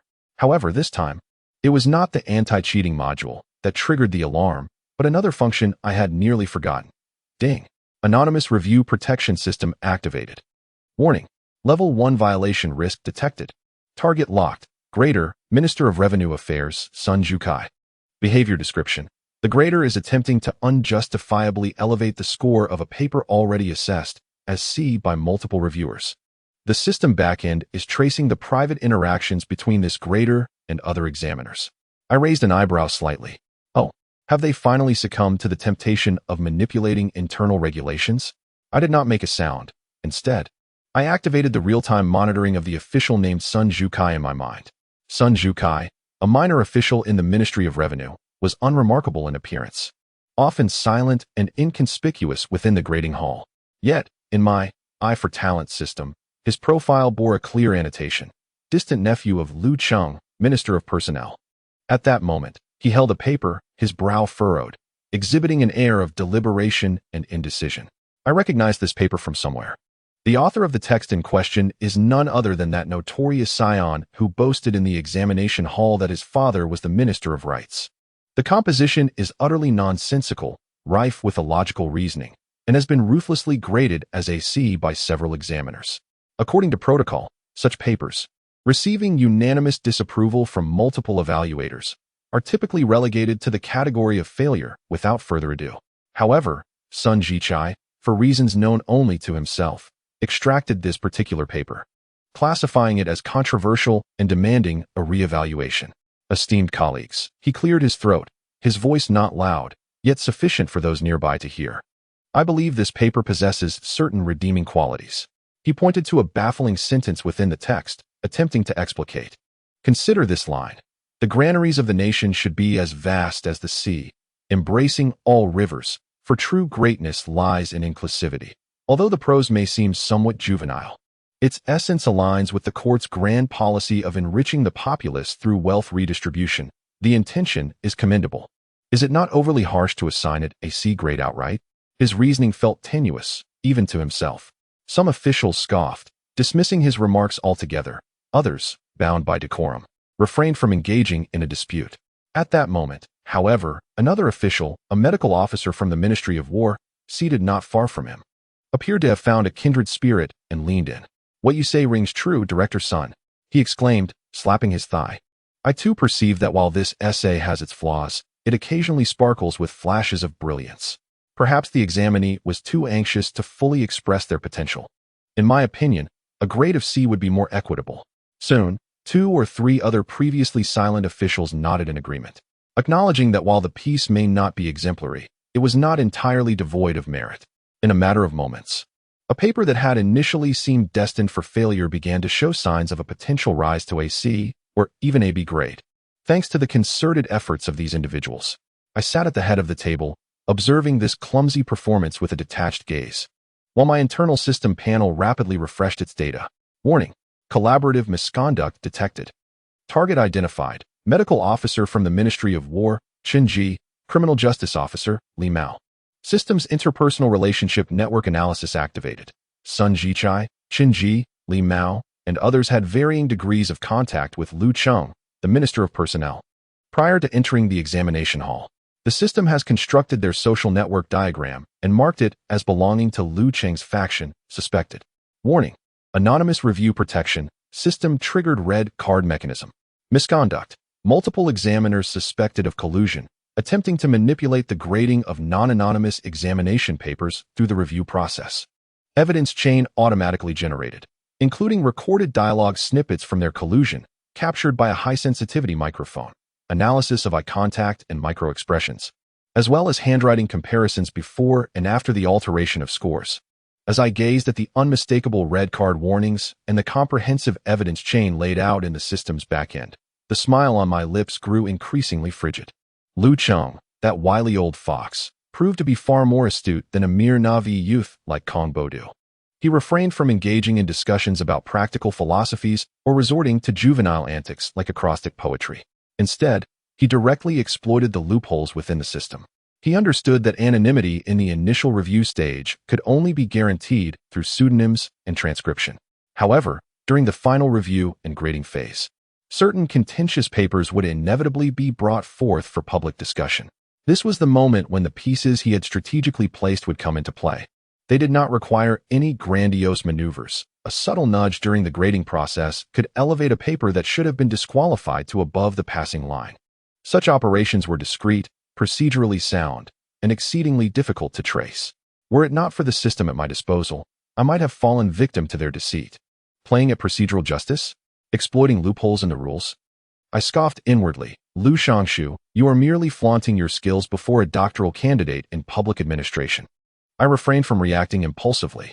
When dealing with such seasoned manipulators of rules, the most effective strategy is not to shatter the rules, but to ensnare them within their own framework, pinning them firmly to the pillar of shame.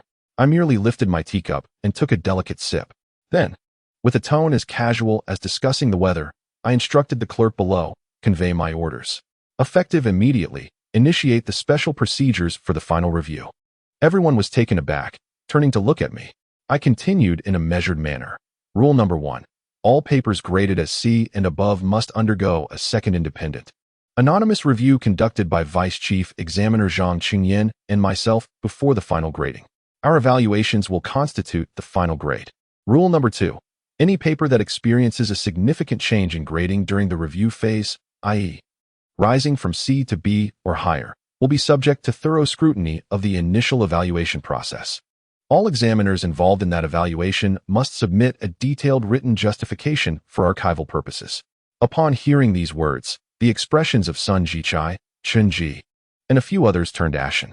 My 2 special regulations sliced through their potential manipulation of the final results like precision surgical instruments. One severed their chances entirely, while the other was poised at their throats. Submit written justifications? Archive them for review? Was this not tantamount to forcing them to inscribe my accusation of collusion in black and white? The paper in Sun Zhichai's hands suddenly felt as searing as a red-hot branding iron, making him wish to discard it at once.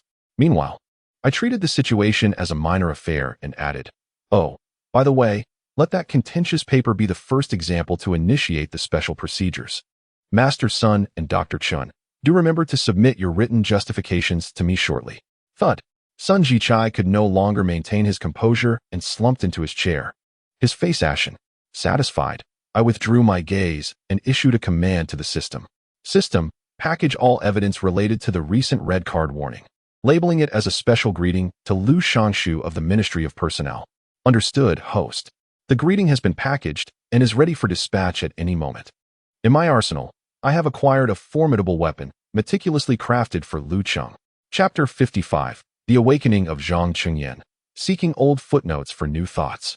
The immediate downfall of Sun Zhichai and his associates has drawn a rather farcical conclusion to this prolonged examination drama that has unfolded over several days. The seemingly understated yet profoundly piercing special regulations established by Lin Zhijie loomed like 2 colossal mountains, utterly crushing the last remnants of hope for those still clinging to delusions.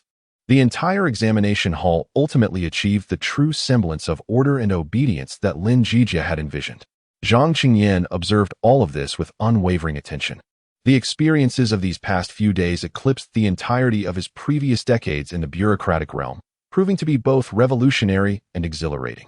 He witnessed the collapse and madness of candidates as their antiquated beliefs were shattered. He beheld the once revered, ornate essays that he had held in high esteem being mercilessly relegated to the status of industrial byproducts by Lin Zhijie. He discerned the sordid dealings of colleagues, hidden beneath a veneer of decorum, engaging in base transactions for personal gain. He also witnessed Lin Zhijie manipulating all these elements with an incomprehensible, almost playful demeanor. Most importantly, he recognized the emergence of genuinely pragmatic and illuminating ideas that could be applied to governance. The intricate designs on the engineering blueprints, the practical spirit found in the water management strategies, and especially that remarkable essay he had personally defended, which ultimately earned the highest distinction, all brimmed with wisdom that transcended the ages. These thoughts collided, combined, and reshaped themselves in his mind like vast, intricate puzzle pieces.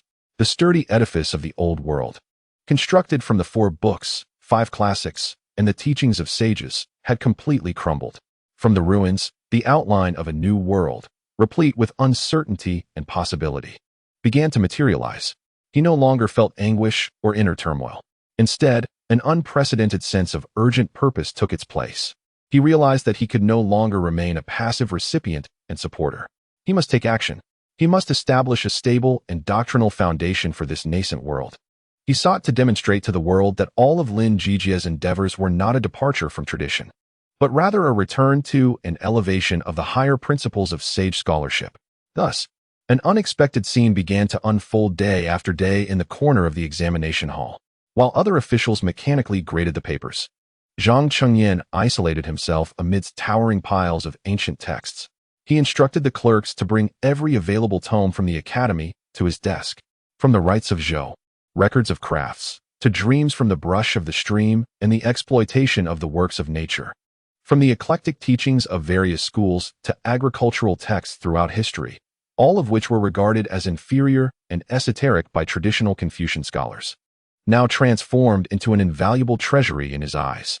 He absorbed the knowledge with the fervor of a parched sponge, no longer seeking the profound aphorisms of the sages, but rather pursuing accounts of tangible objects, empirical evidence, and practical learning. When he perused Shun Quo's accounts of petroleum and discussions on movable type in Dreamstream conversations, he would excitedly slap the table and murmur to himself, "Look, behold, our ancient sages possessed such a spirit of inquiry and understanding. That engineering blueprint was not a source without origin." Upon encountering the detailed illustrations of metal smelting and boat construction in the exploitation of the works of nature, he would treasure it dearly, making annotations alongside it, corroborating it with the findings on the loom. Yet, what captivated him most was the examination paper designated as the top scholars. This paper had become his scripture. He held it, studying each word meticulously, pondering deeply. Then, he would plunge into a sea of literature, seeking ancient, legitimate origins for each astonishing perspective. For the dual-track data and random sampling, he unearthed vague references to accounting and auditing in the Book of Rights, which he extrapolated as an ancient art of checks and balances.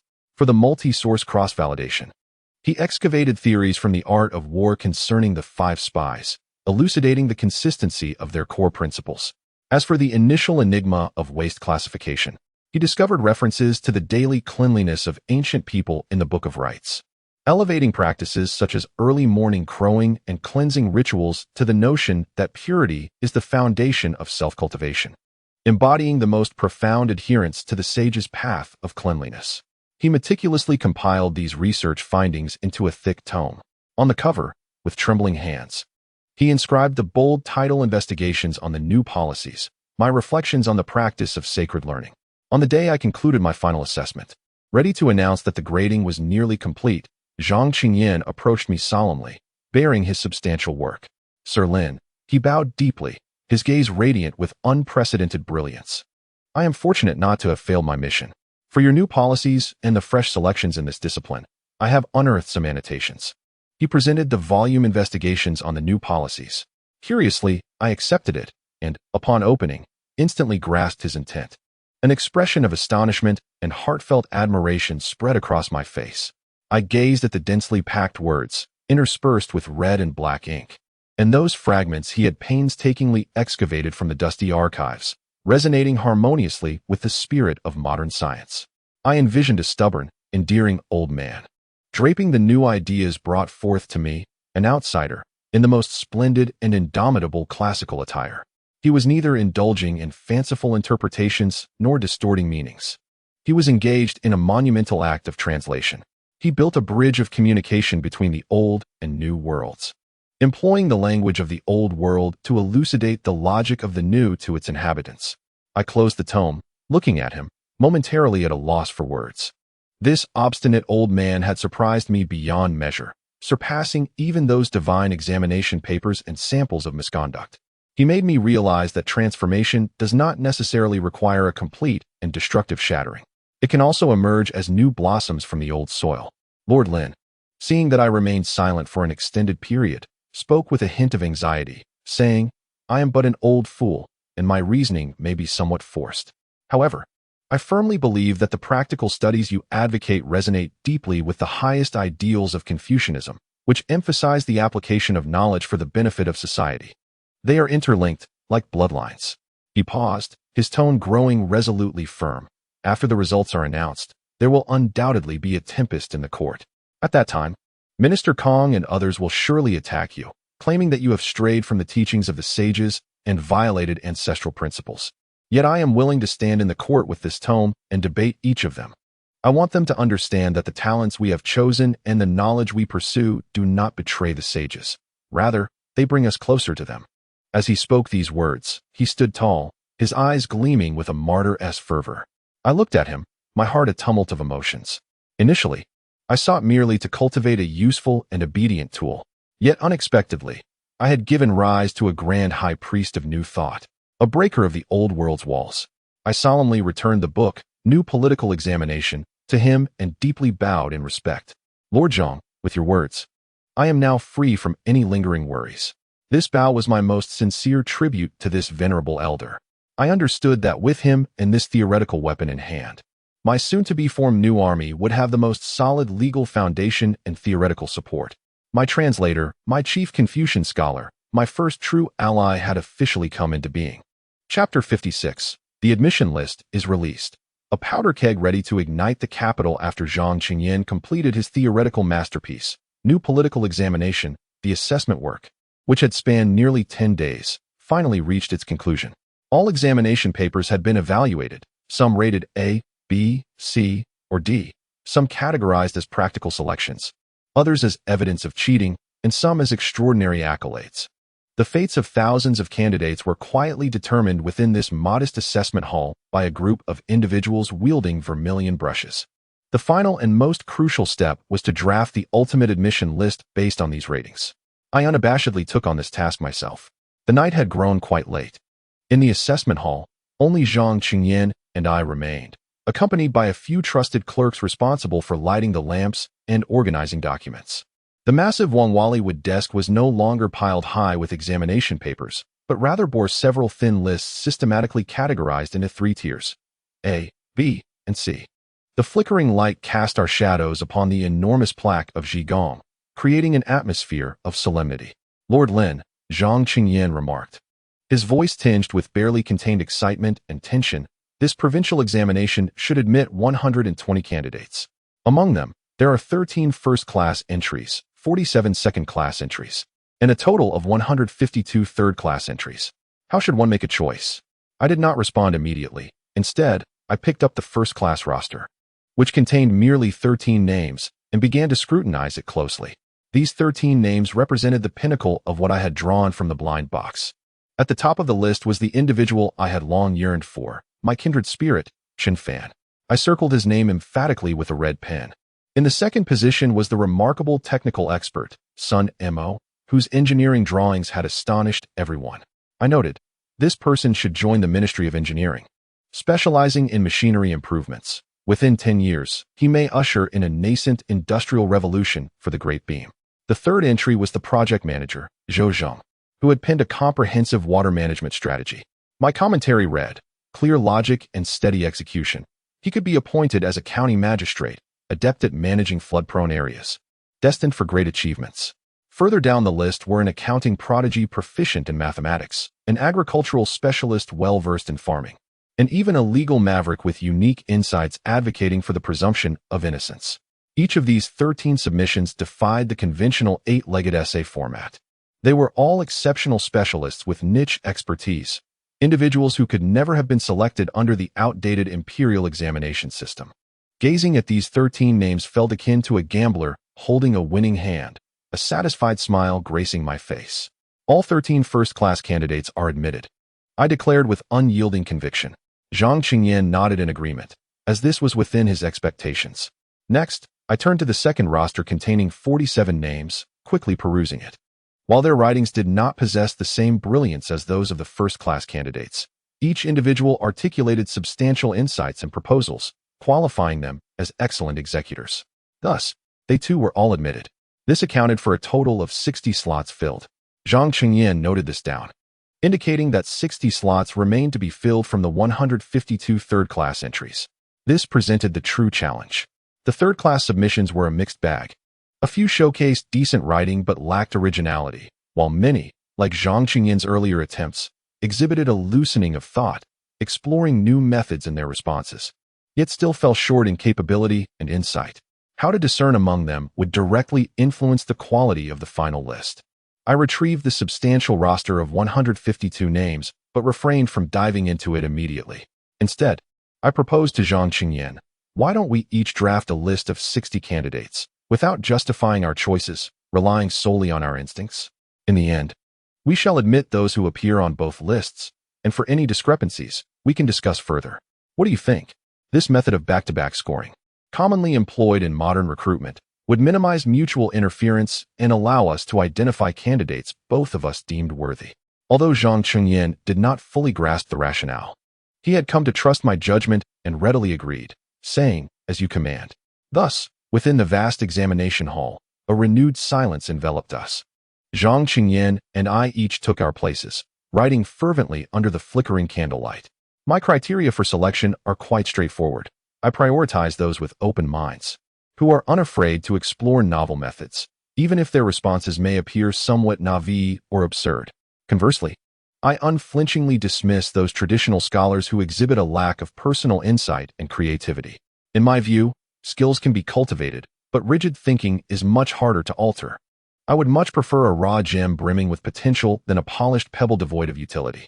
After half an hour, both of us set down our pens simultaneously. Upon comparing our two lists, I was taken aback by the results. Out of 120 names, an astonishing 110 were completely identical. Our only divergence lay in the final 10 candidates. I glanced at Zhang Qingyan, who also bore a look of surprise upon his face. I smiled. This indicated that through our recent interactions, his evaluative standards had aligned closely with mine. He had become adept at discerning true talent from the coarse prose. Master Zhang, it seems that our visions are remarkably similar, I jested. Zhang Qingyan's face flushed with modesty as he humbly replied, "It is entirely due to your insightful guidance." As for the remaining 10 slots, I pointed to the 20 differing names on our lists.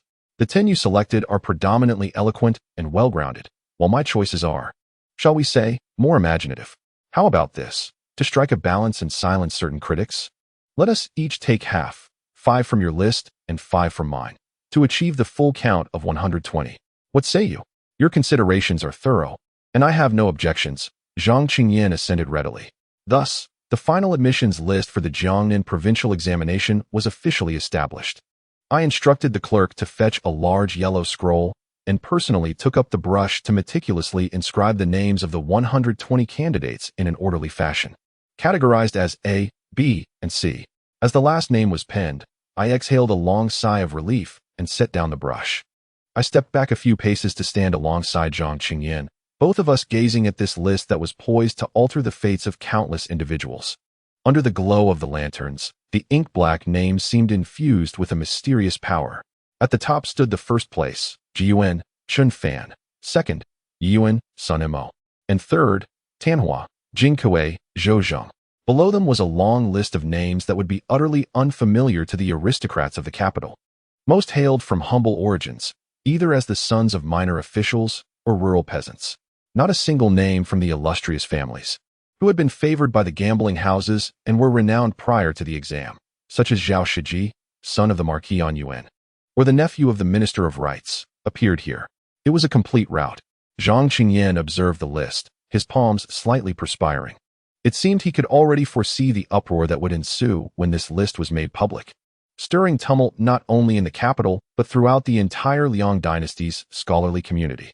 Petitions for impeachment would rain upon the palace like snowflakes, and enraged scholars would besiege the examination hall's entrance, even my home, day and night in protest. Figures like Kong Bodu and Lu Cheng would launch the most vehement attacks against me in the court. This was no mere admissions list. It was unequivocally a declaration of war. This is a declaration of war, issued by me, Lin Zhijie, against the entrenched interests and decaying ideologies of the Liang. The essence of this proclamation is embodied in this thin sheet of paper before me, inscribed with the names of 120 individuals. Master Zhang Qingyan's voice was somewhat hoarse as he remarked, "Once this list is released, you will find yourself at the epicenter of a storm." Yet, as I gazed at the names, I felt no trepidation. Instead, a satisfied smile graced my face, anticipating the unfolding spectacle. The epicenter of a storm? No, Master Zhang.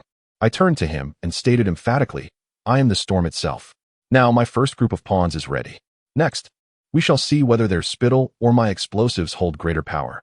Chapter 57. The Final Review. The Emperor's Silent Approval according to the regulations of the Liang Dynasty. The final list of candidates for the provincial examination must be submitted for imperial review before posting. This serves both as a manifestation of imperial authority and as a final safeguard. Should the examiner's selections prove inadequate or contain significant oversights, the Emperor possesses the right to reject and return them for reconsideration. Thus, when the list I mockingly dubbed the explosive package, along with several representative top-tier and lower-tier examination excerpts, was securely encased in a thick Nanmo box and personally escorted by me into the imperial palace, I realized that the ultimate confrontation had begun. Inside the imperial study, the room was brightly lit. Li Shilong dismissed all attending eunuchs, retaining only his trusted aide, Wei Jin. Instead of sitting upon the dragon throne, a symbol of supreme power, he donned plain attire and sat across from me, separated only by a small tea table. This was a gesture, defining our meeting as a private consultation between confidants. The Nanmo box was gently placed on the table. Li Shilong did not immediately open it. His fingers caressed its smooth surface, his gaze deep and inscrutable. He began to speak, his tone heavy and deliberate. Lin Zhijie, do you know what is contained within this box? Your Majesty, I replied, lowering my gaze. It holds 120 future pillars, selected for the Liang. For your Majesty. Pillars? A cryptic smile played at the corners of Li Shilong's mouth. I have heard that your selection process was rather tumultuous. He raised his eyes, piercing into my soul. I have been informed that you deemed the exquisite writings of talented individuals as industrial scraps. I have also heard that you treated a painter, one who penned a diatribe against you, and even one who crafted sentimental tales, as treasures, preserving them with care. Furthermore, I have been told that you, against all opposition, designated an incomprehensible manuscript and a collection of nonsensical treatises as the second and first place winners, respectively. With each inquiry, his tone grew more intense, and the atmosphere in the study thickened. Wei Jin stood by, scarcely daring to breathe, beads of perspiration forming on his forehead. He could sense that the Emperor's patience was waning. Yet, I remained composed. I lifted my gaze to meet his piercing eyes, a faint smile gracing my lips. Your Majesty possesses keen insight. It seems my small maneuvers have not escaped your notice. I offered no defense, but instead acknowledged it with candor. Then, I extended my hand, personally opening the fragrant cedar box and presenting it before him. Your Majesty, what one hears may be deceptive, but what one sees is the truth. I have also brought forth the inferior items. The treasures I regard as paramount are all contained herein. As for the final list, it may appear unfamiliar and absurd to many. However, it is a testament of my utmost efforts, submitted for your Majesty and the future of the Great Liang. Please examine it. My tone was calm yet resolute. I relinquished all judgment to the supreme ruler of the empire without reservation. Li Shilong gazed at me intently before extending his hand to grasp the final list. He perused it slowly and meticulously. Name after name, unfamiliar to him, passed before his eyes. Chun Fan, Sun Mo, Zhou Zheng. None of these individuals bore illustrious lineages or renowned reputations. The names he recognized, intertwined with the influential ministers, were conspicuously absent.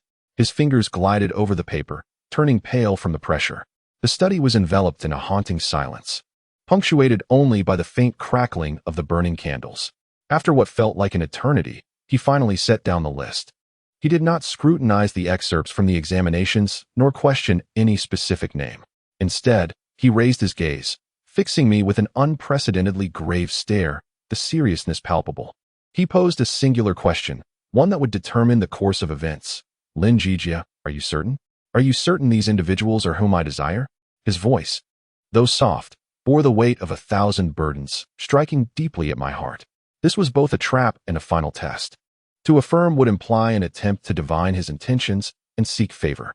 To express uncertainty would reflect a lack of confidence in my endeavors, constituting a dereliction of duty. I rose and bowed deeply to Li Shilong.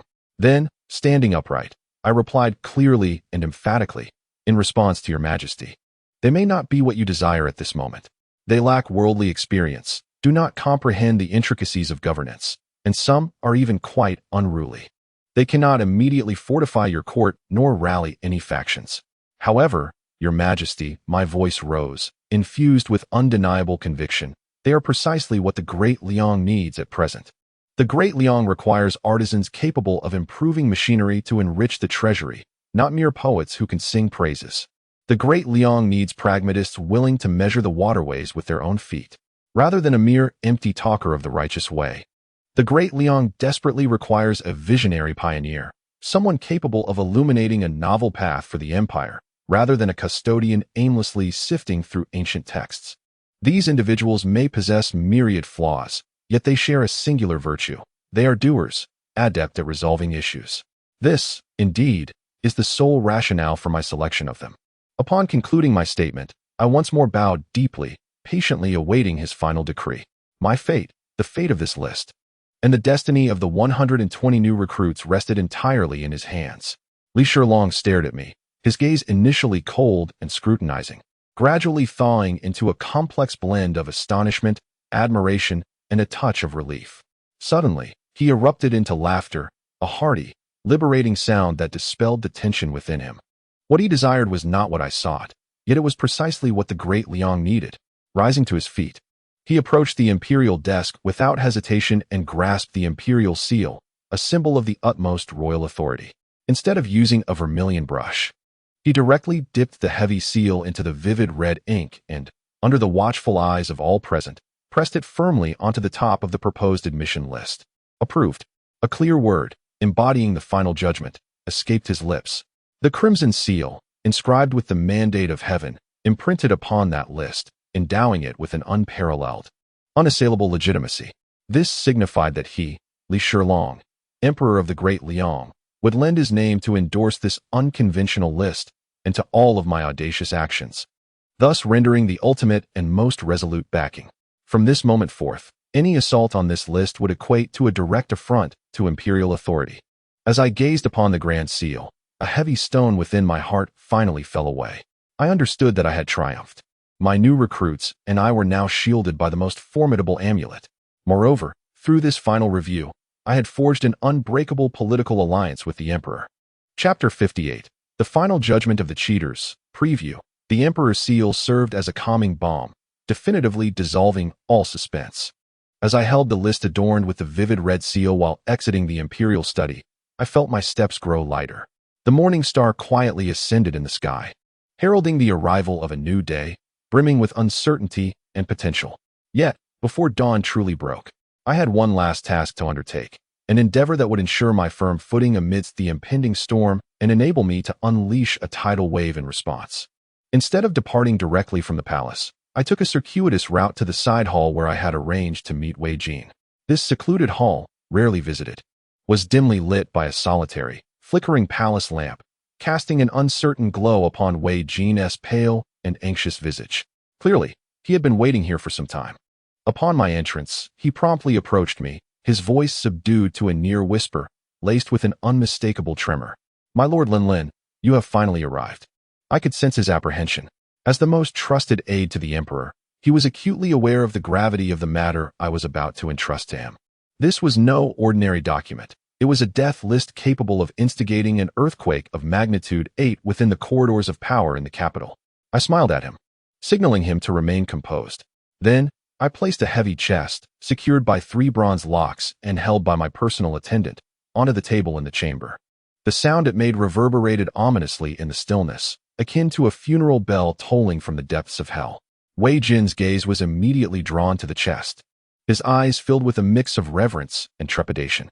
It seemed as though he could peer through the thick walls of the chest and envisioned the countless official hats contained within, along with the affluence of their families, and perhaps even their very lives. "Master Wei," I said, leisurely extracting 3 distinct bronze keys from my robes and placing them atop the lid of the chest. This chest contained some rather unsavory items. My tone was nonchalant, as if discussing a trivial matter. Within lay the evidence of all the cheating scandals from the recent Jiangnan provincial examination, witness accounts, material evidence, including the artful acrostic poem from the son of the Marquis on Yuan, the ledger of clandestine transactions between Deputy Minister Wang and the families of candidates, and even transcripts of intriguing recorded conversations. Additionally, there were confessions from the officials who conspired to manipulate the grading process within the examination hall. With each revelation, Wei Jin's eyelids seemed to twitch in disbelief. By the time I concluded, he was drenched in cold sweat, fully aware of Lin Zhijie's formidable methods, yet utterly astonished that I could amass such a wealth of detailed and damning evidence in a mere span of days. This was no ordinary examiner. This was a living embodiment of the Grim Reaper. Disregarding the tumultuous storm brewing within him, I continued, aside from these. At the very bottom of the chest lies a small booklet. I paused, observing him, my smile taking on a more profound significance. The booklet was titled Directory of Sponsors for the Liang Dynasty Examination Fairness Foundation, proposed. A foundation? Sponsors? Confusion was etched across Wei Jin's face as he struggled to comprehend these novel concepts. I kindly elucidated. It is a record of all officials who have presented gifts or engaged in bribery, hoping to gain favor for their relatives, along with detailed accounts of the offerings. From priceless calligraphy and paintings of the previous dynasty to boxes of heavy yellow and white goods, and even several land deeds from the outskirts of the city. Every entry is meticulously documented by my clerks. Boom. In Wei Jin's mind, it was as if a thunderclap had shattered the silence. He was utterly dumbfounded by my audacious maneuver. To accept money without delivering results was already a profound deviation from the norm.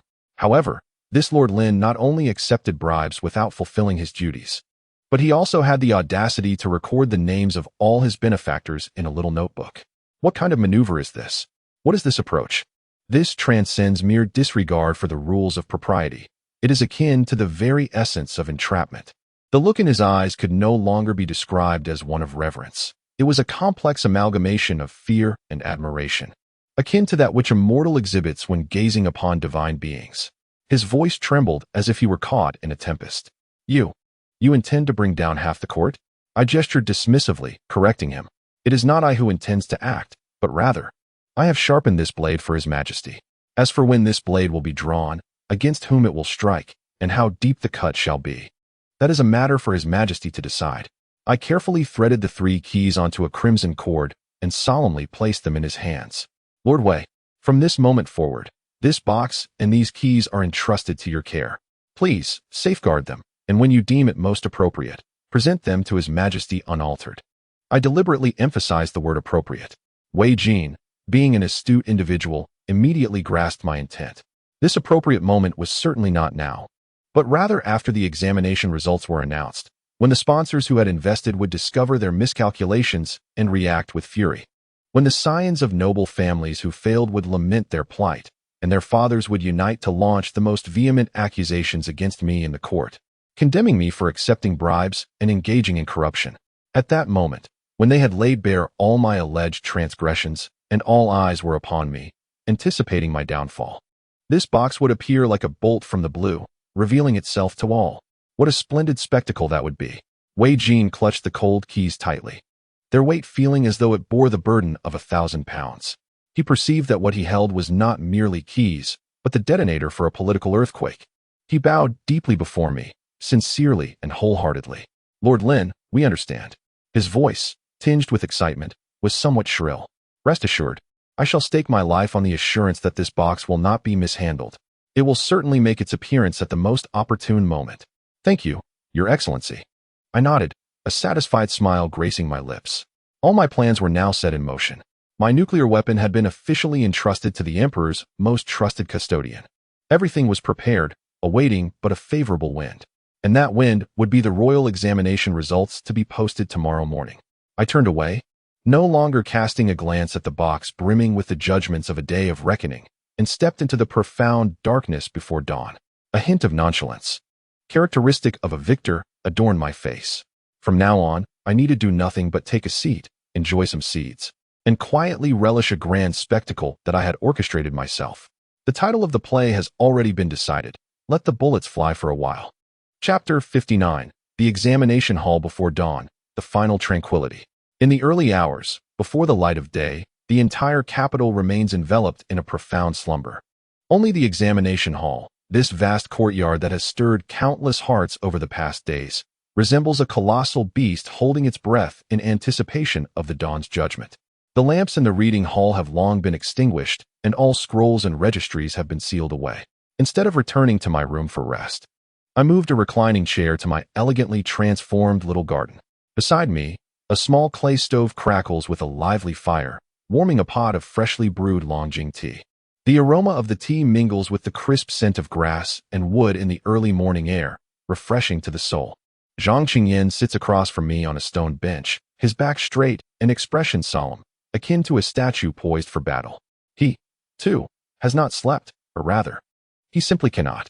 He glances at me from time to time, then shifts his gaze to the darkened imperial city, his brow furrowed with persistent worry. Lindarin. He finally breaks the silence, his voice drifting in the cold air. Are you truly not at all concerned? I lazily adjust my position in the recliner, making myself more comfortable before slowly opening my eyes. Concerned? I yawned. What is there to worry about? Whether the tea gets cold or if dawn arrives too slowly. Darren. Zhang Qingyan's tone grows urgent.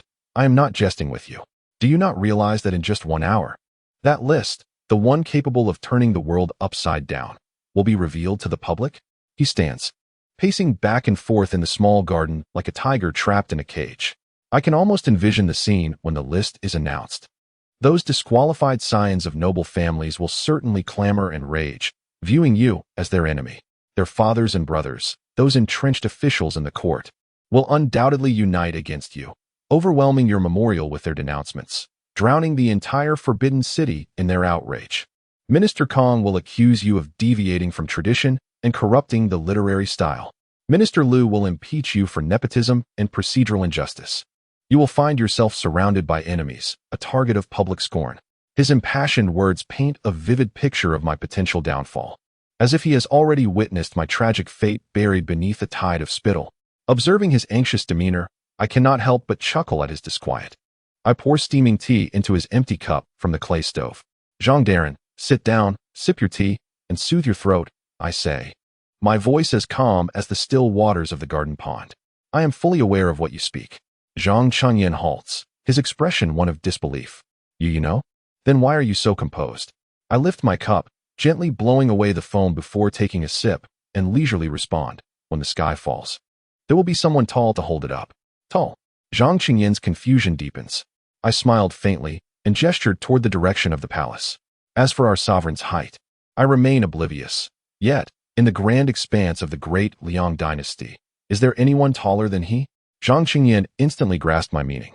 He stared at me, momentarily speechless, as if struggling to articulate his thoughts. Indeed, whose imperial seal graces that list? It belongs to the emperor. From the moment that grand seal was applied, the ultimate bearer of this tempest ceased to be Lin Zhijie and became that exalted figure seated upon the dragon throne. I am merely a dagger he has extended. Nevertheless, even with his majesty as your backing, the whispers of the literati are to be feared. Zhang Qingyan remained troubled, concerned about the fervent public discourse and the potential tarnishing of one's reputation, which could jeopardize your future career. I could not suppress a laugh, as if I had heard the most ludicrous jest. Do you truly believe I am one who concerns himself with career prospects, Master Zhang? I indicated the reclining chair beneath me, then gestured toward the tranquil fish pond nearby. What I have sought from the very beginning has been the simple luxury of lying at ease, sipping tea, and casting a line for fish. As for my reputation, I scoffed, disdain etched across my face. Can it be consumed? Can it quench one's thirst? Can it be exchanged for paid vacation? If not, what utility does it hold for me? We are merely the gatekeepers, Master Zhang. I withdrew my smile, adopting a more earnest tone. We have opened a portal to a new world through an examination, granting passage to those endowed with talent and ambition, yet shackled by their origins and antiquated rules. What awaits them beyond the threshold, whether it be flowers and applause or swords and spears, is a battle they must confront on their own. Our task, once the door is ajar, is to step aside, find a comfortable perch, and quietly observe as they charge forth to upheave this dreary old world. Let those who ought to worry, worry. My words acted as a balm, soothing Zhang Qingyan's restless heart until it gradually settled. He returned to the stone bench, lifted the cup of hot tea, and imitated my earlier demeanor, savoring a sip slowly. The tea's bitterness seemed to dissipate. He regarded Lin Zhijie, the young man who appeared to him at times languid as a drifting cloud, at times sharp as a drawn sword, and at yet other moments profound as an unfathomable abyss.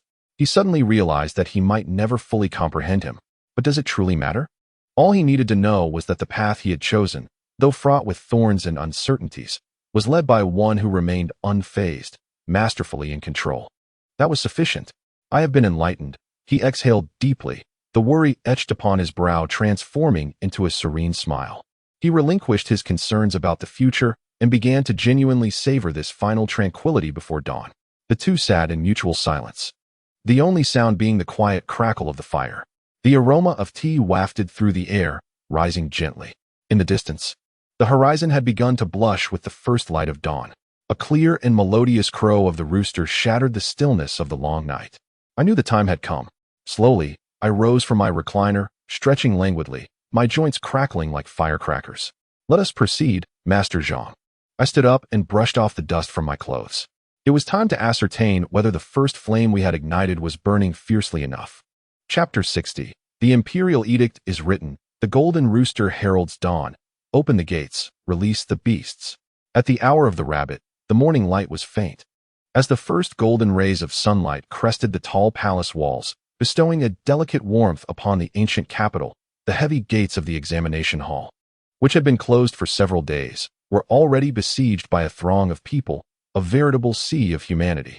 Thousands of candidates, along with the tens of thousands of hopeful family members, classmates, and mentors, completely filled the area.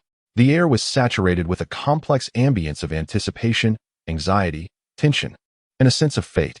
Some individuals appeared pallid, having spent a sleepless night, their lips cracked and peeling. Others feigned composure, engaging in light-hearted banter with companions. Yet their slightly trembling fingertips betrayed their inner turmoil. Still others had already secured private rooms in the tea houses at the rear, awaiting the moment their names would grace the gold list, ready to host a grand banquet and weave tales of their success. Each person resembled a prisoner awaiting a final verdict. Beyond the tightly shut gates lay the fateful decree that would determine whether they ascended to paradise or plummeted into despair. Within the examination hall, in stark contrast to the clamor outside, there reigned a solemn silence. Zhang Xingyan and I stood side by side on the steps of the Hall of Justice. Behind us stood a group of solemn officials and clerks of the examination hall. In front of us, a procession of officials clad in resplendent red ceremonial robes, with the words Ministry of Rights embroidered upon their chests, awaited information. Their expressions were grave, their demeanor imposing, as if they were about to escort not merely a list but a decree of national significance. A senior official from the Ministry of Rights approached, cradling a large scroll wrapped in brilliant yellow brocade. He stepped forward with measured grace, bowing deeply before me. I respectfully report, esteemed Chief Examiner, that the auspicious moment has arrived. Please bestow the Imperial Edict so that we may announce it to the world. His voice was resonant and solemn, each word imbued with a unique ceremonial weight. I nodded in acknowledgement. Two attendants advanced, bearing a long table draped in crimson velvet, which had been meticulously prepared. I personally received the Imperial Edict, a document infused with countless efforts and calculations, bearing the vivid red imperial seal. It felt heavier than I had anticipated. I walked towards the table, carefully unfurling the massive yellow scroll. At that precise moment, sunlight pierced through the clouds, illuminating the 120 names inked upon the parchment. Chen Fan, Sun Mo, Zhou Zheng. Each name seemed to be endowed with life in that instant, shimmering and pulsating in the golden glow. I grasped the heavy seal, emblematic of the chief examiner's authority, dipping it into the ink. Then, under the watchful gaze of all, I firmly placed it at the end of the list, echoing the emperor's jade seal at the forefront.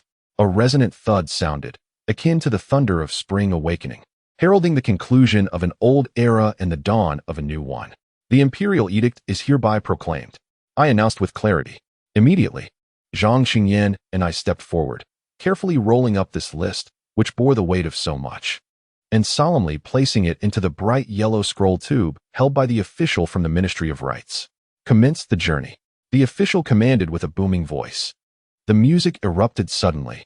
The honor guard, long awaiting at the side, played a spirited and resounding drum melody. 8 tall officers of the Imperial Guard stepped forward, lifting the scroll tube containing the edict high, and securely placing it within the specially designed dragon pavilion carried by 4 men. The entire procedure was conducted with solemnity and meticulous attention to detail. As I observed this spectacle, my heart remained unperturbed, even indulging in a mental review of project management. The sense of ceremony was quite well crafted. The handover process was smooth and responsibilities were clear. This segment could earn a score of 90. However, the background music was a bit monotonous. Perhaps if it were replaced with Good Fortune Comes or the effect might improve. Amidst the thunderous drum beats, the enormous doors separating two worlds creaked open with a sound that made one cringe, slowly parting to reveal the outside. The doors are open. The edict emerges. The crowd outside erupted in a frenzy. Everyone surged towards the entrance like iron filings drawn to a magnet, a tide of humanity, creating a cacophony of sound. At that moment, as the doors fully opened, the interior and exterior appeared as two utterly distinct realms. Inside lay the solemn honor guard, austere officials, and an absolute sense of order and tranquility. Outside, a throng of heads, distorted faces, and uncontrolled desires and fervor. Standing atop the high steps, hands clasped behind my back, I gazed down upon this sea of human desires that I had ignited with my own hands. The procession escorting the Imperial Edict, under the guard of the Imperial troops, advanced like a great red vessel, navigating the tumultuous waves of the crowd with difficulty. Their destination was the Imperial Edict Wall in the heart of the capital, where this thin sheet of paper would be unveiled to the light of day, subjected to the scrutiny of all. I understood that as those names were read aloud, one by one, and brought into focus, the current fervor would swiftly transform into shock, bewilderment, anger, and even madness. An unprecedented storm was about to make landfall in the capital. Zhang Chengyan stood beside me, his palms slick with cold sweat. He gazed at the dense throng outside, so tense that even his breathing became labored. Yet, in that moment, I smiled. It was a smile imbued with a secret, pure joy, characteristic of a puppeteer reveling in the spectacle. I lifted my gaze to the rising sun, brimming with infinite possibilities, and softly whispered to myself, well, the doors have been opened. Now, open the door and unleash the beasts. Chapter 61. Open the door and release the rankings. The creaking sound of the Imperial Examination Academy's gate echoed like an invisible sound wave, instantly reverberating throughout the capital.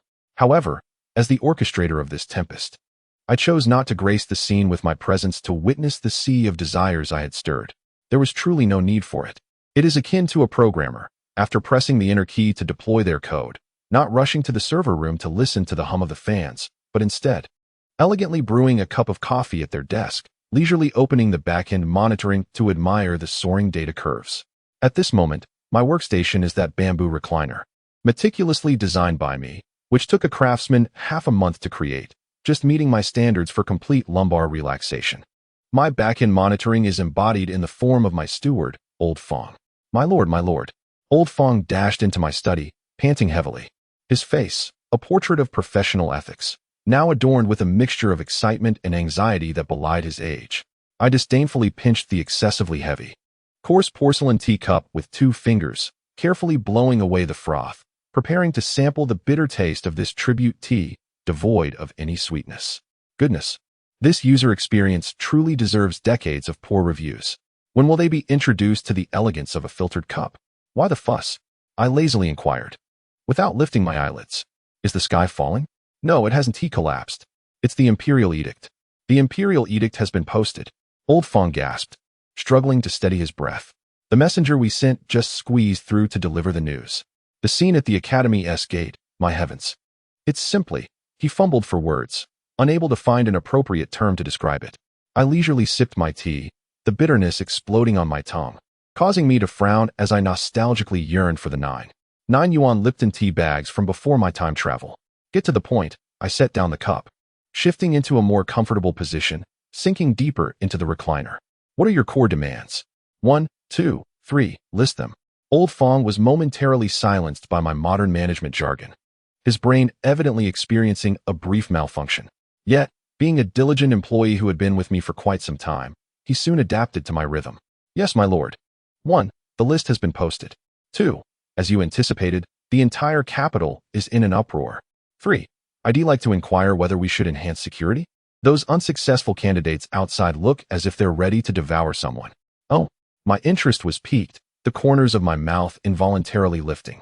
The sensation was akin to discovering a critical name misspelled during a serious academic conference, filled with secret and pure delight. How is it an uproar? Please describe the scene and the user's feedback in detail. Old Fong's expression grew even more perplexed, but he diligently relayed the information he had gathered. Meanwhile, beneath the wall of the Imperial Edict, this was the eye of the storm. Thousands of individuals congregated here, yet, strangely, they found themselves enveloped in a profound silence. Every gaze was riveted upon the enormous, fluttering yellow list.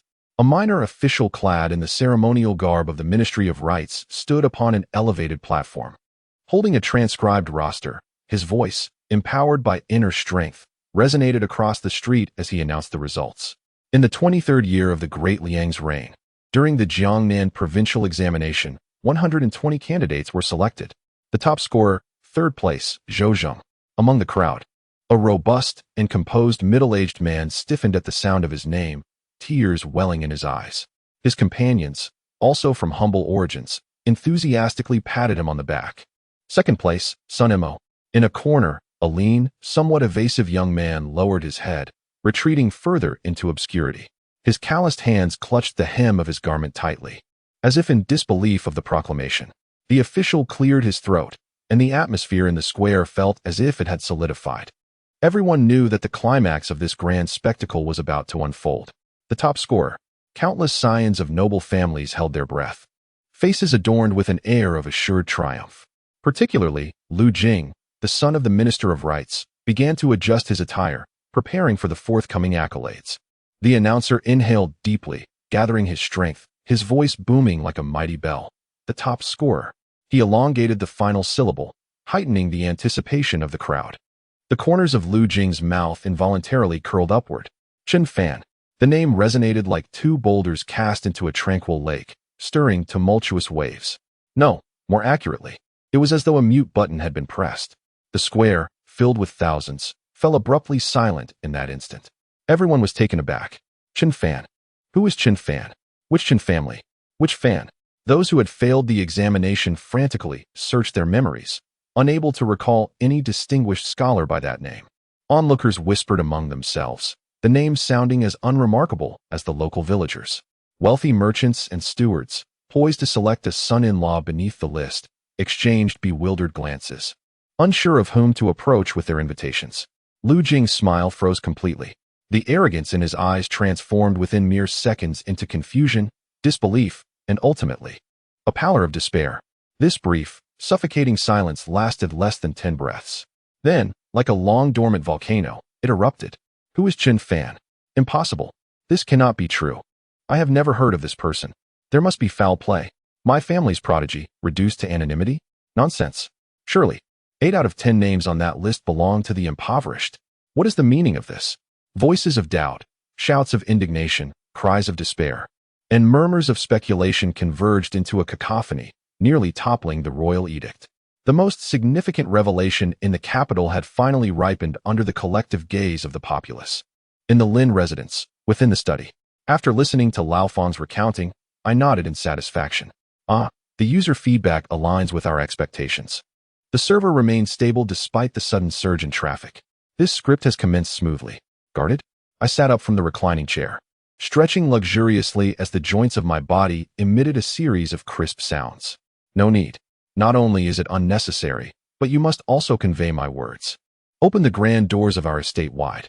I regarded Lao Fang, whose astonishment was so profound it seemed he could fit an egg in his mouth, and smiled. Inform the doorman that from today onward, regardless of whether it is a congratulatory letter, a gift, or even a scathing denunciation, we shall accept it all. The storm has only just begun. As the eye of the storm, we must embody its essence, quietly and gracefully observing the tumultuous world outside. Chapter 62. The Matchmaker Under the List. Part 1. Chen Fan's moment of social death. Chen Fan felt as if he had transcended the bonds of gravity. Yes, quite literally. When the official announced his name with a voice that could pierce the heavens, he was left in a daze. His mind was momentarily blank for a full 3 seconds, with only one thought echoing in his mind. Good heavens, this operation deserves a 666. It is my own imagination that has constrained me. He had contemplated both success and failure, even speculating that his astonishingly unconventional answers might be dismissed as the ravings of a madman and discarded into the wastepaper pile. Yet, he never anticipated that the eccentric examiner would dare to defy convention and elevate him to the top of the list. This was no mere audacity. It was akin to dancing atop the heads of the scholarly elite of the entire Liang Dynasty. However, before he could fully grasp the enormity of this shock, the world around him erupted into chaos. Brother Chun, it's you. It's truly you. The top scholar. It's really you. The first to react were his fellow students, who hailed from humble backgrounds like himself. Initially stunned, they soon erupted into an overwhelming joy, their faces contorted with excitement as if they had just won a lottery of 5 million. They then hoisted him aloft. Indeed, it was the most primitive expression of exuberance from the ancient populace, lifting him high in the air. Chun Fan felt an exhilarating lightness as numerous robust arms raised him high, tossing him into the air. His gaze ascended, revealing countless faces filled with astonishment, envy, admiration, and fervor. In that moment, he felt less like a top scholar and more akin to an extraordinarily rare, egg-laying hen unexpectedly discovered. Put me down. My esteemed brothers, please set me down. He futilely struggled in midair, his frail body, honed through years of diligent study, felt utterly vulnerable against the earnest and fervent strength of the crowd. Amidst this chaotic tossing, the keenest of hunters had already set their sights on their target. Make way, clear the path. Let the new top scholar be celebrated at the Wanfu building. A well-dressed, remarkably agile fat steward, resembling a human tank, forcefully maneuvered through the throng. He held aloft a lavish, gilded invitation, his face adorned with a professional smile. Everyone, step aside. At the residence of Deputy Minister Wang of the Ministry of Revenue, an invitation was extended to Chun Jiyuan for a visit. Another attendant, not willing to be outdone, boldly seized Chun Fan's robe, declaring, "Young Master Chun Jiyuan, look at our family. In the southern part of the city, we have Master Zhang, with 1,000 acres of fertile land and 10 prosperous shops. My young lady is just at the tender age of 18, beautiful as a flower, eagerly anticipating a match with an ideal husband." This proclamation dramatically shifted the nature of the gathering from mere congratulation to a fierce competition for a bride. In an instant, it was as if a mysterious switch had been flipped. All the wealthy merchants and stewards of officials, who had been merely observing, went into a frenzy. Like sharks sensing blood, their eyes gleaming with avarice, they surged towards Chun Fan, who was left suspended in midair. "Chun Jiyuan, here is my master's invitation. Jiyuan Gong, my young lady's invitation is here. Choose us. Our family offers a grand residence as a dowry. Get lost. We provide a commercial caravan as dowry. Various invitations, letters, and even fragrant sachets and silk handkerchiefs bearing the warmth of young ladies were hurled at Chun Fan like a flurry of snowflakes. The scene spiraled completely out of control. Chun Fan, caught in this whirlwind, felt disoriented, his head spinning. The buzzing noise filled his ears, and before him were faces twisted with desire. This was undoubtedly the most profound moment of social death since his arrival in this world. A voice within him wailed helplessly. After a decade of diligent study, with aspirations to transform this world through modern knowledge, he, an innocent and idealistic youth who had never even held a girl's hand, was utterly unprepared for such an onslaught. This was 100 times more terrifying than facing a life-and-death exam. "Help me," he managed to gasp. Fortunately, his companions had yet to lose their wits. "Protect Brother Chun. Quickly, break through," shouted one of his fellow scholars, also fortunate enough to be on the list. A few other newly minted scholars, hailing from humble origins, quickly formed a human shield, rescuing Chun Fan from the throng and placing him in the center. Everyone, let us speak calmly. Jiyuan Gong is unwell. We must return him to the inn for rest," they shouted as they formed a makeshift wedge, attempting to break free. However, they underestimated the significance of the ancient tradition of bride-seeking that resonated deeply within the hearts of the capital's populace. This was not merely about marrying off a daughter. It was an investment in a promising stock with boundless potential. "Don't let them escape. Chase them. Jiyuan Gong, don't leave." Thus commenced a thrilling and comical chase throughout the city. Chun Fan, supported by several classmates, stumbled through the thronging crowd in a haphazard flight. His scholar's cap was askew. One of his cloth shoes had come off, and his robe was torn with a large rip. Behind him followed a fervent and relentless army of prospective fathers-in-law and their agents. This peculiar procession surged from the foot of the Imperial Edict Wall, racing down the main thoroughfare, creating chaos and calamity, successfully causing the largest traffic jam the capital had seen that day. Countless passers-by paused in their tracks, curiously gathering around. "Look, there stands the newly crowned scholar. TSK, he possesses a handsome visage, yet there appears to be a hint of frailty about him. Indeed, before even stepping into office, he has already been subjected to such scrutiny. Listening to the surrounding murmurs, Chun Fan felt a darkness envelop him. His temples throbbed, as if he could hear the ominous notification of the approaching assessment. He inhaled deeply, only to find himself choking on the dust of antiquated feudalism, yearning to find a place to recline and purify his spirit. Ah, esteemed examiner, you have truly bestowed upon me a monumental surprise. He sprinted onward, silently offering his most sincere regards to the mentor he had yet to meet. Chapter 63. The Matchmaker's Pursuit Beneath the List. Part 2. The Tactical Escape of Sun Mo. If Chun Fan's plight resembled an unexpected and visually striking people's war, then for the newly appointed scholar Sun Mo, the experience felt more akin to a disorganized product presentation fraught with ineffective communication and logical chaos. As the second-place scholar, his prominence was only eclipsed by Chun Fan. When the initial wave of eager fathers-in-law, having failed to capture Chun Fan, redirected their ambitions toward this equally promising candidate, Sun Mo was crouched in a corner beneath the Imperial notice board, calculating something in the dirt with a small twig. The noise and fervor surrounding him seemed to be kept at bay by an invisible barrier. His entire world consisted solely of the lines and symbols etched into the ground, which appeared to outsiders as incomprehensible hieroglyphs.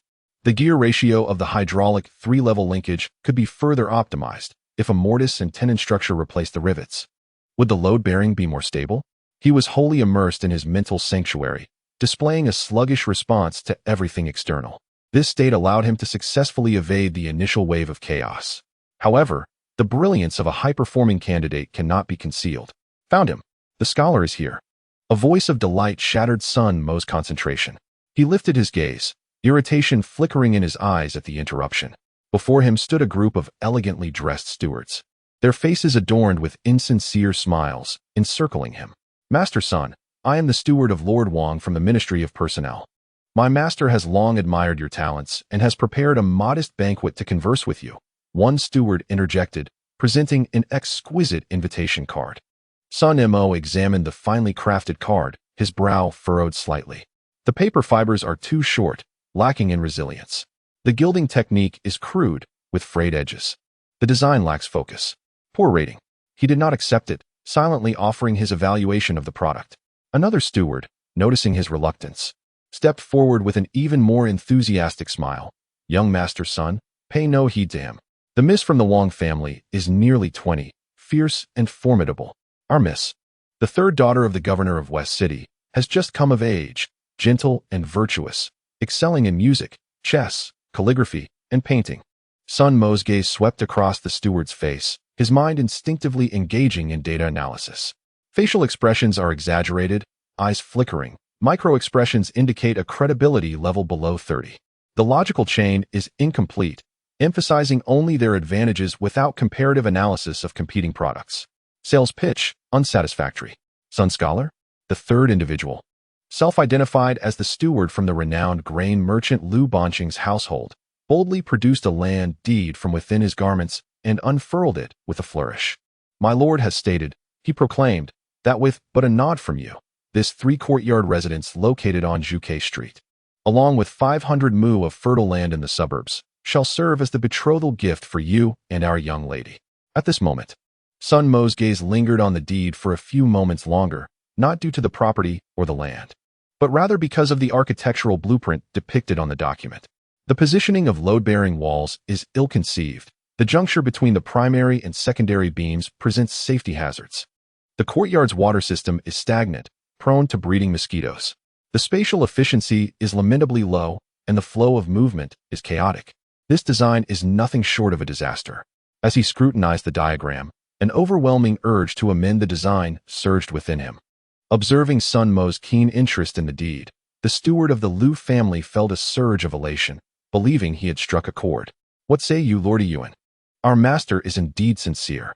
The other stewards, witnessing this, began to amplify their promises, showering him with various enticing offers as if they were of no consequence. In that moment, Sun Mo was inundated with a cacophony of words such as young lady, residence, gold, and shops. To him, these terms resembled an unintelligible jumble, causing his mental bandwidth to soar. Irritation. Extreme irritation. He felt his temples pulsating as though he were listening to a decrepit steam engine emitting a jarring clamor. At last, he could bear it no longer. Rising to his feet, he brushed the dust from his robe. All the stewards fell silent, believing that the seemingly reticent Lord Yuan was finally poised to make a decision. With an expressionless demeanor, Sun Mo extracted a roll of worn rice paper, adorned with numerous schematics, from his tattered cloth bag, which bore several patches. He carefully unfurled the drawings upon the ground. What lay before them was an exceedingly intricate mechanical blueprint. It illustrated, in meticulous lines, hundreds of gears, linkages, bearings, and springs of varying sizes, accompanied by minuscule annotations detailing various unfathomable symbols and data. The precision and complexity of the entire diagram would leave even the most skilled craftsman of the Ministry of Works in a state of bewilderment. What is this? The steward of the Liu family was the first to approach, gazing at the cryptic illustrations with a bewildered expression. Sun Mo lifted his gaze, his clear and focused eyes scanning the circle of onlookers. Then, in a tone devoid of any emotional inflection, he stated the first words of the day, "You wish to form an alliance with me." He paused, extending a finger to indicate the most intricate core component of the design. First, resolve this issue. This is the core transmission structure of a self-propelled mechanical cow. Requirement: enhance its load-bearing capacity by 30% without altering the existing structure. Provide me with a solution within 3 days. Either a blueprint or a model will suffice. The atmosphere grew thick with tension, and all present were rendered utterly speechless. The few stewards, who moments ago spoke with fervor, extolling their young lady as if she were a celestial being descended from the heavens, now stood with eyes wide and mouths agape, fixated upon the cryptic blueprint before them, their minds rendered utterly blank. Autonomous movement, mechanized wooden oxen, core transmission, load-bearing capacity. Was this even human language? What tongue was being spoken? One steward instinctively rubbed his eyes, questioning whether he had succumbed to hallucinations from prolonged strain.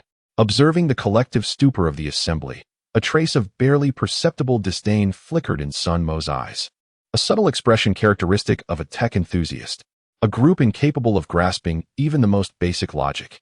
He withdrew his gaze, no longer regarding the stone-faced crowd. Seizing the precious window of time while they remained in their petrified state, he bent down, cautiously rolled up his cherished blueprint, and tucked it back into his cloth bag. He then adjusted his attire and, under the dazed scrutiny of the onlookers, stepped forth with unhurried grace, silently slipping through the gaps of their encirclement. The entire process flowed with the elegance of a masterful performance. Just as his figure was about to vanish around the corner, one steward awoke from his reverie, muttering, "By my word, could this newly minted talent be a lunatic?" Meanwhile, Zhou Zheng, also among the esteemed, exhibited an entirely different response. The former county clerk, faced with the throng closing in, remained neither servile nor arrogant, offering a respectful bow. "Esteemed guests, your kindness is duly noted. However, matters of marriage are dictated by parental will and the words of matchmakers. Moreover, my current standing is entirely due to the support of my mentor, Lord Lin. This matter must await my report to my parents and consultation with my mentor before any decision can be made." His words were impeccably crafted, invoking filial piety while honoring his mentor, leaving no room for reproach. He smiled as he solemnly accepted each name card handed to him, expressing gratitude to every individual present. His demeanor granted everyone respect without making any commitments.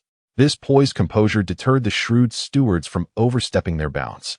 Ultimately, Zhou Zheng, amidst the protective circle of admirers, departed with tranquility. On the day of the capital's announcement, the top 3 newcomers showcased their distinct styles in a remarkable escape. One fled in disarray, another overwhelmed with technical prowess, and the last met the situation with calm. Their innate qualities were vividly revealed amidst the unexpected frenzy of suitors stirred by the announcement. It heralded the arrival of a captivating new generation to the court of the Great Liang. Chapter 64. The Roar of the Defeated. The first wave of public opinion assault as revelry and farce unfolded in the streets of the capital. Shadows quietly burgeoned in certain corners, gathering strength. In the capital, at the drunken Immortal Pavilion, a favored haunt for literati, the ambience was typically filled with poetic exchanges and grand proclamations of political insight. Yet today, within the largest private chamber, the Guanyun Pavilion, the atmosphere was stifling. As though one could draw water from the tension, over 20 scholars congregated within the room. Their faces bore no trace of the elegance typical of intellectuals. Instead, they were marked by disappointment, resentment, bitterness, and a profound sense of betrayal. They were the scions of noble families who had failed the provincial examination. Once, they had been the pride of the capital's scholarly community, the hope of their families, and the assured future dignitaries in the eyes of all. For a decade, they had immersed themselves in the classics, mingling with renowned scholars. They were convinced that their esteemed lineage and remarkable talents would guarantee their success in the imperial examination. However, reality dealt them a resounding blow. The glaring yellow list of failures was like a decree of dismissal, ruthlessly and thoroughly casting them aside. In their place stood a group of unknown rural men, whose very names they had never heard. What an absurdity! It was utterly ludicrous. Lu Jing, the son of the Minister of Personnel, Lu Cheng, slammed his cup onto the table, splashing wine everywhere. His once handsome face twisted with jealousy and rage, taking on a somewhat ferocious aspect. How could a mere peasant named Chun Fan dare to seize the top position? What merit did he possess? After 20 years of diligent study, am I to be outshone by a country bumpkin? His furious outburst ignited a powder keg of discontent in the room. Lu is right. Which of us does not hail from a prestigious family, having been steeped in literature since childhood? Most of those listed are, without a doubt, obscure figures. What fairness remains in this examination system? Fairness? It is the utmost injustice. That examiner, Lin Zhijie, behaves erratically, with actions unheard of. The questions he posed were nothing but trivialities, merely clever tricks and perverse stratagems. What sort of nonsense is this? What probability nonsense? Must we even draw diagrams? It is a disgrace to scholarship, an affront to us, the scholars. A corpulent man in luxurious attire, with a mournful expression, nearly weeping. My father donated 5,000 taels to the foundation for my examination. 5,000 taels. And what was the result? Not even a whisper of acknowledgement. Lin Zhijie is the epitome of shamelessness, accepting bribes without delivering results. Upon hearing this, several individuals in the room displayed expressions of shared indignation, having suffered similar grievances. They too had contributed, only to see their investments go to waste. The humiliation of being subjected to such deceptive practices was far worse than mere failure.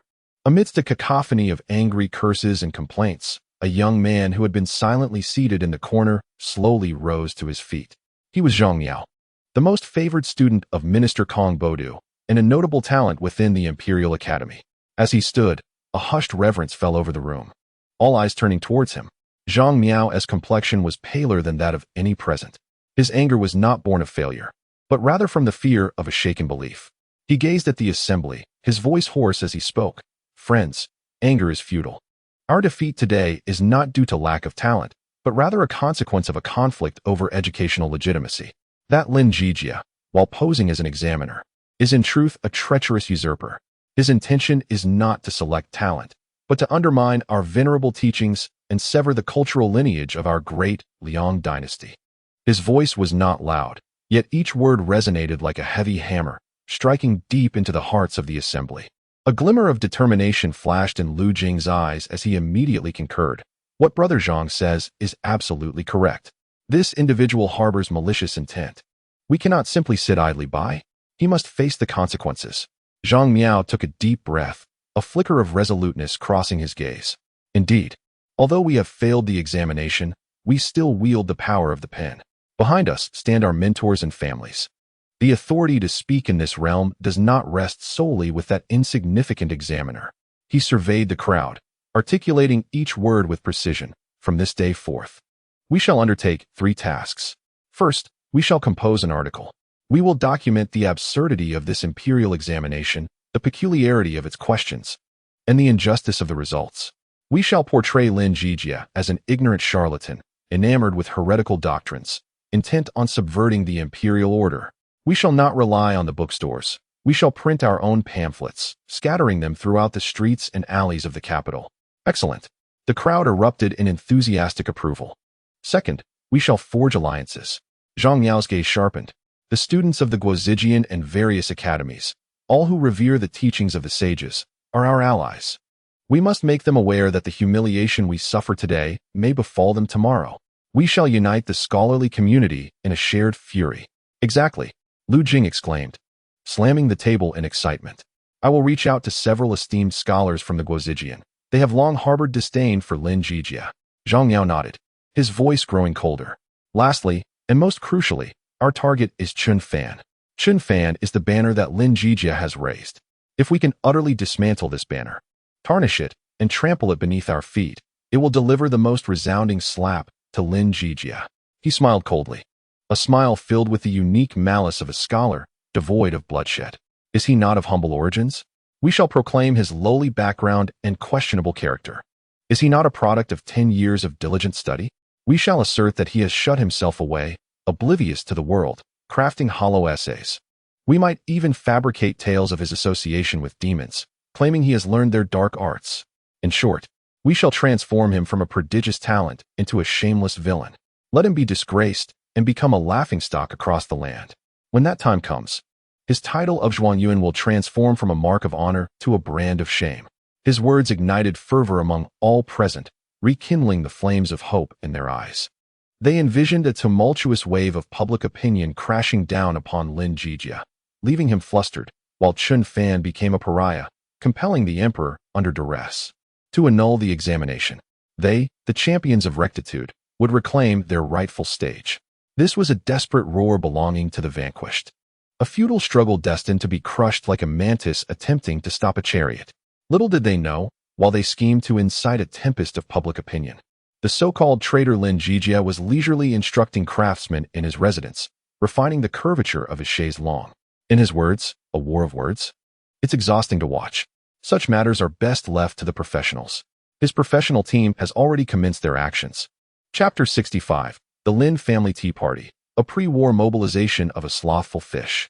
Outside, the winds of change are stirring. The defeated souls within the drunken immortal pavilion are concocting a self-righteous storm of public opinion, while the entire capital is engulfed in an unprecedented wave of gossip due to a scandalous list. Yet, at the heart of this tempest, the Lin estate remains as tranquil as a painting forgotten by time.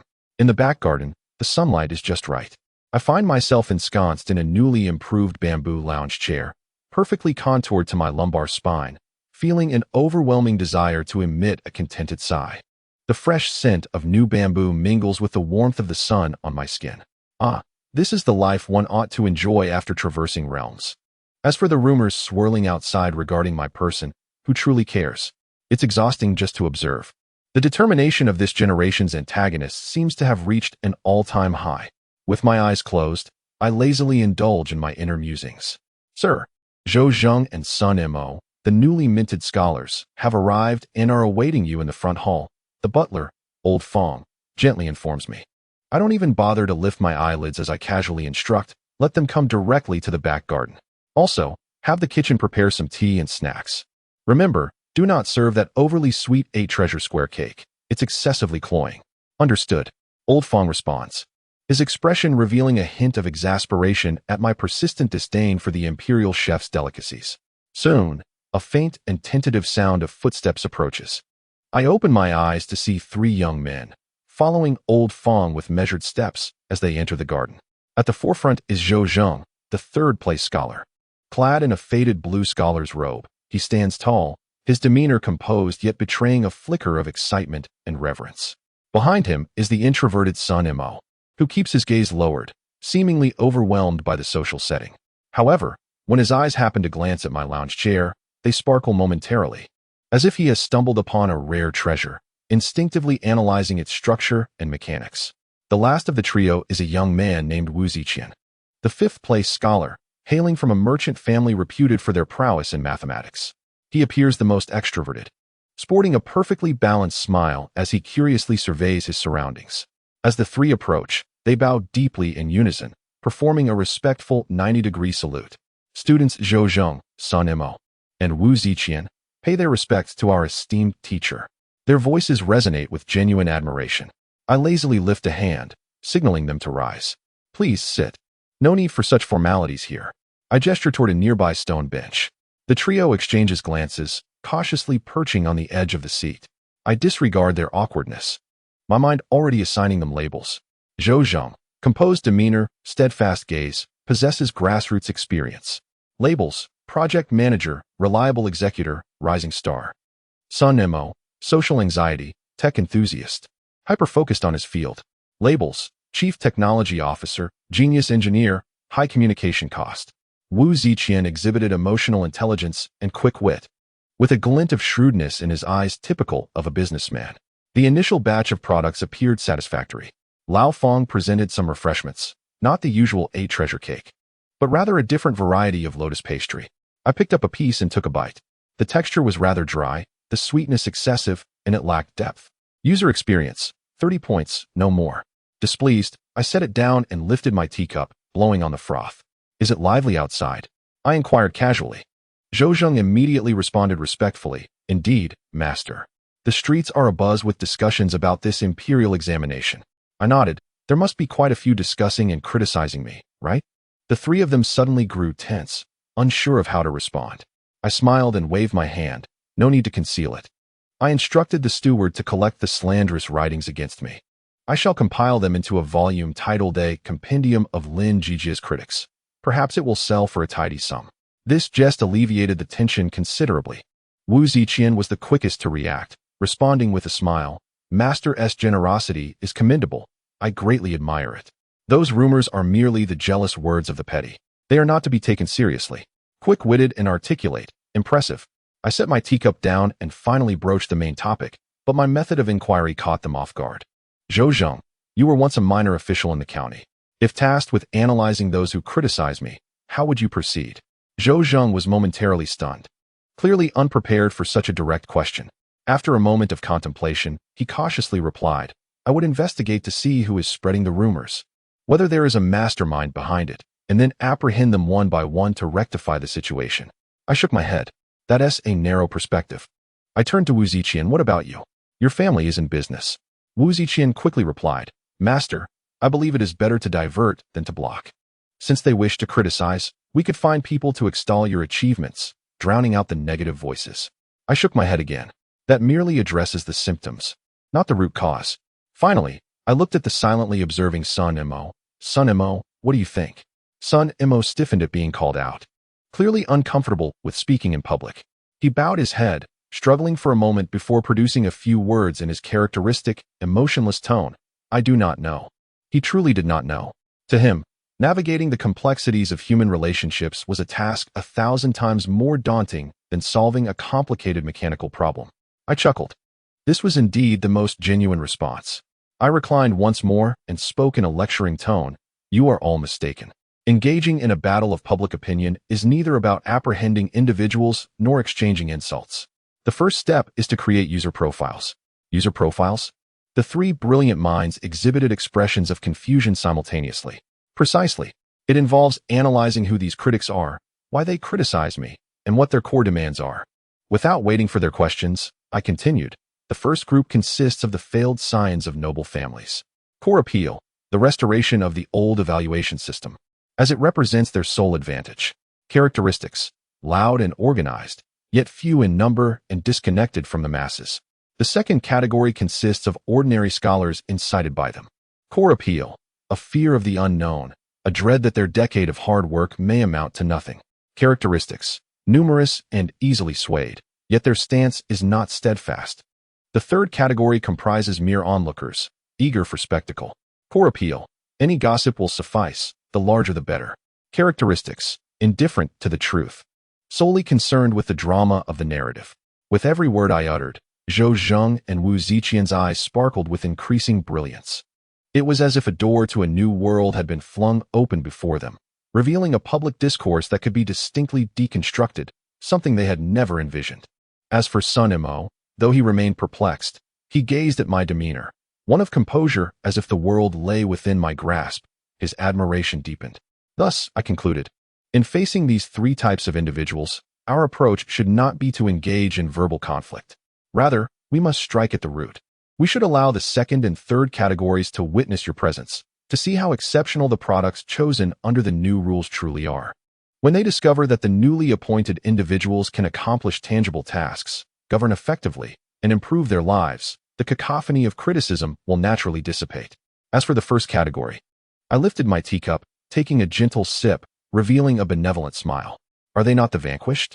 The best way to deal with the vanquished is to let them observe us ascend to heights they can never reach, and then bestow upon them a graceful, victorious smile.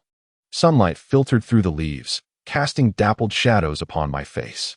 The three newly appointed scholars gazed at me in awe. In that moment, the image of their mentor loomed large, mysterious, and unfathomable. Chapter 66. The First Battle of the Court, the Moral Judgment of Kong Bodu. 3 days after the announcement of the results, the Grand Court Assembly convened. Inside the Hall of Supreme Harmony, gold bricks paved the ground, dragon pillars soared to the heavens, and the atmosphere was solemn and intimidating. Officials lined the sides in complete silence. Upon the imperial throne sat Emperor Li Shilong, his expression inscrutable, betraying neither joy nor anger. I stood at the end of the civil officials' row, having chosen a discreet position near a pillar. This spot, calculated with precision, allowed me to lean against the column to conserve energy without drawing too much attention, facilitating my mental escapism during this tedious assembly. The early morning meetings had already provoked a vehement protest from the biological clock of this modern sloth. At that moment, I struggled against a wave of yawns, while my mind engaged in high-intensity philosophical contemplation. The duration of standing in this assembly severely violates labor laws. I wonder if there is any form of overtime compensation. Speaking of which, do ancient officials have a significantly higher risk of hypertension and varicose veins compared to modern white-collar workers? This could be an intriguing sociological research topic. Just as my thoughts drifted to how to compose a quantitative analysis report on the impact of the ancient bureaucratic system on individual health, a voice filled with anguish and indignation, resonating like thunder, shattered the silence of the grand hall. Your Majesty, I have a matter to address. I lifted my eyelids and cast a glance at the source of the sound. Ah, the principal figure has arrived, the Minister of Rights, Kong Bodu. This venerable statesman, having surpassed his 60th year, now clutched a hefty tome in trembling hands as he staggered from the ranks. Each step he took was laden with gravity, as though he were not traversing gilded bricks, but rather treading upon the crumbling literary heritage of the Great Liang Dynasty. Upon reaching the center of the grand hall, he fell to his knees with a thud. Your Majesty, Kong Bodu's voice, tinged with sorrow, resonated with anguished lamentation. I have served as the head of the Ministry of Rights for 3 decades, diligently fulfilling my duties, dedicated to the propagation of the sage's teachings. Yet today, I must risk my life to offer counsel. For the literary foundation of our Great Liang, the very essence of our sage's doctrine, is in dire peril. His opening words were formidable, imbued with fervor, instantly elevating the atmosphere to a crescendo. I could not help but applaud him inwardly. Indeed, this introduction was masterfully crafted. Establishing his credentials first, he then set the tone, immediately escalating the conflict to the existential threat of national ruin. If this Minister Kong were to compose articles for a public platform, each would surely garner immense acclaim. The emperor, seated upon his throne, raised an eyebrow slightly and spoke in a deep voice. Minister Kong, what do you mean by such words? Pray elaborate. With the emperor's permission, Kong Bodu seemed invigorated. He raised the tome high above his head. It was a copy of the 4 books with commentary, yet at that moment, it appeared utterly disheveled. The pages were marred by a chaotic array of scribbles. Some featured bizarre geometric shapes drawn in ink, others bore numbers and symbols marked in vermilion. And one page even displayed a ludicrous flowchart-like illustration. Your Majesty, please observe. Kong Bodu's voice trembled with passion. This is a response sheet from one of the candidates in the recent Jiang and provincial examination. The sacred texts of the sages have been so defaced and desecrated. What is this if not an affront to the ancestral graves of Confucianism? At this proclamation, an uproar erupted in the court. Many bewildered officials, upon witnessing the lamentable state of the book, displayed expressions of shock and indignation. To them, this was indeed a profound desecration of the sage's teachings. Seeing their reaction, Kong Bodu was even more overcome with grief. Your Majesty, furthermore, the chief examiner of this provincial examination, Lin Zhijie, has acted in an outrageous manner.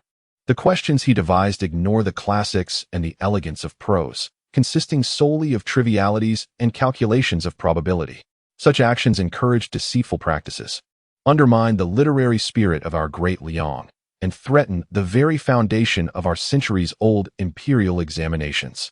As he spoke, tears streamed down his cheeks, and he wiped the corners of his eyes with his sleeve.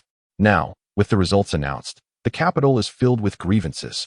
Countless scholarly scions have failed to make the list, while those cunning and filled with absurdity have usurped high positions. If this continues, the nation shall falter. The hearts of scholars across the realm will be utterly shattered. In conclusion, he bowed deeply to the ground, striking it with his forehead. I beseech your majesty, with tears of blood, to impose severe punishment upon Chief Examiner Lin Zhijie, and declare the results of this Jiangnan examination null and void, selecting worthy ministers to reopen the examinations. This will restore the hearts of the scholars and rectify the literary foundation of our Great Liang. I second this proposal. Your Majesty, I implore you to severely punish Lin Zhijie and reinstate the benevolent examination system. I second this motion. As soon as the words left my lips, dozens of censors and conservative officials promptly stepped forward, kneeling in unison as if partaking in a meticulously rehearsed theatrical performance. In an instant, all eyes turned towards me. Leaning against a pillar, struggling to suppress a yawn, I felt countless gazes piercing through me, sharp as daggers. At last, it's my turn. My tranquil moment of idleness was abruptly disrupted, akin to being roused from a midday slumber by a relentless phone call from my superior. Enveloped in a palpable air of irritation, the Emperor's gaze finally settled upon me. He uttered no words, yet the message in his eyes was unmistakable. Lin Zhijie, it is your time to perform. With a resigned sigh, I straightened from my comfortable position. Adjusting my slightly wrinkled official robe, I leisurely stepped out from the back of the line. Facing the kneeling officials, who were vehemently denouncing me, I bore no trace of anxiety or anger. Instead, I let out a languid yawn, and in a tone reminiscent of inquiring about lunch, I began, Your Majesty, Master Kong's eloquent discourse. This memorial, is indeed commendable. However, I must respectfully disagree with his assertions. Chapter 67. The Moment of Zhang Qingyan's Glory, the Release of New Policy Research. My seemingly innocuous disagreement fell like a drop of cold water into a boiling pot of oil. The entire hall erupted in chaos.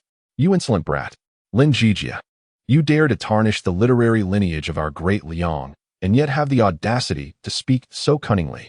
The censors, kneeling in indignation, reacted as though I had not merely contradicted a statement, but had ripped a copy of the Analects before their very eyes. Kong Bodu was trembling with rage, pointing a quivering finger at me, exclaiming, You treacherous villain! Even at this moment, you show no remorse. Your Majesty, behold this man's arrogant demeanor. If he is not punished severely, then where exists the law of the land? Where is the justice of heaven? I was preparing to clear my throat and engage him in a discourse on formal logic and survivor bias, hoping to provide a vivid introduction to sociology. However, unexpectedly, someone interjected before I could respond. Your Majesty, I have something to say. A clear and resolute voice rang out from beside me. I turned in surprise to see the Deputy Examiner, Zhang Qingyan, stepping forward, clutching a thick manuscript. His typically stern and stoic visage was now devoid of confusion and turmoil, replaced by an unprecedented fervor akin to that of a pilgrim. His eyes shone brightly, reminiscent of two cold stars. Oh, this lad is quite impressive. Even daring to answer back. I raised an eyebrow, intrigued, and took a half step back, returning to my comfortable spectator-esque position, relinquishing the stage entirely to him. Kong Bodu, upon noticing Zhang Qingyan, first appeared taken aback, then a trace of disdain crept onto his face. Zhang Shidu, as the Deputy Examiner, your ineffectiveness is inexcusable. How is it that you now wish to act as an advocate for these treacherous subjects? In his eyes, Zhang Qingyan was merely a junior, a confused ally misled by Lin Zhijie. However, the subsequent words of Zhang Qingyan swiftly extinguished the disdain upon his face. Minister Kong, you are gravely mistaken. His voice resonated powerfully throughout the grand hall. Today, I do not speak solely in defense of Minister Lin, but rather in defense of the way of the sage, in defense of the practical knowledge that governs the world. He turned toward the throne and declared, Your Majesty, Minister Kong claims that Minister Lin's examination topics are bizarre and mere tricks of cleverness. I, as a student, cannot possibly concur.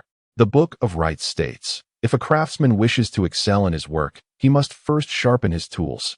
The examination of waste sorting may appear trivial, yet it fundamentally assesses the scholar's ability to discern and understand the essence of things. If one cannot classify the objects around him with clarity, how can he govern a region and pacify its people? Such reasoning is but sophistry. The expression on Kong Bodu's face subtly shifted. Yet, Zhang Qingyan persisted, his voice rising ever higher. The Zhou ritual's record of crafts meticulously details the affairs of artisans, Does this imply that the sages endorse mere tricks? Certainly not. The sages teach us that to comprehend the principles of all things is to accomplish the tasks at hand. As for probability calculations, they are indeed the wisdom of ancient sages. The I Ching utilizes divination to discern fortune and misfortune, which is precisely a method of forecasting and calculating future events. When Liu governed the floods, he dispatched individuals to survey and measure the terrain, to plan waterways. Was he not employing data to manage the realm? Without such practical knowledge, how could the foundation of our Huaxia civilization endure for millennia? His eloquent discourse, enriched with classical references, meticulously provided theoretical support for what appeared to be Lin Zhijie's unconventional examination topics, drawing directly from the most fundamental texts of Confucianism. This maneuver rendered Kong Bodu and the kneeling censors utterly speechless. They opened their mouths to retort, only to realize that Zhang Qingyan had wielded the very words of the sages they revered most.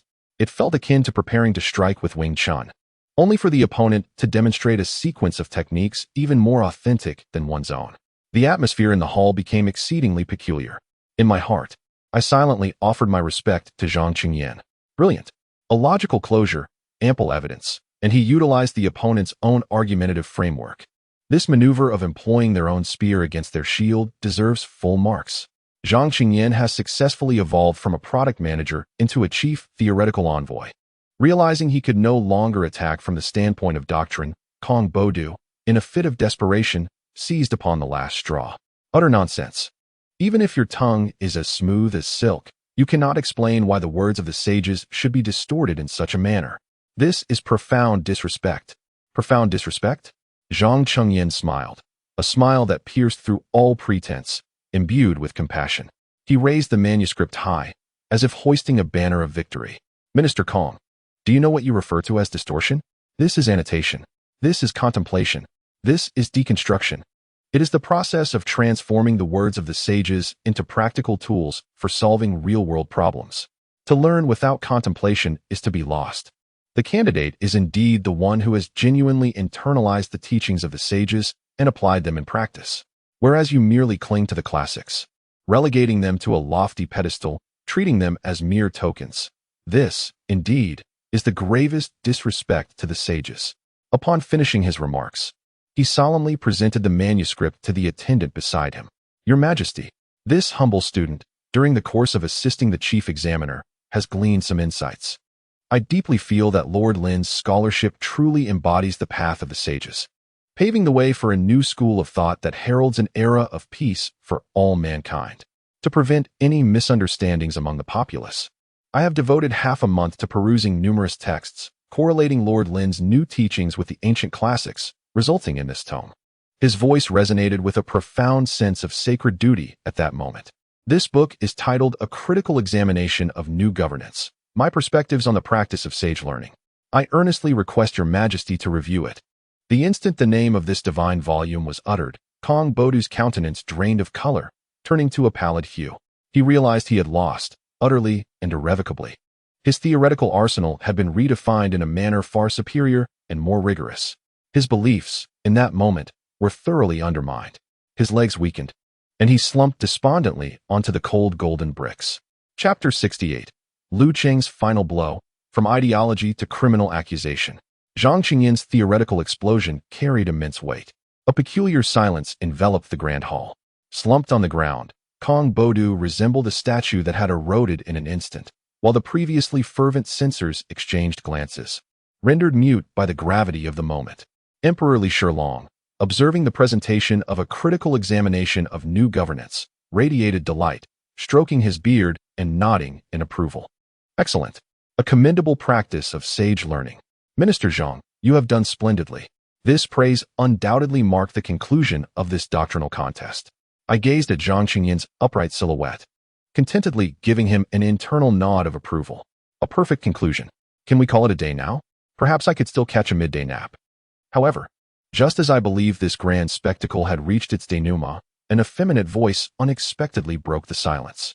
Your Majesty, I, too, have a petition to submit. I turned toward the source of the voice, my eyelids fluttering slightly. It was Lu Cheng, the Minister of Personnel. This old fox, who had been lurking like a venomous snake within the ranks, finally made his move. He approached with a measured pace, his demeanor calm, even sporting a hint of a humble smile, as though merely recounting an inconsequential matter. Ah, the main character's counterattack is upon us. The timing of his entrance is truly cunning. I instantly became wary, yet my face maintained a languid, indifferent expression. I understood that, in contrast to Kong Bodu's blunt, confrontational approach, Lu Cheng's subtlety concealed a far more formidable adversary. "Minister Lu, what is it?" the emperor inquired, evidently taken aback. Lu Cheng first bowed respectfully to the throne, then nodded amiably to the recently successful Zhang Qingyan, fully embodying a gracious demeanor. "Your Majesty, I am deeply impressed by the scholarly work on the new policies authored by Scholar Zhang. While Lord Lin's new teachings may indeed possess their unique merits, his initial approach was surprisingly humble, leaving everyone bewildered. However, he swiftly shifted his tone, revealing the venom concealed beneath his smile. He paused, directing his gaze towards me, where a chilling glimmer flickered in his murky old eyes. "What I wish to discuss is not the merits or demerits of the new teachings, nor the preservation or dissolution of the doctrine. Instead, I seek to address the potential existence of favoritism, corruption, and malfeasance behind the recent Jiangnan provincial examination. If the accusations from Kong Bodua could be deemed a crime of thought, then Lu Cheng's assertion is a tangible criminal offense." The nature of the discussion has entirely transformed. The atmosphere in the Grand Hall, which had only just relaxed, became tense once more. All officials turned their gaze towards me, as if drawn by a magnet. Their stares now filled with scrutiny, suspicion, and distrust rather than mere ideological opposition. Internally, I could not help but applaud Lu Cheng's incisive approach. This perspective far surpasses that of the elderly Kong. Rather than engaging in theological debates, he directly attacked the issues of procedural justice and personal integrity. Indeed, Lu the Fox is truly a master of his craft. The emperor's brow furrowed. "Lu Cheng, what do you mean by this? Examination fraud is a grave offense that could annihilate entire families. Do you possess any evidence?" "I dare not speak recklessly." Lu Cheng maintained his calm demeanor. "I am merely perplexed. I have reviewed the list of the 120 successful candidates, and to my astonishment, 96 hail from humble origins. Conversely, not a single scion of the prominent families in the capital has succeeded." He surveyed the room, his voice soft yet piercing. "I do not claim that scholars from humble backgrounds lack talent, nor do I assert that all offspring of noble families are frivolous. Yet, such a stark disparity is unprecedented in the century-long history of our esteemed Liang Dynasty's Imperial Examinations. Is there not something unspeakable behind this? Does Lord Lin perhaps harbor a particular affection for certain backgrounds?" He did not directly accuse me of favoritism, but instead left ample room for speculation with his insinuation. The officials present, astute as they are, immediately grasped the underlying implications. Indeed, the ratio is rather alarming.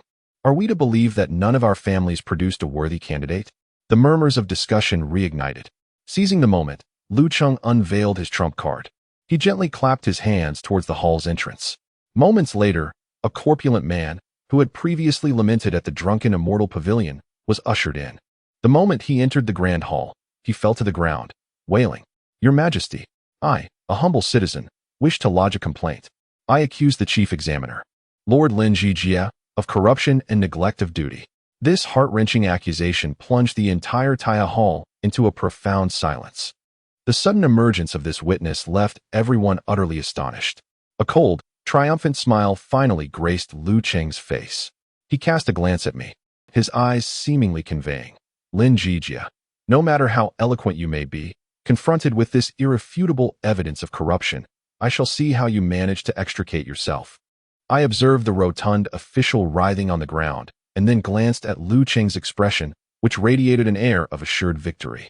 Rather than feeling the slightest bit flustered, I found the scene somewhat amusing. After waiting for so long, "Is this the grand revelation you prepared?"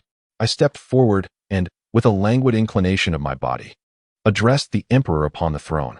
"Your Majesty, regarding the accusations against Minister Lu and this official's lamentations." I paused, a faint, almost imperceptible smile of amusement curling at the corners of my lips. "I have a few intriguing little items that I wish to present for your Majesty and esteemed colleagues to enjoy together." Chapter 69.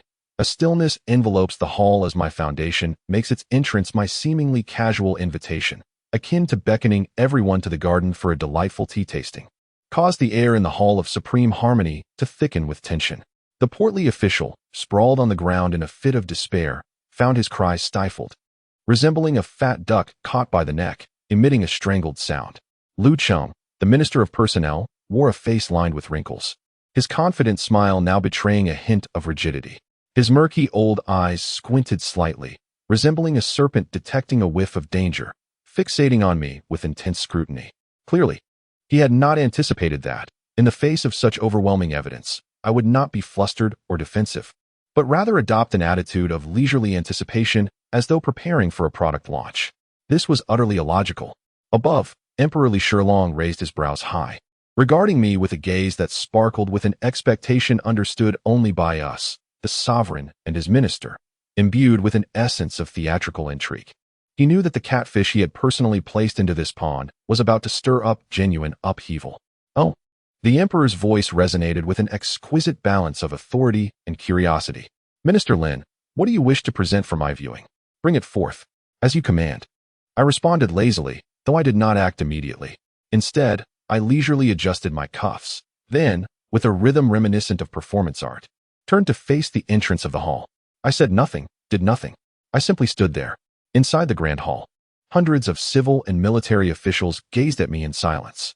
Time, at that moment, seemed to stretch infinitely. Each breath of stillness fell like a drop of dark ink into clear water, rendering the atmosphere increasingly heavy, oppressive, and eerie. I waited. I awaited the opportune moment to make my grand entrance, for the curiosity, confusion, and unease among Lu Cheng and his associates to reach a fever pitch through my elaborate theatrics. Let it resonate. Use. Though I am of the righteous path, my entrance must possess the gravitas of a villain. Finally, as beads of cold sweat began to form on Lu Cheng's brow, a steady and powerful footfall echoed from outside the hall, drawing closer. Thud, thud, thud. With each step, it felt as though I was treading upon the very heartbeats of all present. Under the uncertain gazes of the court's ministers, the most trusted eunuch of the emperor, Wei Jin, approached the grand hall with an expressionless visage, cradling a long, locked, unassuming pearwood box. This box was familiar to me. It was indeed the very one I had entrusted to Zhang Qingyan a few days prior, containing the fruits of my examination, reform, and sociological research, a veritable briefcase of nuclear significance.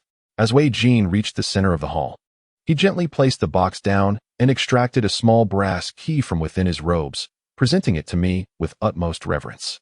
Lord Lin, His Majesty has commanded that this box be entrusted to you for personal unveiling. I took the cold key in my hand, feeling as though I had received the key to Pandora's fabled box. I could sense Lu Cheng's breath quickening, his gaze fixated upon the box, filled with confusion and disbelief. He could not fathom what I was orchestrating, and that was precisely my intention. I crouched down, inserting the key into the lock and turning it gently. The crisp sound of the lock clicking open reverberated through the stillness of the grand hall, causing several officials of lesser composure to shudder involuntarily. I refrained from opening the box immediately. Instead, I lifted my gaze to the flabbergasted figure of the portly gentleman still standing dumbfounded on the ground, and bestowed upon him a smile as warm as the spring breeze. You are Mr. Zhang, correct? I recall your surname. You claim that I accepted your money without delivering results? Indeed. The portly gentleman, feeling increasingly uneasy under my scrutiny, retorted defiantly. I entrusted 5,000 taels of silver to you, yet you allowed my son to fail. This is a gross deception. 5,000 taels. My smile widened. Are you certain? I am certain. Excellent. I nodded, then turned my attention to the increasingly pallid Lu Cheng, the Minister of Personnel. Minister Lu, I began in an exceedingly sincere tone. You just accused me of favoritism and corruption, did you not? Lu Cheng snorted derisively. Lord Lin, at this juncture, do you still wish to argue? Nay, nay. I hastily waved my hand. Minister Lu has misunderstood. I do not seek to refute. I merely wish to confess. What? At this proclamation, the hall erupted in astonishment. Lu Cheng's pupils constricted in disbelief. He questioned the reliability of his own hearing. Confessed? He has actually confessed. How could this be possible? Seeing the incredulity etched upon his face brought me immense satisfaction. I stood slowly, dusting off my hands, and with a tone imbued with innocence and grievance. I sighed deeply towards the emperor seated upon the throne. Your Majesty, I am wronged. I aspire to be unencumbered and serve the public good. However, My esteemed colleagues have been exceedingly fervent in their generosity. You cannot imagine, since I assumed the role of chief examiner. The threshold of my residence has been nearly worn down by the constant stream of gifts, money, land deeds, and more, arriving incessantly. I cannot possibly refuse them all. My voice, imbued with a sweet melancholy, resonates through the air. I, a frail scholar, am unable to bear burdens or shoulder responsibilities. Faced with the overwhelming kindness of the esteemed officials, I find myself caught in a dilemma. Accepting their generosity feels like a disservice to your Majesty's wisdom, yet declining risks offending my colleagues and disrupting harmony. Truly, I am in a most perplexing situation. With my audacious rhetoric, which inverts truth and shamelessly reaps benefits while feigning innocence, I have left all present officials utterly bewildered, particularly those who have genuinely offered gifts. Their faces pale as an ominous premonition swells within their hearts. Meanwhile, Lu Cheng, with his shrewd mind, senses that he has unwittingly stumbled into a colossal trap meticulously laid by this youthful figure before him. Thus, I deftly shift the conversation, my countenance transforming into a mask of utmost solemnity and gravity. After deep contemplation, I have devised a solution that offers a middle ground. Since I am unworthy of receiving such affection, why not temporarily accept it on behalf of your Majesty and our Great Liang? With audacity, I established a modest assembly solely dedicated to safeguarding this generosity. I paused momentarily, adopting a ceremonious tone as I announced its name, the Liang Imperial Examination Fairness Foundation. With a dramatic flourish, I lifted the lid of the pearwood chest. In an instant, all eyes were riveted upon the contents within. The chest contained neither gold nor jewels, nor deeds or contracts, but rather meticulously stacked ledgers and neatly wrapped parcels, each labeled with care. I first retrieved the topmost ledger. The cover bore an inscription in my sharp, elegant calligraphy, Directory of Founding Members and Sponsors of the Liang Imperial Examination Fairness Foundation, Volume 1. Then, I turned to the now ashen-faced Mr. Zhang, offering him a smile that was radiant, yet tinged with a hint of cruelty. Congratulations, Mr. Zhang. As the first named sponsor of this foundation, your name will grace the very first page. Now, let us all revel in the fruits of your generosity. Chapter 70. Public Naming.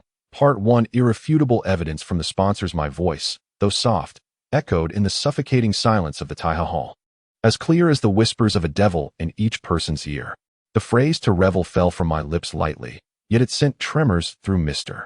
Zhang's corpulent frame, as the color drained from his face at an alarming rate. The expression he had hoped would elicit sympathy was now replaced with unadulterated terror, pure, unmitigated fear. He attempted to articulate a denial, a plea for mercy, but his throat felt as if it were constricted by a searing iron, rendering him mute. I, of course, afforded him no opportunity to gather his thoughts. I refrained from immediately unveiling the shimmering sponsor directory. No, that would be too direct, lacking in artistry.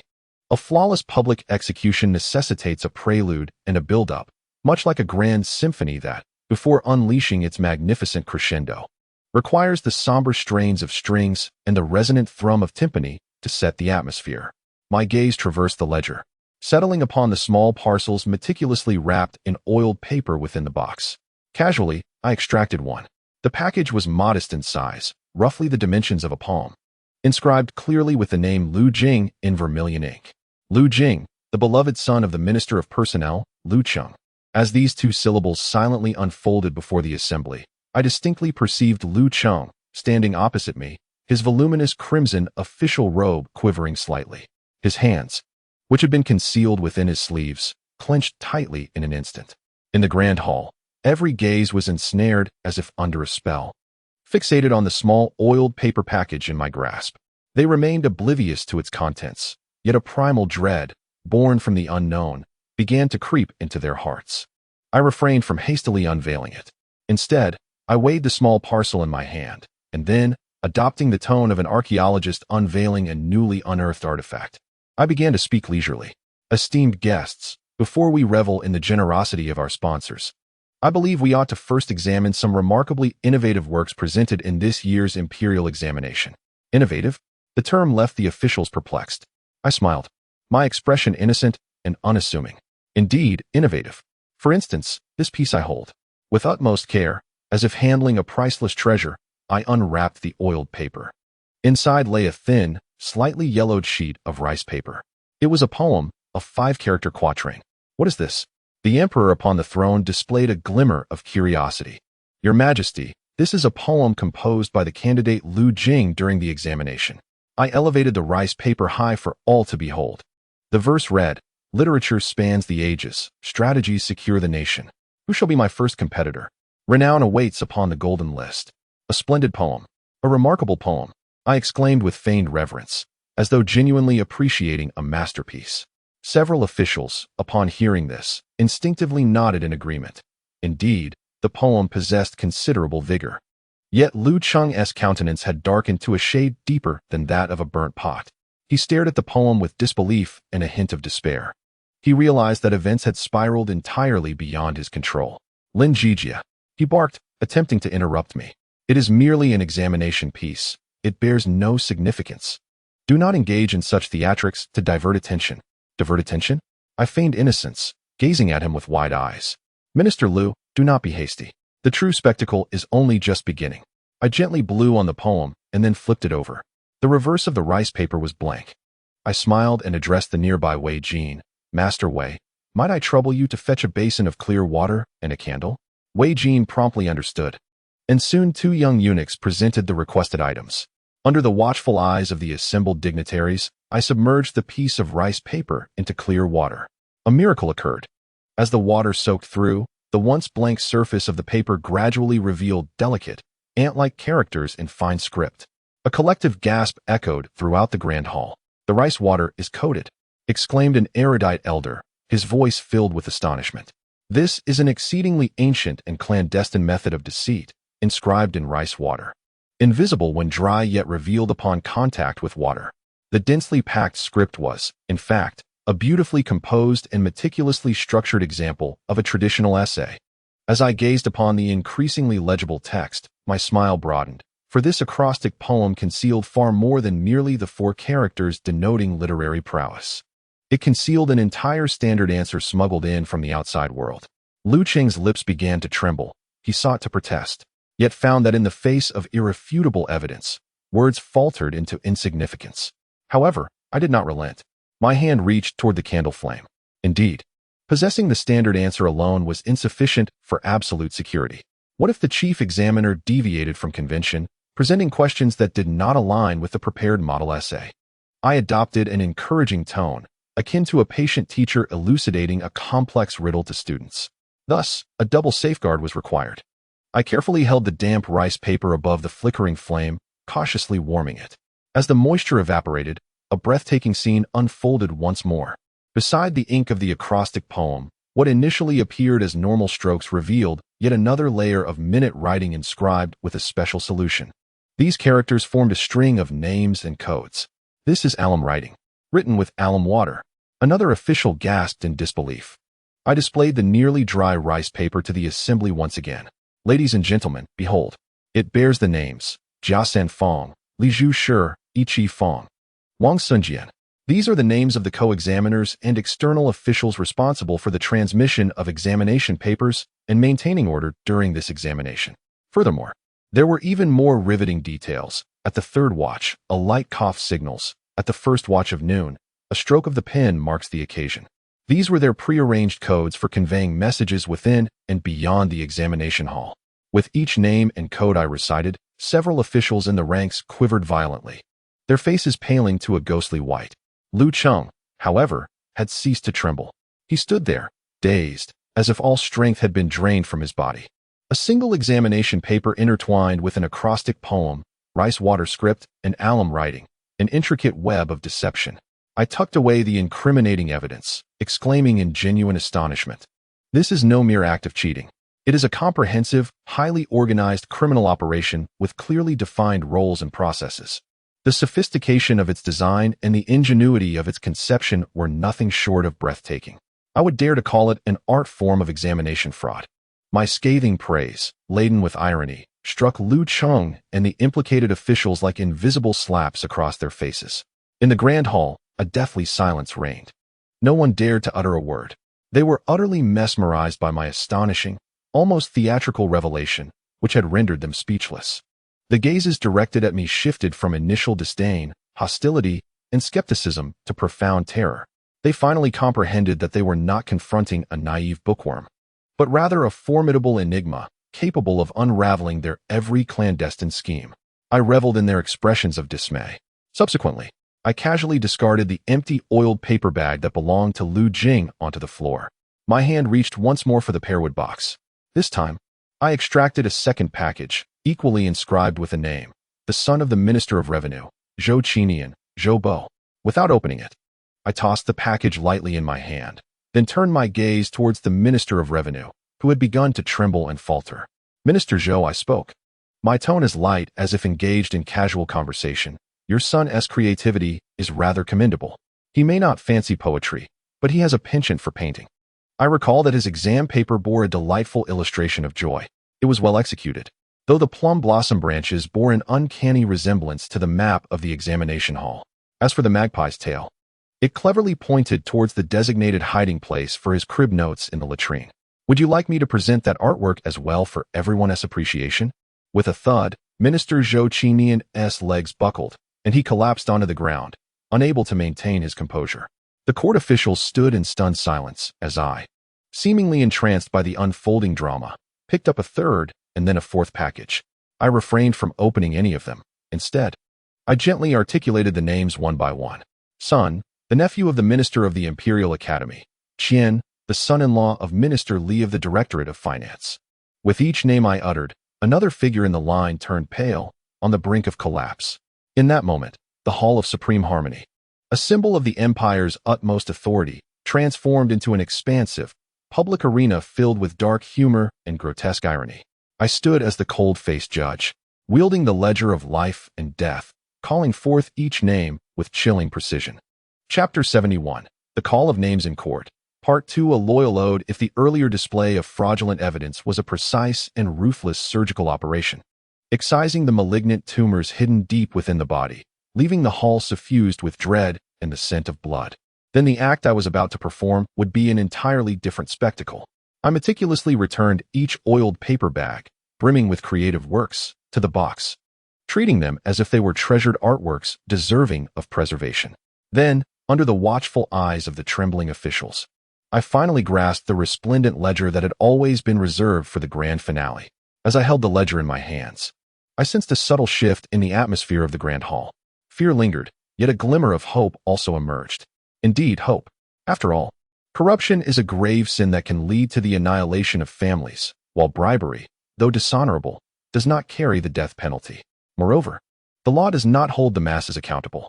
Most officials present had likely offered gifts. As long as there were no solid incriminating evidence, they could deny any wrongdoing. And what could the emperor do? Particularly, Lu Cheng, the Minister of Personnel, whose ashen face seemed to regain a flicker of vitality. He was well aware of the irrefutable evidence of his son's misconduct. He knew his fate was sealed. However, he could not be the only one to perish. He sought to drag more individuals down with him. If he could prove that the corruption in the examination system was a consensus among the entire officialdom, a pervasive, unspoken rule, then perhaps he could salvage a sliver of hope. The emperor, in a bid to maintain stability within the court, might choose to raise the matter high yet let it fall gently. I perceived his intentions with crystal clarity. Oh, still struggling? Still hoping to play the game of collective impunity? An icy smile crept into my heart. I'm afraid, in my presence, the law serves to hold the masses accountable. I cleared my throat, my voice resonating through the hall, reaching every ear with clarity. I refrained from directly opening the ledger to read names. That would be too crude, lacking in ceremonial grace. Instead, I first bowed deeply to the emperor on his throne, my face adorned with an expression of utmost solemnity and emotion. Your Majesty, my voice, filled with inflection and sentiment, reverberated. I have dared to establish this so-called foundation out of sheer necessity. Yet, in the process of organizing these contributions, I have been profoundly moved by the heartfelt sincerity of my esteemed colleagues in the Great Liang Dynasty towards the cause of fairness in the Imperial Examinations. Behind me, Zhang Qingyan nearly lost his composure, stifling a laugh just in time by covering his mouth with his sleeve, feigning a fit of coughs to prevent this solemn spectacle from devolving into farce. Meanwhile, the officials in the hall exchanged bewildered glances, utterly confounded. Moved? Sincerity? Fairness in the examinations? What nonsense was this Lord Lin spouting? We offered gifts to secure favoritism and undermine equity. How had it twisted into a narrative of supporting fairness in his words? This line of reasoning was beyond their comprehension. Lu Cheng felt as though he were hearing an incomprehensible scripture. He sensed a tremendous and absurd humiliation was about to descend upon him. I paid no heed to their astonishment. Slowly, I turned to the first page of the list of sponsors, adopting a tone akin to that of a choir conductor, imbued with a sense of sanctity, and proclaimed, "Now, please allow me, on behalf of His Majesty and on behalf of the thousands of humble scholars of the Great Liang, to extend the highest respect and sincerest gratitude to the following founding members who have made exceptional contributions to the Great Liang Fairness Fund for the Imperial Examinations. First, we owe our gratitude to the deliberate elongation of my tone, as my gaze slowly swept across the hall, akin to a host at an awards ceremony, tantalizing the audience. Ultimately, my stare settled upon the plump gentleman, rendered feeble with fright, sprawled upon the floor. Mr. Zhang de Biao, a prosperous merchant of the capital. Mr. Zhang, a man of high virtue. I performed a distant salute towards him, my face radiating with commendation. At the inception of our foundation, when all others stood merely as spectators, it was you who first stepped forward, generously donating 5,000 taels of silver. This contribution served as the initial capital for our noble endeavor. Every single coin shall be utilized to enhance the examination environment, providing scholarly supplies to impoverished students. Your benevolence will benefit the present and echo through the ages. Your name shall forever be inscribed upon the monument of righteousness in the Imperial Examination system. I extolled with fervor. However, the Mr. Zhang de Biao, whom I had publicly praised, felt no semblance of honor. Instead, he perceived himself as stripped bare and cast into a bustling square, subjected to the scrutiny of countless onlookers. Each word of praise pierced his heart like a searing iron needle. He wished to deny, to scream, yet I granted him no opportunity. Mr. Zhang, you need not be modest. With an expression of understanding, I acknowledge that your altruism stems from a desire for anonymity. However, we must ensure that the world knows of your contributions. With that, I turned the ledger towards the imperial throne. Your Majesty, please observe. Here lies the ticket number, date, and the signature of the intermediary for the silver notes gifted by Mr. Zhang. Our foundation's financial system is exceedingly rigorous.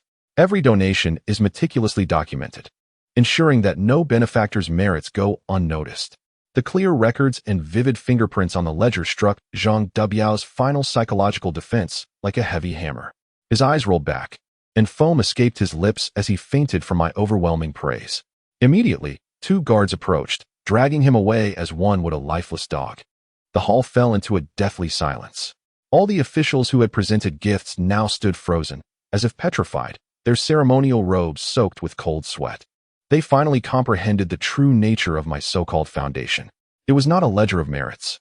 Rather, it was a grim ledger of doom. And I, the host of this award ceremony, was evidently not finished. My gaze shifted once more to the ledger. Next, we must express our gratitude to the second honorary director. My eyes slowly moved towards the trembling figure of the Deputy Minister of Revenue, Zhou Qinian. Deputy Minister Zhou, Mr. Zhou. His body stiffened suddenly, and his once genteel countenance turned ashen. Mr. Zhou, I proclaimed with even greater enthusiasm, not only have you excelled in nurturing your children, producing talents like the artist Zhou Bagong, but your personal dedication to the educational pursuits of our Great Liang is truly commendable. In the name of your esteemed wife, you have generously donated a villa located in the southern part of the city to this foundation. You expressed a heartfelt wish that this villa be transformed into a refuge for impoverished scholars who come to the capital to take the imperial examinations, providing them shelter from the elements. What a noble spirit! What a profound sense of righteousness! Your Majesty, with such magnanimous ministers as Lord Zhou in our Liang Dynasty, how can we not prosper? As I extolled these virtues, I turned the page of the ledger, whereupon I was met with a copy of the land deed, alongside a document bearing the word donation, stamped with Lady Zhou's private seal. You slanderous wretch! Lord Zhou finally erupted, pointing an accusing finger at me, his voice trembling with indignation. That was meant as a bridal chamber for my nephew. You have seized it through deceit. Oh, my dear Lord Zhou, your words are misguided. I replied, feigning sorrow as I regarded him. Look at this black and white evidence, authenticated by a crimson seal. How can this be construed as theft? You truly embody the virtue of wishing to do good without seeking recognition. Your character is remarkably noble." With that, Lord Zhou coughed up a mouthful of blood, his body swaying precariously before he collapsed backward. Fortunately, a colleague behind him hastily caught him, preventing him from meeting a fate similar to that of Zhang de Biao. Meanwhile, I appeared utterly oblivious to this grim spectacle, continuing to leaf through the ledger in my hands. My voice persisted, resonating with gratitude and praise, echoing throughout the hall of supreme harmony. Next, let us extend our heartfelt thanks to the Grand Scholar of the Imperial Academy, Lord Sun. He has graciously donated 300 sets of the rare compilation of classic texts. We also express our gratitude to Lord Li of the Tongjing office. He has anonymously contributed 500 taels of gold. However, our diligent investigation team has traced this nameless hero. My words flowed like a relentless Gatling gun. With each expression of gratitude, another minister in the assembly turned pale, teetering on the edge of despair. The entire hall of supreme harmony transformed into a solemn ode of loyalty, a requiem composed for their own fates. At last, my gaze fell upon the individual who had stood at the eye of the storm throughout this ordeal, the Minister of Personnel, Lu Cheng. I closed the ledger, caressing its ornate cover, and offered him a profoundly sincere smile. Finally, we must extend our utmost and most exalted respect to none other than the Chief Honorary President of our Liang Dynasty's Imperial Examination Fairness Foundation, the Minister of Personnel, Lord Lu Cheng. In that moment, Lu Cheng trembled violently, as if struck by lightning. He understood that the time for his final reckoning had arrived. Chapter 72, The Emperor's Harvest, a Grand Purge of the Court. When the illustrious title of Chief Honorary President, newly minted and sounding exceptionally prestigious, slipped from my lips and branded itself upon Lu Cheng like an invisible iron stamp, this seasoned fox of the political arena, who had navigated the currents of power for decades and mastered the art of concealing his emotions, finally crumbled. His body convulsed not merely with tremors, but shook violently, as if sifting through chaff. The well-maintained visage, in a mere few breaths, transitioned from ashen pallor to a steely hue, ultimately settling into a peculiar, deathly shade of purplish red. His murky, aged eyes bore into me with an intensity devoid of cunning or malice, replaced entirely by a profound, unfathomable terror and despair, as if he had been thoroughly toyed with by his mortal adversary. The title of Chief Honorary President? He forced out each syllable from between clenched teeth, each word laden with ultimate humiliation and irony. Indeed, I met his gaze with a demeanor that could be described as unassuming, benign, and harmless. Before turning to the final page of the sponsorship directory in my hand, this page stood apart from the preceding ones, which detailed tangible assets, property, wealth, various forms of donations. This page, however, chronicled intangible assets. Minister Lu, my voice softened, imbued with a hint of reverence. You truly exemplify the apex of officials, the heavenly minister of the Ministry of Personnel. Your vision and stature have long transcended mere material wealth. What you have contributed to our foundation is infinitely more precious than mountains of gold or silver. Your wisdom and connections. Clearing my throat, I adopted a solemn tone reminiscent of a decree and began to recite with clarity. Minister of Personnel Lu Cheng, in the name of his son Lu Jing, has provided the following strategic guidance for the Great Liang Examination Fairness Foundation. Firstly, it is recommended that the foundation focus on the list of examiners, detailing the personalities, preferences, family backgrounds, and operational feasibility analyses of the 37 fellow examiners, court officials, and supervising censors involved in this provincial examination. Upon uttering these words, nearly 40 officials within the hall stiffened, as if plunged into an icy abyss. They cast terrified glances toward Lu Cheng, their expressions rife with the anger and fear of betrayal. They could scarcely fathom that this old fox had sold them all out in one fell swoop. Secondly, I chose to disregard the ensuing commotion, maintaining a steady and assertive tone. Minister Lu astutely observed that mere external guidance poses excessive risks, recommending the adoption of an advanced model that integrates multiple points of engagement, both internal and external. He even personally drafted a priority recommendation chart for co-opting key personnel within the examination hall. As I spoke, I raised the last page of the ledger high, presenting it to the assembly. It was a complex, meticulously annotated topology of relationships. Different colors and lines clearly delineated every link from the officials responsible for delivering examination papers to those sealing them, and to the clerks tasked with transcription, each potential target for co-optation, along with their contacts and corresponding prices. This chart transcended a mere guide to bribery. It was, in fact, a reprehensibly detailed, systematic manual for orchestrated corruption within the examination process. Thirdly, and most importantly, my voice surged, resonating like the final judgment's hammer, striking heavily.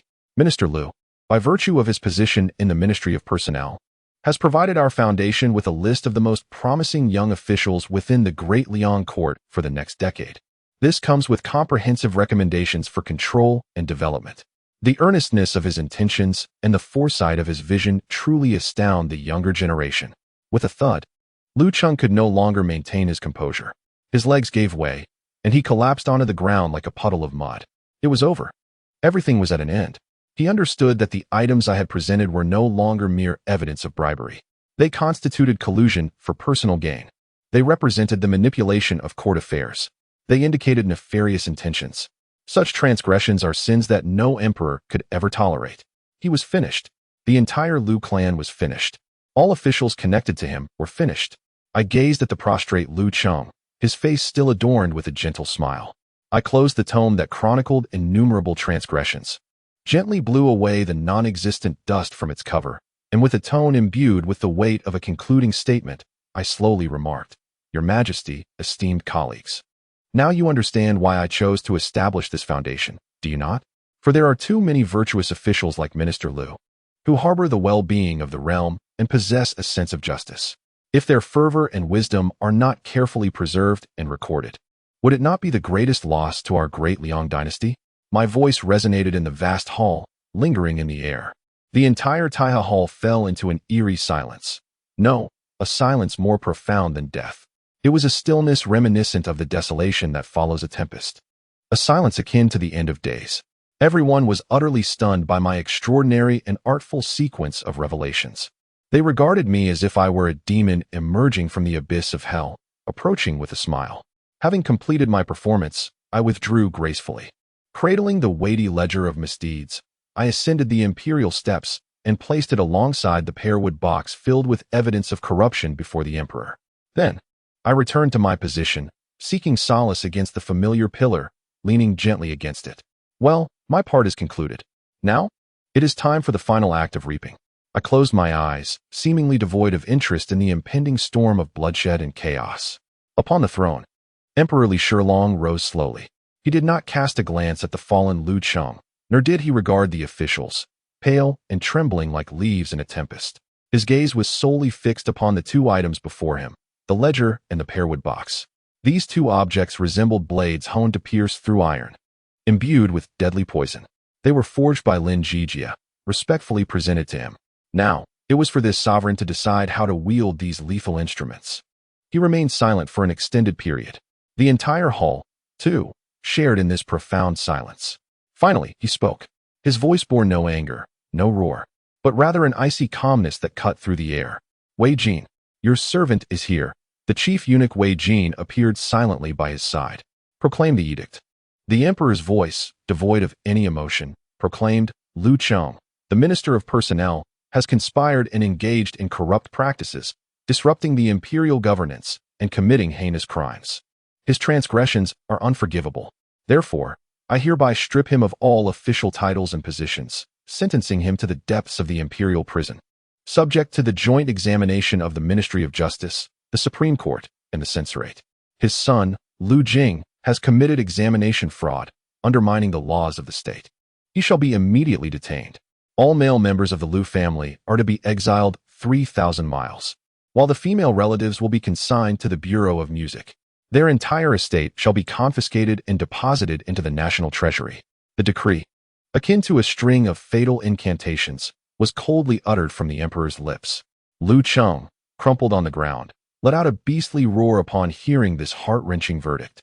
His eyes rolled back, and he succumbed, much like the portly official before him. Yet, this was merely the beginning. The emperor's gaze slowly swept across the officials gathered in the hall. With each place he surveyed, the officials appeared to shrink in stature. Zhou Qinian, Deputy Minister of Revenue, was deemed negligent in educating his children and condoning corruption. He was immediately dismissed. Sun Lianqing, the Grand Scholar of the Imperial Academy, was found guilty of embezzlement and collusion. He too was dismissed forthwith. The Emperor's voice, like the scythe of death, commenced its merciless harvest within the Hall of Supreme Harmony. He did not even need to refer to the register, for the fervent award ceremony earlier had indelibly engraved the names of every recipient in his mind. One name after another was pronounced, and one official after another collapsed to the ground. On this day, the golden bricks of the Hall of Supreme Harmony seemed to grow unbearably cold, burdened by the weight of despair.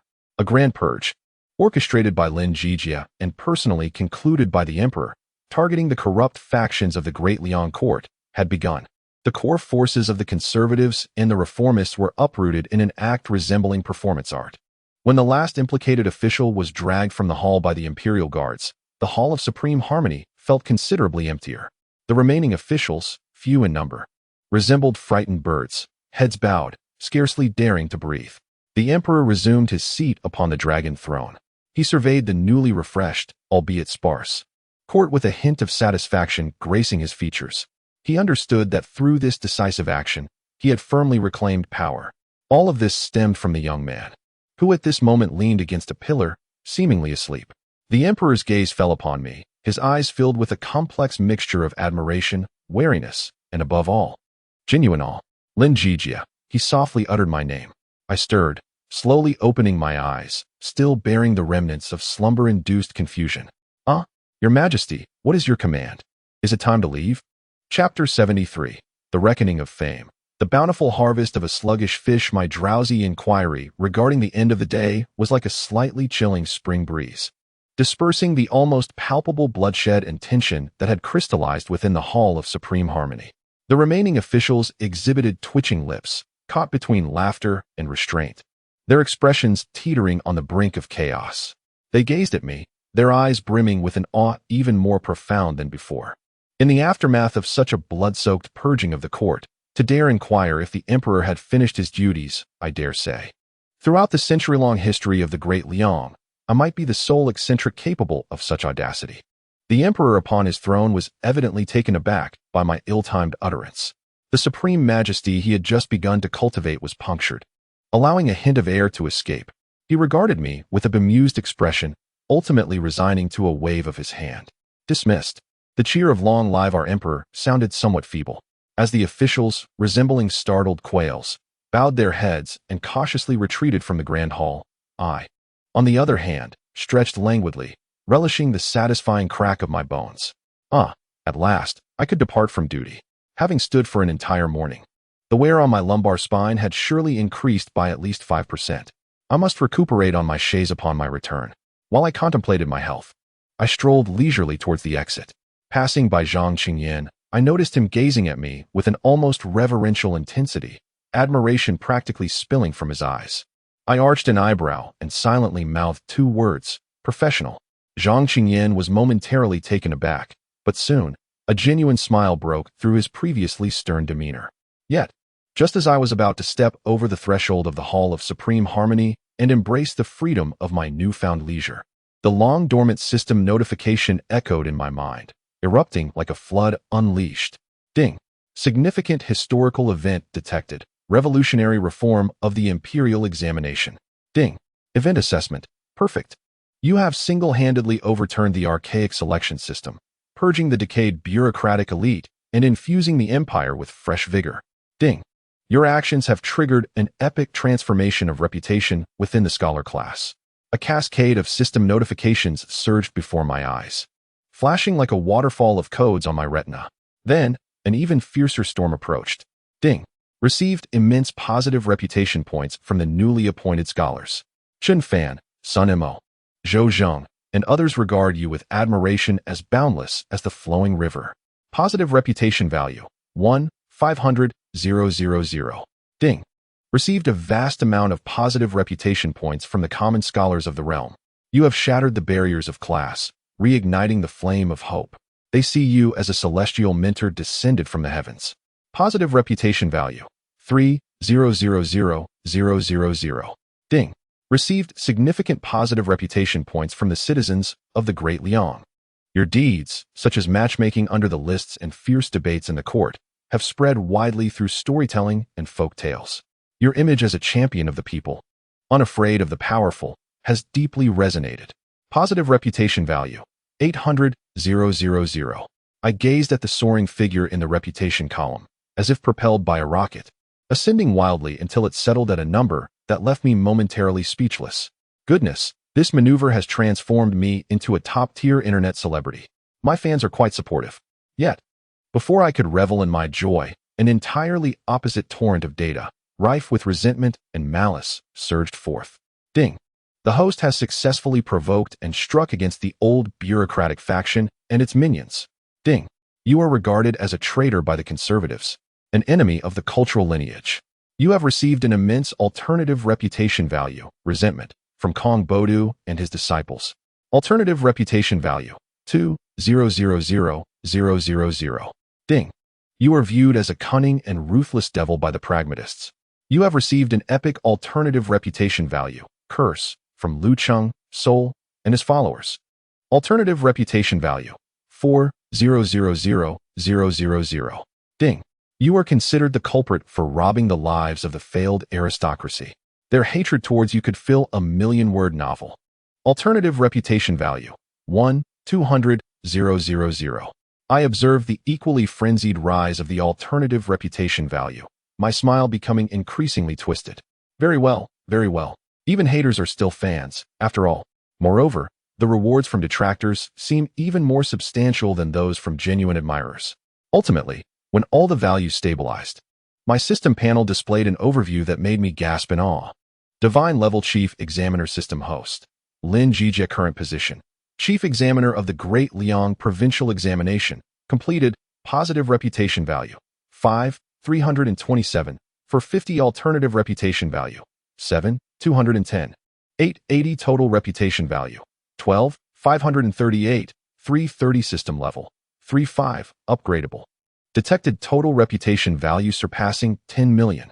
The system's core module will undergo a significant upgrade. Would the host like to upgrade immediately? Upgrade.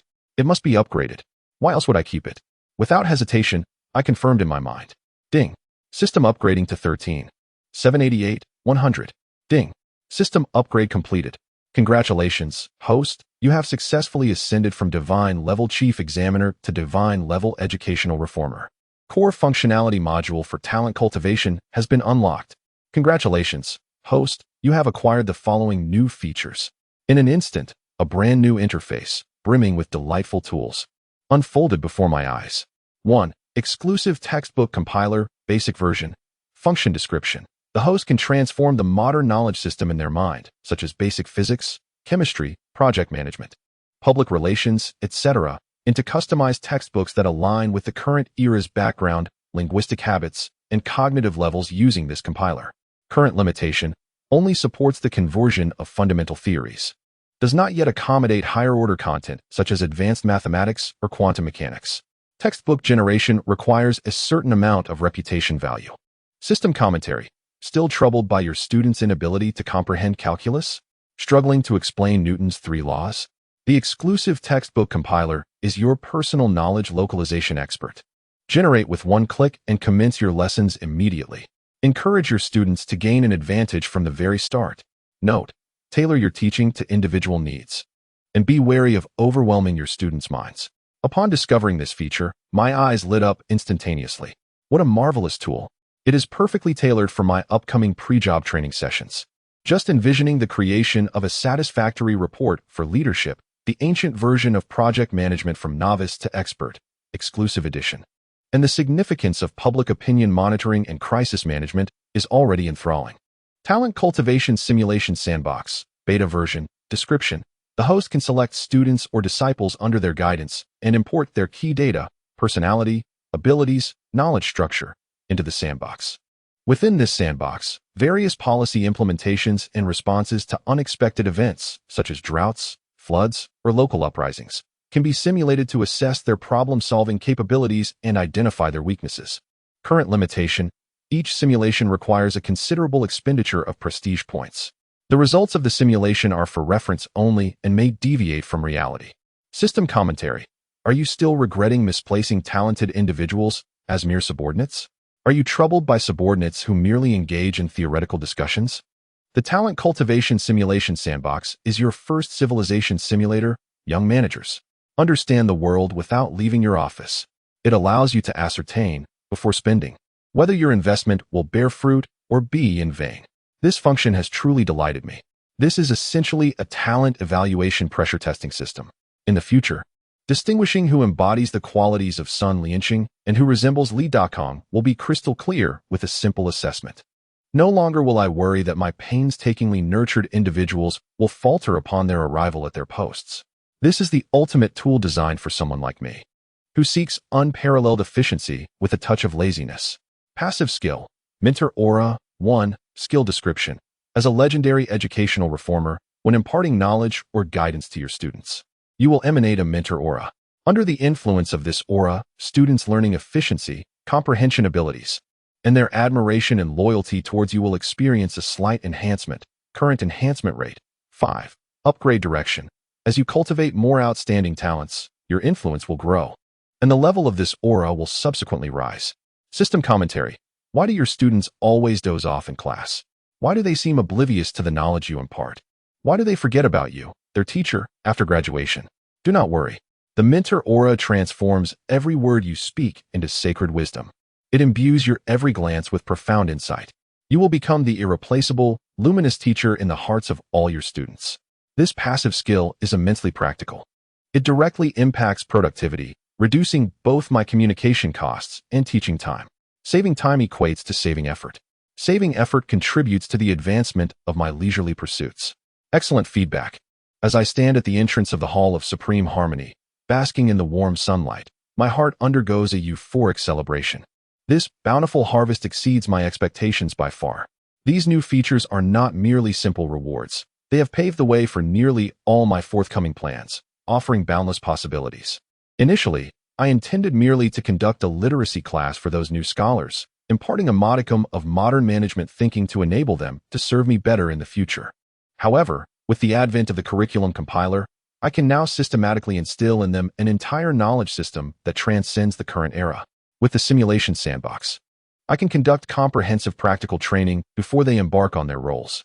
The mentor aura will significantly enhance my teaching efficiency, or rather, my indoctrination. A bold and intriguing thought has taken root in my mind. Perhaps I should not be content with merely cultivating a group of efficient tools. Perhaps I could endeavor to create, with my own hands, a genuine golden age? Of course, this must not infringe upon my leisure and repose.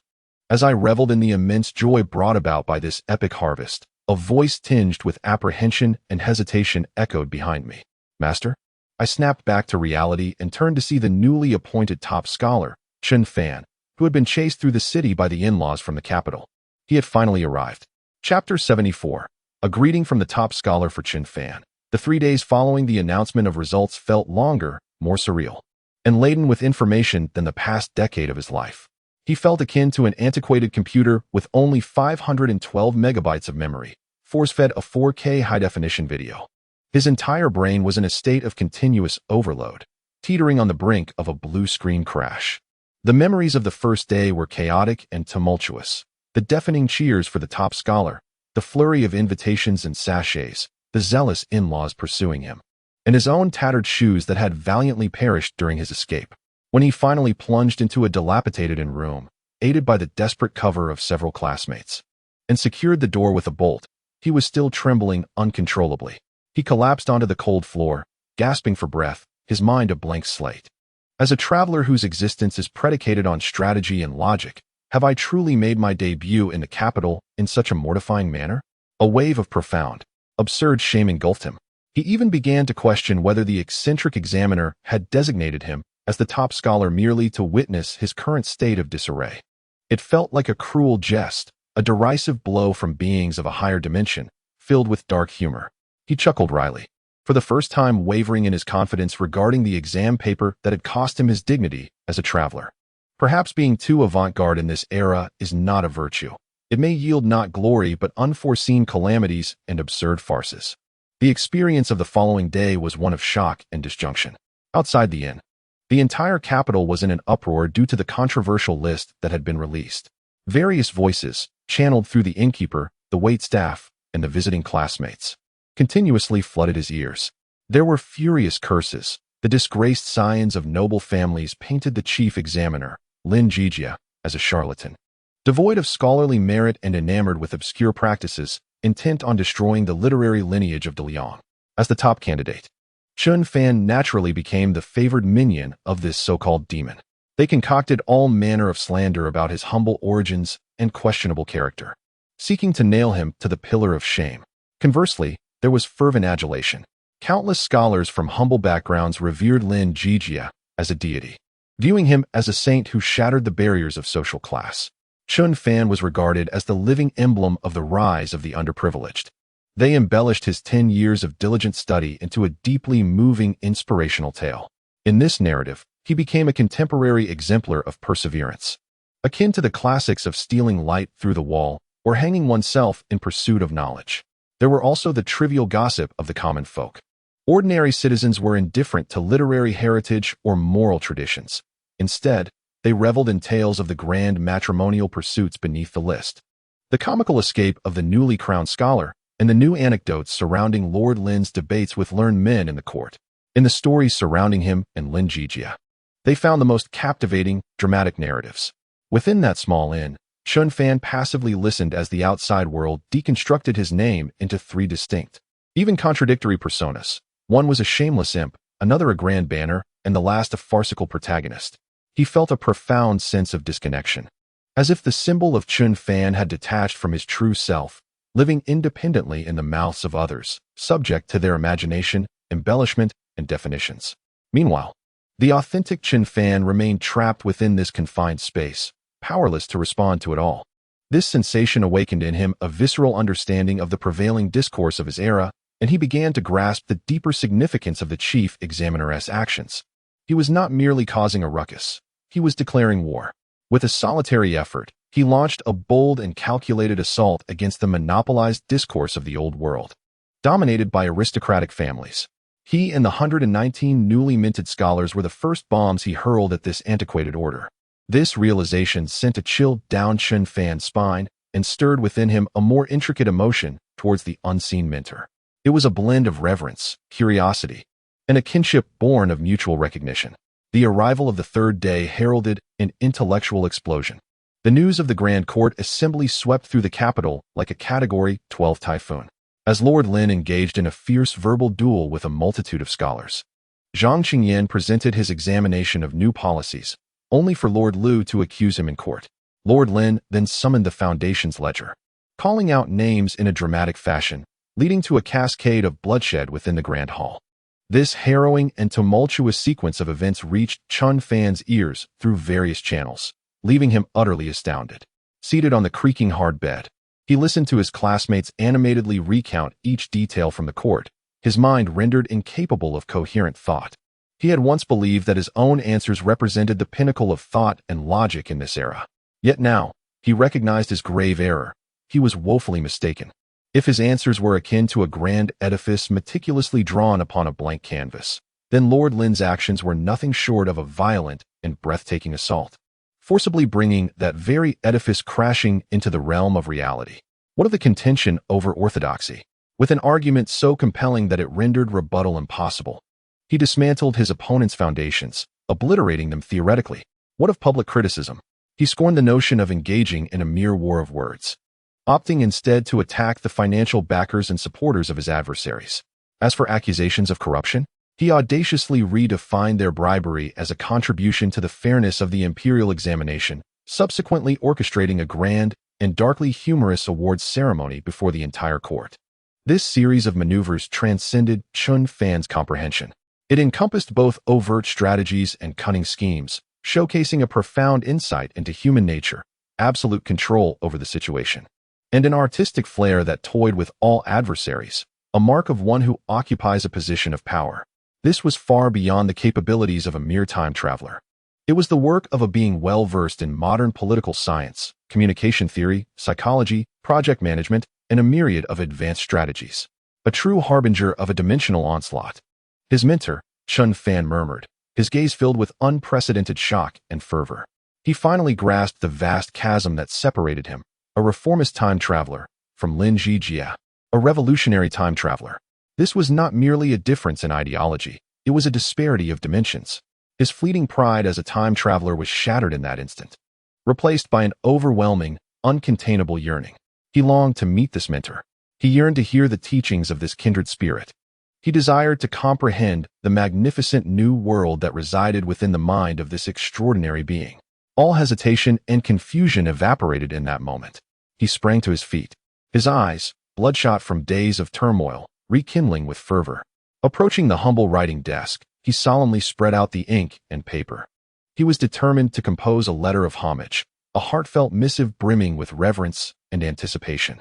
He did not employ grandiloquent language, nor did he resort to tedious honorifics. Instead, he penned a few lines with the simplest yet most sincere strokes. The newly appointed scholar, Chen Fan, humbly beseeches his esteemed mentor, Lord Lin, for his guidance.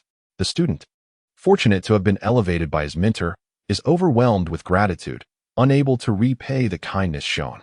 Yet, for 3 days, hearing of the tribulations and burdens endured by their mentor for the sake of students from humble backgrounds, his heart has been wrenched with anguish, robbing him of sleep. The student, possessing little talent and knowledge, feels utterly inadequate. He possesses only fervent passion and a decade of learning. He earnestly requests a meeting with his mentor, willing to serve as a humble aide at his mentor's side, contributing his utmost to the implementation of new policies. The student, Chen Fan, bows deeply in respect. Upon finishing the last character, he meticulously folded the letter and placed it into an envelope. Then, he pushed open the door and, for the first time, ventured into the bustling world outside the inn, filled with uncertainty and challenges. He was bound for the Lin residence, intent on meeting alone with the individual who had altered his destiny and was poised to change the fate of the entire empire. Chapter 75, A Historic Encounter. Greetings, fellow countrymen. At the Lin residence, as Chen Fan's foot touched the smooth, time-worn bluestone slab at the entrance, his heart, which had been racing with excitement, astonishingly calmed. He was not merely there to pay respects to his mentor, rather, he sought to validate a hypothesis that had germinated during the examination and had been nurtured by countless astonishing observations over the past few days, ultimately blossoming in his mind into a towering tree of unconventional thought. This hypothesis, absurd yet audacious, was terrifyingly coherent in its logic. Evidence Chain 1, the examination questions. The topics of waste classification and probability calculations did not conceal any extraordinary skills, but rather a comprehensive system of modern thinking utterly at odds with the world. While the pursuit of knowledge could elucidate the superficialities of waste classification, it could not explain the underlying essence of sustainable development and resource recycling. This was not something an ancient genius could simply intuit. Evidence Chain 2, the methodology. The operations of the Imperial Examination Fairness Foundation, the sponsor list, and the public execution-style debates in the court were rife with a keen understanding of human nature and the utmost application of communication principles. They bore no resemblance to traditional political maneuvers, instead echoing the modern strategies of corporate crisis management and public opinion manipulation. Particularly, the concept of a foundation transcended the era, representing a dimensional reduction of financial and legal instruments. Evidence Chain 3, the selection standards. The results of the rankings provided the strongest support for the evidence chain. Chen Fan, an anomaly who packaged modern management theories within the confines of classical prose, emerged as the top scholar. Sun Mo, a technology enthusiast engrossed in engineering, secured second place. Zhou Zheng, a pragmatic project manager focused on cost analysis, ranked third.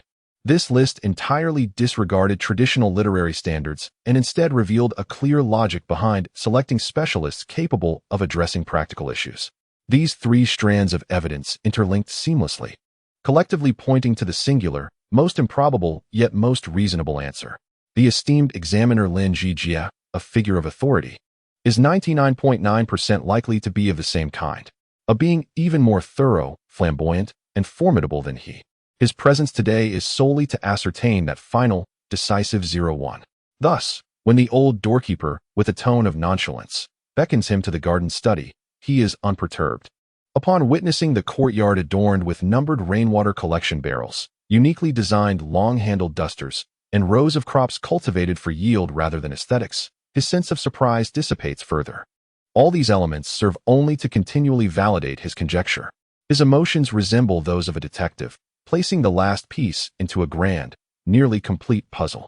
At last, in the rear garden, he encounters the essence of his hypothesis, a young man, languidly ensconced in an oddly shaped lounge chair, exuding an air of laziness unbecoming of a court official. The moment he lays eyes on the other, Chun Fan's heart is suddenly filled with a peculiar sense of resolution. As if the dust has settled. This extreme languor and indulgence starkly contrast with the ruthless tactics that command the court, creating a striking yet harmonious juxtaposition. He understands that only someone hailing from a world of intense competition, yet simultaneously yearning for ease, could embody such disparate traits so flawlessly. Student Chun Fan, at your service. Esteemed mentor. He proclaims with a ceremonious 90-degree bow. This gesture is sincere, acknowledging the favor regardless of the other's status. Moreover, to be recognized by such a powerful peer is, in itself, an honor. Enough, enough, rise, Lin Zhijie replies. Here, we do not indulge in such formalities. It is exhausting to behold. His voice, imbued with the same languorous quality, possesses a penetrating clarity that reaches the soul. Chun Fan rises as instructed and settles onto the stone bench, choosing to sit fully rather than perched precariously like others, maintaining a straight posture. He knows that what lies ahead is not merely a student's report to a teacher, but an egalitarian dialogue between equals. He must demonstrate his worthiness to converse on equal footing. A maidservant presents tea. Lin Zhijie refrains from speaking immediately, instead lifting his teacup and scrutinizing Chun Fan with keen interest. Chun Fan, unflinching, meets his gaze, aware that this is a test, a final confirmation from one peer to another. The air is thick with a silent, tacit tension. At last, Lin Zhijie smiles, a grin that conveys the satisfaction of having confirmed something, an expression of delight that aligns perfectly with his expectations. Chun Jie-yuan, present. I have reviewed your paper, Lin Zhijie remarks, a playful curve gracing his lips. It is quite commendable, particularly your analysis of the current dilemmas faced by the Great Liang Dynasty, its strengths, weaknesses, opportunities, and threats, masterfully articulated and well-structured. Chun Fan's heart leaps suddenly. The other party did not directly utter the contemporary term. Rather, they artfully articulated its meaning, rephrasing it in a classical yet remarkably precise manner. This served as the first subtle signal, illuminating the essence while leaving ample room for interpretation. If Chun Fan were not of the same ilk, he would merely perceive the examiner's commendation of his analytical prowess. However, if he were akin, he would instantly grasp the underlying message. Chun Fan lifted his teacup, gently savoring a sip of the steaming liquid to quell the tumult within his heart. He raised his gaze, a humble, yet subtly knowing smile gracing his face. The esteemed mentor had offered praise. The student merely believed that foresight begets success, while lack of preparation leads to failure. The formulation of any strategy is inextricably linked to an objective assessment of both internal and external environments. Yet, as a mere student, his analyses were ultimately idealized. He seamlessly connected with the other's signal. Without explicitly mentioning it, he responded with a similar modern management concept, objective evaluation of internal and external environments. Lin Zhijie's eyes instantly brightened. This lad not only comprehended but also demonstrated the ability to draw inferences from one instance to another. His aptitude for decoding signals was indeed professional.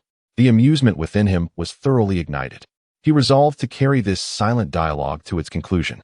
Oh, how was it idealized? Lin Zhijie inquired with keen interest. Chun Fan set down his teacup, his expression shifting to one of seriousness and focus. For instance, the student proposed strategies for waste classification and resource recycling in their response. Theoretically, this could significantly enhance the environment of the capital, even transforming waste into valuable resources. However, the student overlooked the immense execution costs required to implement such a strategy. He deliberately emphasized the phrase execution costs. Convincing hundreds of thousands of citizens to alter habits cultivated over centuries necessitated extensive publicity, guidance, supervision, and even the establishment of a completely new performance evaluation system to regulate local officials. The human and material resources involved, along with potential social conflicts, were not adequately considered by the student. Performance evaluation. He precisely articulated the meaning of the second modern term. The smile on Lin Zhijie's face could no longer be concealed. He felt as though he were not conversing with an ancient scholar, but rather engaging in a brainstorming session with a project manager from a top consulting firm. The exhilaration of discovering a kindred spirit capable of comprehending one's jargon in this alternate realm was simply delightful. Well said. Lin Zhijie couldn't help but applaud in admiration. Not only performance evaluation, but you've also overlooked the issue of user experience. Expecting a lady accustomed to casually discarding trash to remember which is kitchen waste and which is recyclable, if she doesn't curse you, it would be a sign of her refinement. User experience. Lin Zhijie, at last, transcended mere definitions, directly presenting a purely modern term. This was the final decisive probe. Chen Fan's body jolted. He understood that this silent exchange, rich with tacit understanding and intellectual finesse, was approaching its conclusion. He lifted his head and gazed into Lin Zhijie's eyes, which sparkled with a knowing smile, as if to say, "Stop pretending, I know everything." In that moment, all pretense and caution lost their significance. A profound, indescribable amalgamation of ecstasy, grievance, shock, and warmth surged through his heart, overwhelming him. He felt akin to an astronaut who had wandered alone on an alien planet for a decade. Suddenly, one day in the midst of a vast desert, he heard the purest dialect of his homeland. Without warning, his eyes brimmed with tears. A thin veil of mist uncontrollably enveloped his gaze. Trembling, he set down his teacup, stood up, and deeply bowed to Lin Zhijie once more. This time, his voice bore no trace of a student's reverence for a mentor, but was instead tinged with a choked, fervent tremor of emotion. When did you arrive here? Chapter 76, A Dialogue Between Two Worlds, Revolution and Reform. Chen Fan's inquiry, laden with a thick accent and quivering voice, acted as a spell that dismantled all defensive barriers, shattering the unspoken, taught understanding that had existed in the garden. In its place emerged a slightly awkward yet profoundly familiar atmosphere, reminiscent of fellow townsfolk encountering one another. Observing the newly appointed scholar before me, his eyes glistening with excitement like a child weighing 200 pounds, the mischievous satisfaction I had felt began to dissipate, replaced by a subtle, almost empathetic sense of shared solitude. Loneliness. Indeed, loneliness. Even though I carried my own system and often portrayed myself as a source of amusement, the palpable isolation of existing in a different realm, separated by a barrier of versions from the entire world, was undeniably real. This individual before me, it was clear, had endured a far deeper and longer solitude than I. As for me, I straightened up from my reclined position, shedding my previous languor, and adopted a more casual tone, akin to conversing with a newly acquainted friend. It had not been long, perhaps just half a year. By fortunate chance, while taking a stroll, I encountered a high-ranking executive incognito, and after a few casual discussions about company development strategies, I was abruptly appointed as a project manager. I recounted my extraordinary experiences in an effortlessly comprehensible jargon that he could easily grasp. Chen Fan's lips twitched in response. Airborne project manager? The term was strikingly apt, and yet rather ostentatious. He had toiled for a decade, enduring great hardships, merely to attain the title of a scholar, nearly failing due to his overly progressive ideas. Yet this compatriot, merely taking a stroll, had ascended to the position of chief examiner? The disparity between individuals can sometimes be more pronounced than that between man and dog. A wave of envy mixed with a sense of helplessness washed over Chen Fan. He took a deep breath, striving to stabilize his roller coaster emotions, and settled back down. "I have been here longer than you," he said, his voice still slightly hoarse. "It has been nearly 10 years. When I first arrived, I was just a half-grown child, nearly starving on the roadside. Subsequently, he was adopted by a benevolent family bearing the surname Chun, which allowed him to survive. Over the years, relying on a modicum of cleverness, he has persevered to reach this point." His tone was remarkably calm, yet I could envision the hardships and resilience underlying his words.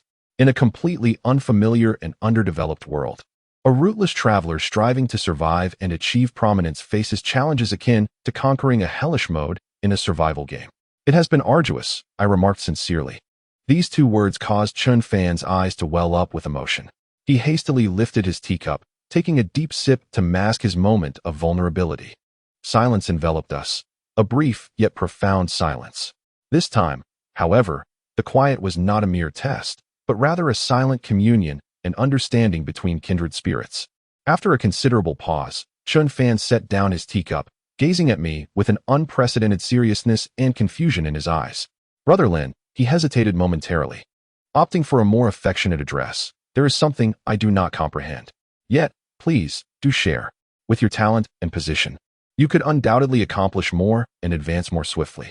His voice, tinged with excitement, rose slightly. You could directly present those avant-garde innovations to His Majesty, such as more advanced iron smelting techniques, more efficient agricultural tools, or even improved formulations of gunpowder. Any one of these could elevate you to noble status, granting you immense power in the shortest time possible. With power, you could implement reforms from the top down, abolish the rigid examination system, establish new schools, foster commerce, and enlighten the populace. You could, like Wang Engshi or Zhang Jujing, alter the fate of this nation through sheer will, rather than merely commencing with a trivial local examination as you do now. His eyes sparkled with the light of idealism, a fervent flame belonging to a striving traveler eager to leave a mark on history. I listened quietly, refraining from interruption until he concluded. I then smiled and countered, and then what? And then? Xin Fan was taken aback. Then, I mused, picking up a piece of delicate lotus pastry, tossing it lightly in my hand before disdainfully placing it back. I would become the busiest individual in this empire. Each day, I would be inundated with an unending stream of memorials, endless meetings, and an incessant parade of people. Surrounding me would be a throng of vested interests seeking to gain from me, alongside another group of potential adversaries aiming to undermine me. Every decision I make would reverberate through the lives of countless individuals, attracting ceaseless scrutiny and criticism. I would be compelled to devote all my time and energy to this relentless war called reform. I would lose my freedom, my peace, and the simple pleasure of basking in the sun in my courtyard. I settled back into the comfort of my chair, adopting a tone of utmost ease as I concluded. The mere thought of such a life feels exhausting. Xin Fan was left utterly bewildered by my sardonic philosophy. He opened his mouth as if to argue, only to realize that my perspective held a certain validity. However, after much contemplation, he finally uttered a question. Have you never considered altering anything in this world? We possess knowledge and perspectives that transcend millennia. This is a responsibility. Responsibility? I chuckled, a smile of amusement gracing my lips. Xin Fan, you are mistaken about a fundamental truth. I gazed at him, my expression becoming unusually earnest. What we possess is not a sense of duty. Rather, we hold an advantage. Responsibility is burdensome, a shackle that can suffocate you, compelling sacrifices for a grand, elusive goal. In contrast, an advantage is liberating. It serves as a tool, a golden key that allows us to live more comfortably and freely. I gestured toward myself and then to him. Your path, I label as the reformist or the striving mode. You aspire to integrate and control through reform. You wish to be the protagonist of this world, to bear the weight of an era's rise and fall, to become the hero who turns the tide. This path is noble but fraught with hardship. As for my path, I lazily shrugged, referring to it as the revolutionary approach, albeit a slacker version. My aim is to dismantle and rebuild while remaining untroubled. Dismantle? Xin Fan's pupils contracted slightly. Yes, dismantle. I spoke candidly. The antiquated Imperial Examination system is too decayed and inefficient. It produces a majority of ineffectual individuals. The cost of transforming them for my purposes is exorbitant. Thus, I choose to shatter it entirely. The old bureaucratic system is intricate and entrenched in vested interests. Implementing new policies within it faces insurmountable resistance. Hence, I prefer to hand the emperor a sword, urging him to demolish the obstacles in my path. You see, everything I undertake is not for the sake of achieving great deeds. I am merely clearing impediments, those that might disrupt my enjoyment of life or lead to unnecessary overtime. Once all barriers have been eradicated, I can recline in my comfortable garden, observing those capable and idealistic individuals, like you, whom I have chosen, as they construct a prosperous and stable new world, free from bothersome troubles. Then I can peacefully relish my retirement. This audacious, pragmatic, and self-serving philosophy of revolution struck Xin Fan's idealistic and responsibility-laden mind like a heavy hammer. He stared blankly at me, feeling as though his worldview was undergoing a cataclysmic upheaval, more intense than traversing through time and space. He yearned to refute my assertions, to proclaim that this was selfishness, opportunism, and evasion. Yet, he sorrowfully realized that my logic was coherent, even more efficient. He had toiled for a decade merely to arrive at the starting line, while I, within half a year, had already reached the finish line, designing the course and selecting athletes. Is this the disparity in our paths? After a considerable time, he finally retrieved his voice, raspy and parched. I still feel your ideas are excessively radical. This approach will create too many enemies and induce tremendous turmoil. Turmoil? I chuckled. Chen Fan, do you not yet comprehend? For outsiders like us, we are, in essence, the greatest upheaval in this world. Rather than cautiously adapting to it or attempting to reform it, it is far more straightforward to compel this world to adapt to us. Chapter 77. An irresistible proposition. Chen Fan sat motionless on the stone bench, lost in silence for an extended period. The brilliance in his eyes flickered, as if he were caught in a tempest of profound contemplation. At times, his brow furrowed in intense debate. At others, he appeared bewildered, as if in deep reflection. I chose not to disturb him. I understood the magnitude of my revolutionary discourse upon someone like him, who had already cultivated a complete worldview rooted in reformist ideology. This revelation struck him with the same force as a devout believer discovering that the deity they worshipped was merely a programmer seeking a leisurely existence, and that the miracles of the world were but automated scripts crafted to minimize their coding efforts. Such a collapse and reconstruction of understanding necessitates time. I leisurely lifted my teacup once more. Alas, the tea has cooled. This conversation is far too inefficient. I gazed at the lukewarm, murky liquid, my thoughts turning to disdain for this backward era that lacked even a thermos. After what felt like an eternity, Chen Fan exhaled deeply, a breath that seemed to release a decade's worth of endurance, perseverance, and the pride that had just been utterly dismantled. He lifted his gaze to meet mine. In his eyes, confusion and disagreement lingered, yet there was an additional element, reverence. Yes, reverence. Not the kind reserved for a mentor or esteemed officials, but a primal awe felt by a lower dimensional being towards a higher dimensional one. He had begun to grasp, on some level, the disparity between us. This was not merely a gap of ability or knowledge, but one of dimensions. He was still contemplating how to navigate this game, slaying monsters, leveling up, and ultimately emerging as the top player. Meanwhile, I had, from the very beginning, approached this from the perspective of a game designer, pondering how to amend the rules and customize the experience to achieve my ultimate goal of effortless completion. I still cannot entirely endorse your path, he finally spoke, his voice somewhat hoarse yet now calm. You underestimate the significance of stability. Any radical transformation inevitably accompanies immense pain and sacrifice. You have shattered the old order. Yet before the new order can be fully established, this nation will descend into chaos. Can we, the so-called tools, truly fill the vast power vacuum created by the Great Purge in such a short time? I expressed my skepticism. His eyes sparkled with rational insight. Oh, quite impressive. So swiftly has he emerged from the shattering blow to his worldview, promptly identifying the core risks within my plans. His resilience and analytical prowess, once merely the assessment of a tool, have indeed proven accurate. I regard him with renewed admiration. Your words possess merit, I readily concede. Any system overhaul inevitably entails a phase of instability. This too is a challenge I must address. Setting down my teacup, I leaned slightly forward, a congenial smile gracing my face, one typically donned by a director during an interview with aspiring trainees. I understood that the debate had concluded, the time for discussion had arrived. Chen Fan, I gazed at him, my tone imbued with sincerity. You inquired earlier whether I wished to effect change upon entering this realm. My answer may astonish you. I do. A flicker of surprise crossed Chen Fan's eyes. I too yearn for a world that flourishes. I desire for the populace to enjoy peace and prosperity, free from the specter of hunger. I long for a nation that is strong and secure, untroubled by the threat of foreign invasion. I aspire for technological advancement and cultural vibrancy. For only a stable, affluent, and joyous world is one worth reclining into. Is it not? My declaration bore a veneer of truth intertwined with artifice, yet the self-serving essence remained undeniably genuine. Chen Fan fell silent, unable to refute my logic.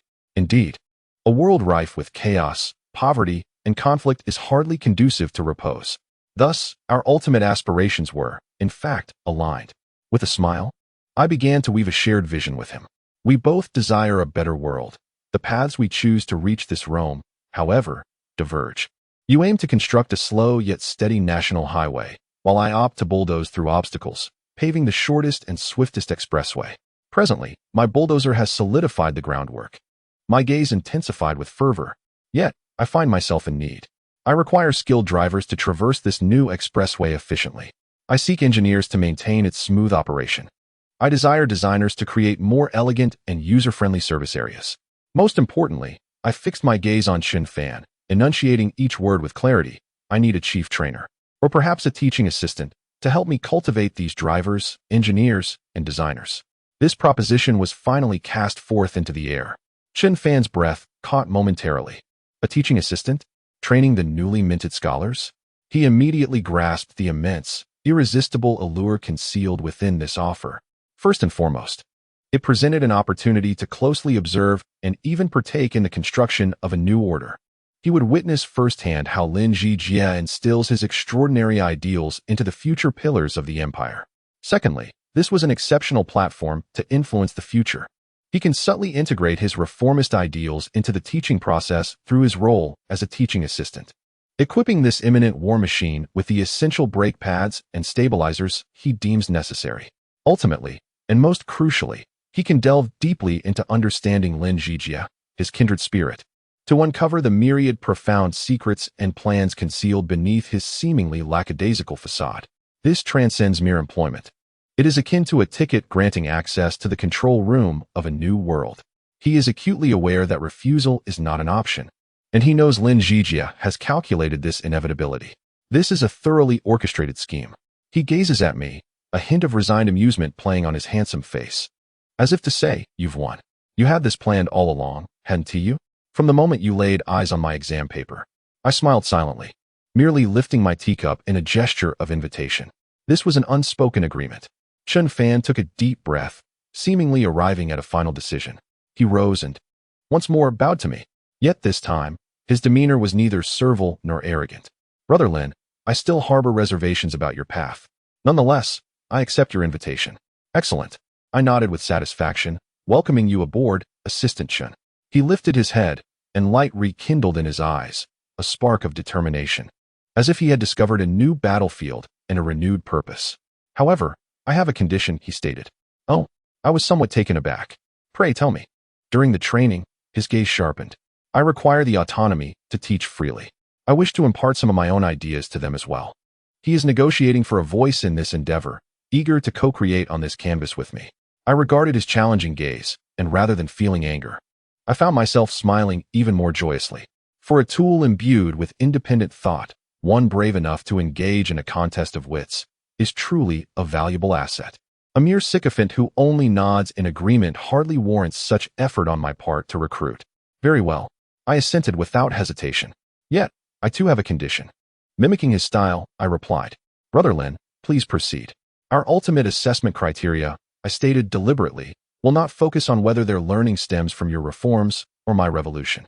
We shall evaluate solely their ability to solve practical problems, whose students can produce superior results and demonstrate brighter accomplishments. This will determine who is right.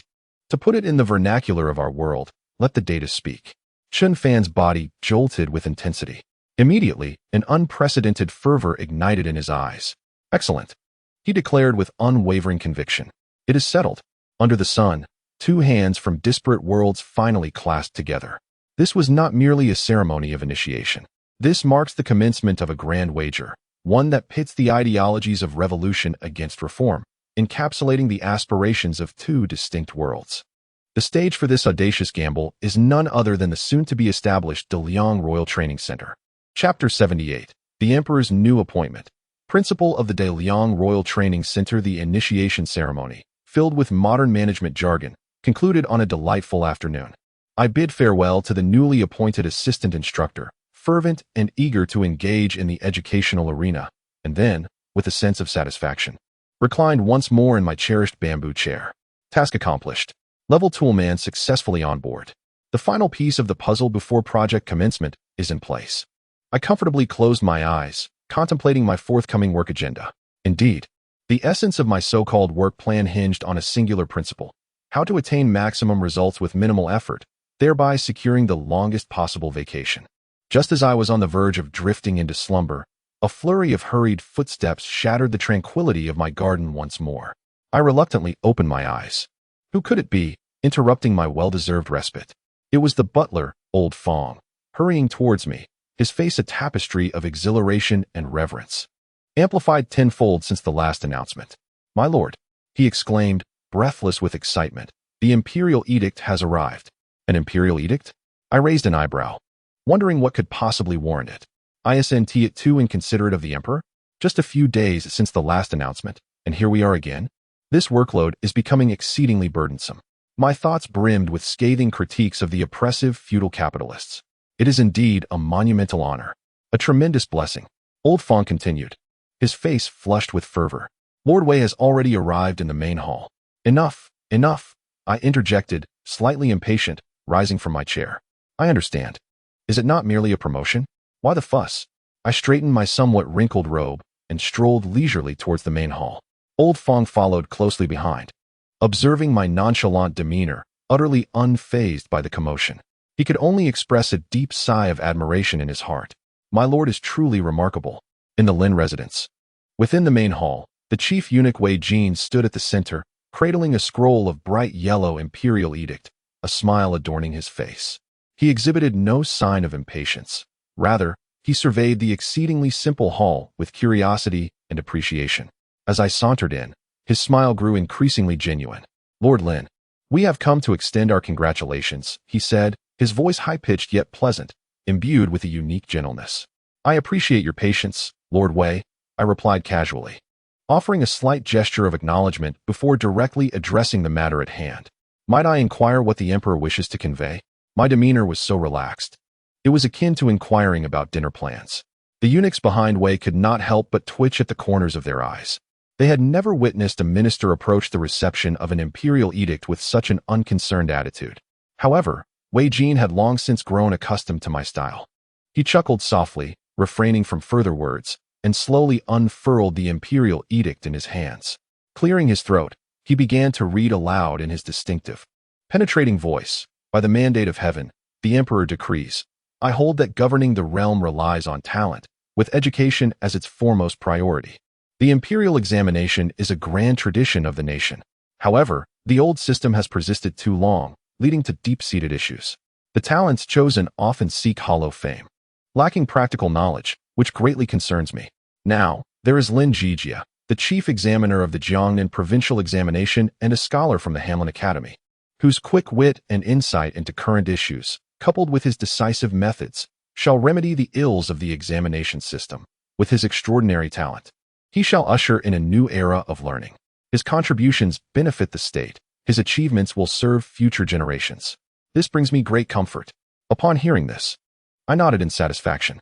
Indeed, this annual summary was well crafted. The praise was appropriately flattering, affirming my achievements without appearing overly sentimental. I would rate the writing an 80 out of 100. Wei Jin's voice continued to resonate. Yet, selecting talent is merely the beginning. Nurturing talent is the ultimate goal. Without tailored educational methods, even the finest talents may fail to fulfill their potential. To expand the results of this examination reform and cultivate a cadre of enlightened, pragmatic, and bold individuals to serve as the pillars of our Great Liang, I have deliberated and resolved. Here, he deliberately paused, raising the tension in the room. In the capital, I hereby establish the Hall of Practical Governance. I appoint Lin Zhijie as the chief instructor of the Hall of Practical Governance. He shall be granted the title of third-rank official, enjoying the salary of a grand scholar. He will oversee all matters within the hall, with the authority to determine curriculum development, textbook compilation, and assessment standards without needing to report, acting at his discretion. Furthermore, I promote Hamlin Academy scholar Zhang Qingyan to the position of deputy instructor of the hall, with a third-rank title, to assist the chief instructor in the study of classics and moral education. I also exceptionally appoint the newly ranked scholar Chen Fan as an assistant instructor, granting him the status of a Jinshi and the benefits of a sixth-rank Hamlin Academy editor. The Hall of Practical Governance will be responsible for the education of current and future Jinshi. Anyone who has not graduated from this hall shall not be granted official positions. Thus it is decreed. Buzzing with astonishment, when Wei Jin concluded this earth-shattering edict, Old Fong and the servants behind me were nearly overwhelmed with emotion, ready to kneel in reverence. Chief Instructor, third-rank title, salary of a grand scholar, privileges to act at his discretion. What a profound favor! What immense trust! This was no mere promotion. The Emperor had crafted a new and remarkably powerful department exclusively for Lin Zhijie. Though the Hall of Practical Governance may sound like an educational institution, Its authority is nearly equivalent to that of the future Ministry of Personnel and the Cabinet's Reserve. All newly appointed Jinshi must pass its certification to assume their roles. This signifies that Lin Zhijie will become the chief architect and mentor of the entire bureaucratic system in the Great Liang. He will wield an unparalleled power to shape the thoughts and capabilities of a generation of officials. Yet, at the heart of it all, I, upon hearing this imperial edict, wore no trace of elation upon my face. I merely engaged in my silent, fish-like interpretation within my mind. The name Hall of Practical Governance is rather appealing, reminiscent of a vocational technical college. The title of chief instructor sounds quite similar to that of a principal. This position is quite commendable. It does not require daily attendance at court, allowing me to spend most of my time within the school, perfectly aligning with my preference for a stable routine. As for the salary of a third-rank grand scholar, acceptable. The remuneration is quite generous, surpassing the stipend I received as a postdoctoral fellow before my transmigration. This is indeed a lucrative deal. The ability to decide on textbooks, courses, and assessments independently? Excellent. This is the crux of the matter.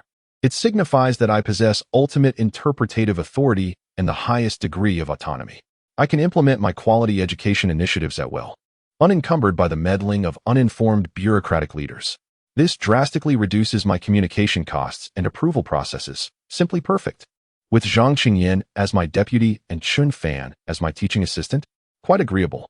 One focuses on ideological and theoretical development, while the other handles specific execution and technical challenges.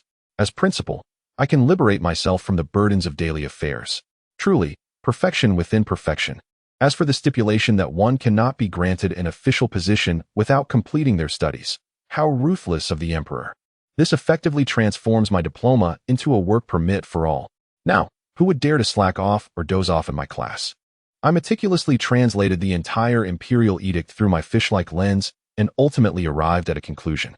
This new position, while laden with responsibility, offers ample power, considerable freedom, and attractive remuneration, all supported by a formidable team. Most importantly, it aligns seamlessly with my strategic plan to cultivate a cohort of efficient facilitators to ultimately realize my ambition of a laid-back existence. Very well, I shall accept this offer. I returned to reality from my contemplation, gazing at Wei Jin, who still held the edict, wearing a smile.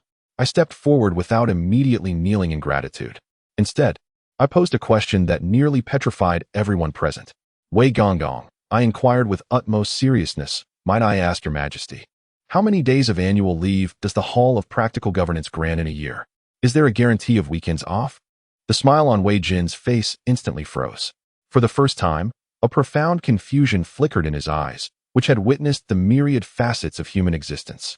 Meanwhile, in the Forbidden City, within the Imperial Study, Emperor Li Shilong stood before a vast territorial map, hands clasped behind his back. A subtle, strategic smile adorned his face, characteristic of a sovereign. Establishing the Hall of Practical Governance and appointing Lin Zhijie as chief instructor was a masterstroke he had carefully contemplated. He understood that Lin Zhijie was a double-edged sword. His talents could stabilize the nation. However, his unpredictable nature posed a significant risk. To place him directly at the core of the court and entrust him with important duties was too perilous. His revolutionary approach could upheave the entire court. Conversely, to sideline him would be a grave waste, akin to relegating an extraordinary weapon to the back of a closet. Thus, the Institute of Practical Governance emerges as the most judicious choice. It stands as a semi-autonomous enclave, somewhat removed from the imperial court. Here, Lin Zhijie is free to unfurl his talents, to innovate, to reform, and to subvert.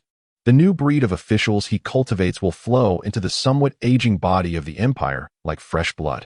Meanwhile, Li Shilong can comfortably occupy the central authority, reaping the benefits of reform without the fear that this sword might wound him. He has transformed Lin Zhijie from a mere player into a mentor, nurturing a cadre of superior talents. This embodies the art of kingship, an equilibrium, a mastery, an unparalleled stratagem that encompasses all uncertainties within one's grasp. Lin Zhijie, O Lin Zhijie. The emperor muses while gazing out the window. I have constructed the finest stage for you. Please, do not let me down. He believes that this exceptionally gifted young man will undoubtedly create an unprecedented golden age for him in the Great Liang. The only consideration he has not accounted for is that the dragon-slaying hero he envisions is presently preoccupied with contemplating the most comfortable position to recline in after vanquishing the dragon. Chapter 79. A new official takes office. My training program, my authority on my first day in office. Rather than reporting to the Ministry of Personnel or engaging in social niceties with the Ministry of Rights, I directly led my motley crew, newly appointed Deputy Instructor Zhang Qingyan and newly minted Assistant Instructor Qin Fan, to the western outskirts of the capital, to the abandoned imperial garden known as the Bun, long forsaken for nearly 2 decades. As the three of us stood before the rust-streaked, cobweb-laden gates, the air was thick with the acrid scent of aged dust mingled with decayed organic matter. Zhang Qingyan surveyed the desolate scene, his usually stern visage contorted into an unsolvable nod of concern. Lin, my brother, he spoke in a deep tone suffused with worry. Having grown accustomed to a more familiar address among colleagues, this place is in such a state of decay. If repairs are to be made, it will require more than a day's effort and will be immensely costly. Although His Majesty has allocated funds, it may prove but a drop in the bucket. He had begun to consider the budget and timelines from a steward's perspective. Meanwhile, Qin Fan quietly produced his charcoal pencil and notebook, his keen gaze scanning the surroundings as he muttered to himself, resembling a professional project inspector. The main gate's structural integrity is compromised and must be replaced. The surrounding walls have collapsed in several areas. It is estimated that over 300 meters will need to be rebuilt. The drainage system within the courtyard is entirely blocked and requires a complete redesign and clearing. He displayed no signs of surprise or dismay. Instead, he radiated the excitement of an engineer presented with a highly challenging project. He understood that for those in his field, ruins often signify boundless potential. I regarded my 2 capable aides, one preoccupied with financial concerns, the other with technical feasibility, and nodded in satisfaction. Indeed, I can focus solely on grand visions. What is there to worry about? I strolled into the wild grass, my hands clasped behind me, stepping unevenly. What we must contemplate now is not whether it can be repaired, but rather how it can be repaired. In my eyes, this place is a vast, blank canvas awaiting the flourish of my creativity. I found a relatively clean stone to sit upon and retrieved from my pocket a scroll of the campus master plan I had painstakingly designed overnight. Unfurling it slowly on the ground, Zhang Qingyan and Qin Fan immediately drew closer. When Zhang Qingyan discerned the contents of the blueprint, he was utterly taken aback. It depicted architectural clusters filled with strange lines and squares, unlike anything he had ever encountered. The layout was excessively orderly, entirely shattering the traditional beauty of meandering paths in a garden. What perplexed him further were the unfamiliar terms marked on the plan, such as teaching area, dormitory area, and multifunctional experimental base. He felt as though he were gazing at a celestial map adorned with bizarre symbols from some distant land rather than an architectural blueprint. When Qin Fan grasped the details of the drawing, he nearly gasped for breath. What on earth? This is incredible, he thought, overwhelmed. Isn't this the standard planning layout for our university town? The teaching area, dormitory area, and experimental area are all meticulously outlined. My friend, are you intending to erect our alma mater right here in ancient times? He stared at the familiar layouts on the blueprint. A surreal yet comforting sensation washed over him, and his lips began to twitch uncontrollably. I paid no heed to their starkly contrasting astonishment and, pointing at the blueprint, commenced my impassioned presentation. First, the teaching area. I indicated the main hall region, declaring, open it all up. Construct tiered classrooms. Zhang Qingyan immediately inquired, Brother Lin, what is a tiered classroom? Meanwhile, Qin Fan silently scoffed. Here we go, the standard setup. A university without tiered classrooms lacks a soul. I sketched a rough outline in the dirt with a twig, explaining. It involves a series of rows elevated one above the other, ensuring that students in the back are not obstructed from seeing the front. Furthermore, we shall utilize enormous blackboards that can be written upon repeatedly for convenience. Zhang Qingyan nodded vigorously, his eyes sparkling. Brilliant. This way, we can accommodate 100 students in a single session, and everyone will have a clear view. This is truly exceptional. He grasped the superiority of this design from a purely ancient elite perspective. Qin Fan rolled his eyes internally. Indeed, back in our day, we had to queue at the library by 6 in the morning just to secure front row seats. I wonder if this esteemed individual has even considered the seating arrangements. My explanation continued. Adjacent to the teaching area, This entire section shall be transformed into the dormitory area. Uniform standards, 4-person rooms, with beds elevated above desks. Below are the study desks and wardrobes, and above are the sleeping quarters. Upon hearing this, Zhang Qingyan fell into deep contemplation. Unable to envision what stacked living quarters would resemble, instinctively feeling it might be somewhat impractical. Meanwhile, the corner of Chun Fan's eye twitched vigorously. Beds above desks. I'm intrigued. This familiar configuration, this damned youth. Yet, I remain uncertain whether there are independent bathrooms and 24-hour hot water. Oh, and the campus network. Although that might pose a bit of a challenge. He gazed at me, his eyes brimming with anticipation. In every dormitory, I could almost hear his silent plea. Each must possess a private washroom and restroom. It must be achieved with a clear distinction between wet and dry areas. Chun Fan, the Great One, eternal deity. His heart had already begun to worship and reverence. The dormitory area must be managed with military precision. I added, advocating for a unified schedule to cultivate discipline. In this regard, both Zhang Qingyan and Chun Fan expressed their agreement. One believed that kindness cannot command soldiers. While a stern teacher produces outstanding disciples, the other contended that to deal with this group of ancient scholars, modern military training methods must be employed to temper their sharpness. My finger moved to the other side of the blueprint, to the vast lake. Here, we shall transform it into a multifunctional water conservancy experimental base. Finally, my finger landed on the most central plot of land. Here, we shall construct a groundbreaking architectural library. As I uttered the word library, a look of longing appeared on Zhang Qingyan's face. As a scholar, nothing could be more alluring than those 3 syllables. Meanwhile, Chun Fan had already begun to mourn silently for the 120 fortunate souls. Ah, the library. Children, do you think this is paradise? No. This is where your nightmare begins for the next 3 years. Brace yourselves for the terror of theses, reports, and an endless list of essential readings. I observed their contrasting expressions, one filled with yearning, the other with sympathy, as I elaborated on my vision. We shall have an open reading area, silent study rooms, and employ the most scientific classification methods to code, categorize, and shelve all books. Upon hearing about the classification methods, Chun Fan was struck once more. Will it be the Chinese library classification or the Dewey Decimal System? Great One, please provide clarity. This is a professional matter. At last, my presentation came to a close. Zhang Qingyan had transitioned from initial astonishment to an overwhelming sense of excitement and reverence. Though many details remained unclear to him, he could distinctly feel that an unprecedented sanctuary of talent, guided by the highest principles of efficiency and practicality, was about to rise before his very eyes. He felt a profound sense of pride in being a part of it. Meanwhile, Chun Fan had completely relinquished his resistance. He looked at me as though I were an ultimate player who had brought a simulation city game disc into ancient times, ready to transform this game into reality. He tucked away his notebook, his face displaying a complex smile of resignation, acceptance, and fervor. He understood he was not merely boarding a vessel.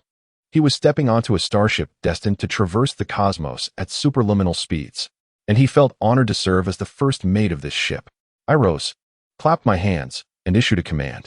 Chun Fan, tomorrow you will seek out the personnel from the engineering department and the overseers. Present my design to them. Inform them that funding and manpower are not concerns. What I require is speed and quality. Understood. Chun Fan replied decisively, his eyes sparkling with the unique light characteristic of engineers confronted with seemingly insurmountable tasks. Brother Zhang, I turned to Zhang Qingyan. You are responsible for drafting the enrollment guidelines and admission notices. Adhere to the standards of militarized management I previously mentioned. The 120 newly appointed scholars must understand, before they set foot here, the harsh realities of the life that awaits them. Zhang Qingyan nodded solemnly. I understand. I will not disappoint Brother Lin's trust. As I gazed upon the garden, which appeared increasingly dilapidated in the setting sun, my eyes shimmered with the distinctive flame of creation possessed by those fervent about infrastructure. Starting tomorrow, I proclaimed, this place will officially commence construction. Our new era begins with laying this first foundation. Chapter 80. The Opening Ceremony. Welcome to Hell, or rather, Paradise 3 months later, in the western suburbs of the capital. At the Jing Shizhiyong Hall, the desolation and decay had long been replaced by efficient infrastructure. A brand new campus, merging classical aesthetics with modern pragmatism, shone brilliantly under the early autumn sun. 120 newly appointed scholars, clad in uniform azure robes, gathered in the expansive square before the hall. Their faces radiated excitement, curiosity, and boundless aspirations. Over the past 3 months, they had listened to various wondrous tales about this hallowed ground for nurturing talent. Today, witnessing it firsthand, they realized that reality far surpassed the rumors. Their admiration for their mentor, Lin Zhijie, who had dramatically reformed the Imperial examination system and miraculously erected buildings, had reached its zenith. They eagerly anticipated an opening address akin to those delivered by ancient sages, hoping it would unveil the grand tapestry of their future careers. At the appointed hour of Chun, the bell tolled from the high platform. Under the gaze of countless eyes, I, Lin Zhijie, ascended the stage alongside my 2 trusted aides. Dressed in my casual moon-white attire, I wore a hint of a languid smile. Zhang Qingyan stood tall and serious, his penetrating gaze sweeping over this promising cohort destined to become the pillars of our nation. He felt a surge of excitement at being part of this unprecedented educational transformation, eager to witness how these brilliant minds would be steered onto the path of practical application. In his eyes, this was a sacred ceremony heralding a new era. Chun Fan followed closely behind Lin Zhijie, observing the youthful, hopeful faces below. His heart filled with mixed emotions. He understood how beautiful their visions of the future were, and soon, their worldviews would be profoundly shaken. He could vividly foresee their expressions shifting from fervor to bewilderment, and ultimately to existential doubt, when Lin Zhijie's challenging words were spoken. Children, cherish your smiles in this moment. He silently lit a candle for them in his heart. For this may be the last time you smile so joyfully in the next 3 months. I approached the wooden podium crafted to suit my stature, standing comfortably as I prepared to speak. With my hands resting casually on either side, I surveyed the audience below. The square was enveloped in an expectant silence. Dear students, I have broken the silence with a warm yet unfamiliar address, wishing you a good morning. Welcome to the Hall of Practical Application. My simple opening remarks invigorated all the attendees below. Observing their earnest expressions and the smiles gracing their faces, I felt an increased warmth towards them. I was aware of the excitement and anticipation bubbling within you as I calmly articulated their inner thoughts. However, I must apologize. For the next 3 months, I require you to forget everything you have previously learned. Boom. The anticipated thunderclap of thought reverberated in the minds of the students, as their expressions of enthusiasm and hope froze instantly. Chun Fan, in his heart, activated his commentary mode. Here it comes. A familiar formula, a familiar taste. The first step of the opening ceremony, breaking the ice of thought, nay, shattering it. First, I will challenge all that you know, plunging you into self-doubt. After which we will proceed to reshape your minds. This esteemed individual truly understands. I disregarded the commotion below and continued to drop another bombshell. Here, there are no top scholars, only first-year students. The criteria for evaluation is not eloquence, but the ability to solve problems. What you are to learn is not to discuss in idle chatter, but to take action. In summary, my piercing gaze swept across the room. You will forget how to compose essays. Instead, you shall learn how to be a person and how to act. The students below were utterly bewildered. The path of the sage they had anticipated was ruthlessly supplanted by a methodology steeped in utilitarianism. Zhang Qingyan listened and, after deep contemplation, revealed a look of approval. He comprehended Brother Lin's intent to fundamentally alter the habit of these scholars, who indulge in lofty discussions that mislead the nation, and to forge them into true instruments of the state. He was profoundly impressed by Brother Lin's audacity and foresight. Gazing upon the 120 bewildered faces below, I felt a sense of satisfaction, having achieved the initial strategic objective of resetting their minds. Well, the opening ceremony concludes here. I clapped my hands, instructing all students to proceed to Classroom 1 in preparation for the first lesson. I almost forgot to mention, pausing momentarily with a devilish smile upon my face, that this lesson will contribute to your overall grade. Moreover, there will be an impromptu quiz at the end of the course. Those who do not pass will forfeit their dinner tonight. A wave of astonishment swept through the audience, linking academic performance to the most basic need of sustenance. What a brutal yet effective method. Chun Fan internally lamented once more. Goodness, even the evaluation and punishment mechanisms are in play. Canceling dinner? This individual is indeed a capitalist devil that could bring tears to anyone's eyes. How ruthless. I genuinely begin to feel sympathy for these children. Now, I concluded this transformative opening ceremony. Let us commence the lesson. In classroom 1, as 120 students entered with a sense of trepidation, they were once again deeply shaken. They took their places according to their student numbers, sitting upright and poised, much like a group of prisoners awaiting judgment. Soon, I ascended the podium, clutching a stack of handouts imbued with the fragrance of ink. With a piece of chalk in hand, I inscribed several grand characters upon the expansive blackboard. The students craned their necks, their curiosity piqued.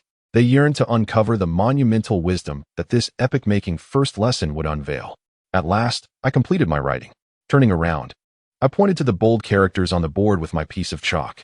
Below, Zhang Qingyan gazed at the words, his eyes reflecting profound bewilderment. He was utterly perplexed by the connection between these characters and the pragmatic path of governance.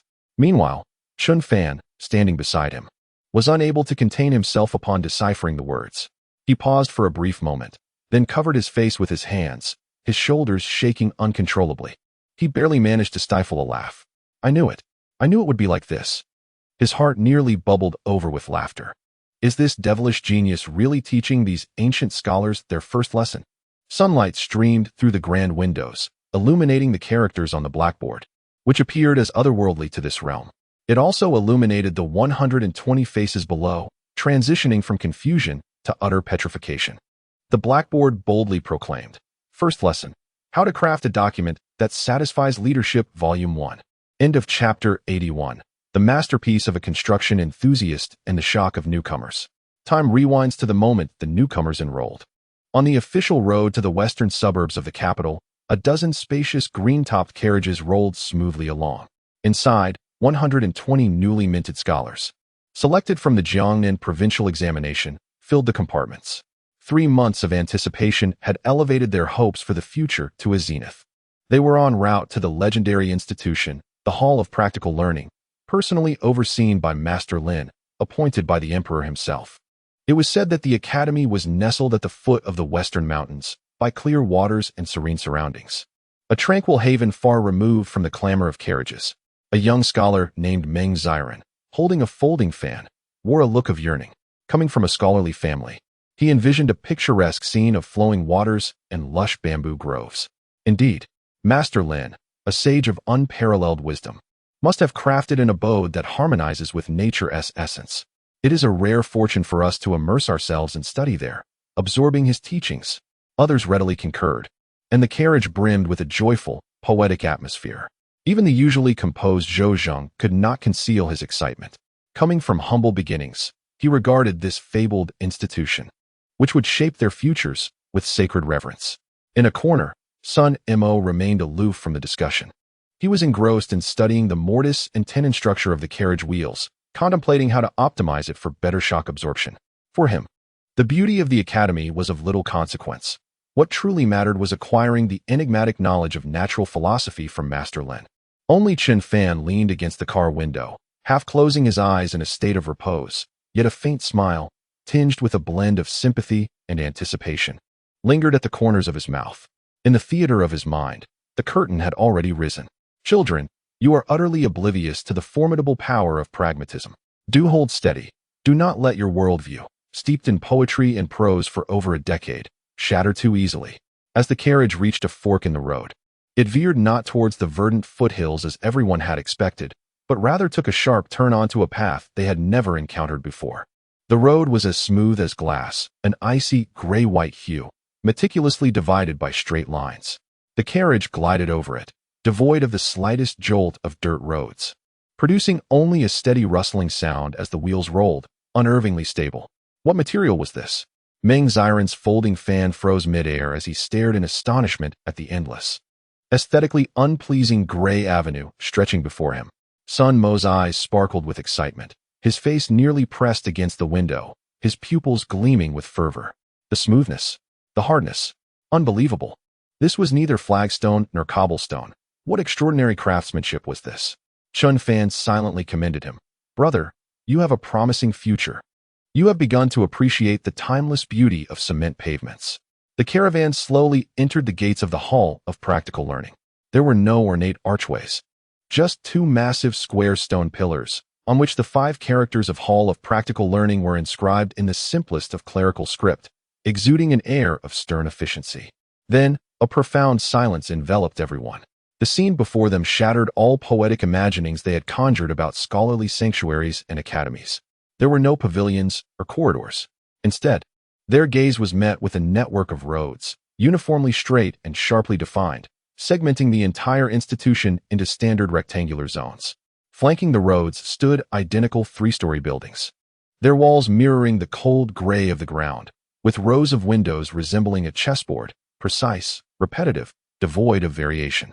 Each corner of the buildings bore a large black numeral, Building A1, Building A2, Building B1. Was this truly a dormitory? Meng Xiren's voice trembled. How was this different from a pigeon coop? The idyllic scenes he had envisioned, with secluded courtyards, banana plants by the windows, and poetic musings under the moonlight, had transformed into vast, cold structures resembling military barracks. At the entrance, a stern-looking steward in a crisp short shirt awaited them, holding a booklet. He addressed the group in a clear voice. Welcome, students, to the Hall of Practical Learning. Within the hall, all areas are numbered. Your accommodations are in Area C. According to your examination rankings, 2 students per room. Your names and student numbers will be displayed on the doors. Please find your respective quarters. He paused, gesturing towards another building of the same design. Over there is Area D, featuring centralized washrooms and public restrooms. Hot water will be available daily at the hours of the rooster, noon, and evening, but only for a limited time. Public restrooms? A scholar emitted an incredulous groan. How could these favored sons of heaven ever have endured such treatment? Chun Fan gazed upon the all-too-familiar, unfinished visage of the university town, suppressing a laugh as torrents of inner sarcasm cascaded forth. Goodness, Brother Lin, did you bring the construction crew along for the journey? This aesthetic is exceedingly utilitarian. Even the dormitories are systematically numbered, and hot water is available only at designated times. Is the next step the implementation of a campus card system? Yet, Sun Mo had wholly immersed himself in this industrial aesthetic. He hastened to a dormitory building, extending his hand to caress the smooth wall and the nearly perfect 90-degree corner with a reverent gesture. Such precision, he murmured, could only be the work of extraordinary beings. This was the true essence of understanding the world. The path to greatness is simplicity. All intricate patterns are but superfluous embellishments. Zhou Zheng's expression was somewhat complex. While he too found the surroundings excessively rudimentary, the sight of the sturdy buildings and broad roads instilled an inexplicable sense of reassurance. For one who had ascended from humble beginnings, this practicality and solidity were far more reassuring than the ethereal elegance of the arts. Just as the group's worldview teetered on the brink of collapse, the caretaker, with an expressionless demeanor, led them toward the largest building in the central square, Building A1. Here lay the first-tier classroom where the opening ceremony was to take place. Upon entering this classroom, the last vestige of illusion was utterly shattered. Inside, there was a vast, sloping surface. Rows of dark wooden desks and chairs were firmly anchored to the ground, tiered and all facing forward. At the front, a massive, deep black wooden board was embedded in the wall. This peculiar arrangement evoked an unprecedented sense of oppression. It felt less like a place for scholarly discourse and mutual inquiry, and more like a workshop awaiting commands. The students took their seats, feeling as if they were perched on pins and needles, the atmosphere thick with silence. At that moment, I, Lin Zhijie, sauntered in through the side door of the classroom. I did not glance at the wide-eyed faces below. Instead, I proceeded directly to the enormous blackboard, gently tapping it with my finger, producing a crisp sound that seemed to test its quality. Then, I turned to the honest man Zhang San, whom I had recently promoted as the classroom steward, and casually issued a directive. My voice was not loud, yet in the hushed classroom, it resonated clearly in every ear. Old Zhang, take note. Every brick, every inch of cement flooring, including the materials and paint of this blackboard, must be accounted for individually, with depreciation calculations meticulously prepared. I want to know how much benefit each penny I spend yields. As my words hung in the air, Chun Fan slowly closed his eyes, pressing a hand to his forehead. It's over, he sighed in despair within. The terms cost accounting, depreciation, and benefits have all emerged. This transcends mere hellish difficulty. It has transformed hell into a quantifiable management system. The other 119 prodigies in the classroom, upon hearing these words, experienced a collective mental shutdown. They gazed at the calm figure on stage, who seemed to be discussing an ordinary business transaction, their minds swirling with a singular, overwhelming question: what kind of place have we truly arrived at? Chapter 82. The opening ceremony and the devil's smile. My offhand remark regarding cost-effectiveness fell like a cold stone into the pond of the pride of these top scholars, failing to create a ripple, instead freezing the surface instantly. The 120 gifted students remained frozen in that peculiar tiered classroom, their expressions transitioning slowly from shock to confusion, and finally to a hint of panic. The extensive knowledge they took pride in appeared utterly feeble in the face of the utterly prosaic terms: cost, depreciation, and benefits. I savored the spectacle of this collective disconnection before I leisurely approached the enormous blackboard at the front of the classroom, turning to face my future instruments, nay, the future pillars of our nation. With my hands carelessly planted on the podium, I cleared my throat. All right, students, the welcome ceremony ends here. My tone was as relaxed as if I were greeting friends in my backyard. Now, we officially commence the opening ceremony. In the audience, the crowd abruptly snapped back to reality. What? That mercantile discourse, wasn't he even part of the ceremony? Zhang Qingyan stood nearby, straightening his back with a solemn demeanor. He anticipated that Brother Lin would soon deliver some profound words to steer these students back on course after their recent mundane distractions. Meanwhile, Chen Fan discreetly took a step back, seeking a less conspicuous spot, ready to engage in his immersive viewing experience. Here it comes. The main event is about to commence. He rubbed his hands together internally. The appetizer was the capitalist's audit. What might the main course be? Based on the leader's usual style, I suspect it will be a thought-formatting platter. I knew that each of you seated here was once the cream of the crop in your respective provinces, standing out among countless scholars. My opening statement served to affirm this, causing many in the audience to instinctively straighten their chests. However, in the next moment, my tone shifted dramatically. Nevertheless, I implore you, from this moment forth, to cast aside your achievements, your poetry and prose, everything you have learned, memorized, and taken pride in. I paused, my gaze sharpening as I enunciated each word. Forget it all. Boom. If my previous remarks had merely frozen the pond, this declaration was akin to crashing a 1,000-pound hammer upon the ice. A chorus of gasps echoed throughout the classroom, accompanied by the faint shuffling of chairs and the rustling of fabric, an instinctive reaction to profound shock. Forget everything? That was more painful than death. After years of relentless study, what else did they have to rely on but this knowledge? Chen Fan snapped his fingers inwardly. Indeed, a complete wipe. First, one must negate your entire value, plunging you into profound self-doubt.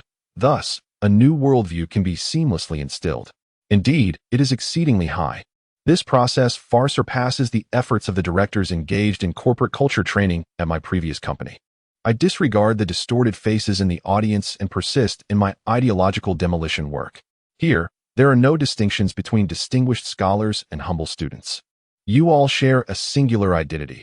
Participants of the Practical Governance Hall, Session 1. The criteria for your evaluation will no longer hinge on the elegance of your prose or the symmetry of your parallelism, but rather on whether your proposals can resolve tangible issues, whether your calculations yield precise results, whether your team can accomplish established objectives. My voice reverberates throughout the spacious classroom, each word striking like a heavy blow against their entrenched perceptions. Zhang Qingyan furrows his brow tightly, initially taken aback by such shocking statements, which seem to contravene the teachings of the sages. He is suddenly stirred when he meets Lin Zhijie's clear and resolute gaze. A moment of enlightenment strikes him. Lin's intention is not to discard literature, but to dismantle rigid beliefs. It aims to shatter the scholar's obsession with their own superiority and the misguided notion that idle discourse can benefit the nation, forcefully pulling them back from their lofty ideals to the solid ground of reality. With this realization, Zhang Qingyan's confusion dissipates, replaced by profound admiration and clarity. However, not all possess Zhang Qingyan's insight. A dissenting voice erupts from the students. It is Meng Xiren, hailing from a scholarly family. His face flushed. He rises and bows to me from afar, yet his tone bears an indomitable challenge. Master Lin, the analect states, the gentleman focuses on the fundamentals. When the fundamentals are established, the way arises. We scholars regard poetry and literature as our foundation and propriety and righteousness as our guide. If we cast them aside as mere rags, how is that not forsaking the essence for the trivial, akin to artisans? His reference to classic texts resonates strongly, prompting several students to nod in silent agreement. Chen Fan internally laments, "Well, here comes the first brave soul to offer his head. Child, your citation is indeed sound. But the server administrator you face does not adhere to Confucian principles." I maintain my composure, not even lifting my eyelids, simply regarding him calmly. Meng Ziren, you ranked 17th in the Jiangnan provincial examination, did you not? Meng Ziren is taken aback, surprised by my precise recollection of his rank, instinctively puffing out his chest. Indeed. That is correct. Excellent. I nod, a hint of approval gracing my face. Having ideas and daring to question are commendable traits.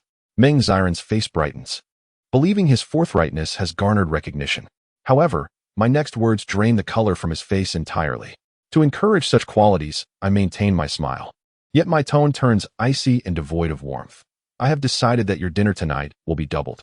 Meng Ziren beams with joy, about to express his gratitude. I meant to say, doubled to be cancelled. Chuckling softly, Chen Fan, who had been lurking in the corner, could no longer contain his amusement, bursting into laughter. He quickly lowered his head, attempting to mask his indiscretion with the fervent shaking of his shoulders. The atmosphere in the room was one of profound silence, with everyone regarding Meng Ziren, who stood frozen in place, as if he were a ghost. They finally comprehended the truth. Here, citing classical texts was futile. Rational discourse was equally ineffective. Authority was not to be challenged. I surveyed the room with satisfaction, observing the faces that had finally adopted a more submissive demeanor, realizing that my display of power had achieved its intended effect. Now, sit down, I commanded Meng Ziren. His legs buckled, and he nearly collapsed back into his seat, no longer daring to utter a word. As the final item of the opening ceremony, I clapped my hands to recapture everyone's attention. I neglected to inform you that from this day forth, all your performances will be quantified and recorded in a comprehensive evaluation system. This will determine whether you can graduate in 3 months' time. Your first assessment begins now. I picked up a piece of chalk from the podium, turned, and began writing on the expansive blackboard. Shortly, our first lesson would commence, concluding with a quiz. Those who failed the assessment, pausing for emphasis, a benevolent yet devilish smile finally graced my face, would similarly forego dinner. With that, the opening ceremony concluded. I tossed the chalk, producing a crisp sound akin to the ringing of a ceremonial bell. Prepare for class. Chapter 83. The first lesson of the celestial texts. The art as I uttered the words prepare for class. The atmosphere in the lecture hall transformed instantaneously from one of trepidation into a palpable tension akin to that before a great examination. The 119 fortunate students who had retained their dinner, along with the already resigned Meng Ziren, resembled geese whose necks were grasped, each straightening their posture. Their gazes firmly fixed upon me, anxious not to miss any detail that might pertain to the impending quiz. I leisurely returned to the podium, grasped the piece of chalk once more, and turned to face the ominous blackboard. The only sound that filled the room was the soft scratching of the chalk against the wood. All the students held their breath, craning their necks in an attempt to decipher the monumental knowledge that comprised their first lesson, which was crucial to their dinner. Would it be the compendium of calculation? Or perhaps the essentials of agricultural governance? Or the profoundly enigmatic principles of natural philosophy? Even Zhang Qingyan watched with eager anticipation. He was prepared to grasp any groundbreaking theories I might present, seeking to comprehend and digest them, then endeavoring to find theoretical support from the Confucian classics. In the corner, Chen Fan harbored a sense of schadenfreude. He observed the group of classmates, akin to lambs awaiting slaughter, already envisioning the shifts in their expressions. Come on, great one. Let me see what you have in store. He mused inwardly. According to convention, the first lesson would undoubtedly be a transformative experience for one's worldview. What could it be? Introduction to management? Or fundamentals of logic? Finally, I set down my pen. The elegant strokes of calligraphy were clearly displayed on the blackboard. Turning around, I gently tapped the words with my chalk, signaling the class to take notice. Below, Zhang Qingyan, upon discerning those characters, was rendered utterly speechless. His eyes widened, mouth agape, his mind a blank canvas. He rummaged through his vast reservoir of knowledge, from explaining literary characters to various obscure texts, yet could not fathom the combination of these words, which transcended his comprehension. In stark contrast, Chen Fan's expression transformed dramatically upon recognizing the phrase. It shifted from anticipation to astonishment. culminating in a struggle to suppress laughter that bordered on distress. He was momentarily frozen, then clamped his hand over his mouth, fearing he might burst into a fit of laughter. His shoulders began to shake uncontrollably, and a physiological tear escaped the corner of his eye. I knew it. I knew it would be like this. A voice deep within him roared, nearly causing him to roll on the floor with laughter. Master, are you a devil? The first lesson for these ancient scholars, the future pillars of the nation, is this. Does this even exist? Is this reasonable? Sunlight streamed through the grand glass windows, casting shafts of light that illuminated the blackboard, where the characters appeared as otherworldly phenomena to the world. It also illuminated the faces of the 120 students, transitioning from confusion to collective petrification. The blackboard boldly proclaimed. First lesson, how to create a satisfactory report for leadership. A voice, faint as a mosquito's buzz, trembled as it articulated this peculiar phrase. Subsequently, the classroom succumbed to an eerie silence, so profound that even the sound of breathing dissipated. Everyone seemed ensnared by an invisible spell, frozen in their previous expressions, their minds unable to process the information that surpassed their established worldviews. I understood their bewilderment. Calmly, I shattered the silence as if stating an utterly commonplace fact. If you do not comprehend, then learn. Now, turn to the first page of the handout before you. The students snapped back to reality, hastily flipping through the stack of fragrant paper. The first page of the handout bore the title in the simplest song font, Introduction, From Novice to Perseverance. Beneath the subtitle was a small annotation, that is, a powerful tool for expression. Thus commenced my inaugural lecture on modern management in this otherworldly realm. It serves as a means to present complex issues in the simplest, clearest, and most effective manner to persuade others. I picked up a pointer and gestured towards the blackboard. Its essence rests upon three principles. First, clarity of logic. Second, emphasis on key points. Third, a harmonious blend of text and imagery. These words, while comprehensible individually, left them utterly bewildered when woven together. To facilitate a more tangible understanding, I clapped my hands, and the two attendants, who had been awaiting outside, promptly entered bearing two prepared wooden display boards. On the first board rested a verbose composition, nearly 1,000 characters in length, adorned with exquisite language, balanced phrases, and elegant calligraphy, a high-scoring piece from a student in the current provincial examination. With my teaching staff, I pointed to this work, which, while resplendent in its literary flair, I unceremoniously marked with a large red cross. It epitomized mediocrity. A wave of astonishment rippled through the audience. Why, one might ask. I answered my own inquiry. The information density was lamentably low in its pursuit of elegance and symmetry. It devolved into a cacophony of superfluous verbiage. Most critically, the core argument lay buried beneath the ostentatious embellishments, necessitating a quarter of an hour for me to decipher its true intent. This was a tremendous waste of my time, and the time of leaders is the most precious resource in the world. I gestured for the attendants to remove this board and replace it with the second. The second display board contained merely 3 sheets of paper. The first page bore a title, an analysis of the feasibility of introducing Wei River water into the capital area to increase pig feed production.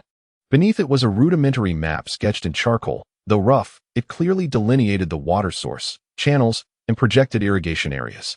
The second page featured several straightforward tables, succinctly presenting estimated project costs, required manpower, construction timeline, and anticipated increases in pig feed production along with economic returns.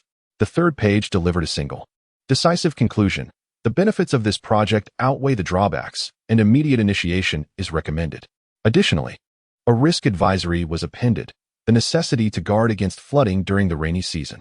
Simple, direct, and unadorned. I addressed the audience with a tone that commanded reverence, pointing to these 3 pages as a prime example of clarity and excellence, albeit humble in its presentation. The stark contrast struck like 2 heavy blows to the hearts of all students present. They gazed at the rudimentary report on pig farming and then recalled the previously denounced ornate essay, causing a deeply ingrained value system to tremble and collapse. Do you see? I summarized. The logic is clear, the key points are prominent, and it is richly illustrated with both text and imagery. In just 30 breaths, I grasped your intentions, the costs involved, the expected benefits, and the associated risks. This is what we call efficiency. This is the essence of powerful expression. At that moment, My gaze shifted to the corner where an unusual figure, Chen Fan, had been stifling laughter. With a start, Chen Fan realized his days of watching from the sidelines had come to an end, and he promptly straightened his posture, bowing respectfully. Student present. You, share your thoughts. I regarded him with a smirk, curious to hear how, with your talents, you would evaluate this matter. Instantly, all eyes were fixed upon Chen Fan. Internally, he lamented. Oh dear, are you dragging me into this? What can I possibly say? My only thought is that you have quite the flair for theatrics. However, he understood that this was a stage set for him by Lin Zhijie, as well as a test. His mind raced as he cleared his throat and spoke earnestly. Respected teacher, upon first hearing this discourse, I too felt a sense of novelty. Yet upon deeper reflection, I discerned that this doctrine subtly aligns with the teachings of the sages. As soon as he uttered these words, even Zhang Chengyan cast him a curious glance. Unfazed, Chen Fan continued his elaborate discourse. As stated in the Book of Changes, the written word cannot exhaust the spoken word, and the spoken word cannot fully convey the intent. The sages themselves struggled with the verbosity of language, finding it difficult to express their thoughts entirely. What you have created, dear teacher, utilizing diagrams as aids and principles as the framework, is precisely designed to convey meaning effectively. This is one aspect. In the Analects, the sages expressed profound truths through succinct phrases, never indulging in lengthy debates, which perfectly exemplifies the brilliance of highlighting key points. This is the second aspect. As for logical clarity, it is the cornerstone of Confucian principles, the investigation of things, the attainment of knowledge, sincerity, and rectitude. Without logic, chaos ensues. Thus, I believe that although it is a tool, it inherently embodies the profound principles applicable to the world. Upon finishing his speech, he nearly convinced himself. The classroom fell into a hushed silence. Those students who had initially resisted were gradually shedding their confusion, replaced by a dawning realization of the underlying truth. Even Zhang Qingyan, stroking his beard, nodded in approval, looking at Chen Fan with admiration. He felt that Chen Fan's interpretation resonated deeply and provided a perfect vessel for this new learning. I observed Chen Fan's earnest yet absurd demeanor and couldn't help but chuckle inwardly. Indeed, he is a top-tier student. His ability to blend theory with practice is truly exceptional. I nodded in satisfaction, pleased that the first lesson's intellectual breakthrough had been accomplished with Chen Fan's perfect assist. After sitting down, Chen Fan quietly exhaled, a thin layer of sweat forming on his back. It was quite exhilarating to speak absurdities with utmost seriousness in front of over 100 ancient scholars. Persuading them was even more exhausting than composing an essay myself. He gazed at the devilish figure on stage, a smile playing at the corners of his lips. With a singular thought in mind, this treacherous vessel seems impossible to abandon. Chapter 84. The Tyranny of 3 Pages and the First Assignment. Chen Fan's remarkable oration, akin to a potent sedative, soothed the restlessness and resistance permeating the classroom. The students' gazes, though still unfamiliar, had transformed from initial skepticism into an appreciation for the profound knowledge embedded within the sage's subtle teachings. I regarded these students, who had been skillfully swayed, with an elevated opinion of Chen Fan. This fellow was not only an outstanding product manager, but also a premier marketing strategist. In the future, whenever I initiate new policies, I shall enlist him for the preliminary public relations campaign. It would undoubtedly yield exceptional results. A true talent. He deserves a raise. No, a bonus, I mused inwardly. Chen Fan's insights were commendable. With a tone of finality, I concluded the theoretical seminar, affirming that the essence of it all is merely a tool. It is a tool designed to assist you in effectively and accurately conveying the thoughts within your mind. In the future, whether reporting to me or presenting to the sovereign, you shall employ this method. Upon hearing these words, the audience's expression turned solemn. Presenting to the sovereign? Utilizing this tool?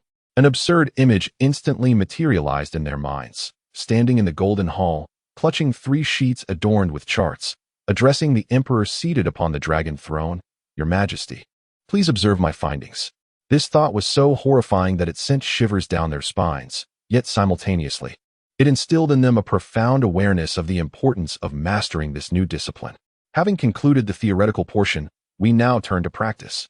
I rapped the podium, pulling everyone back to reality, for this is the hall of practical application, not merely a place for idle discourse.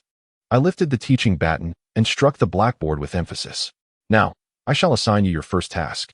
Instinctively, everyone tightened their grip on their brushes, ears perked up. Was a quiz regarding dinner imminent? Within 3 days, I slowly articulated the assignment. My voice soft, yet each word resonating like a hammer. Each of you is to submit a 3-page document on the theme of self-introduction and life planning. Initially, silence enveloped the classroom, soon followed by an uncontrollable stir. Self-introduction and life planning? This theme, seemingly simple, bore immense significance. They could easily introduce themselves, name, origin, background, and education. But what of life planning? Was it merely a vague slogan about cultivating oneself, governing the family, ruling the country, and bringing peace to the world, or something else entirely? Quiet.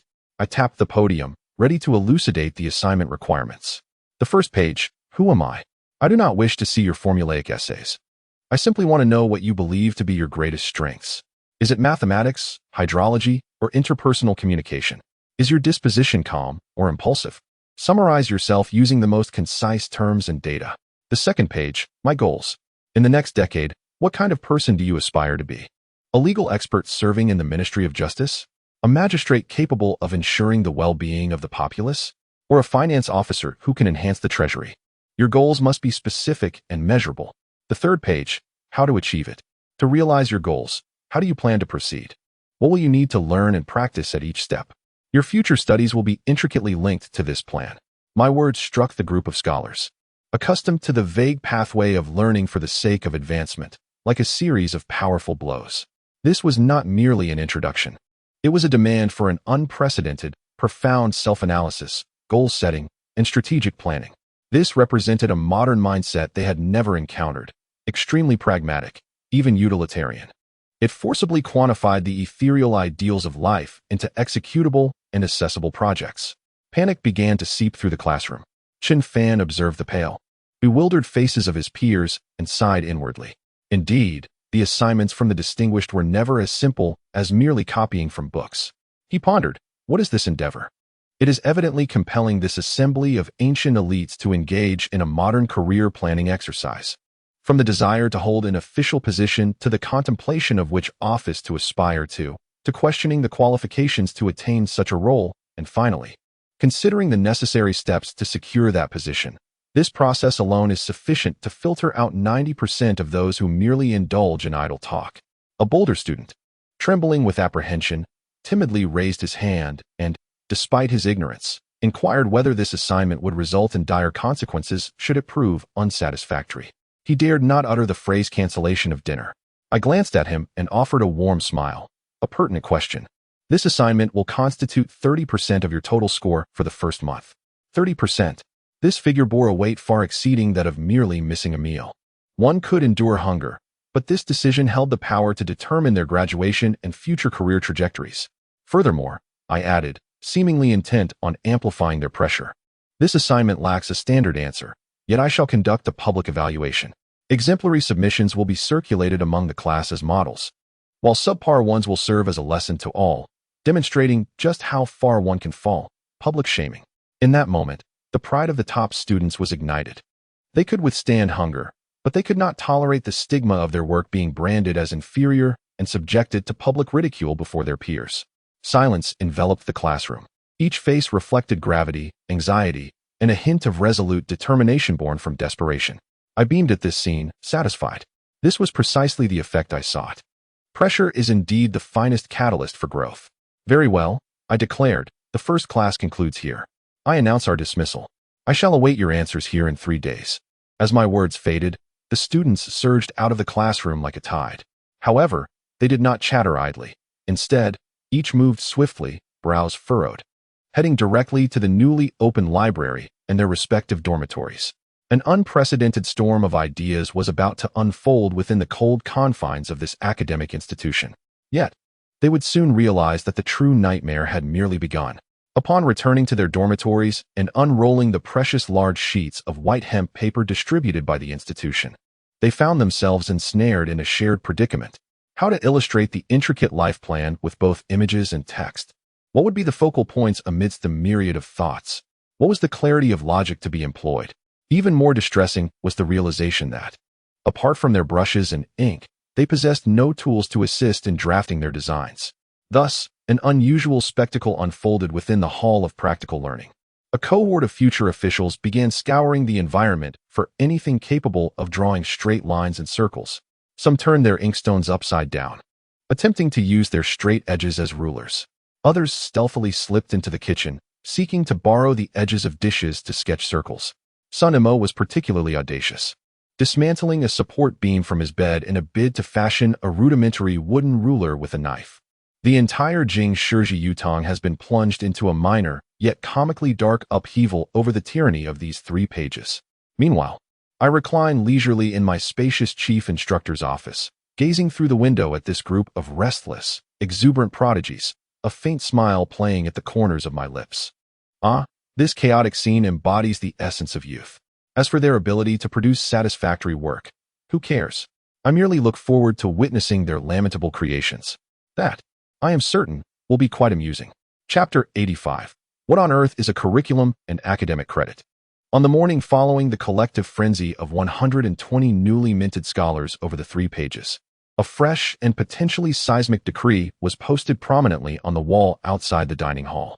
It was a colossal white board, adorned with the clearest song typeface, densely listing the comprehensive curriculum for the upcoming 3 months. Accustomed to early morning studies, the students, clutching their simple breakfasts, instinctively paused to observe. Initially, their curiosity was piqued. They wished to discover what profound knowledge beyond that torturous material Master Lin would impart. However, as their eyes scanned the curriculum from top to bottom, expressions transformed from intrigue to stupefaction, ultimately settling into a bewilderment steeped in absurdity and despair. Under the grand title of the Daliang Royal Training Center first-term curriculum, lay course titles they had never encountered and could scarcely comprehend. Core courses: Fundamentals of Accounting, 5 credits. Introduction to Statistics and Data Analysis, 5 credits. Project Management and Process Reengineering, 4 credits. Essentials of Daliang Law and Case Analysis, taught by Assistant Chen Fan, 4 credits. Public Relations and Opinion Guidance, 3 credits. Basic Geometry and Engineering Drawing, assisted by Assistant Sun Imo, 3 credits. Overview of Daliang. Geography and Mineral Resources, 2 credits. Official Document Writing and Report Standards, 2 credits. Elective Courses. Appreciation of Calligraphy, 0.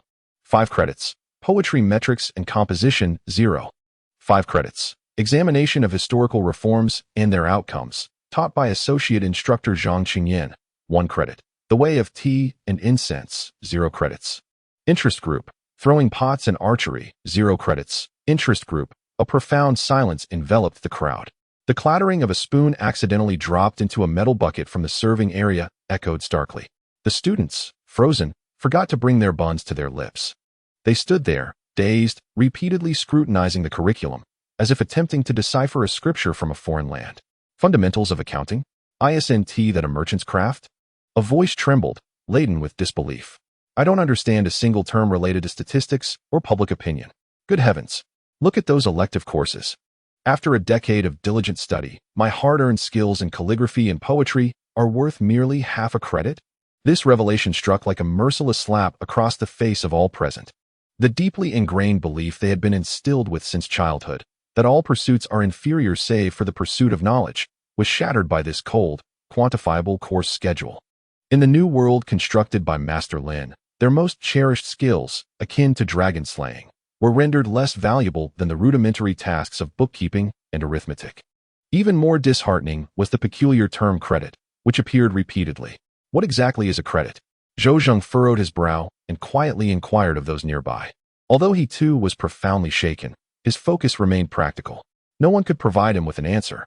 At that moment, I, Lin Zhijie, emerged from the cafeteria, leisurely carrying a bowl of congee. Upon noticing the crowd blocking the doorway, I seemed to recall something and lightly tapped my head. Oh, I forgot to explain this to you all. I approached the throng, pointed to the course schedule, and spoke in the most ordinary of tones. Have you seen the credits listed after each course? They denote the significance of the subject matter. In simple terms, you must accumulate at least 30 mandatory credits and 5 elective credits within 3 months to obtain your completion certificate. If you fail to meet these requirements, I'm afraid you will be sent back to your origins and may return next year. Boom. If the course titles merely represented a clash of values, The introduction of the credit system constituted a stark revolution concerning their futures. This new set of rules utterly transformed their understanding of learning. It was no longer a meandering quest through a plethora of texts, but rather a meticulously structured game with clear objectives and stringent demands. Their destinies would no longer hinge upon the examiner's written remarks, but would be adjudicated by these cold, hard figures. A pale student of Master Lin mustered the courage to ask, "Why, then, are the credits for poetry and calligraphy so low?" I glanced at him, took a sip of my kanji, and responded leisurely, "Because, in my view, the ability to articulate clearly is infinitely more important than the ability to speak eloquently. Governing a nation relies on precise calculations and rigorous logic, not flowery language or ephemeral sentiments. Of course," I added, "I do not oppose the pursuit of personal interests. Thus, you see, I have thoughtfully established interest groups for you, unencumbered by credits, driven solely by passion, and entirely free of charge." My words, delivered with such conviction and irrefutable logic, left the student speechless, unable to muster a single rebuttal. Among the crowd, Zhang Qingyan gazed contemplatively at the course schedule. As the deputy instructor, he had only recently received this syllabus from me the previous day. The impact on him had been at least as profound as it was on these students. He had spent an entire night attempting to assimilate these new subjects into the framework of his understanding of Confucianism. Accounting is the art of financial management. As discussed by Guanzi and Shangjuan, statistics form the foundation of resource allocation, an essential consideration for governance. Project management can be interpreted as the art of coordination, which is also reflected in Sunzi's art of war. He diligently sought to trace the ancient roots of these new concepts, striving to validate their legitimacy. He felt an inherent responsibility to assist these bewildered students in comprehending the profound implications of Master Lin's teachings. Stepping forward amidst the crowd, he cleared his throat and declared in a solemn voice, "Esteemed colleagues, please remain calm." As the elder began to speak, the previously chaotic scene fell into a notable hush. Master Lin's actions, seemingly unconventional, are imbued with significant meaning. Zhang Chengyan diligently organized his thoughts, citing the Book of Rites, which states that ancient gentlemen were well-versed in 6 arts: rites, music, archery, charioteering, writing, and mathematics. Mathematics, the foundation of accounting and statistics, has been neglected by us, the scholars of later generations, who emphasize literature over numbers, straying far from the teachings of the sage. Today, Master Lin strives to rectify our misalignment. His eloquent discourse, rich with references and emotion, transformed my modern management curriculum into a monumental return to the ancient rites of Confucianism. Chen Fan, standing nearby, listened in awe, his admiration for the elderly gentleman swelling like an unrelenting torrent. "Sir, you are truly a master of language. How deftly you have woven this all together. Rectifying the chaos? That high hat fits you perfectly." He even noticed that some students, upon hearing Zhang Qingyan's interpretation, experienced a significant alleviation from their existential dread. Replaced by a sense of mission, we are not merely learning the arts of commerce, but are embracing the ancient path of the sages. I observed Zhang Qingyan's fervent assistance with satisfaction. Having a knowledgeable political commissar is indeed a great relief. I set down my bowl of kanji, clapped my hands, and concluded, "All right, the explanation ends here. The syllabus is before you. Study it, remember it. Do not forget, your assignments are due in 2 days." With that, I turned and gracefully departed from the chaotic scene, leaving the 120 students grappling with a syllabus that resembled an inscrutable tome, continuing to digest what would be the most pivotal upgrade of their worldviews. Little did they know, something far more perplexing than the credit system was on its way.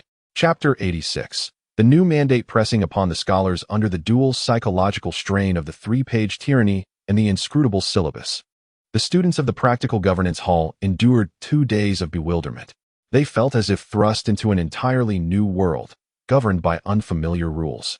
Each step taken with trepidation, permeated by confusion and unease.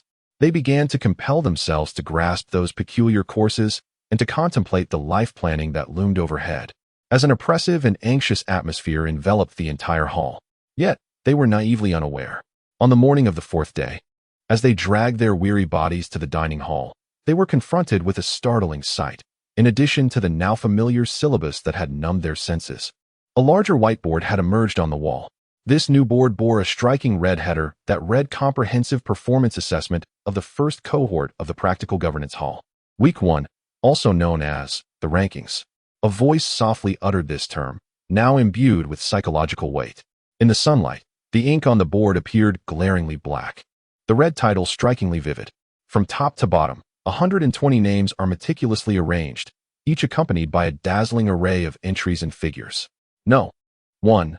Zhou Zheng Class Performance Score, 1010, Diligent Notes, Commendable Attitude, Assignment Completion Score, 910, Clear Logic, Well-Structured, though the charts are unsightly. They are functional, Team Contribution Score, Temporary 810, Proactively assisted classmates in finding mapping tools, although unsuccessful.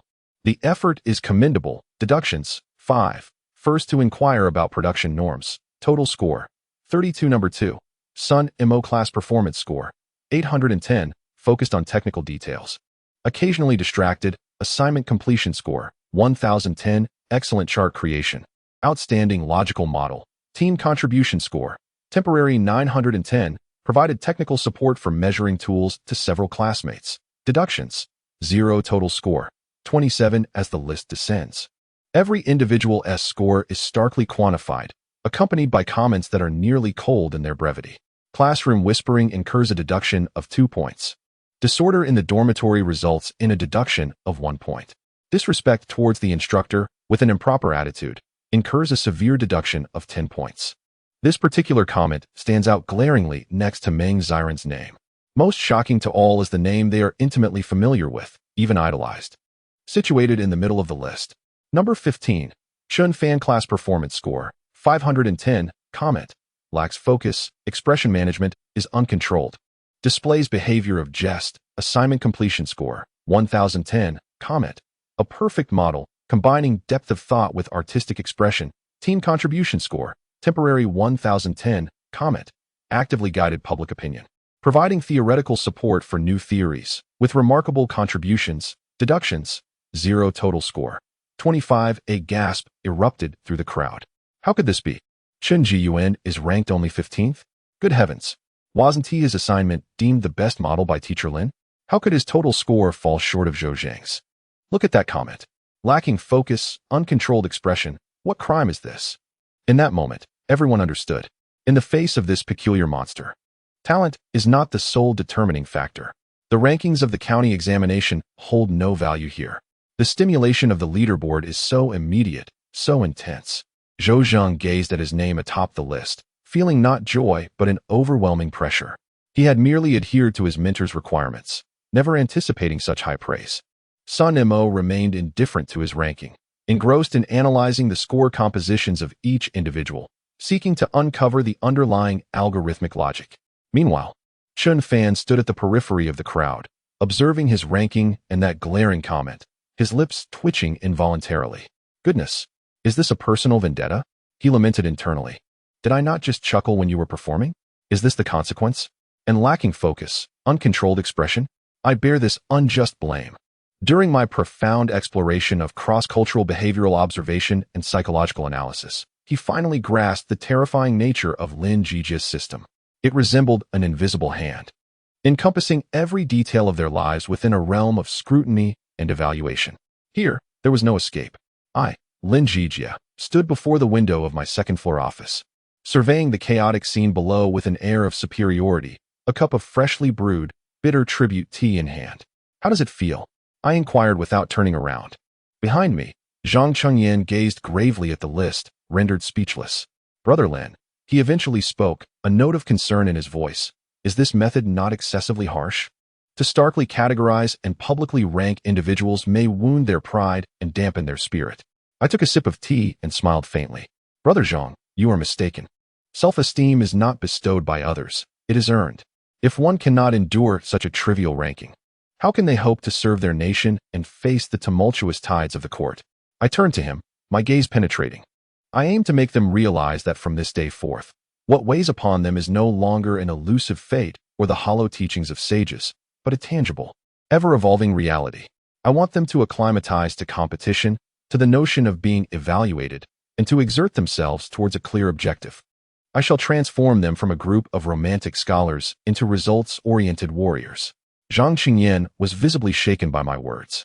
He seemed to envision a colossal, frigid furnace, where these favored individuals were being cast to undergo a brutal transformation.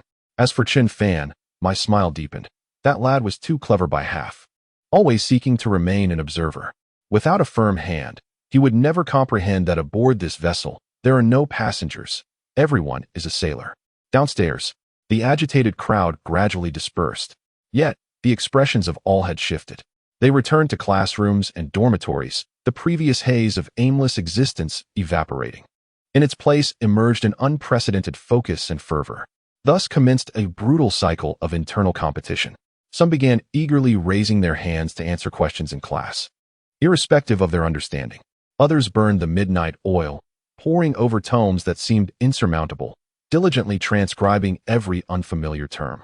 There were even those who, in a bid to enhance their classroom performance, engaged in dramatic note-taking, scribbling furiously, even if their notes were incomprehensible to themselves. The cold halls of the Institute of Practical Learning, under the relentless whip of this new paradigm, had transformed into a high-speed learning machine. Chapter 87. Chen Fan's Restoration of Order and the Gentle Trap. Under this immense pressure, the entire Institute of Practical Learning descended into an almost frenzied atmosphere of study. My courses, such as accounting and statistics, due to their high credit value and difficulty, became the nightmares of all students. My classroom was cold, efficient, and rife with inquiries and challenges. I never adhered to the conventional methods, but rather continuously pose questions, demanding that my students apply the knowledge they have just acquired to solve problems on the spot. Failure to respond results in deductions. Muddled logic incurs penalties. Sluggish reactions also lead to a loss of points. In an instant, despair permeates the room. Each day, my students enter my classroom as if walking to the gallows and leave as though their very souls have been drained. Their respect for me gradually intertwines with a profound sense of fear. Yet, beyond this oppressive crimson zone exists a starkly contrasting green sanctuary, Chen Fan's classroom. As a teaching assistant, he is responsible for delivering lectures on essentials of the Great Beam Laws and the elective course examination of historical reforms and failures. Unlike my industrial approach to teaching, Chen Fan's classroom is akin to a refreshing gust of classical elegance that sweeps through the frigid training center. He never employs surprise tactics or sets traps. His lectures are delivered with grace, replete with